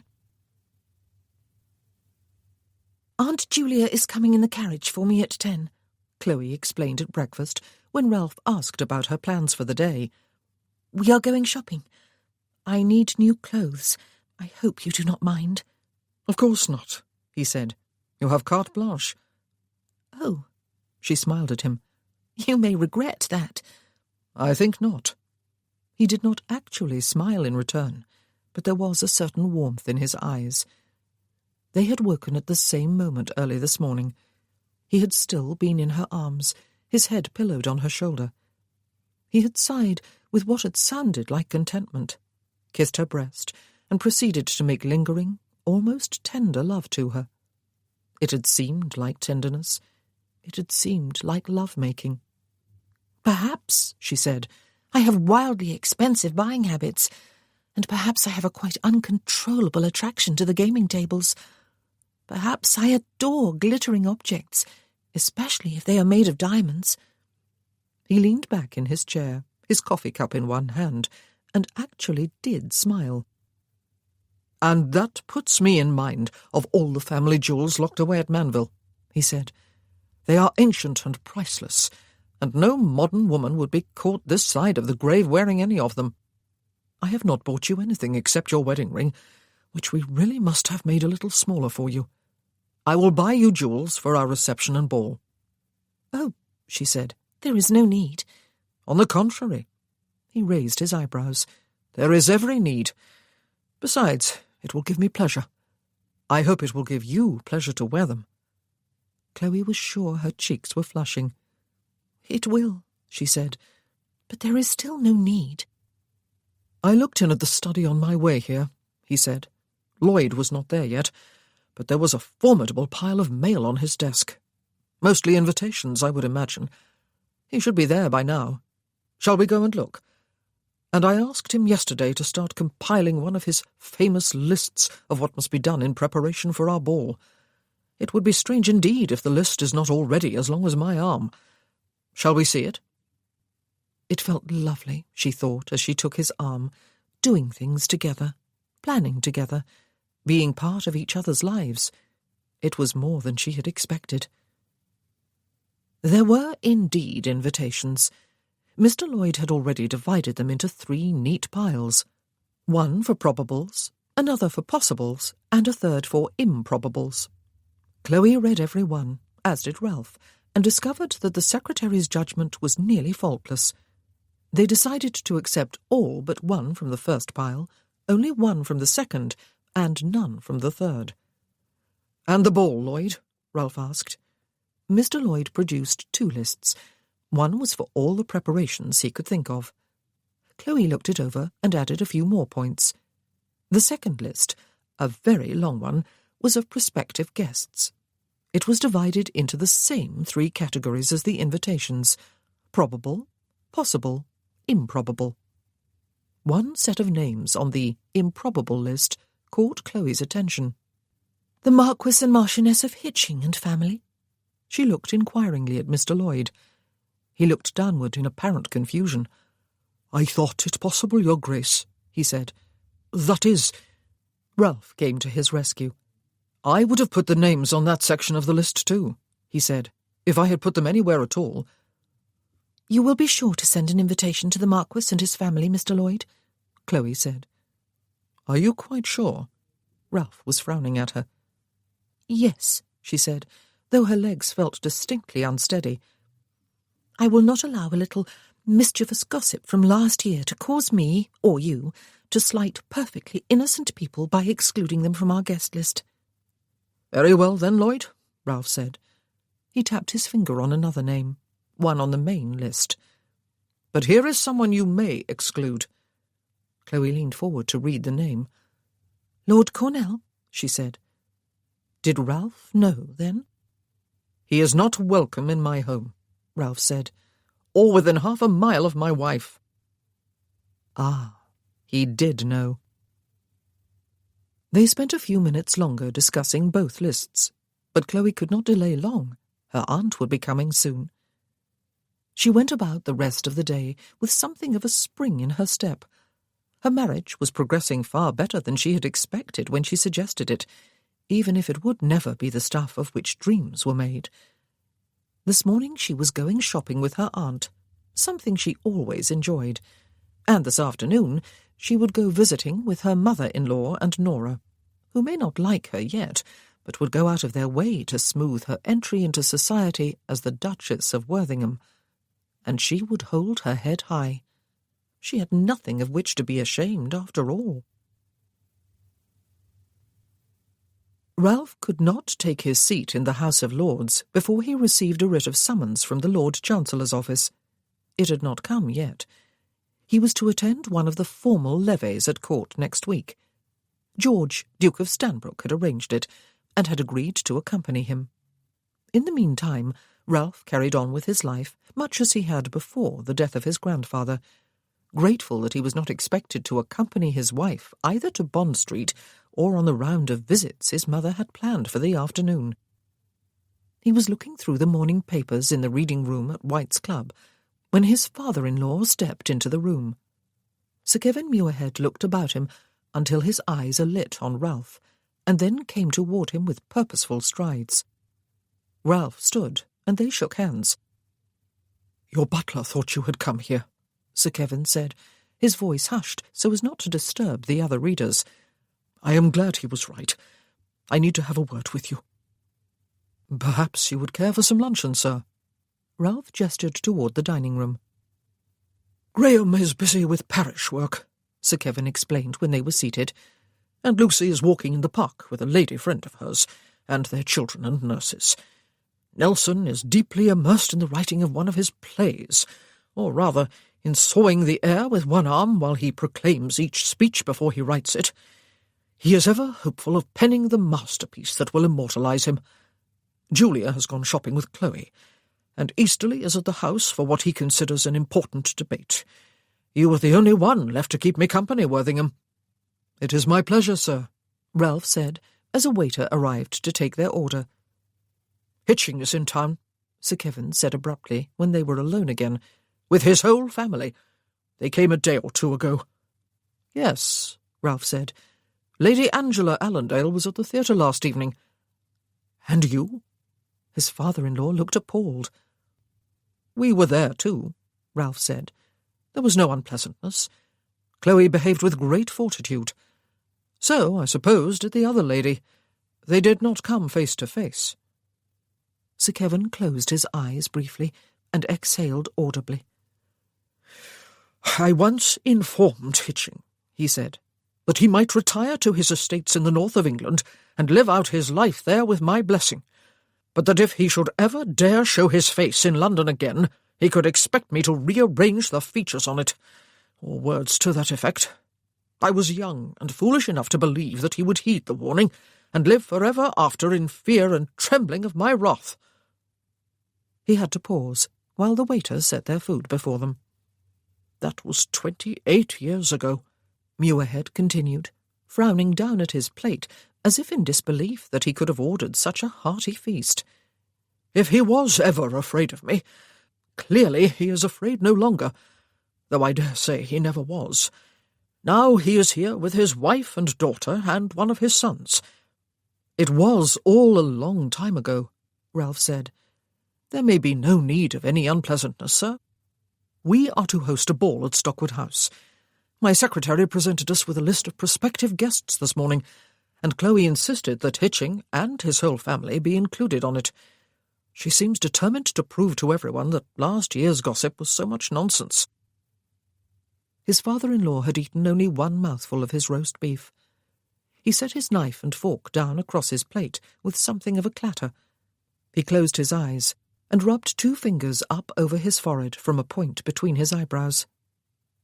Ralph held his peace, and the silence between them stretched for what seemed a long time. There was a hum of conversation from the tables around them. "I suppose," Muirhead said at last, lowering his hand and looking across the table at Ralph, "she ought to know the truth. Do you think?" "I answered that question at Manville, sir," Ralph reminded him. "Does she know, I wonder?" Muirhead said. "Hitching's daughter, I mean. Has he ever told her, or his wife? It has not occurred to me until this moment that they too must have been affected by the gossip last year. Yet they have returned this year." Sir Kevin was still not eating. He was rubbing his temples with a thumb and middle finger, as though he had a headache. "Perhaps, sir," Ralph said, "you would care to come for dinner this evening. Bring Graham, too. I am sure Chloe would be delighted." Muirhead lowered his hand and looked steadily at him. "Thank you," he said. "I think that would be best." "I think it would," Ralph agreed, and hoped he spoke the truth. Sometimes sleeping dogs were best left lying, and sometimes not. How was one to know which choice was better in a certain situation? And, unbidden, a memory returned from last night.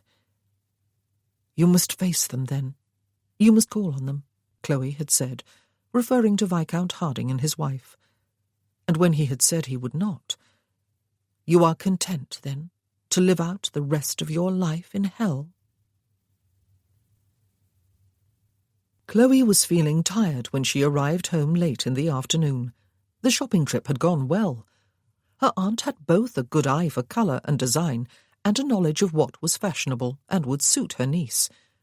Chloe had her opinions too, most of which coincided with her aunt's. Most of the clothes she ordered for all occasions were in muted shades of her favourite greens, browns, and creams. The gown that was to be made for the ball at Stockwood House, however, was emerald green. Grandmamma would be pleased. The afternoon had been more daunting than the morning, but without unpleasant incident. The Dowager Countess of Berwick had arrived promptly with Nora to take Chloe visiting, and they had called upon 3 ladies and stayed for a very correct half-hour at each house. There were other visitors too, all ladies, with some of whom Chloe had a prior acquaintance from her earlier stays in London. A few of the others she had met at Manville Court on the day of the funeral. Several she had not met before. Some were more friendly than others, but all were polite. Chloe wondered if Mrs. Barrington Hayes, who welcomed them to her home with almost obsequious deference and presented them to her other guests with open pride, remembered the time 6 years ago when her butler had informed Lady Muirhead and Miss Muirhead that she was not at home. Ralph was already home when Chloe returned. He came out of the study as she was removing her gloves. "Your mother and Nora took me to pay 3 afternoon calls," she told him, "and I have arrived home all in one piece." "As I see. His eyes swept over her best green outfit, the one she had worn to her wedding. "I hope you have not tired yourself out.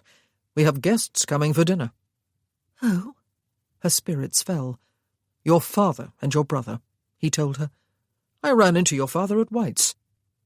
She smiled with relief. "That will be lovely." "I hope so."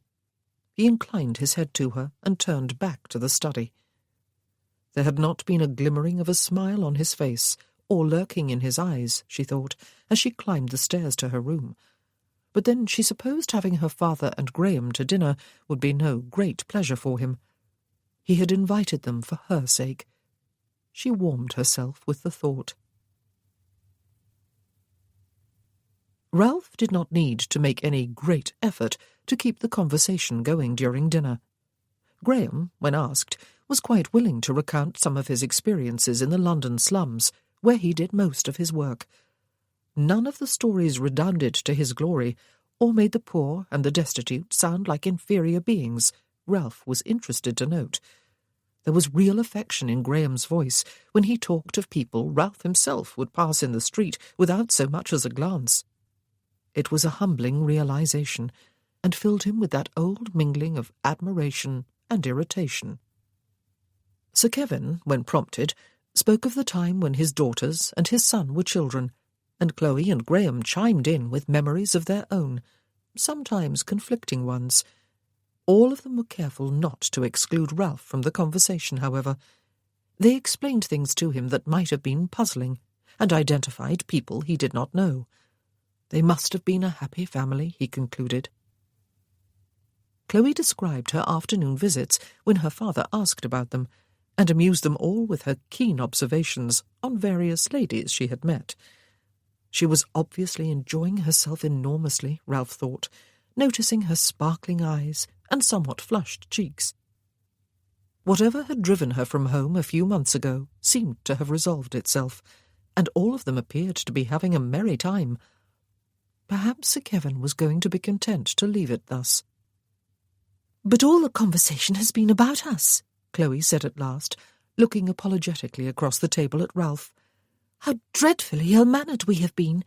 We will talk of nothing but you, Ralph, when you join me in the drawing-room with Papa and Graham. It is a promise. I shall leave you to your port now." Muirhead spoke up as she got to her feet. "Chloe," he glanced Ralph's way and set his napkin down on the table. "I will come with you, if I may." "Of course." She raised her eyebrows in surprise, but smiled with obvious pleasure. "You do not want any port, Papa?" "Not tonight," he said, taking her by the elbow. "I would prefer to have a word with my daughter." His voice and his manner were grave, and her smile faltered before she left the room with him. Graham, Ralph was interested to note, made no move to follow them. He was looking steadily at Ralph instead. With a brief nod, Ralph dismissed the footman who remained in the room.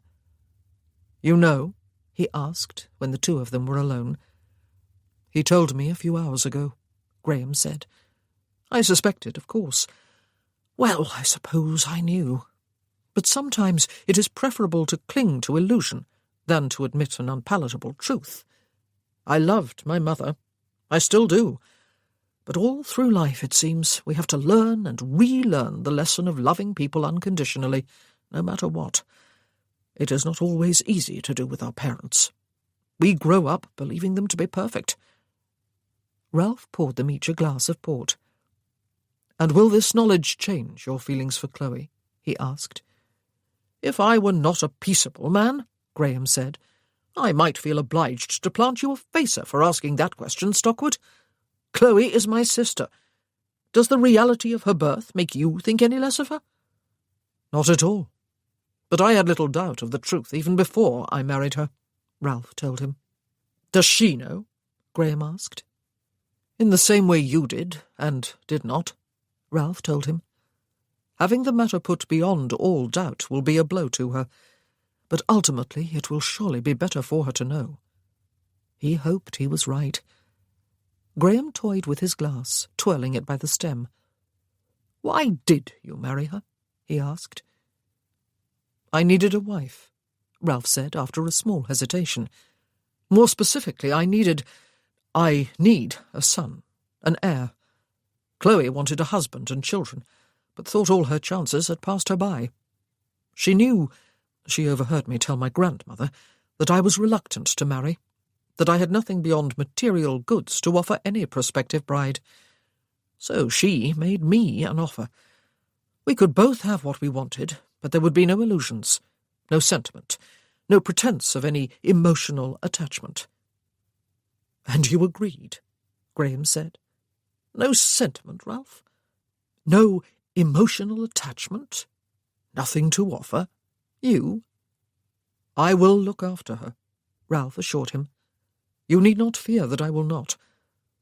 Graham pushed his glass away, the port untouched. "Why have you never been able to let them go, those three?" he asked. "You had so much more to give to the world than any of them. You had ideas, ideals, passion.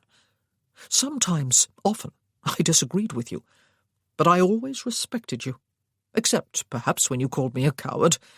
But even then you were speaking out of the depths of your convictions.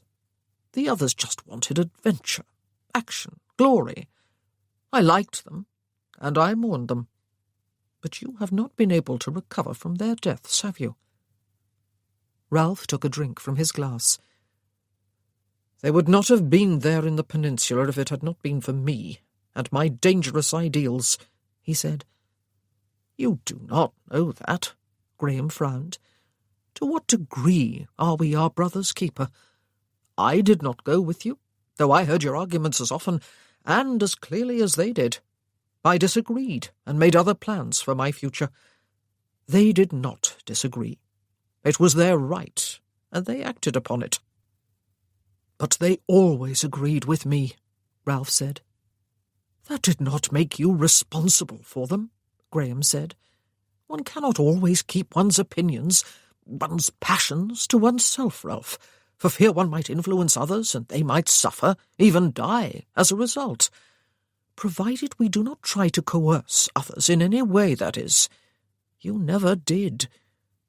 "I called you a coward," Ralph reminded him. "But did I turn my back on all my beliefs and follow you to war just to win your approval?" Graham asked. "Don't be absurd, Ralph. Boys call one another names all the time. They oughtn't to do it. It causes pain. But no one is perfect, least of all a growing boy. You do not still call people names, do you?" Ralph's smile was a bit twisted. "Why did you agree to a duel, and then refuse to take up a pistol, you idiot?" he asked. "Well, I could hardly refuse," Graham said. "It was an affair of honour, and I am a gentleman.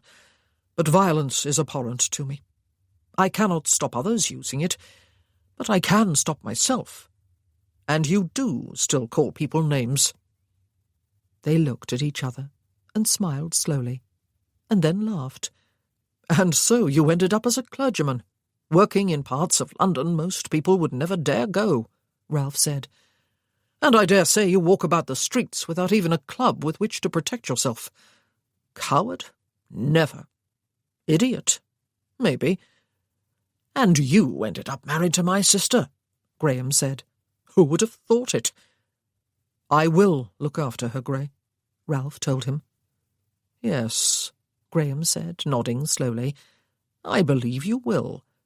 And I believe she will look after you."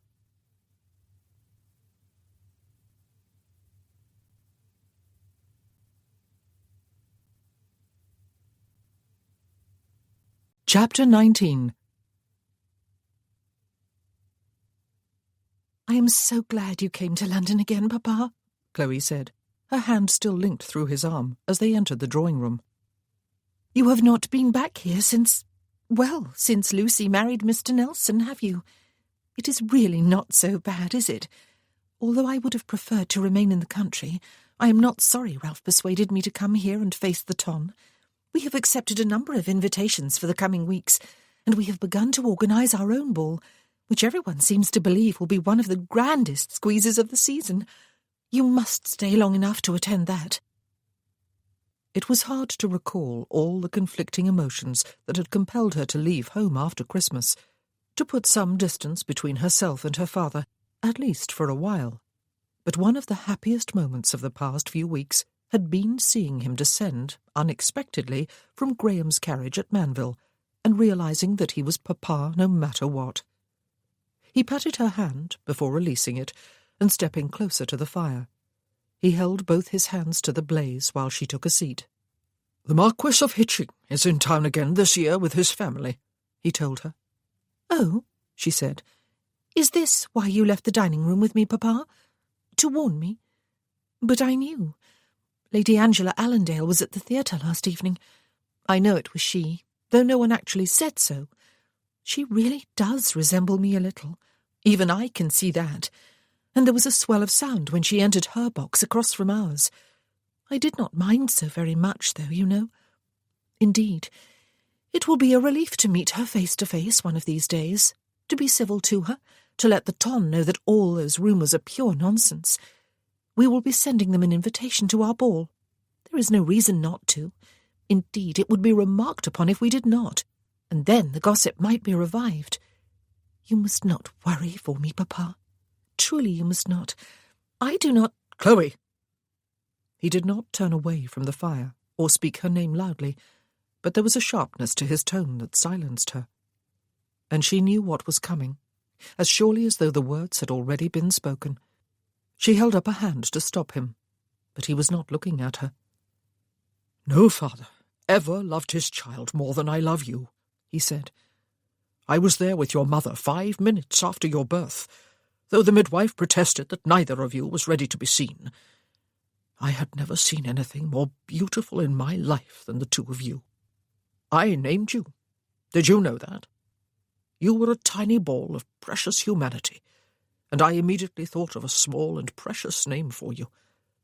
I did everything a father can do, Chloe, except provide the spark that gave you life. It was Hitching who did that." And there was a world of difference, Chloe thought, between knowing deep down that something was true, and knowing it beyond all doubt and denial. A universe of difference. The air felt sharp and cold in her nostrils. Her hands and feet tingled with pins and needles. There was a faint roaring in her ears, and she felt the sudden impulse to jump to her feet and run, and to keep on running and running. The trouble with running away is that you must always take yourself with you. Ralph had said that last night. She had run away once, twice, and it had not worked. Papa was not her father then. She could no longer even cling to the illusion that he was. The Marquis of Hitching was her father. Lady Angela Allendale was her half-sister. And had she heard that there were sons too, her half-brothers? Just as Graham was. Just as Lucy was her half-sister. Her papa was still looking into the fire. "You discovered the truth after you married Mamma?" she asked. "No, before." He turned to her then, his face wan. "She was perfectly frank with me. I had been in love with her from the start of that season, from my first sight of her, and she had liked me too. But there was a dazzle about him. He had looks and charm, and rank and boundless wealth, or so it seemed. I thought I had lost her, until she sought me out at a concert one evening, and told me he was very close to financial ruin, and must therefore marry into money. She told me, too, that she feared she was with child. When I offered to marry her without delay, I also promised never again to refer to the secret she had confided in me, and she, in turn, promised to love me steadfastly for the rest of her life. We both kept our promise. I was more blessed in my marriage than I ever deserved to be. I had a wife with whom I shared a mutual love, and 3 children we both adored. It has always been my dearest hope that you would never have to learn the truth. I warned him never to return to London. But he came last year, and again this year, his family with him. And you have married a nobleman, and will inevitably move in the same social circles he does. I have no choice but to tell you the truth now, at last. I wronged you at Christmas time when you asked, and I lied. I was afraid of losing you, but I almost did anyway. 3 children we both adored. Chloe gazed down at her hands, which she had spread across her lap, palms down. Had her mother adored her? Or had Chloe's existence been an irritant, a constant reminder of her shame, and of the man who had jilted her for a rich wife, and of the man she had been forced to marry in order to avoid ruin? Had her mother loved her? Had she loved Papa? But the question here was not about her mother. Her mother was dead. Her father, Papa, was not. Chloe got to her feet and closed the distance between them. She stood in front of him, twined her arms about his waist, and buried her face against his neckcloth, inhaling as she did so the familiar, snuffy scent of him. "I am sorry I ran away and hurt you," she said. His arms closed about her, and she was a little girl again, safe from all harm. A memory surfaced from nowhere. Perhaps their reminiscences over dinner had shaken it free, of climbing a steep slope of loose pebbles somewhere until she froze with terror. Papa, who had been climbing ahead of her with Lucy, came back down and took her hand, and she scrambled upward, all fear gone, hardly dependent upon his help at all, but knowing that never in a million years would she be unsafe as long as her papa was holding her hand. A minute or two later, the drawing-room door opened, and her father released her. Ralph and Graham had come to join them. Both were looking a bit uncertain of themselves. "Yes," Chloe said. "Papa has told me." Graham strode across the room toward them. "Did you always know?" she asked him. He shook his head. "Not for sure until today," he said, "and not at all before last year. It makes no real difference, though, Chloe. We are still your family. Love does not diminish just because a minor fact changes.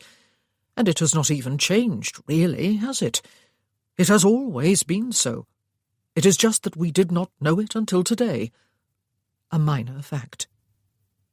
"I ought not to have married you," she said, looking beyond her brother to Ralph. His eyebrows rose. "If it is any consolation to you, Chloe," he said, strolling past Graham to take her hand in his and lead her back to her chair, "I had no doubt of the truth before I married you. I married you anyway, because I wanted to, and because I was led to believe that you wanted to marry me. I hope I was not mistaken in that." She shook her head. "Because if I am," he said, "then I am sorry, but there is nothing I can do now to release you. I believe you are stuck with me." He had turned the tables on her. She was stuck with him, not the other way around. He was looking steadily down at her. His face did not smile, but, oh goodness, his eyes did. He had set out to make her feel better, and he had succeeded. How very kind he was. Ralph, kind. She learned something new about him every day. What a delightful thing marriage was. "I wanted to marry you," she said, "and I am not sorry I did." And for a mere moment, something else happened to his eyes. Something intense. And then it was gone, even before she was sure it was there. And like so many things these days, it was beyond her ability to put into words. "It might be wise, Worthingham," Papa was saying, "to stay away from any entertainment you might expect Hitching and his family to attend. Chloe must be protected from unnecessary embarrassment." Ralph was still standing before her chair, looking down at her. "I believe my wife may have something to say on that subject, Muirhead," he said. "I am hers to command. Chloe?" "We will not avoid anyone or anything," she said, lifting her chin, "and I do not need to be protected. I am the acknowledged daughter of Sir Kevin Muirhead, and the wife of the Duke of Worthingham." "Good girl," Graham said. Ralph merely nodded slowly. "Graham," she said, "would you pull on the bell rope, if you please? It is time the tea tray was brought in." do sit down, Papa. Am I such a shockingly poor hostess that I have not even thought to offer you a chair? Mamma taught me better than that." Graham did as he was asked, and then took a seat. "It is your turn, I believe, Ralph," he said, "to entertain us with childhood memories of your own, since we entertained you so royally with ours during dinner." "Unlike you, though, Gray," Ralph said, looking away from Chloe at last, and taking a chair close to her brother's. "I had 3 sisters to plague the life out of me. I built a fort deep in the woods at Elmwood, and high up in the branches of a tree for good measure. I was well prepared to hold it against all female comers, but no one ever did come there, except imaginary pirates and highwaymen and dragons, tree-climbing dragons, of course. I was a solitary boy, though a vivid imagination saved me from ever feeling lonely. I was very happy to find company of my own age and gender when I was sent off to school." Chloe looked from her husband to her brother and back as they recalled some humorous and hair-raising incidents from their school days. They were not excluding either her or Papa, but they were focused upon each other and upon a budding friendship that had never come to full fruition during their school years. Perhaps it would now, though they seemed poles apart in the way of life each led. She glanced at her father and smiled at him when their eyes met. Her father. The Marquis of Hitching was her father. Her stomach lurched with a nausea she willed away. Their visitors did not stay late. Graham's work got him out of bed early in the mornings, Ralph guessed, and Muirhead had looked strained, even while he smiled and joined half-heartedly in the conversation after dinner. But, poor man, he had finally had to divulge a secret he had hoped to take to the grave, and had risked losing his daughter as a result. The drawing-room seemed very quiet when Ralph and Chloe were left on their own. They found themselves at opposite sides of the hearth again. Chloe reached down for her work-bag and her embroidery, apparently changed her mind, and sat up again, her hands folded in her lap. "When I said I was at your command," he told her, "I meant it, Chloe. Do you wish to go home?" She raised her eyes to his. "To Manville?" she asked him. "Alone?" "I would come with you," he said, "and stay with you." And to hell with what was expected of him as the new Duke of Worthingham here in town. "You are very kind," she said. "Very kind. But no, nothing has changed, really, has it? You knew the truth. I did too, though I chose not to believe it. Now I have no choice, but I will not run away." He rested one elbow on the arm of the chair and propped his jaw against one balled fist. "None of the invitations to our ball have gone out," he said. "If you wish, I will have Lloyd—" "No," she said.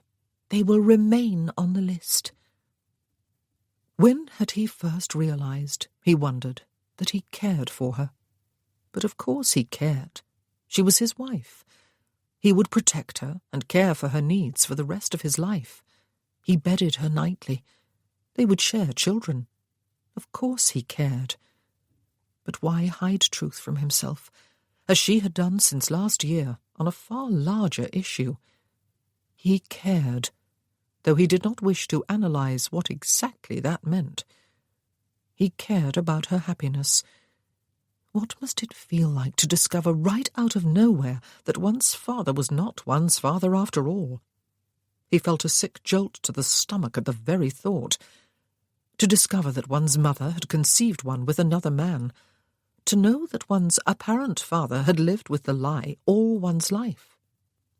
"I suppose," she said, "this whole situation is as awkward for them as it is for me." He watched as she opened her fingers, gazed down at her palms, and then clasped her hands in her lap again. He supposed she was talking about Hitching and his family. "After I fled last year," she said, "they must have assumed that I would not return. But here I am, the Duchess of Worthingham, and likely to be wherever they plan to go. Does she know, do you think?" "The Marchioness," he said. "I dare say she suspects." "I meant Lady Angela," she said. "But yes, there is the Marchioness too. I have hated Lady Angela since last year, but she is quite innocent. I suppose she hates me, yet we are half-sisters." She shivered, even though the fire had been built up while they were downstairs seeing her father and Graham on their way. "She is as much my sister as Lucy is. And she has brothers, does she not? My half-brothers." Her fingers had curled into her palms. Her head had dropped. Her eyes were closed. He wondered if she would faint or vomit. "What you could do," he said, "is call upon Hitching at his home. Tomorrow is Saturday. He will not be at the house." "What?"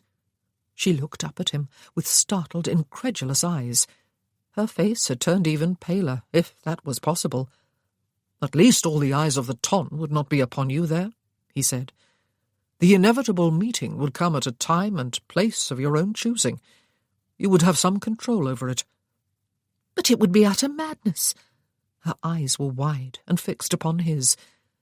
"To walk up to the door of his home, Ralph, to ask for him by name, to come face to face with him, to speak to him, to speak the truth openly. It would be madness." "I would come with you," he said. She was shaking her head from side to side. "No," she said. "I will face them all in public. I will be civil, as I dare say they will be too. They will be as anxious as I not to initiate any closer contact than that. But go deliberately to call upon him? No, Ralph, do not ask it of me." "I do not," he assured her. "I merely made the suggestion. Did you not tell me of a sermon Graham once gave about confronting your worst fear, walking into it and through it, and thus conquering it, or something to that effect?" "But you will not do it," she said. He froze. "You will not go to call upon Viscount and Lady Harding," she said. "That is altogether different," he told her. "Is it?" She was gripping the edges of her chair arms. "How?" "Forget that I made the suggestion." He wished to God he had not. "It probably was madness. And Graham was right, and you were right. Nothing really has changed. And there is no reason why you on the one hand and the Marquis of Hitching and his family on the other cannot coexist with civility during the times when you are in the same place at the same time. The ton will tire of speculating. Forget that I spoke." Her fingers were playing the edges of her chair arms like a pianoforte. Her face was still pale. She was gazing fixedly at the carpet between them. After a minute or two of silence, during which he tried to think of something to say that would distract her and relieve the tension, she looked up at him. "You will come with me?" she asked. Not would come, but will come. "Yes." He nodded. "Oh, Chloe." She said no more for a while, but returned her gaze to the floor. Then, abruptly, she got to her feet and came hurrying toward him. He got up quickly from his chair and opened his arms just before she collided with him and wrapped her arms about his waist and burrowed her head into the hollow between his neck and his shoulder. His arms closed about her and held her tight. "How many sons are there?" she asked after a while, her voice muffled against his shoulder. It took him a moment to understand what she was talking about. Hitching's sons, her half-brothers. 2 or 3. I am not quite sure, he told her. The eldest is Gilly, Viscount Gilly. He is my age, I believe, or perhaps a little younger. "And just the one daughter?" she asked. I believe so. He really did not know the family. Until last year, they had never been in town when he was there, and last year he had avoided them. Or at least he had avoided Lady Angela Allendale, for fear someone would try a bit of matchmaking. She pressed even more tightly against him. "I have you close," he told her. "Have you?" He heard her inhale slowly and release the breath again on a sigh. "You cannot know how I longed to have someone to hold me close last year, and again at Christmas time. Forgive me for clinging. I thought I could be brave." "Pardon me," he said, raising one hand to cup the back of her head and turning his own to murmur the words into her ear. "But I think you are being brave. Do you, or do you not, intend to call upon the Marquis of Hitching in his own home?" "I do." She laughed softly, though he did not believe she was amused. "You cannot know how I have longed to have someone to hold me close." A wave of the familiar yearning swept over him as he held her through a lengthy silence. She drew back her head to look into his face. "You must not fear," she said, "that I will make a habit of leaning heavily upon you. I beg your pardon for doing so now. It is silly, really. I knew, after all. And the Marquis of Hitching is just a man. After tomorrow, I can cheerfully meet him anywhere and nod courteously in his direction when we cannot avoid being in the same place. I will not burden you, Ralph. I promised I would not, and I will keep my promise." She smiled at him. He should have been relieved. He wanted no emotional involvement after all. Except that, well, it was already too late. "You misconstrued my silence," he told her. "I am your husband. When you feel lonely, or afraid, or unhappy, it is to me you must come, Chloe. My arms are here for you, and my strength too, for whatever it is worth. You will never be a burden to me." Her teeth were biting down on her bottom lip, and then her eyes warmed with a smile and what looked to be genuine amusement. "I will remind you of that," she said, "the next time we quarrel." "Will we?" he said. "And will you?" "Yes, and yes," she told him. He took her face between his hands and wondered when the walls about his heart had been breached, for they had been. He kissed her.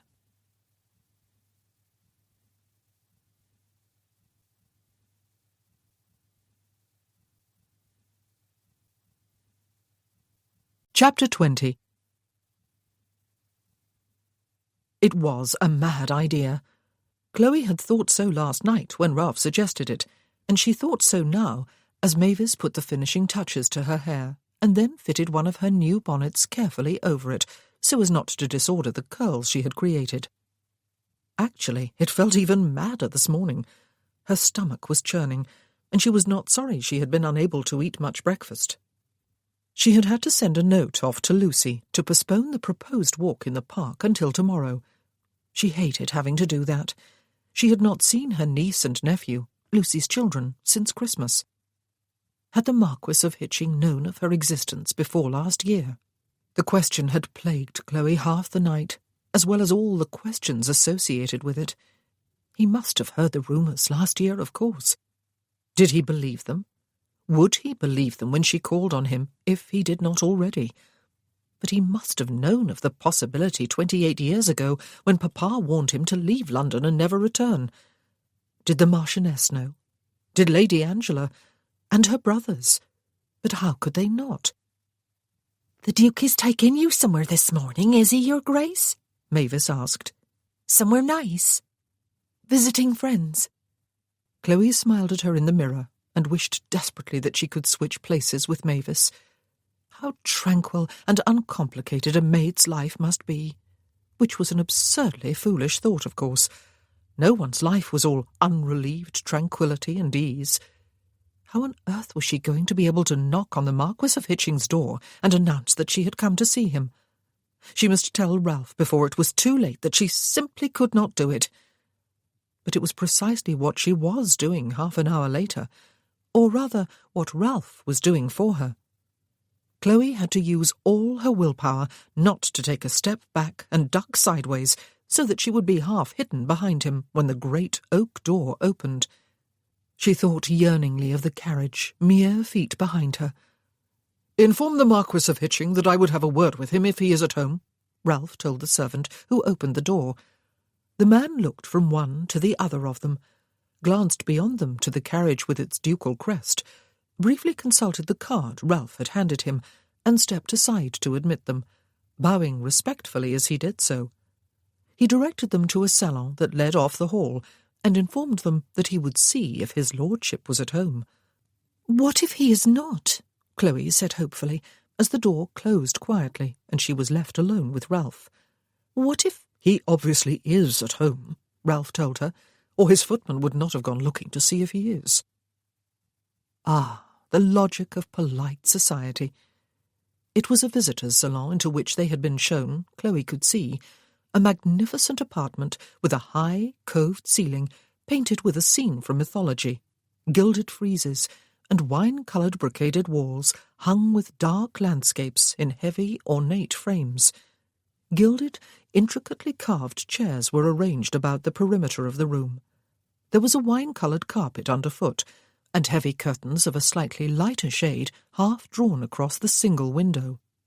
It was a room meant to reduce the visitor to size, to intimidate him, or her.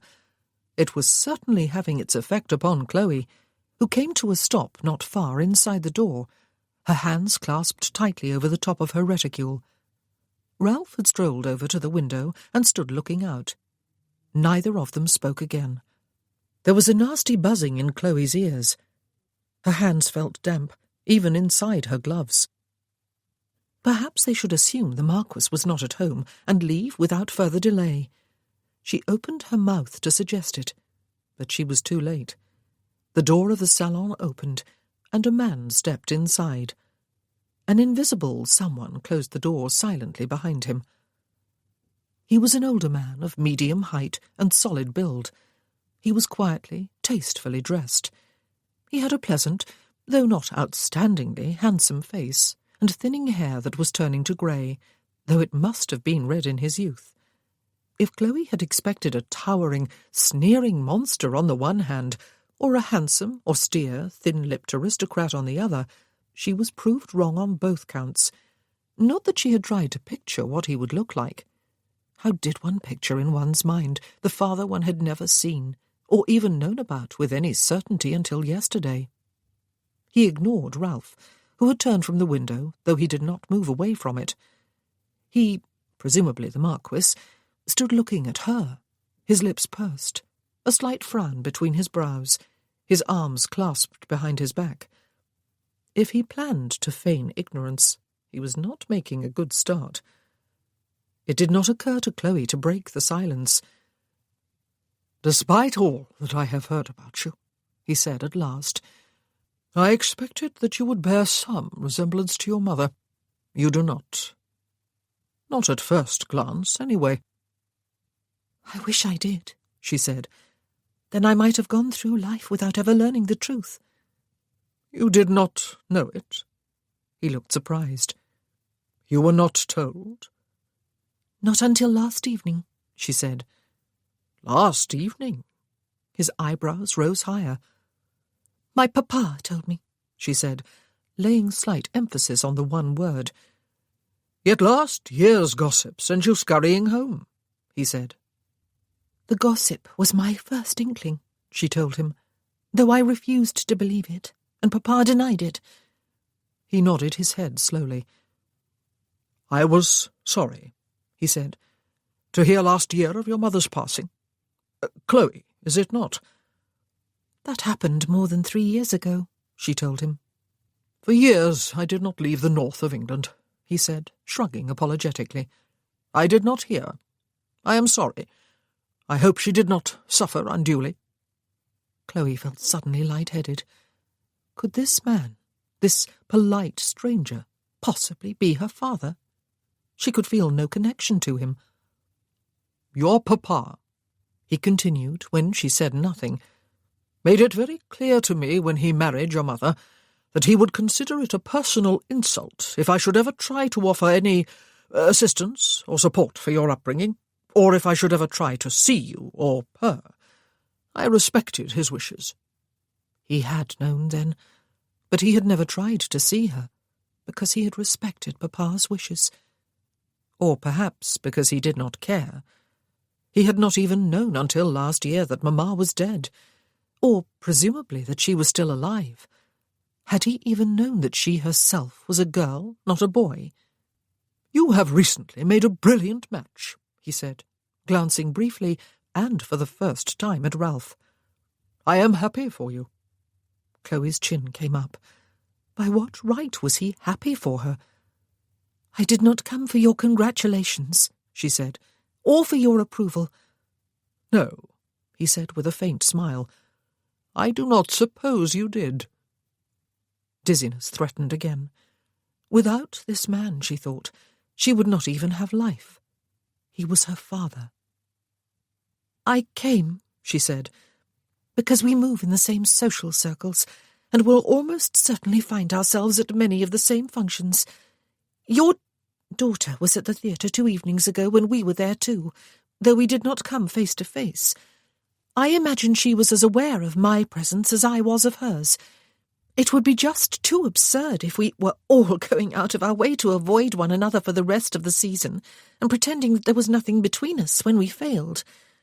There is something. I am your daughter." She felt her cheeks grow warm as she put the relationship into words, and she did not believe she imagined the way he flinched slightly. "Yes," he said, "you are.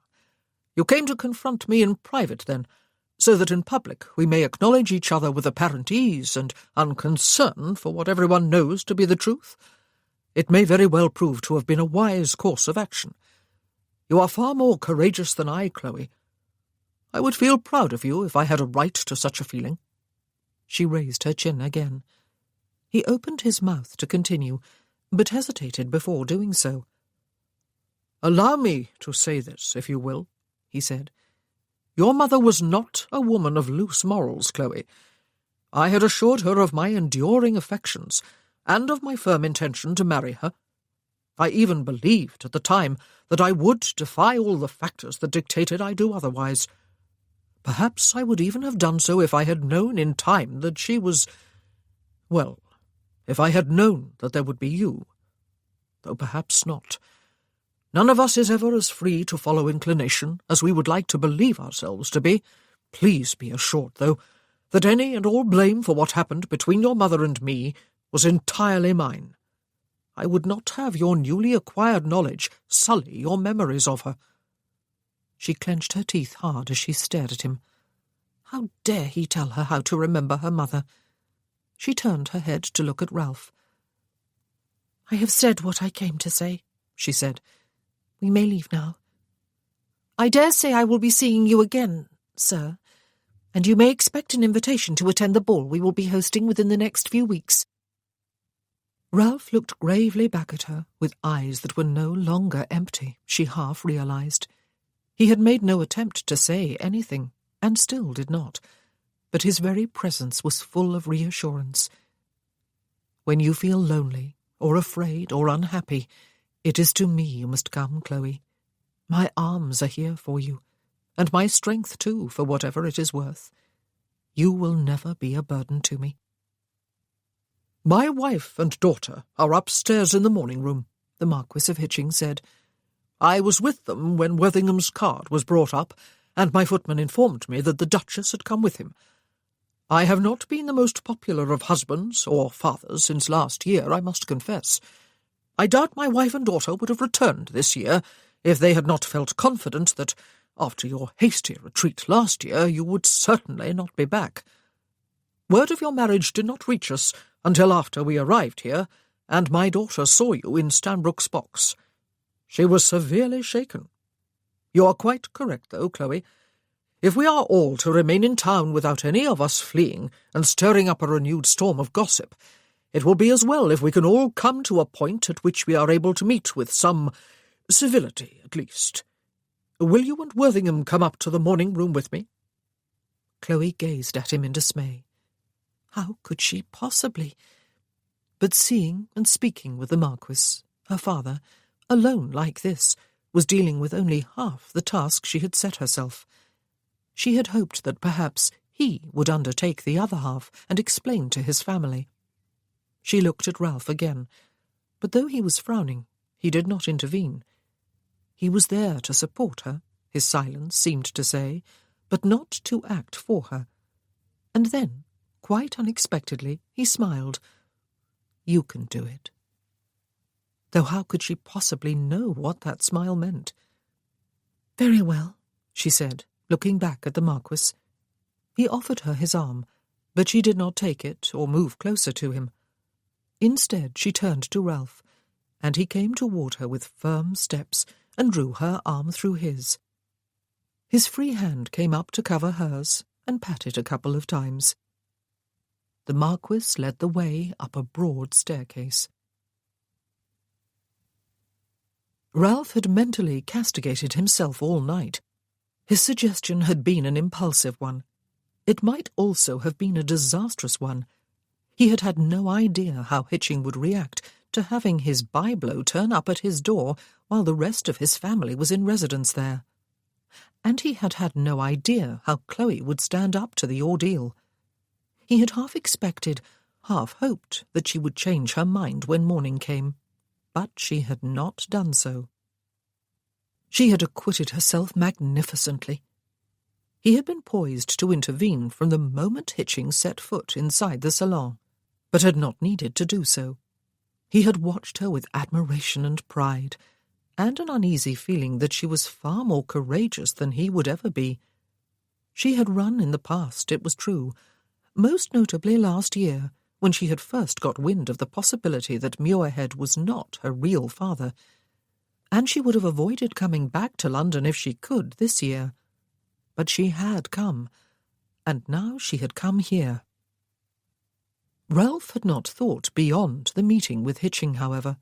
He had assumed that the Marquis would himself undertake to speak with his wife and daughter and sons. Yet here they were, on their way to meet the women of the family. Hitching opened a door at the head of the stairs. 3 people, not 2, looked toward the doorway, and all 3 looked suddenly startled to see that the Marquis was not alone. One was a plump, square-faced older lady with florid complexion and dark hair turned mostly to grey. Behind her chair stood a young man who had her dark colouring, while in features and build he resembled Hitching. The young lady who sat on a love-seat was fashionably dressed in russet brown, a colour that emphasised the vivid redness of her hair and the green of her eyes. She did not really look like Chloe after all, Ralph thought. Her face was narrower, her mouth smaller, her eyebrows straighter. She was not as beautiful, despite the fact that last year, according to George, she had been known as the Incomparable. He was partial, of course, and she was noticeably younger than his wife. There was enough of a resemblance, however, to account for the rumours that had sprung to life last year. "My dear," Hitching said, stepping to one side and addressing the older lady first. "Angela, Gilly, allow me to present the Duke and Duchess of Worthington. My wife, my daughter, and my eldest son," he added, turning to his visitors. Viscount Gilly's fingers closed about the handle of a quizzing glass, though he did not raise it all the way to his eyes. His mother sat very still. Lady Angela Allendale tipped back her head and fixed Chloe with an arctic stare along the length of her nose. "How do you do, ma'am?" Ralph bowed to the Marchioness as he advanced farther into the room, one hand firm beneath Chloe's elbow. "Lady Angela, Gilly, I hope we have not interrupted you at an inconvenient moment. It seemed to my wife and me, however, that we really ought to call on you privately, and the sooner the better, since it is almost inevitable that we will meet in public very soon." "How do you do, ma'am?" Chloe said. "I do assure you that I intend you no harm or embarrassment. Quite the contrary, in fact. I have a family of whose members I am dearly fond, and have no intention of making any claim on another. My only wish is that we can all agree to meet in public without stirring the gossip mill again. It is what we must all wish." Ralph did not release her elbow. They were not offered seats, for which fact he was relieved. "I will never be able to meet this woman in public, Mamma," Lady Angela said, not taking her eyes off Chloe. "How could she dare set foot in this house? Why would any servant admit her? And how could Papa bring her up here?" Lady Hitching ignored her daughter. "How do you do, Duchess? "Duke," she said with awful civility. I am quite sure I will always treat any member of polite society I may meet outside my own home with the good manners expected of a well-bred lady, and within my own home, too, when such persons are presented to me by my husband. I have raised my daughter to do likewise. You will forgive her, I trust, for the uncharacteristic outburst occasioned by your unexpected appearance in such a private apartment of our home. As for my sons, the younger two as well as Gilly have been raised by their father to behave as gentlemen under all circumstances. She was, Ralph thought, with not a little admiration, a formidable lady. This must be a dreadful moment for her, but she had somehow taken command of it with a great deal of dignity. Viscount Gilly, with little choice but to live up to her description, inclined his head stiffly and let his glass fall on its ribbon. "Perhaps, my dear," the Marquis suggested to his wife, "you would ring for a tea-tray.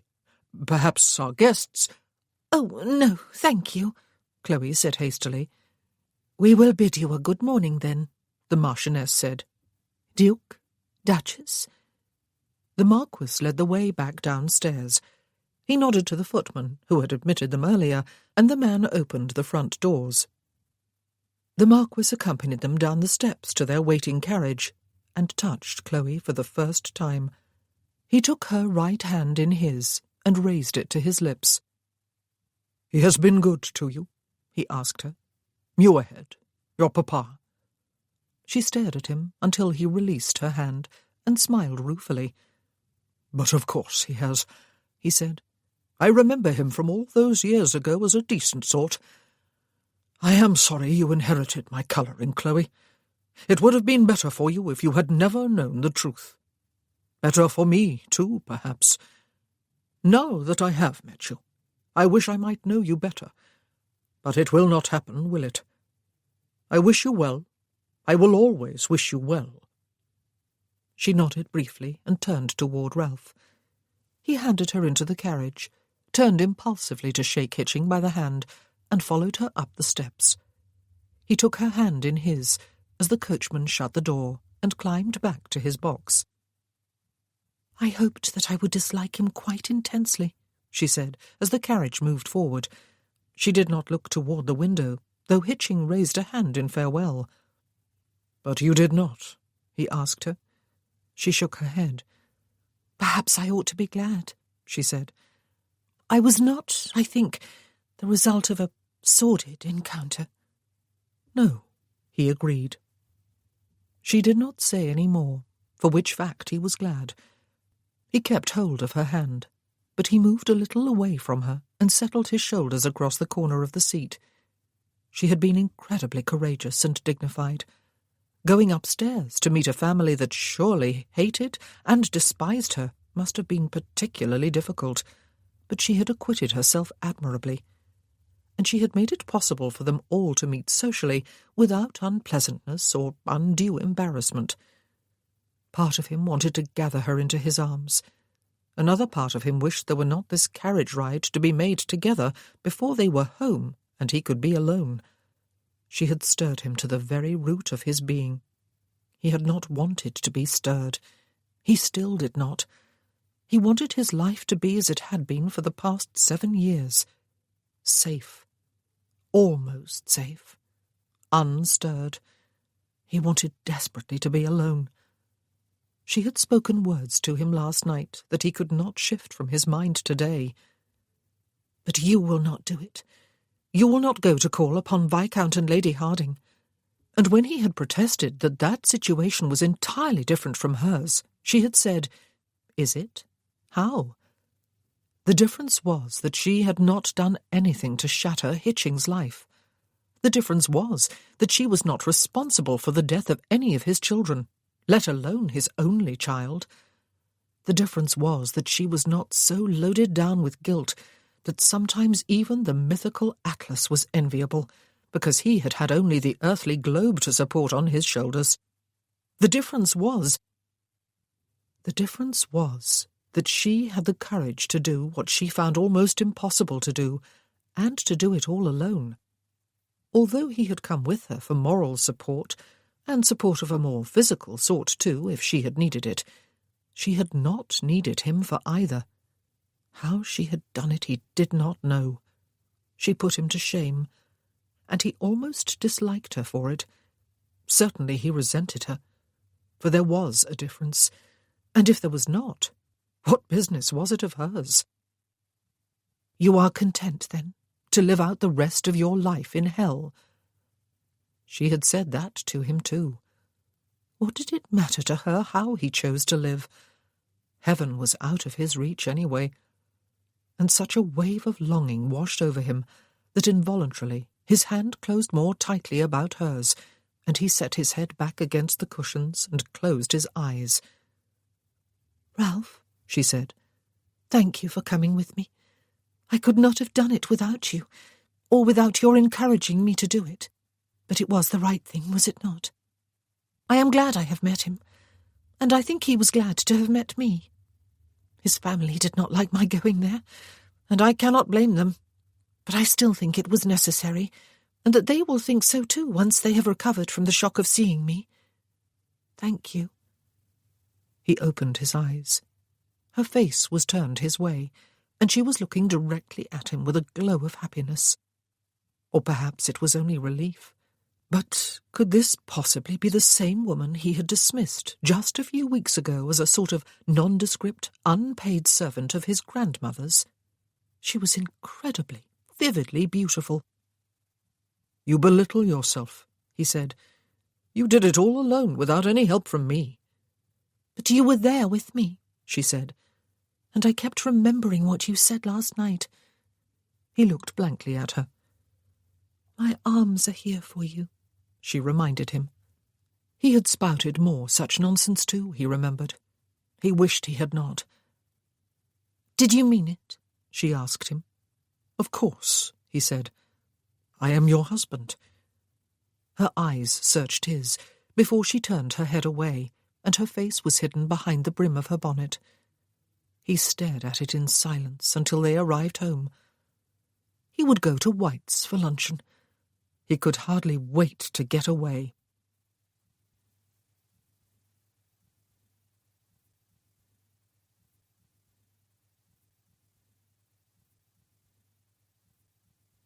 Chapter 21. The following couple of weeks were in many ways happy ones for Chloe. They were certainly busy ones. Scarcely an evening passed when she and Ralph did not attend some evening function, a concert or dinner or soirée, or the theatre or opera. They avoided balls as perhaps a little too frivolous so soon after the death of Ralph's grandfather, though they would host their own soon enough at Stockwood House. No one gave Chloe the cut direct. Of course no one did. She was the Duchess of Worthingham. It was a great relief, though, to find that she was not being shunned in company or excluded from any of the more glittering events of the season. Indeed, she and Ralph had to decline far more invitations than they could possibly accept. They saw the Marquis of Hitching's family for the first time at Mrs. Chandler's crowded soirée.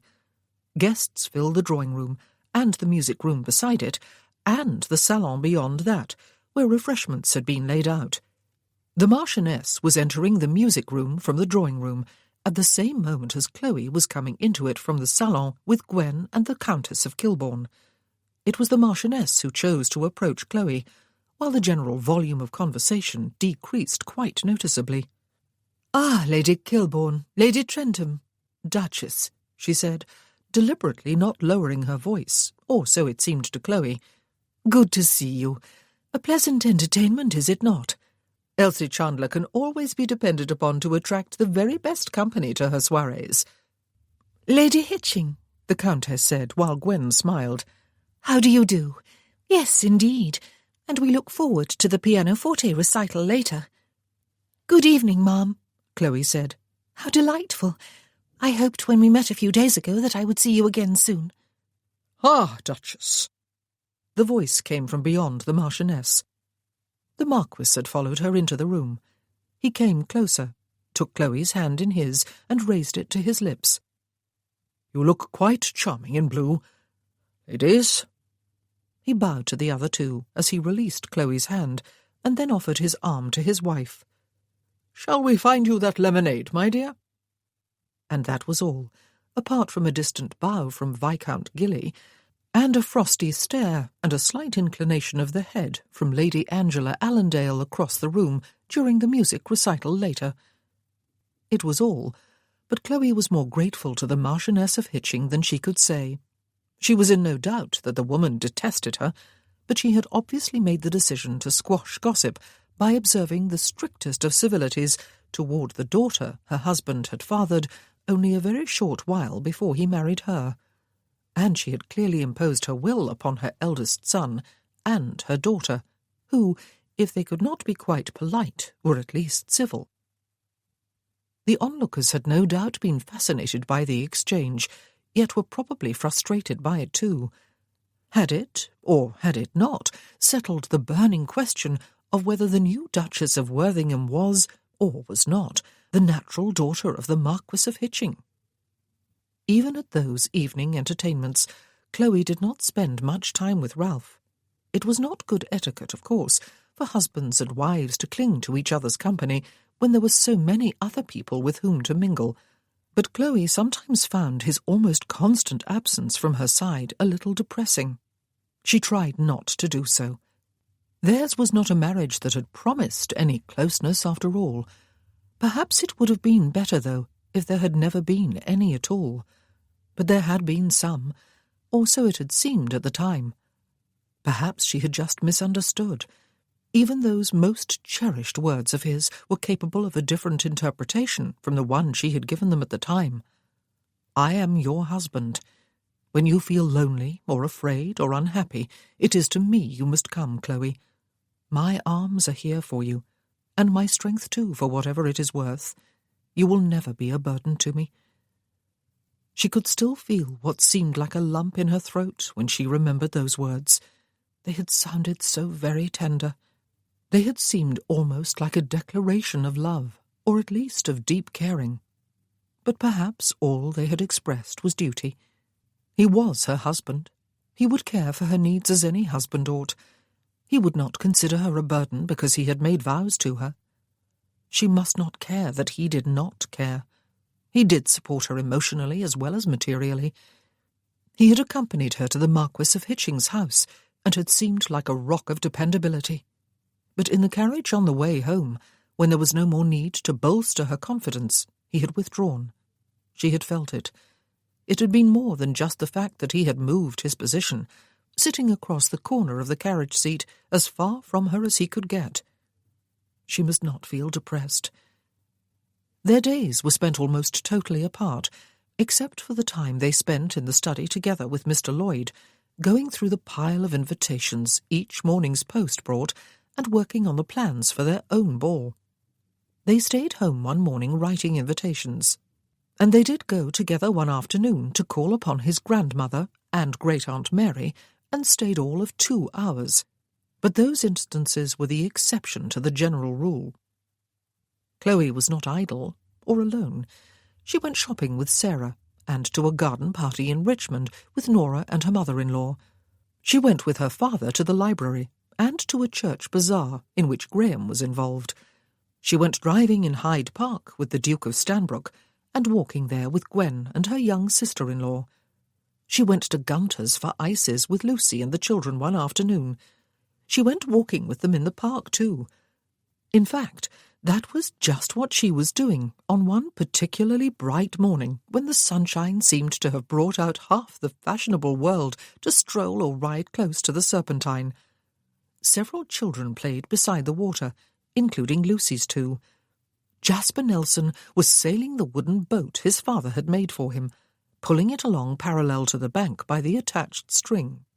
He was pretending to be Lord Nelson, and was fiercely resisting his sister Suki's attempt to seat her doll in the vessel. There were no females on the Victory, he told her crossly. Did she not know anything? And no, not even Mrs. Lord Nelson. "Lady Nelson," Suki cried scornfully. "there is no such thing as a Mrs. Lord So-and-so, is there, Mamma?" Thus appealed to, Lucy stepped forward to settle the dispute, and stop Suki from capsizing the boat and Jasper from drowning the doll. Chloe stayed back on the footpath, a smile on her face. Sometimes there were definite advantages to not being a parent, especially when the children's nurse had a cold and had been persuaded to remain at home in bed. She rested the handle of her parasol against one shoulder and twirled it above her head. She would not be a parent herself just yet. Not within the next 9 months, anyway. The discovery had been a terrible disappointment, but, well, perhaps next month. Ah! The clopping of horses' hooves close behind her stopped. The voice was male and sounded bored. The delectable Duchess, and the scandalous sister.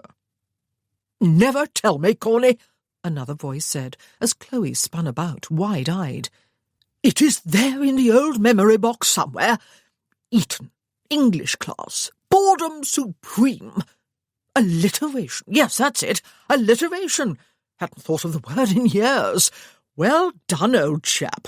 Aspiring to be a poet, are you?"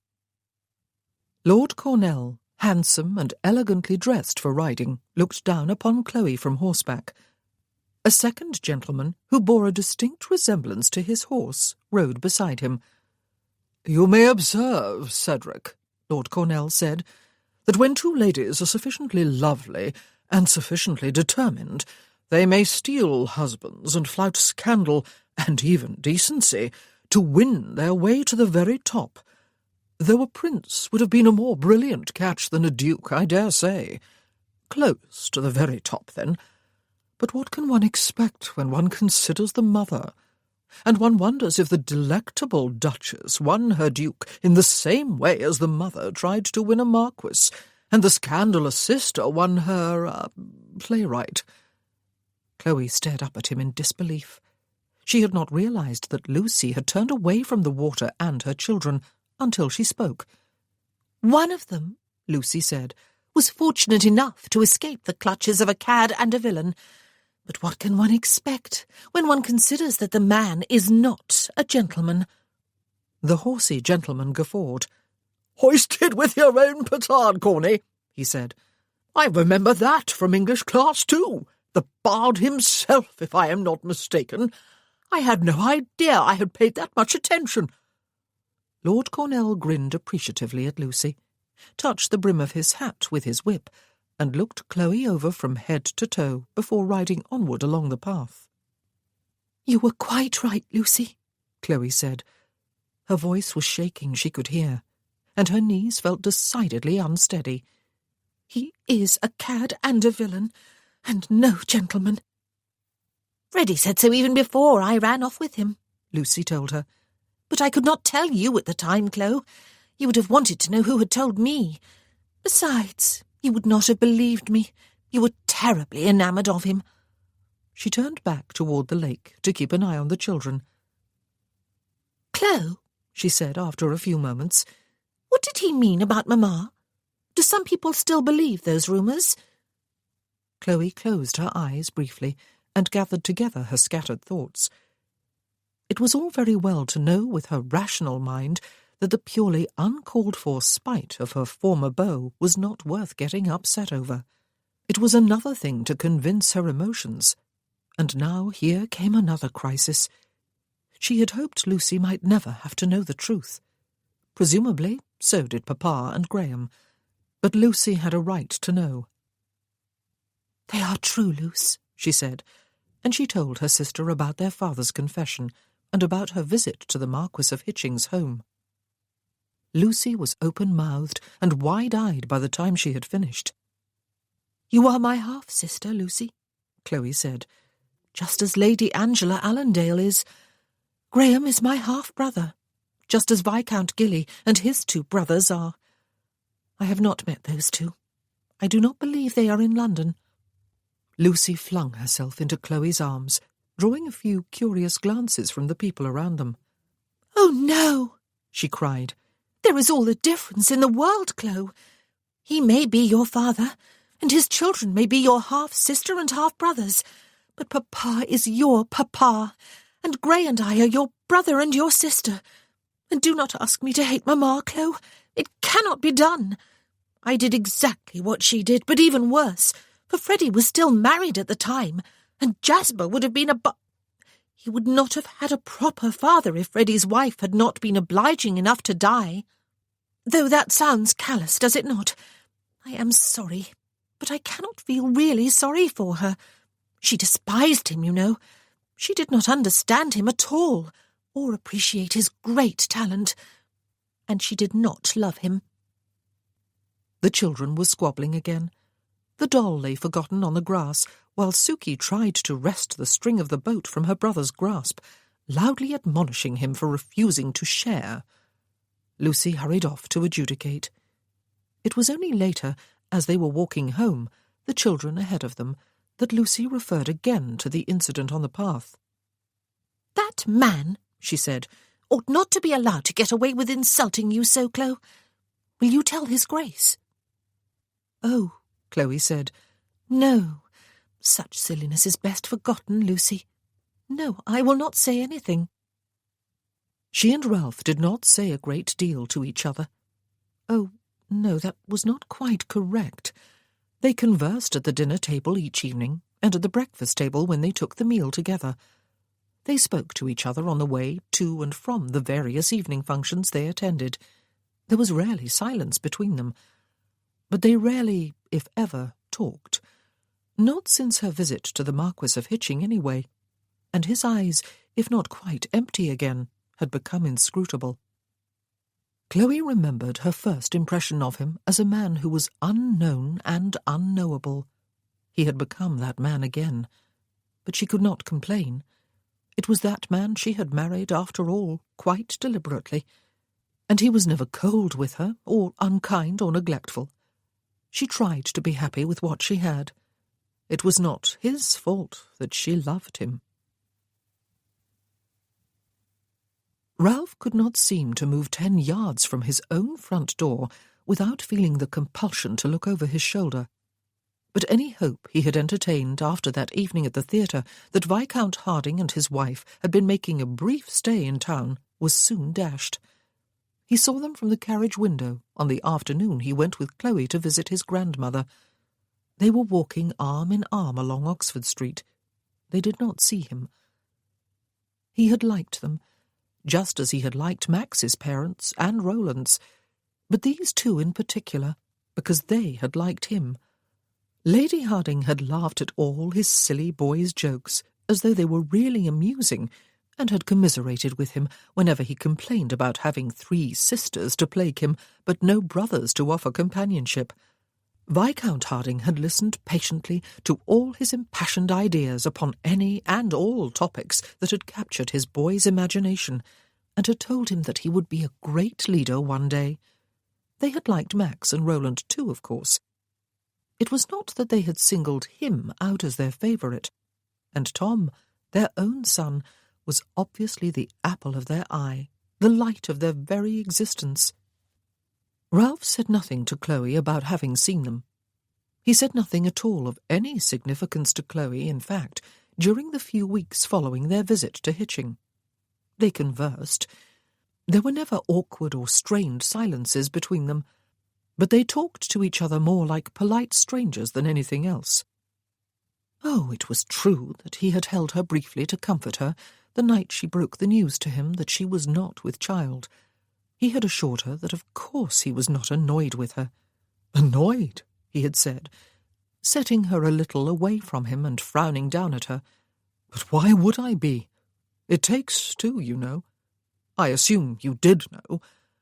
She had smiled wanly at his weak attempt at a joke. "I was so hoping I would be," she had said.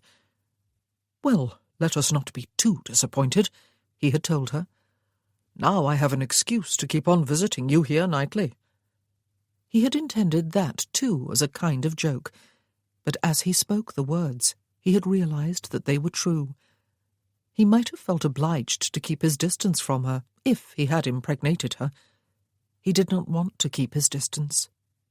And it was not just the sex, though that was admittedly a large part of it. He liked sex with Chloe. It was also, however, about being in bed with her all night, about being close to her, even if they did not touch, about feeling her warmth, hearing her breathing, smelling her soap, and the essence of her. On the whole, he had been sleeping better since his marriage. He had, however, felt obliged to quit her bed and her room for the 5 nights of her courses. He had hated it. His bed had felt as big as a small country. He had found it difficult to get warm, despite the fact that spring was turning to summer. He had kept waking up and reaching out one arm, or reaching out one arm and waking up. He was not sure which provoked which.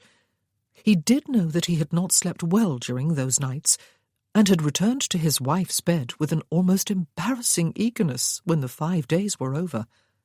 But during those 5 days he had withdrawn into himself a little further.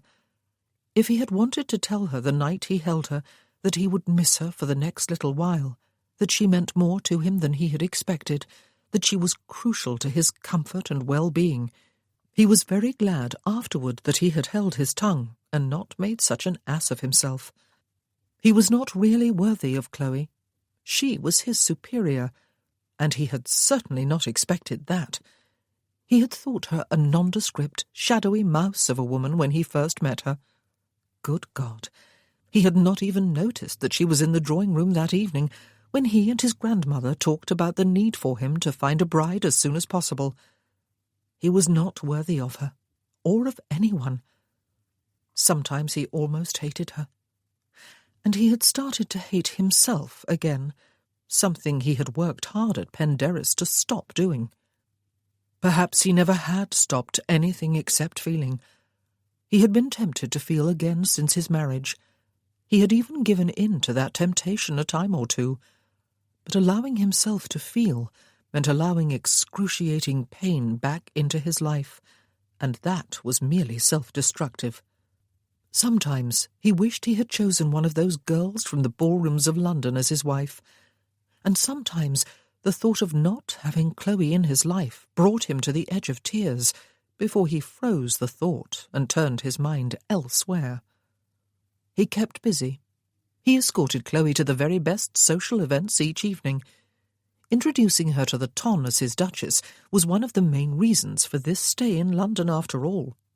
He kept up his usual activities during the day and helped his wife and Lloyd plan the ball, which was already being talked about and was expected to be the grandest squeeze of the season. He wrote a long letter to Imogen, Lady Berkeley, the one-woman member of the Survivors' Club, after she wrote from Cornwall to congratulate him on his marriage and newly acquired title, and to commiserate with him over the death of his grandfather. He wrote another to Ben, Sir Benedict Harper, who had written a far briefer letter from Wales on the same themes. He wrote his regular bi-weekly letters to his maternal grandmother. He called a few times on his mother. He went with George to attend one of the King's formal levees, and accepted His Majesty's condolences and congratulations. "I understand, Worthingham," the King said, "that there is to be a celebratory ball at Stockwood House in the next week or 2. "There is indeed, Your Majesty," Ralph said. Good Lord, did the whole world know, though the invitations had not even gone out yet? "I shall think of honouring it with my presence," the King informed him, "provided neither you nor the Duchess is of a modern turn of mind and likes to keep windows open on the assumption that night air is good for the constitution." His eyebrows were raised. He was awaiting an answer. The King's own entertainments were famous for their fainting ladies and stiflingly hot and stuffy rooms. "All windows will remain tightly closed, Your Majesty," Ralph assured the great mountain of a man before him. "And so," he told George in the carriage a short time later, "we will all boil in the heat that evening, on the faint chance that Prinny will take it into his head to show his face at the ball for all of 5 minutes. Not Prinny any longer," George reminded him. "The King, George IV. And yes, we all will, Ralph. But if he comes, you know, even for 5 minutes, yours will indeed be pronounced the entertainment of the season. That will be gratifying for your wife." Ralph laughed. "She will die of terror when I tell her," he said. No, she will not. She will carry it off with cool dignity, even if her knees are knocking. George turned his head to smile at him. You made a good choice, Ralph, he said. I am not sure you are fully aware of that fact yet, but it was a good choice. They were on their way to Hugo's house for a late luncheon, just for the men. Lady Trentham was out somewhere with family members and had taken Hugo's young sister with her. Well, you two look grand enough to stop a few female hearts, Hugo said, looking over their court dress when they arrived. Come and tell this poor commoner all about it. Hugo was a commoner, or had been. His father had been a wealthy businessman of solidly middle-class background. Hugo's title had been awarded him after he had led a bloody and successful attack in Spain. George had to leave after they had eaten. He had asked Chloe earlier, when he had brought his carriage to take Ralph to court, if he might have the honour of driving her in the park later in the afternoon.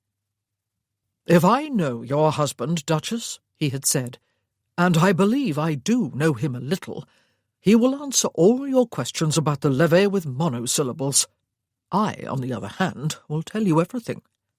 I would be delighted to be seen in the park with you, even without that incentive, she had said, laughing. Everything? Every sordid detail. George had even winked at her. Ralph did not believe he had ever before seen George wink.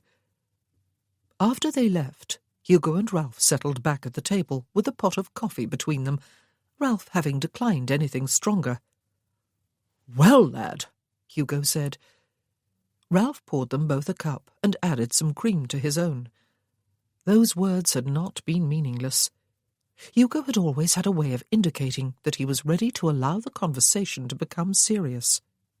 Big and seemingly gruff though he was, he had always been a sensitive listener, though sometimes he had been the one needing to talk. That was what had made their group so close-knit. They all took from it, and they all gave back to it in equal measure. Another thing about Hugo was that he was not intimidated by silence. He never rushed to fill it when he knew his companion needed time.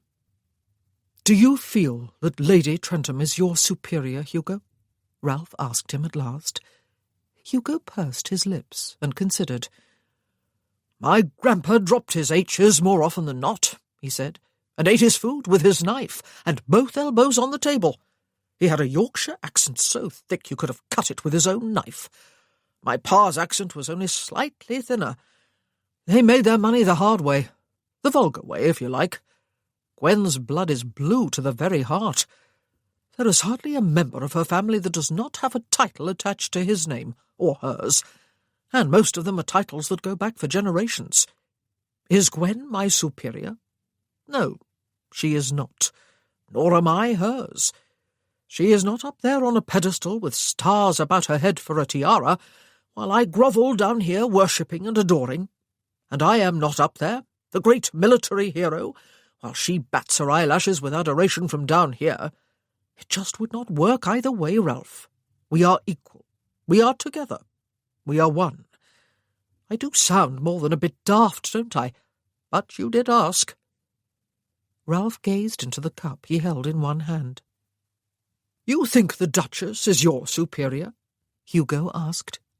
Ralph looked up at him and set down his cup. That evening, when we were at the theatre with George, he said, Viscount Harding and his wife were there. Harding? Hugo clearly did not know whom he was talking about. Their son was with me in the peninsula, Ralph explained. Tom. Ah. Hugo understood. He knew about Tom and Max and Roland. Did they see you? I looked away before our eyes met, Ralph told him. But yes, I think so. Oh, lad. Hugo sighed. I am not going to tell you that you ought to have gone to see them long ago, or written to them at the very least. I am not going to tell you that you are not as responsible for their son's death as you believe you are. I am not going to suggest that they may not hate you as much as you believe they do. I am not going to tell you anything. I have been where you are, even if my case was a bit different from yours. I still find myself in that place occasionally, and a deep, dark place it is. I know getting over it is not a simple matter of willing it away. Most people would not understand. I do. What is the connection between the Hardings and your Duchess being your superior?" Ralph pushed his cup and saucer away, his coffee untouched. "She went to call on Hitching," he said, "the morning after Muir had told her the truth about her birth. It was the very last thing she wanted to do. But what else was there, when she is likely to meet him and his family innumerable times this spring and in the coming years? I went with her, Hugo. She was terrified. She even went with Hitching to meet his wife and his daughter and son. They did not greet her warmly. I can only imagine what it must all have felt like for Chloe. Good God, Hugo. Hitching is her father. But she did it. I thought she might need to lean on me a bit. But she did not. She did it all herself. I am not fit to kiss the hem of her dress. That sounds theatrical. But I am not. "Because you cannot get up the courage to call on Harding and his wife?" Hugo said. "I would probably do more harm than good if I did," Ralph said. "To whom, lad?" Hugo asked quietly. Ralph closed his eyes and clenched one hand on the tabletop.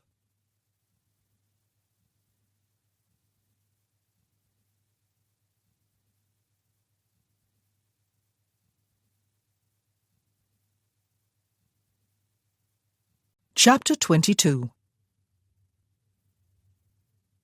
"You have plans for this afternoon?" Ralph asked. They were eating luncheon together at home, an unusual occurrence. Usually he was gone from the middle of the morning until late afternoon. "Sarah has invited me to tea," Chloe told him. "Your grandmother and Great-Aunt Mary are going too, and Lucy, and Gwen will be there with her cousin, Viscountess Ravensburg, who has just recently come to town with her husband. She is the abandoned bride, Ralph, the one the Earl of Kilburn was about to marry when the Countess arrived at the church just in time to stop the ceremony. I cannot wait to meet her. Oh, and the Countess herself will be with them." "Ah," he said. Chloe looked more closely at him, her knife and fork suspended above her plate. She had expected a bit more of a reaction from him. "What is the matter?" she asked. "Nothing." He looked back at her with raised eyebrows and blank eyes. "Nothing at all. I hope you enjoy yourself." "What did you want me to do this afternoon?" she asked him. "Nothing." He frowned. "What are you going to do?" He set his knife and fork down across his plate with a clatter. "Sometimes you can be the most pestilential of females," he said.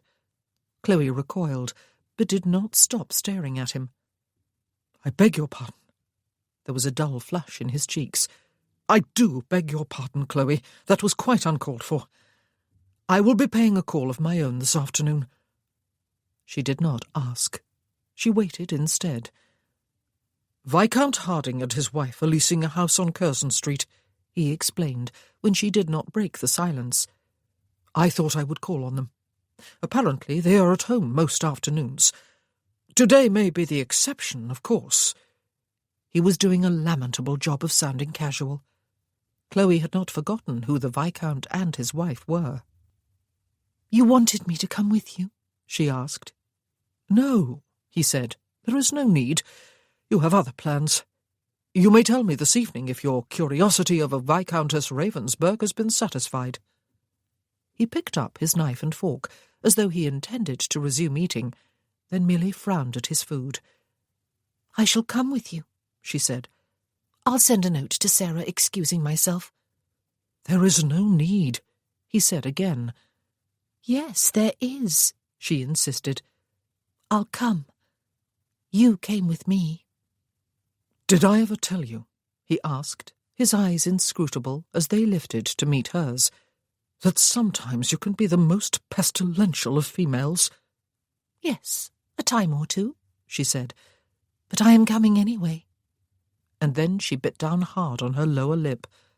Before he turned his head sharply away and got abruptly to his feet, his eyes had glistened with what she would swear were tears. Ralph wondered fleetingly if this was how Chloe had felt when they stood outside Hitching's door, waiting for it to open. And he wondered if this was the most selfish thing he had ever done. Was he trying to make himself feel a little better, at the expense of people who must wish he were buried in the deepest point of the world's oceans and consigned to the farthest corner of hell? Would he feel better? Or 10 times worse? Was there any worse to feel? Or was there only feeling to feel? He had cut it off more than 4 years ago as a technique of survival. If he did not feel, then there was nothing to drive him back to the brink of suicide. He had allowed himself to become fond of 6 friends, and to love his family, it was true, provided he kept himself at some emotional distance from them all. And he had allowed himself, in the last month or so, to grow fond of his wife. It had seemed only right and fair. He had tried, though, to keep her far enough from his heart that he could survive. He had tried. The door opened, and a thin young man in an ill-fitting footman's uniform looked out at them. "The Duke and Duchess of Worthington to see Viscount and Viscountess Harding, if they are at home," Ralph said, handing the young man his card. "Oh, they are at home, right enough, your lordship, your worship," the footman said, still blocking the doorway. "But I'll have to go and ask. That is, I do not know if they are at home or not, but I'll find out for you." "New on the job?" Ralph asked. "Just promoted yesterday from kitchen help," the young man said, flushing scarlet. "Jerry was dismissed on account of he was light-fingered and got caught with a silver spoon down his stocking, and Mr. Broom said as how I could have a chance before they went looking for someone else, your worship. Your Grace is the term you are looking for," Ralph said. "I am a duke, and I believe you ought to admit us, and perhaps offer her Grace a chair while you run off to see if your master and mistress are at home and willing to receive us." "Right you are, Gov," the footman said, stepping to one side. "I dare say it's a bit nippy standing out there. Come on in, then." "Thank you," Chloe said, smiling at the young man as he dragged a chair close to the door for her to sit on. "And congratulations on your promotion. You are learning your new duties quickly." "Yes, your highness. Thank you, ma'am," he said, and hurried away up the stairs, waving Ralph's card before his face like a fan. Ralph exchanged a glance with Chloe and clasped his hands at his back. "Well, that was diverting," he said. Strangely, it had been too, though now he felt sick to the stomach again. They were not kept waiting long. It was not the thin footman who came back down the stairs, though, but Harding himself, his wife on his heels. "Worthington," Harding said, reaching out his right hand. "Ralph! Good God, man, you have come to us when we ought to have come to you. You did see us at the theatre, then? We ought to have waited on you at your box during the interval, or we ought to have called at Stanbrook House the very next morning. Instead, we have made you come to us." He was wringing Ralph's right hand as though he would break every bone in it. Then he stepped aside, while his wife took both of Ralph's hands in her own and held them tightly to her bosom. "Ralph," she said, her eyes filling with tears. "Ralph Stockwood, oh, my dear boy, we neglected you quite shamefully when you were brought home to England, and ever since then we have been too ashamed to seek you out or even to write. How do things like that happen? And now you have come to us, and you have brought your new wife?" "Yes." He stood back, more than a bit bewildered. "Chloe, the Duchess of Worthington. Viscount and Viscountess Harding, Chloe." "Chloe," the Viscountess said, beaming. "What a pretty name, and what a very pretty lady. And you grew into a very handsome man, Ralph, as of course I knew you would. But oh, your poor, poor face. It was cut when—" "Yes," he said. "I am so glad you came," the Viscountess told him, "though you have put us to shame. We have been feeling more and more guilty every day, and keep on saying that we really must call upon you. It is not so easy, though, when so much time has passed. We thought you must be disappointed with us, even angry with us. We thought perhaps you thought we did not care. But now you have come to us. Oh, do come upstairs to the drawing-room. What are we thinking to keep you standing down here? Duchess, do come up. Or may I call you Chloe? Ralph was almost like a son to us, you know. And she linked an arm through Chloe's and drew her in the direction of the stairs. Harding gestured with one arm so that Ralph would follow them. "How are you doing, Ralph, my boy?" he asked. "We heard that you hovered near death for a long time, and then you went off to somewhere in Cornwall and were there for years. We feared you must be permanently incapacitated. But then Courtney's girl saw you in London and reported that you seemed fine, apart from a nasty scar. How are you?" Ralph had no opportunity to answer. They had arrived in the drawing-room, and Lady Harding was directing them to a couple of chairs. Ralph did not sit down. When he did not, they all turned to stare at him. For a moment there was silence. "You do not hate me?" he finally asked, looking from one beaming face to the other. Hate you, Ralph? Lady Harding looked puzzled. "Because you lived and Thomas died?" Harding's smile had faded. "And Max and Roland too? But you did not kill them, Ralph. The French did." Did you think we resented the fact that you lived while our son died? Lady Harding had tears in her eyes again. Oh, Ralph, my dear boy, is that what you have thought all these years, because we did not come to see you? We did not come at first because we were prostrated with grief, and you were not allowed any visitors. And then you went off to Cornwall, and we did not know exactly where. We could have found out, I suppose. We should have found out. We should have written to you at the very least. But what was there to say? And so much time had passed before we thought of it that we felt awkward and guilty. We ought to have done it sooner. You were one of Thomas's dearest friends. You had been a frequent guest in our home, and we had loved you. We were embarrassed about neglecting you. We were always going to write, but never actually did. And then we saw you a couple of weeks ago, and still could not make ourselves go and talk to you. How dreadful you must have thought us." "But Tom would not have been in the peninsula if it had not been for me," Ralph said. "I talked all three of them into it. You did not want Tom to go. Max and Roland's parents did not want them to go. They came because I persuaded them." "Sit down, Ralph," Harding said, and waited until he had seated himself on the chair the Viscountess had indicated. Harding stayed on his feet. "We raised our boy to have a mind of his own. We were pleased with the friends he made at school. You were all good lads, you and Max and Roland, and there were a few others too. You were the leader, of course, that was clear, but we did not mind. You had a good heart and a good head on your shoulders, and none of them followed you slavishly. If they disagreed with you, they said so. If you disagreed with them, you said so. We were dismayed when Thomas begged me to purchase a commission for him when he left school.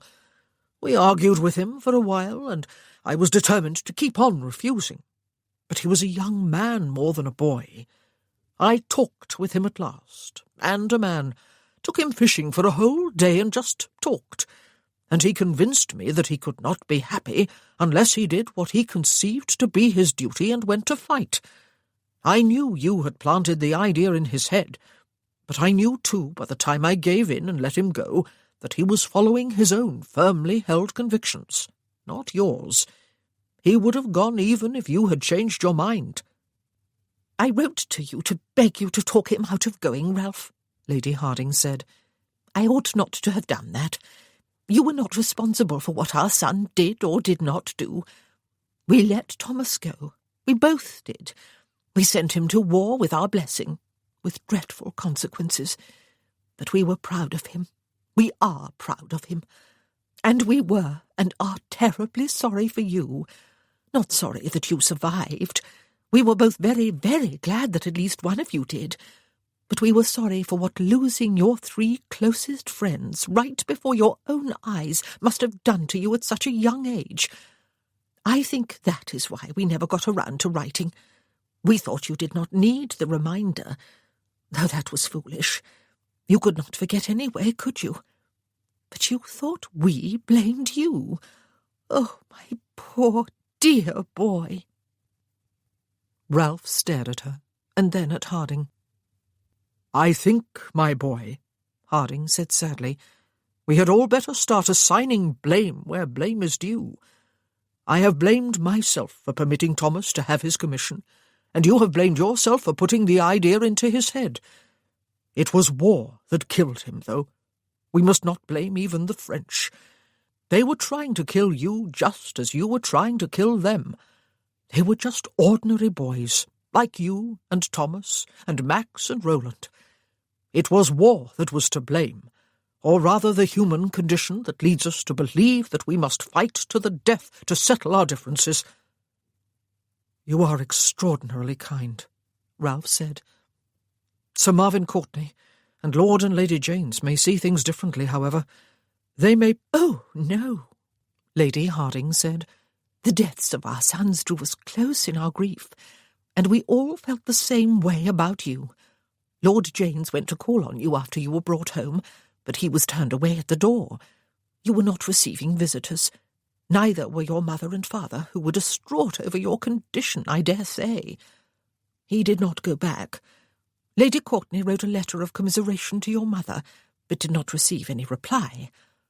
Your mother, I suppose, was too busy watching over you to read her letters, or at least to answer them." She fumbled for a handkerchief, and Harding handed her one of his. "Lady Courtney died a few years later," she continued, after she had dried her eyes.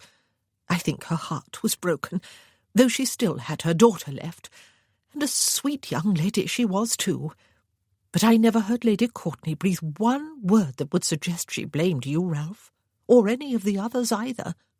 Quite the contrary. We all felt dreadfully sad for you. You had lost your 3 best school friends all at once, and it seemed very possible that you had seen them die. Did you?" "Yes," he said. "Ma'am, they were cheerful and brave. They were—" "Yes," Harding said. "We knew our son."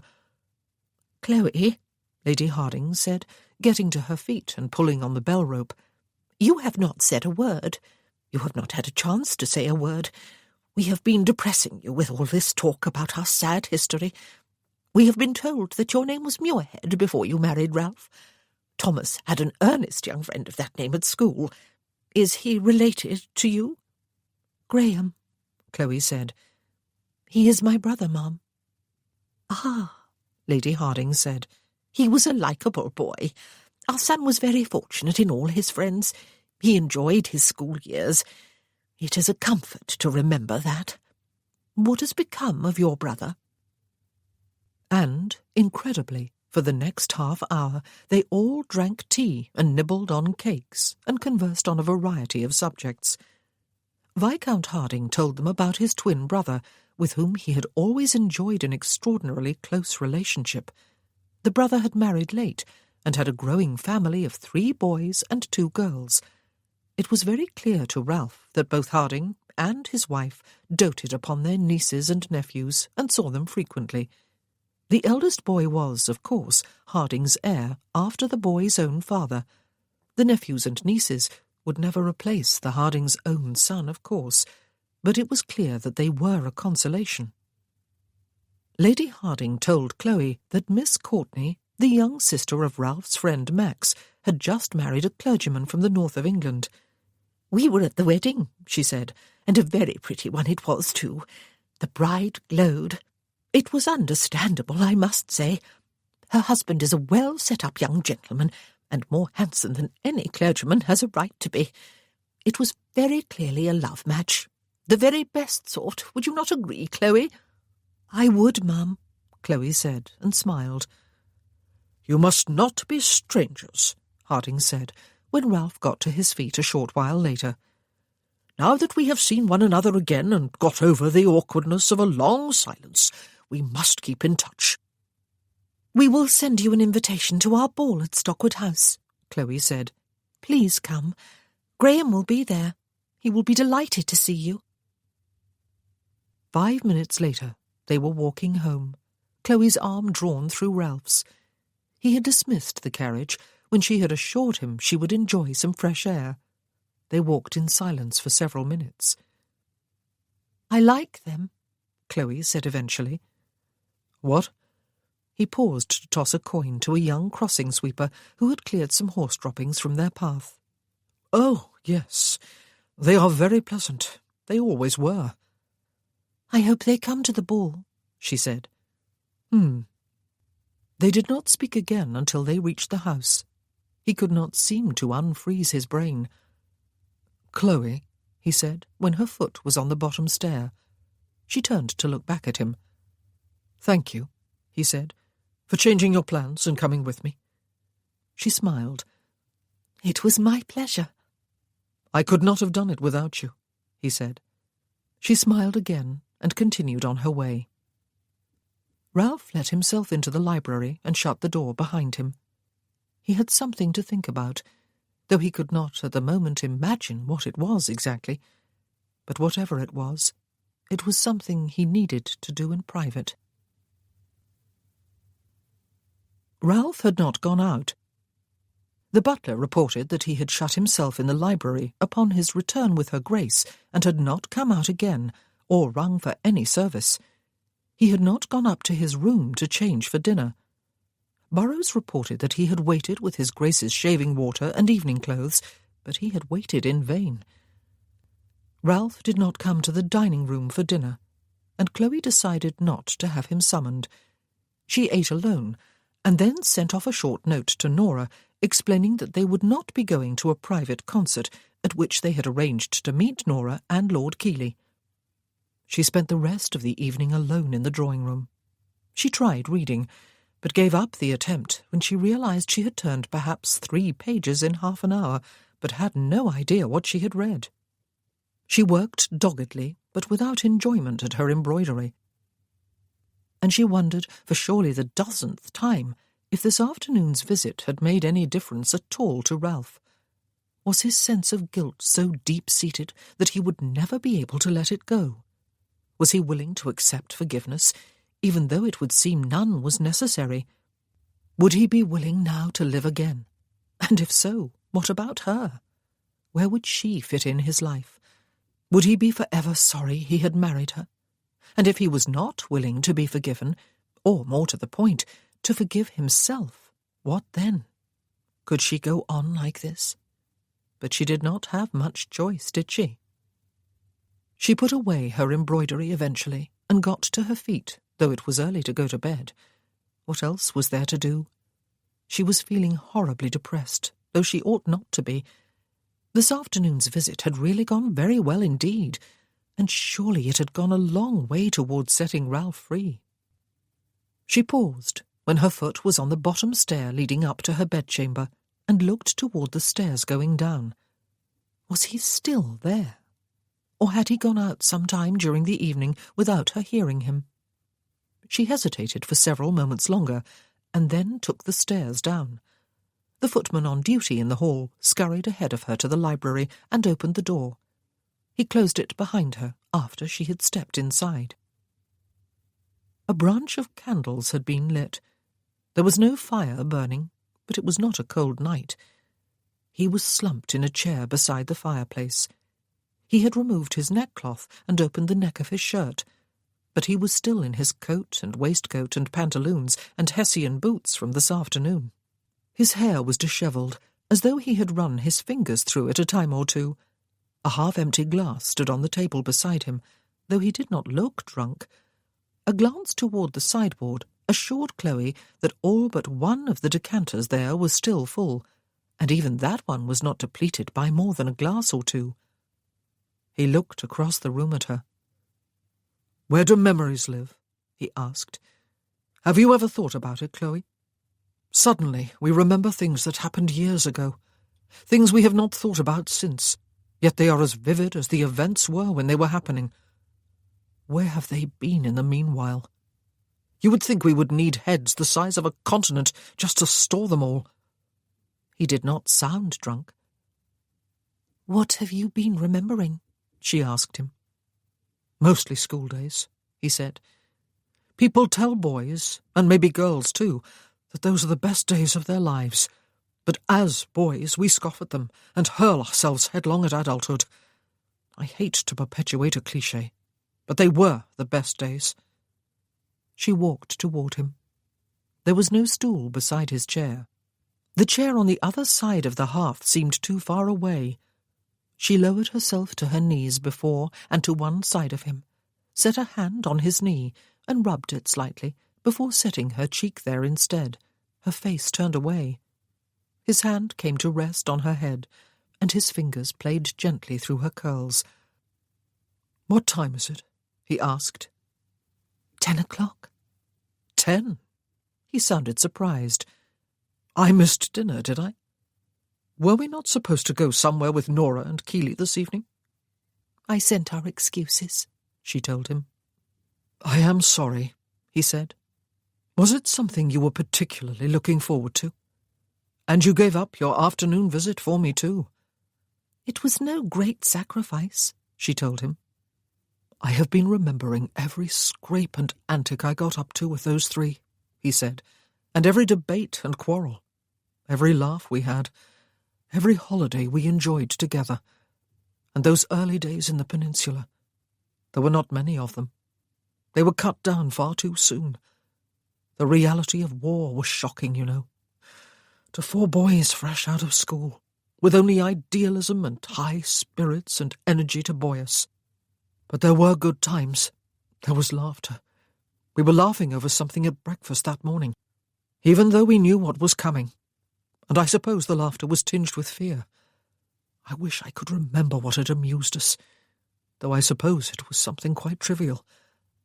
And then, just an hour or so later, I watched them die. His hand smoothed lightly over her hair and fell still. Chloe gazed into the unlit coals, and then she heard a slight sound. Muffled laughter? Another memory. It sounded less like laughter the next time, though. She heard him swallow. She raised her head and scrambled to her feet, and both his hands went up to cover his face. "The devil!" he said. "Go away, Chloe! Get out of here!" She turned and sat on his lap instead. She burrowed her head against him and slipped her arms as best she could about his waist, and she held him, while sobs racked him until he could no longer hold them in, but wept and wept for 3 dead friends and the end of youth. She held him for long minutes after he had finished, and found a handkerchief and blown his nose and presumably dried his eyes. "I never wept for them," he said at last. "I never felt I had the right." "Until now," she said. "Is it possible," he asked, "that they really do not blame me? That they never have?" "I think," she said, "that they want to believe, quite correctly, that their son acted on the strength of his own convictions, that he insisted upon going because it was what he wanted to do. I think the other parents believe the same thing about their sons." "It was a strange sort of vanity, then," he said, "to believe that I had so much influence over them." Chloe hesitated. "Yes," she said.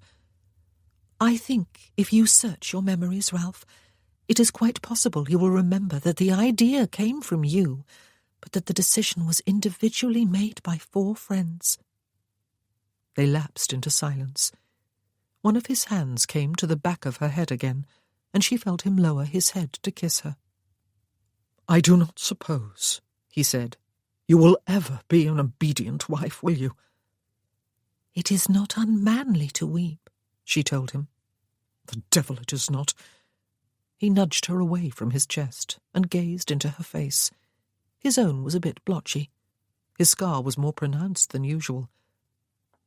"I hope you do not mind too much that I stayed," she said.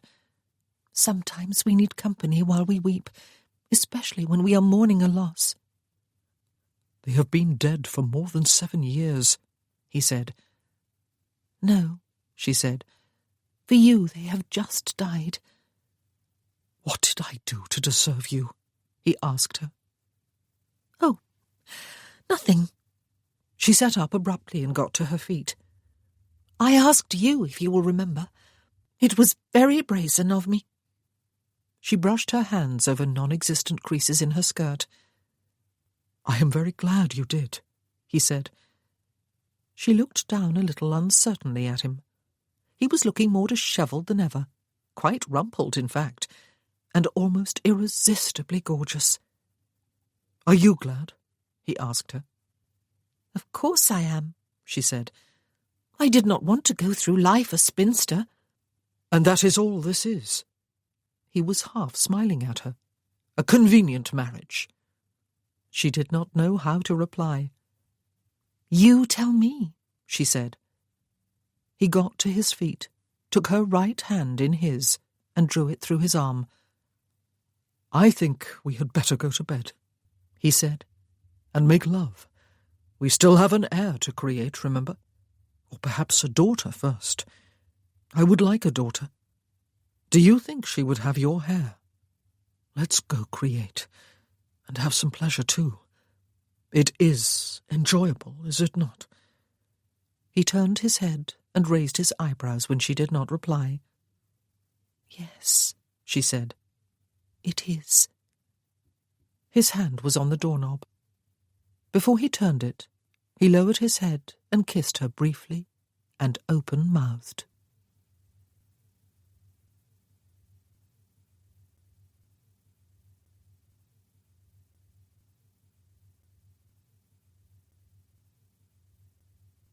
Chapter 23. Ralph could remember only one occasion when the ballroom at Stockwood House had been used as such. He must have been somewhere between the ages of 8 and 10. It had been his grandparents' ball, though it was his mother and father who had acted as hosts through most of the evening. Ralph and his sisters had watched the revelries from an upper gallery for half an hour or so under the supervision of a nurse, but while the girls had been enraptured by absolutely everything and everybody, and could not wait until they were old enough to attend such a ball themselves, he had watched the men bow and scrape to the ladies, and mince gracefully about the dance floor like idiots, and wondered in horror if he would ever be expected to behave in such an asinine way. He smiled at the memory now, as he looked about the ballroom. The floor gleamed with fresh polish. The 3 chandeliers still rested on it, but soon the candles would be lit, and they would be hoisted up close to the ceiling, which was ornately coved and gilded, and painted with angels and cherubs, and harps and trumpets floating in a blue sky among fluffy pinkish clouds, in a scene that came from no classical myth or Bible story that Ralph had ever encountered. The wall mirrors had been polished until not a speck of dust or a single fingerprint remained. Vines had been twined about the pillars down the length of the room. Banks of flowers and greenery surrounded them and filled the air with their mingled scents. Several instruments were propped on the orchestra dais. Through the wide double doorway at the far end of the room, Ralph could see long tables covered with white linen cloths that would soon be piled with platters of fruit and dainties and drinks to refresh the guests before supper. His mother had come and fussed. So had Nora. Great-Aunt Mary had come and made free with her lorgnette and advice. Grandmamma had asked 1,000 anxious questions. Ralph had made it clear to all of them that he and Chloe needed no assistance, that they had organised the ball themselves and did not anticipate any major catastrophe, or any minor one for that matter. It was a bit unfair to claim all the credit, of course, since Arthur Lloyd had done a great deal of the planning, and most of the work had been undertaken by the housekeeper and the cook and all the household staff.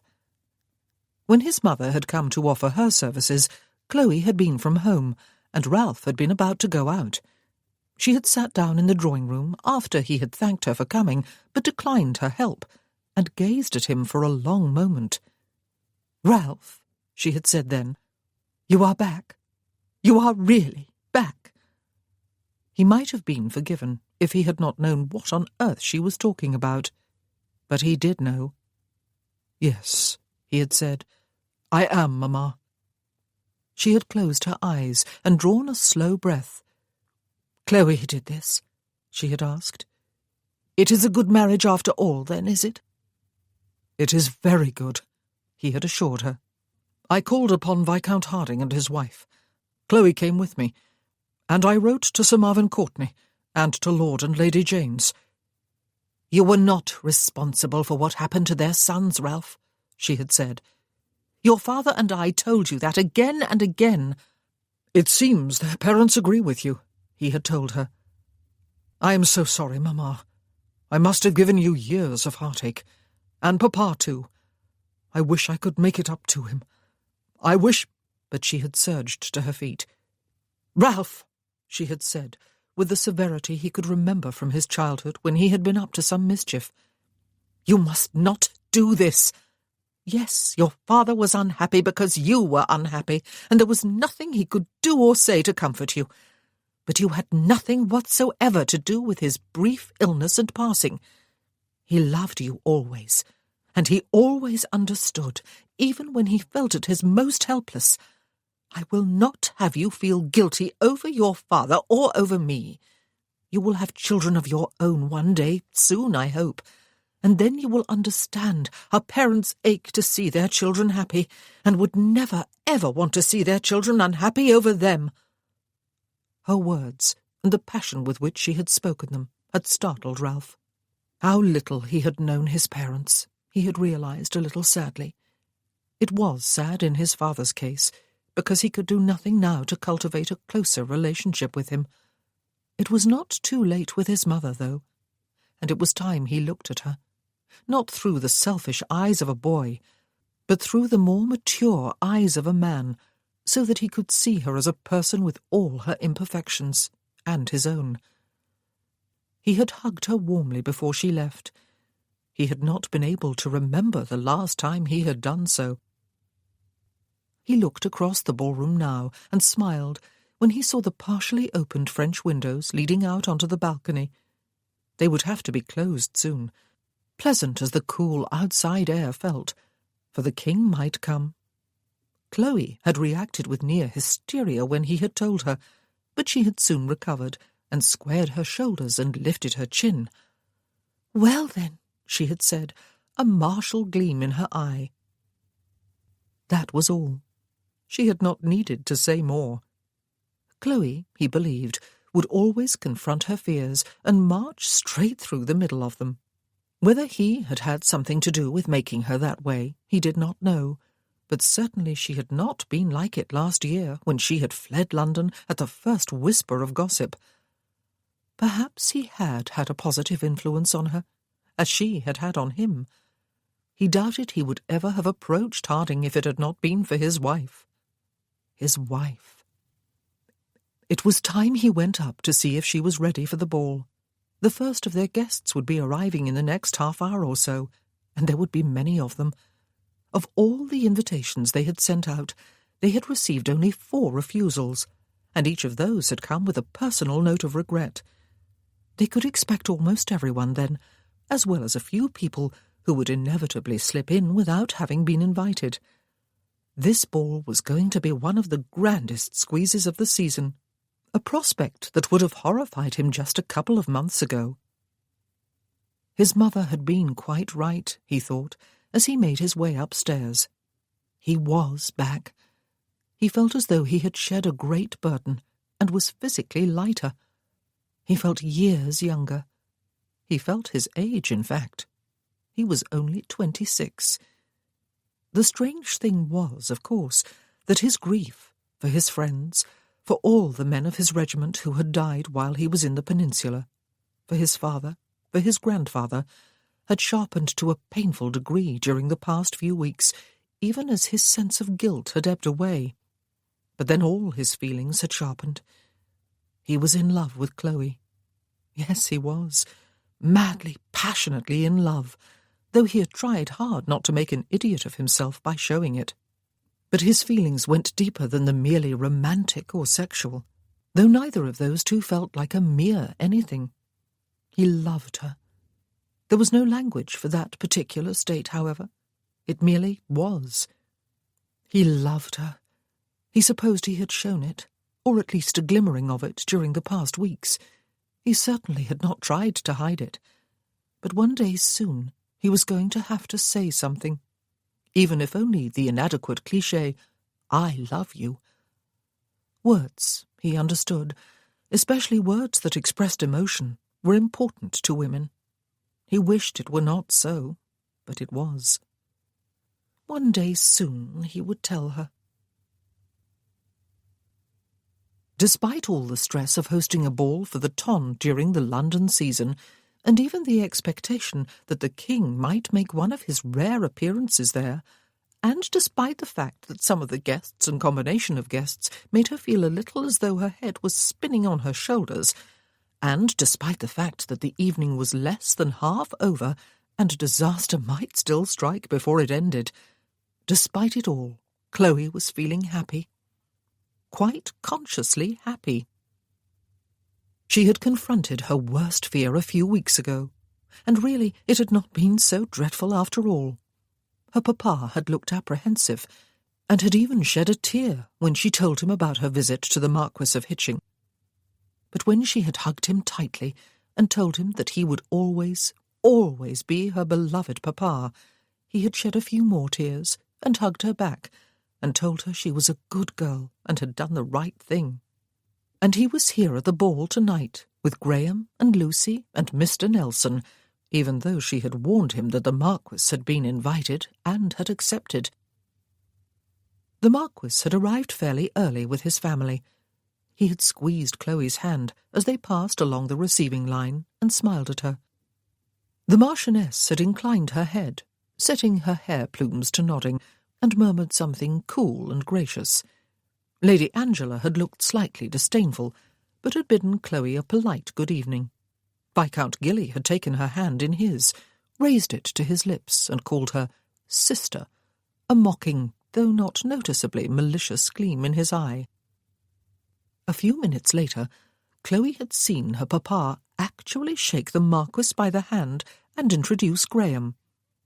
Ralph's grandmother, wearing heavy mourning, had come with Great-Aunt Mary, who looked resplendent in purple, with an enormous turban on her head and a jewel-encrusted lorgnette. The two of them were sitting in the small salon close to the ballroom, holding court to a number of the more elderly guests. The Duke of Stanbrook had come, as had Lord and Lady Trentham, and several of Gwen's family and lady friends, to whom Chloe had been introduced at an afternoon tea, were there with their husbands, the Earl and Countess of Kilbourne, the Marquis and Marchioness of Attingsborough, Viscount and Viscountess Ravensburg, Lord and Lady Aidan Bedwin, the Duke and Duchess of Bewcastle. The ladies felt like personal friends, Chloe thought, even though she had met a few of them only on that one occasion.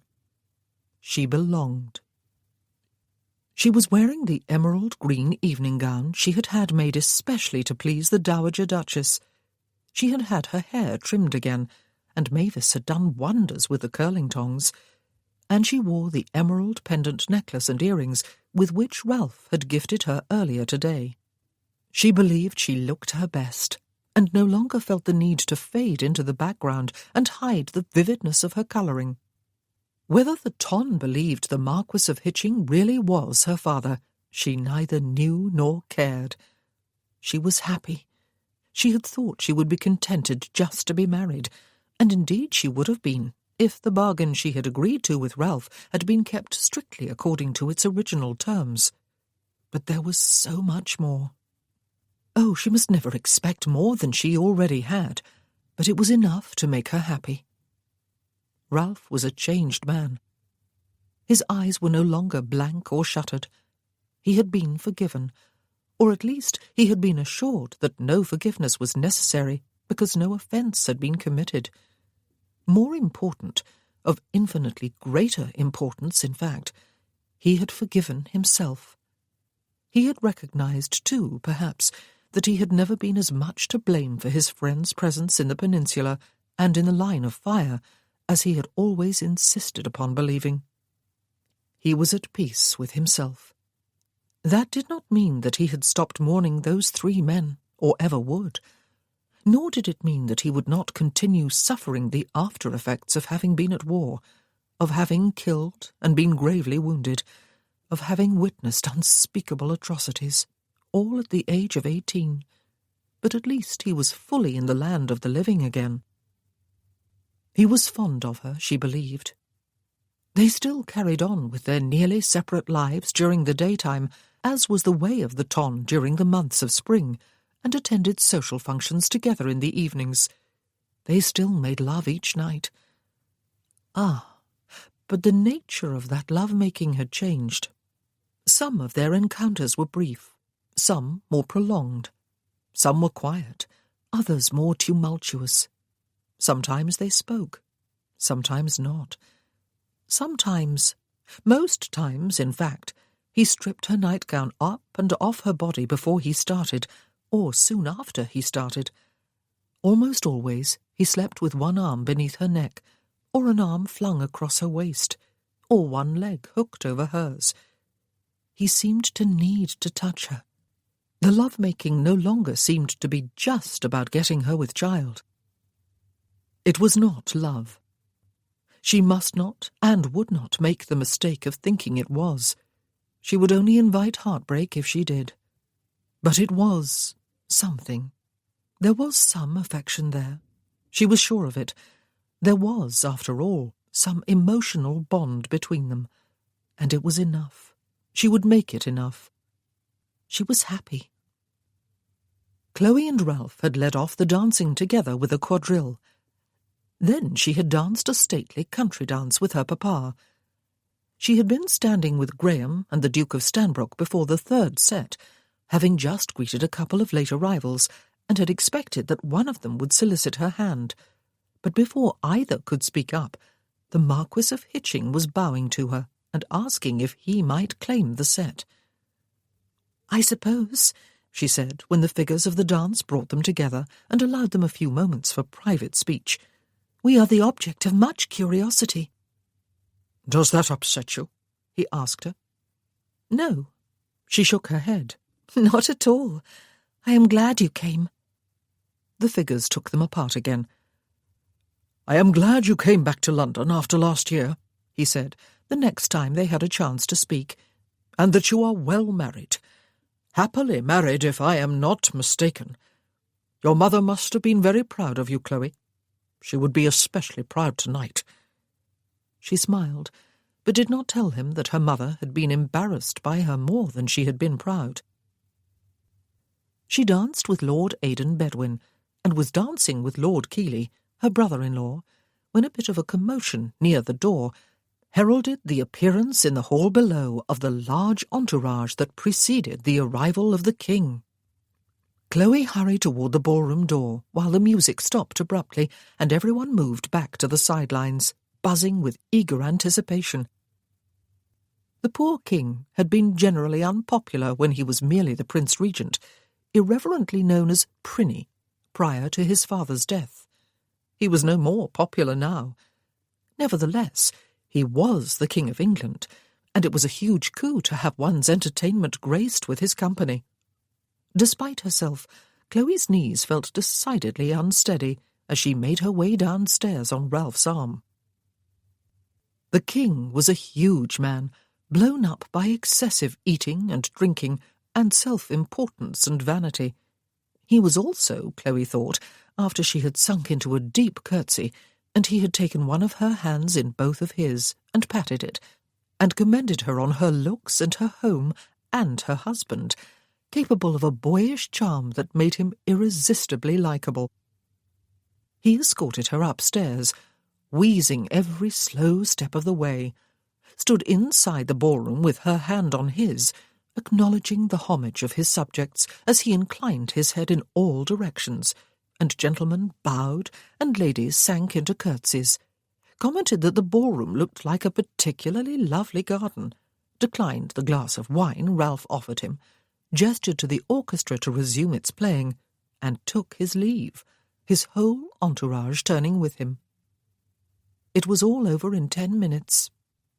By the time Chloe and Ralph arrived back in the ballroom, having bowed and curtsied the royal procession on its way, the dancing was in progress again, and someone had thrown all the French windows open.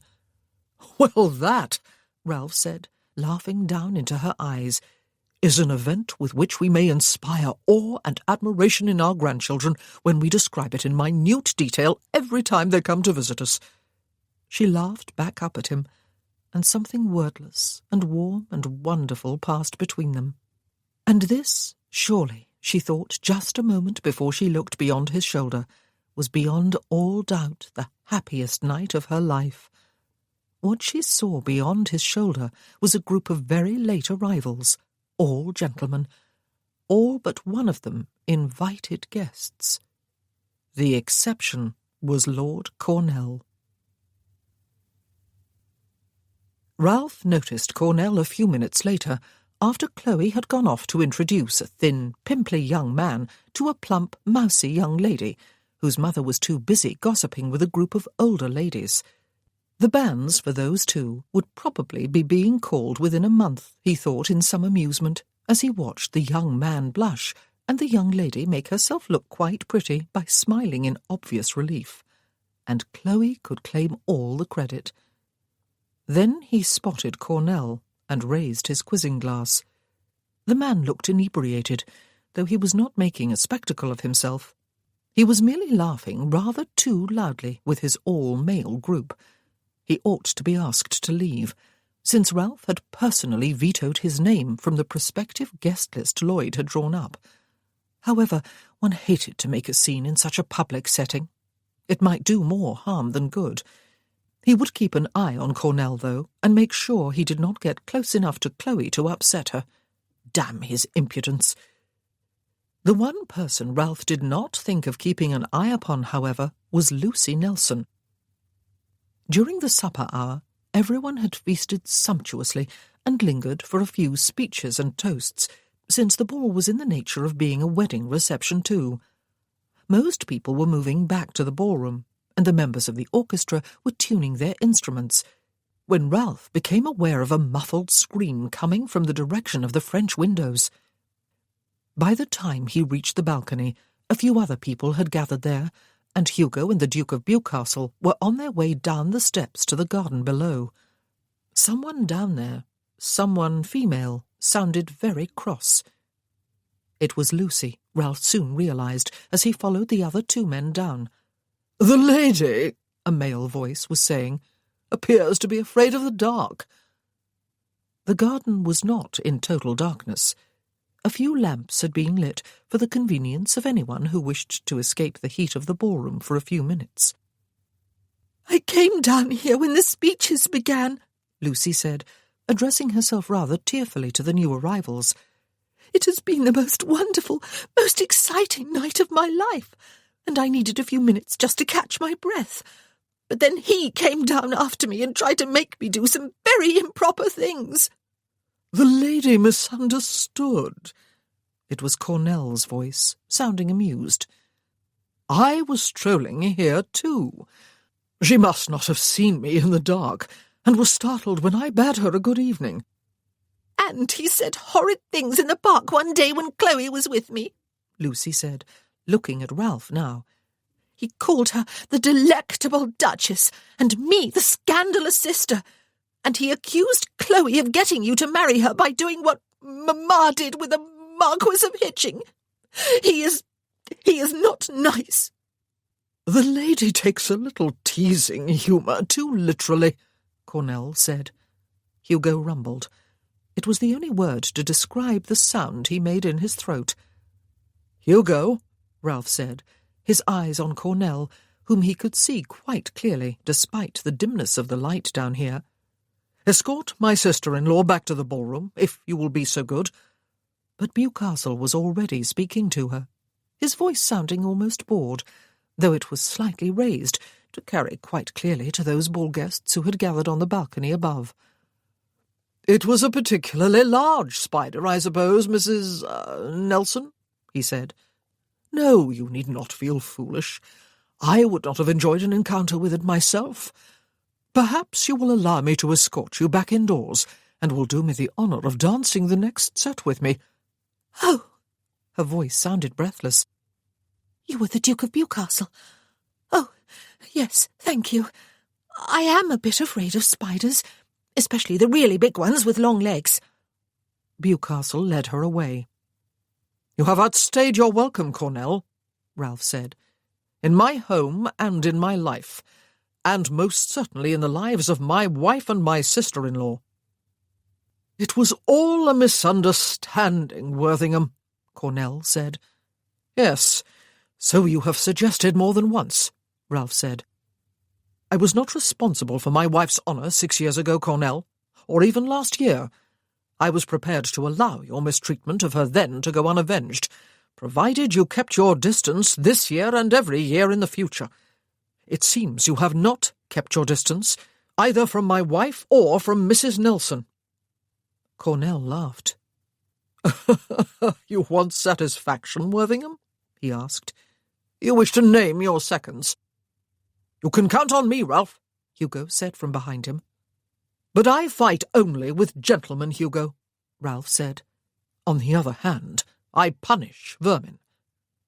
"No, you don't," another voice said, and Ralph very briefly closed his eyes. Graham Muirhead. He had come to throw himself between the combatants and urge them to kiss and make up, no doubt. "Stay out of this, Graham," Ralph said. "Not a chance." Graham strode past him. "The ladies are my sisters, and I protect what is my own." With which words, worthy of Freddie Nelson for bad theatrics, he knocked Cornell down with a blow to the chin that would surely have felled an oak. "Neatly done, lad!" Hugo's voice was full of admiration. Ralph looked at his brother-in-law in some astonishment. He could not see his face clearly in the darkness, but his voice sounded a bit sheepish when he spoke again. "Well," he said, "I suppose that answers one question. Did I kill him?" Ralph looked down at Cornell. "I do not believe dead men moan," he said, "but it was not for lack of trying, Gray. I should resent you. I wanted the satisfaction of doing that for myself." "You had better return to your guests, Ralph, and put to rest any nasty speculation that is going on," Hugo said, "though I do not imagine anyone would care to contradict Bewcastle's explanation about spiders. Have you ever noticed his eyes?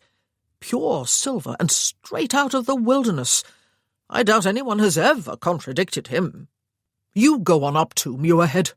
You do not want murder on your conscience, not when you are a clergyman. Come on then, lad. You cannot moan down there all night. Show some backbone. Take my hand and I'll help you up. I'll show you off the premises. There will be a door here somewhere, I dare say, leading straight out to the street. It will save you some embarrassment." "A word of advice, Cornell," Ralph said, before following Hugo's advice. "Stay far away from both the Duchess of Worthington and Mrs. Nelson for the rest of your natural lifetime. I am not sure I will be able to keep the Reverend Muirhead on his leash if you do not."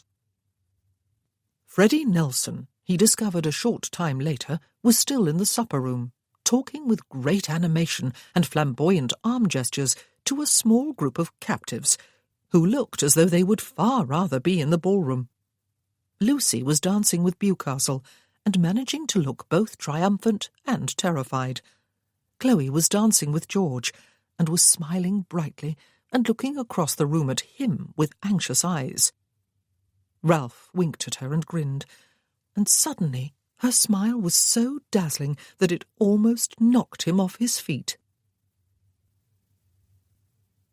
"Graham did?" Chloe stared at Ralph in disbelief. "Graham?" She had had no opportunity for the last hour to ask him what had happened, though clearly something had. It had been whispered about the ballroom that Lord Cornell had insulted Lucy in the garden, but the whisperings had not grown into full-blown gossip, and perhaps would not.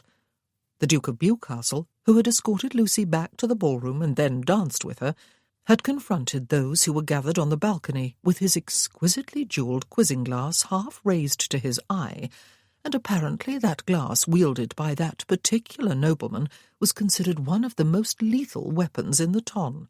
Or so Gwen had whispered in Chloe's ear, and Chloe could believe it. How the sunny-natured Duchess could live with him, Chloe did not know. One well-placed glance from those silver eyes was surely capable of freezing grapes on the vine. Though he had gone to Lucy's rescue and made up a story about a spider, he was holding one of the Duchess's hands in both his own at the moment, his head bent toward hers, while she smiled and talked. "It was as neat and deadly a blow as I have ever seen," Ralph said, in answer to Chloe's question. "It was a privilege to witness it, though I must confess I would rather have dealt it myself. Hugo escorted Cornell off the premises. I do not believe he will be troubling either you or your sister again." "Thank you," she said. "But Graham—" He grinned at her. "Have I told you how lovely you were looking?" "Am I?" she asked him. "I am not too vivid. Some people might believe I ought to be still in black." "My mother is not," he said, "or my sisters. And you are wearing this particularly bright shade of green at the specific request of my grandmother. I must compliment her on her good taste, by the way. It is perfect. And as for your hair, well, it would seem you are stuck with that colour, and I am stuck with having to look at it until you turn old and grey." "Ouch," she said. "I look forward to growing old with you, Chloe," he said. "In the fullness of time, that is. I look forward to being young with you first, and then middle-aged. I look forward to living all my life with you. Promise not to die before me." She did not know whether to laugh or cry. "Only if you promise not to die before me," she said. He laughed softly. "We will do all things together, then, will we?" he asked, and raised his head to look about the ballroom. It was very late, or very early, depending upon one's perspective. Grandmamma and Great-Aunt Mary had gone home after supper, and a number of the more elderly guests had left at the same time, but most remained. There was one set left, a waltz. There had been 2 others during the evening. Chloe had danced the first with Lord Easterly, her uncle, and the second with Viscount Gilly, who had been perfectly agreeable, without making any further reference to the relationship between them. And she had watched Ralph dance the first waltz with the Marchioness of Attingsborough, and the second with Lucy. There was one set left. One waltz. Then they would see all their guests on their way, send all the servants off to bed, rather than insist that they clear up first, pronounce their ball to have been a resounding success, despite the unpleasantness with Lord Cornell, and go up to bed themselves. And tomorrow their normal, everyday lives would resume. Ralph had received his letter of summons from the Lord Chancellor's office, and would take his seat in the House of Lords next week. At the end of the season they would go back home to Manville Court, But she was too weary to think beyond that point, and she was feeling unexpectedly and unaccountably depressed. She was tired, she supposed. A gentleman, whose name had slipped her memory, stopped in front of them, exchanged a few remarks with Ralph, and then asked Chloe if she would honour him with her hand for the waltz. Couples were already gathering on the floor. "Too late, Fotheringham," Ralph said. "I have already laid claim to the Duchess's hand myself, and am not to be persuaded to relinquish it." Chloe turned her head to smile at him, her tiredness and her low spirits, and Lord Fotheringham forgotten. "The last waltz," she said. "At last." He looked back at her with half-closed eyes. "It is the very devil to be the host of a ball, Chloe, when there is only one lady present with whom one wishes to dance, and she happens to be one's wife. Am I fated to become a dull dog, uninterested in any female company except that of my Duchess? It is enough to give anyone the shudders." "Are you?" She licked her lips. She was unaccustomed to him in this mood. "I fear I am." He smiled slowly at her. "And I fear I will find the last waltz at an end if I do not stop babbling. Come." And he took her hand, set it half across his silken cuff, half across the back of his hand, and led her onto the floor to join the other dancers. Lucy, bright-eyed and chattering, was gazing up at a lazy-eyed, half-smiling Freddie Nelson, who was giving her his undivided attention. Gwen, one hand on Lord Trentham's shoulder, the other in his, was laughing at something he was saying. And she managed to dance, Chloe had noticed all evening, despite her heavy limp. Viscountess Ravensburg, her husband's hand already at her waist, was saying something to the Earl of Kilbourne, who had his countess on his arm. The first wife and the jilted bride and the bridegroom all together on the dance floor, clearly comfortable in one another's company. Lady Angela Allendale had taken to the floor with the most handsome of the considerable court of admirers who had clustered about her all evening. And then the orchestra struck a chord, and the music began. Chloe had felt consciously happy earlier in the evening. She recaptured that mood again, as Ralph twirled her into the dance, and she followed his lead, as though they had always been meant to waltz together. Except that it was not just happiness she felt now. This was the happiest moment of her life. Nothing could or would ever be more perfect than this. Nothing could ever be more perfect than perfect. She smiled at the thought as she listened to the music, to the slight thumping of feet and swish of silks, as she watched the colours of gowns swirl past and the glitter of jewels and the sparkle of candles. The smell of flowers and greenery was heavy on the air. There was a welcome suggestion of coolness from the French windows as they danced past. No, not quite past. He danced her out through one set of doors and halfway along the blessed coolness of the deserted balcony, and he stopped and stood looking down into her upturned face without releasing his hold on her. "I was a debater at school," he said. "A good one, a persuasive one. I could always find the right words." She smiled up at him a little uncertainly. "What?" "I always spoke from the heart, rather than from a script, as the other boys did," he said. "It worked for me. I spoke with passion." She raised her eyebrows. Was she supposed to know? "I cannot think of a blessed word to say," he said. And she understood. Oh, yes. In a great upsurge of joy, she understood. "Except I love you," he said.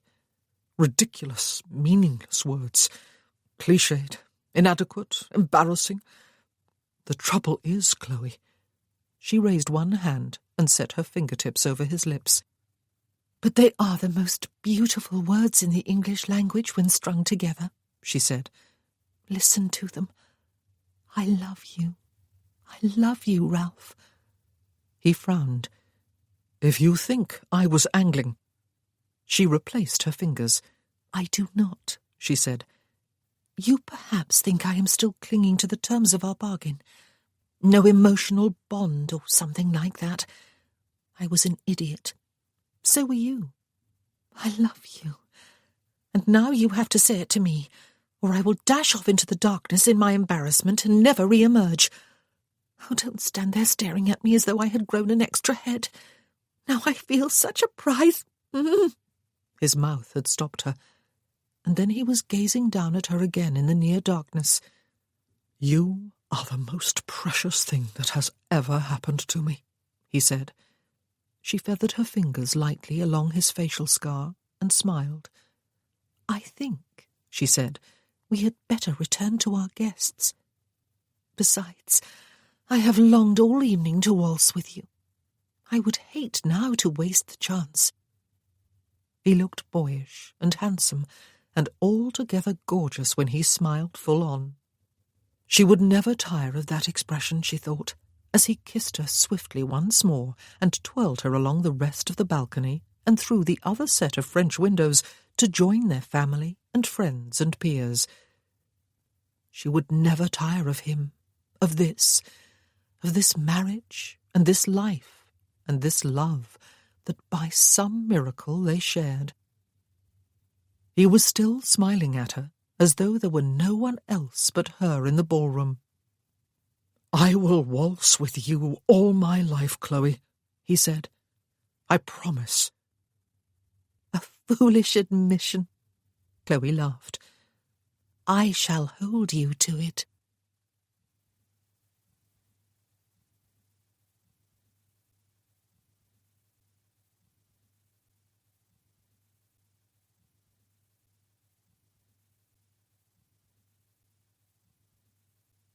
The End.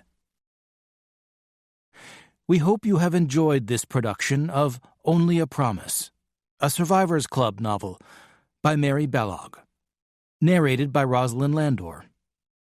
Recorded Books offers a wide selection of bestsellers, mysteries, classics, histories, and more. So look for us at your public library or on download sites online. And thank you for being a Recorded Books reader.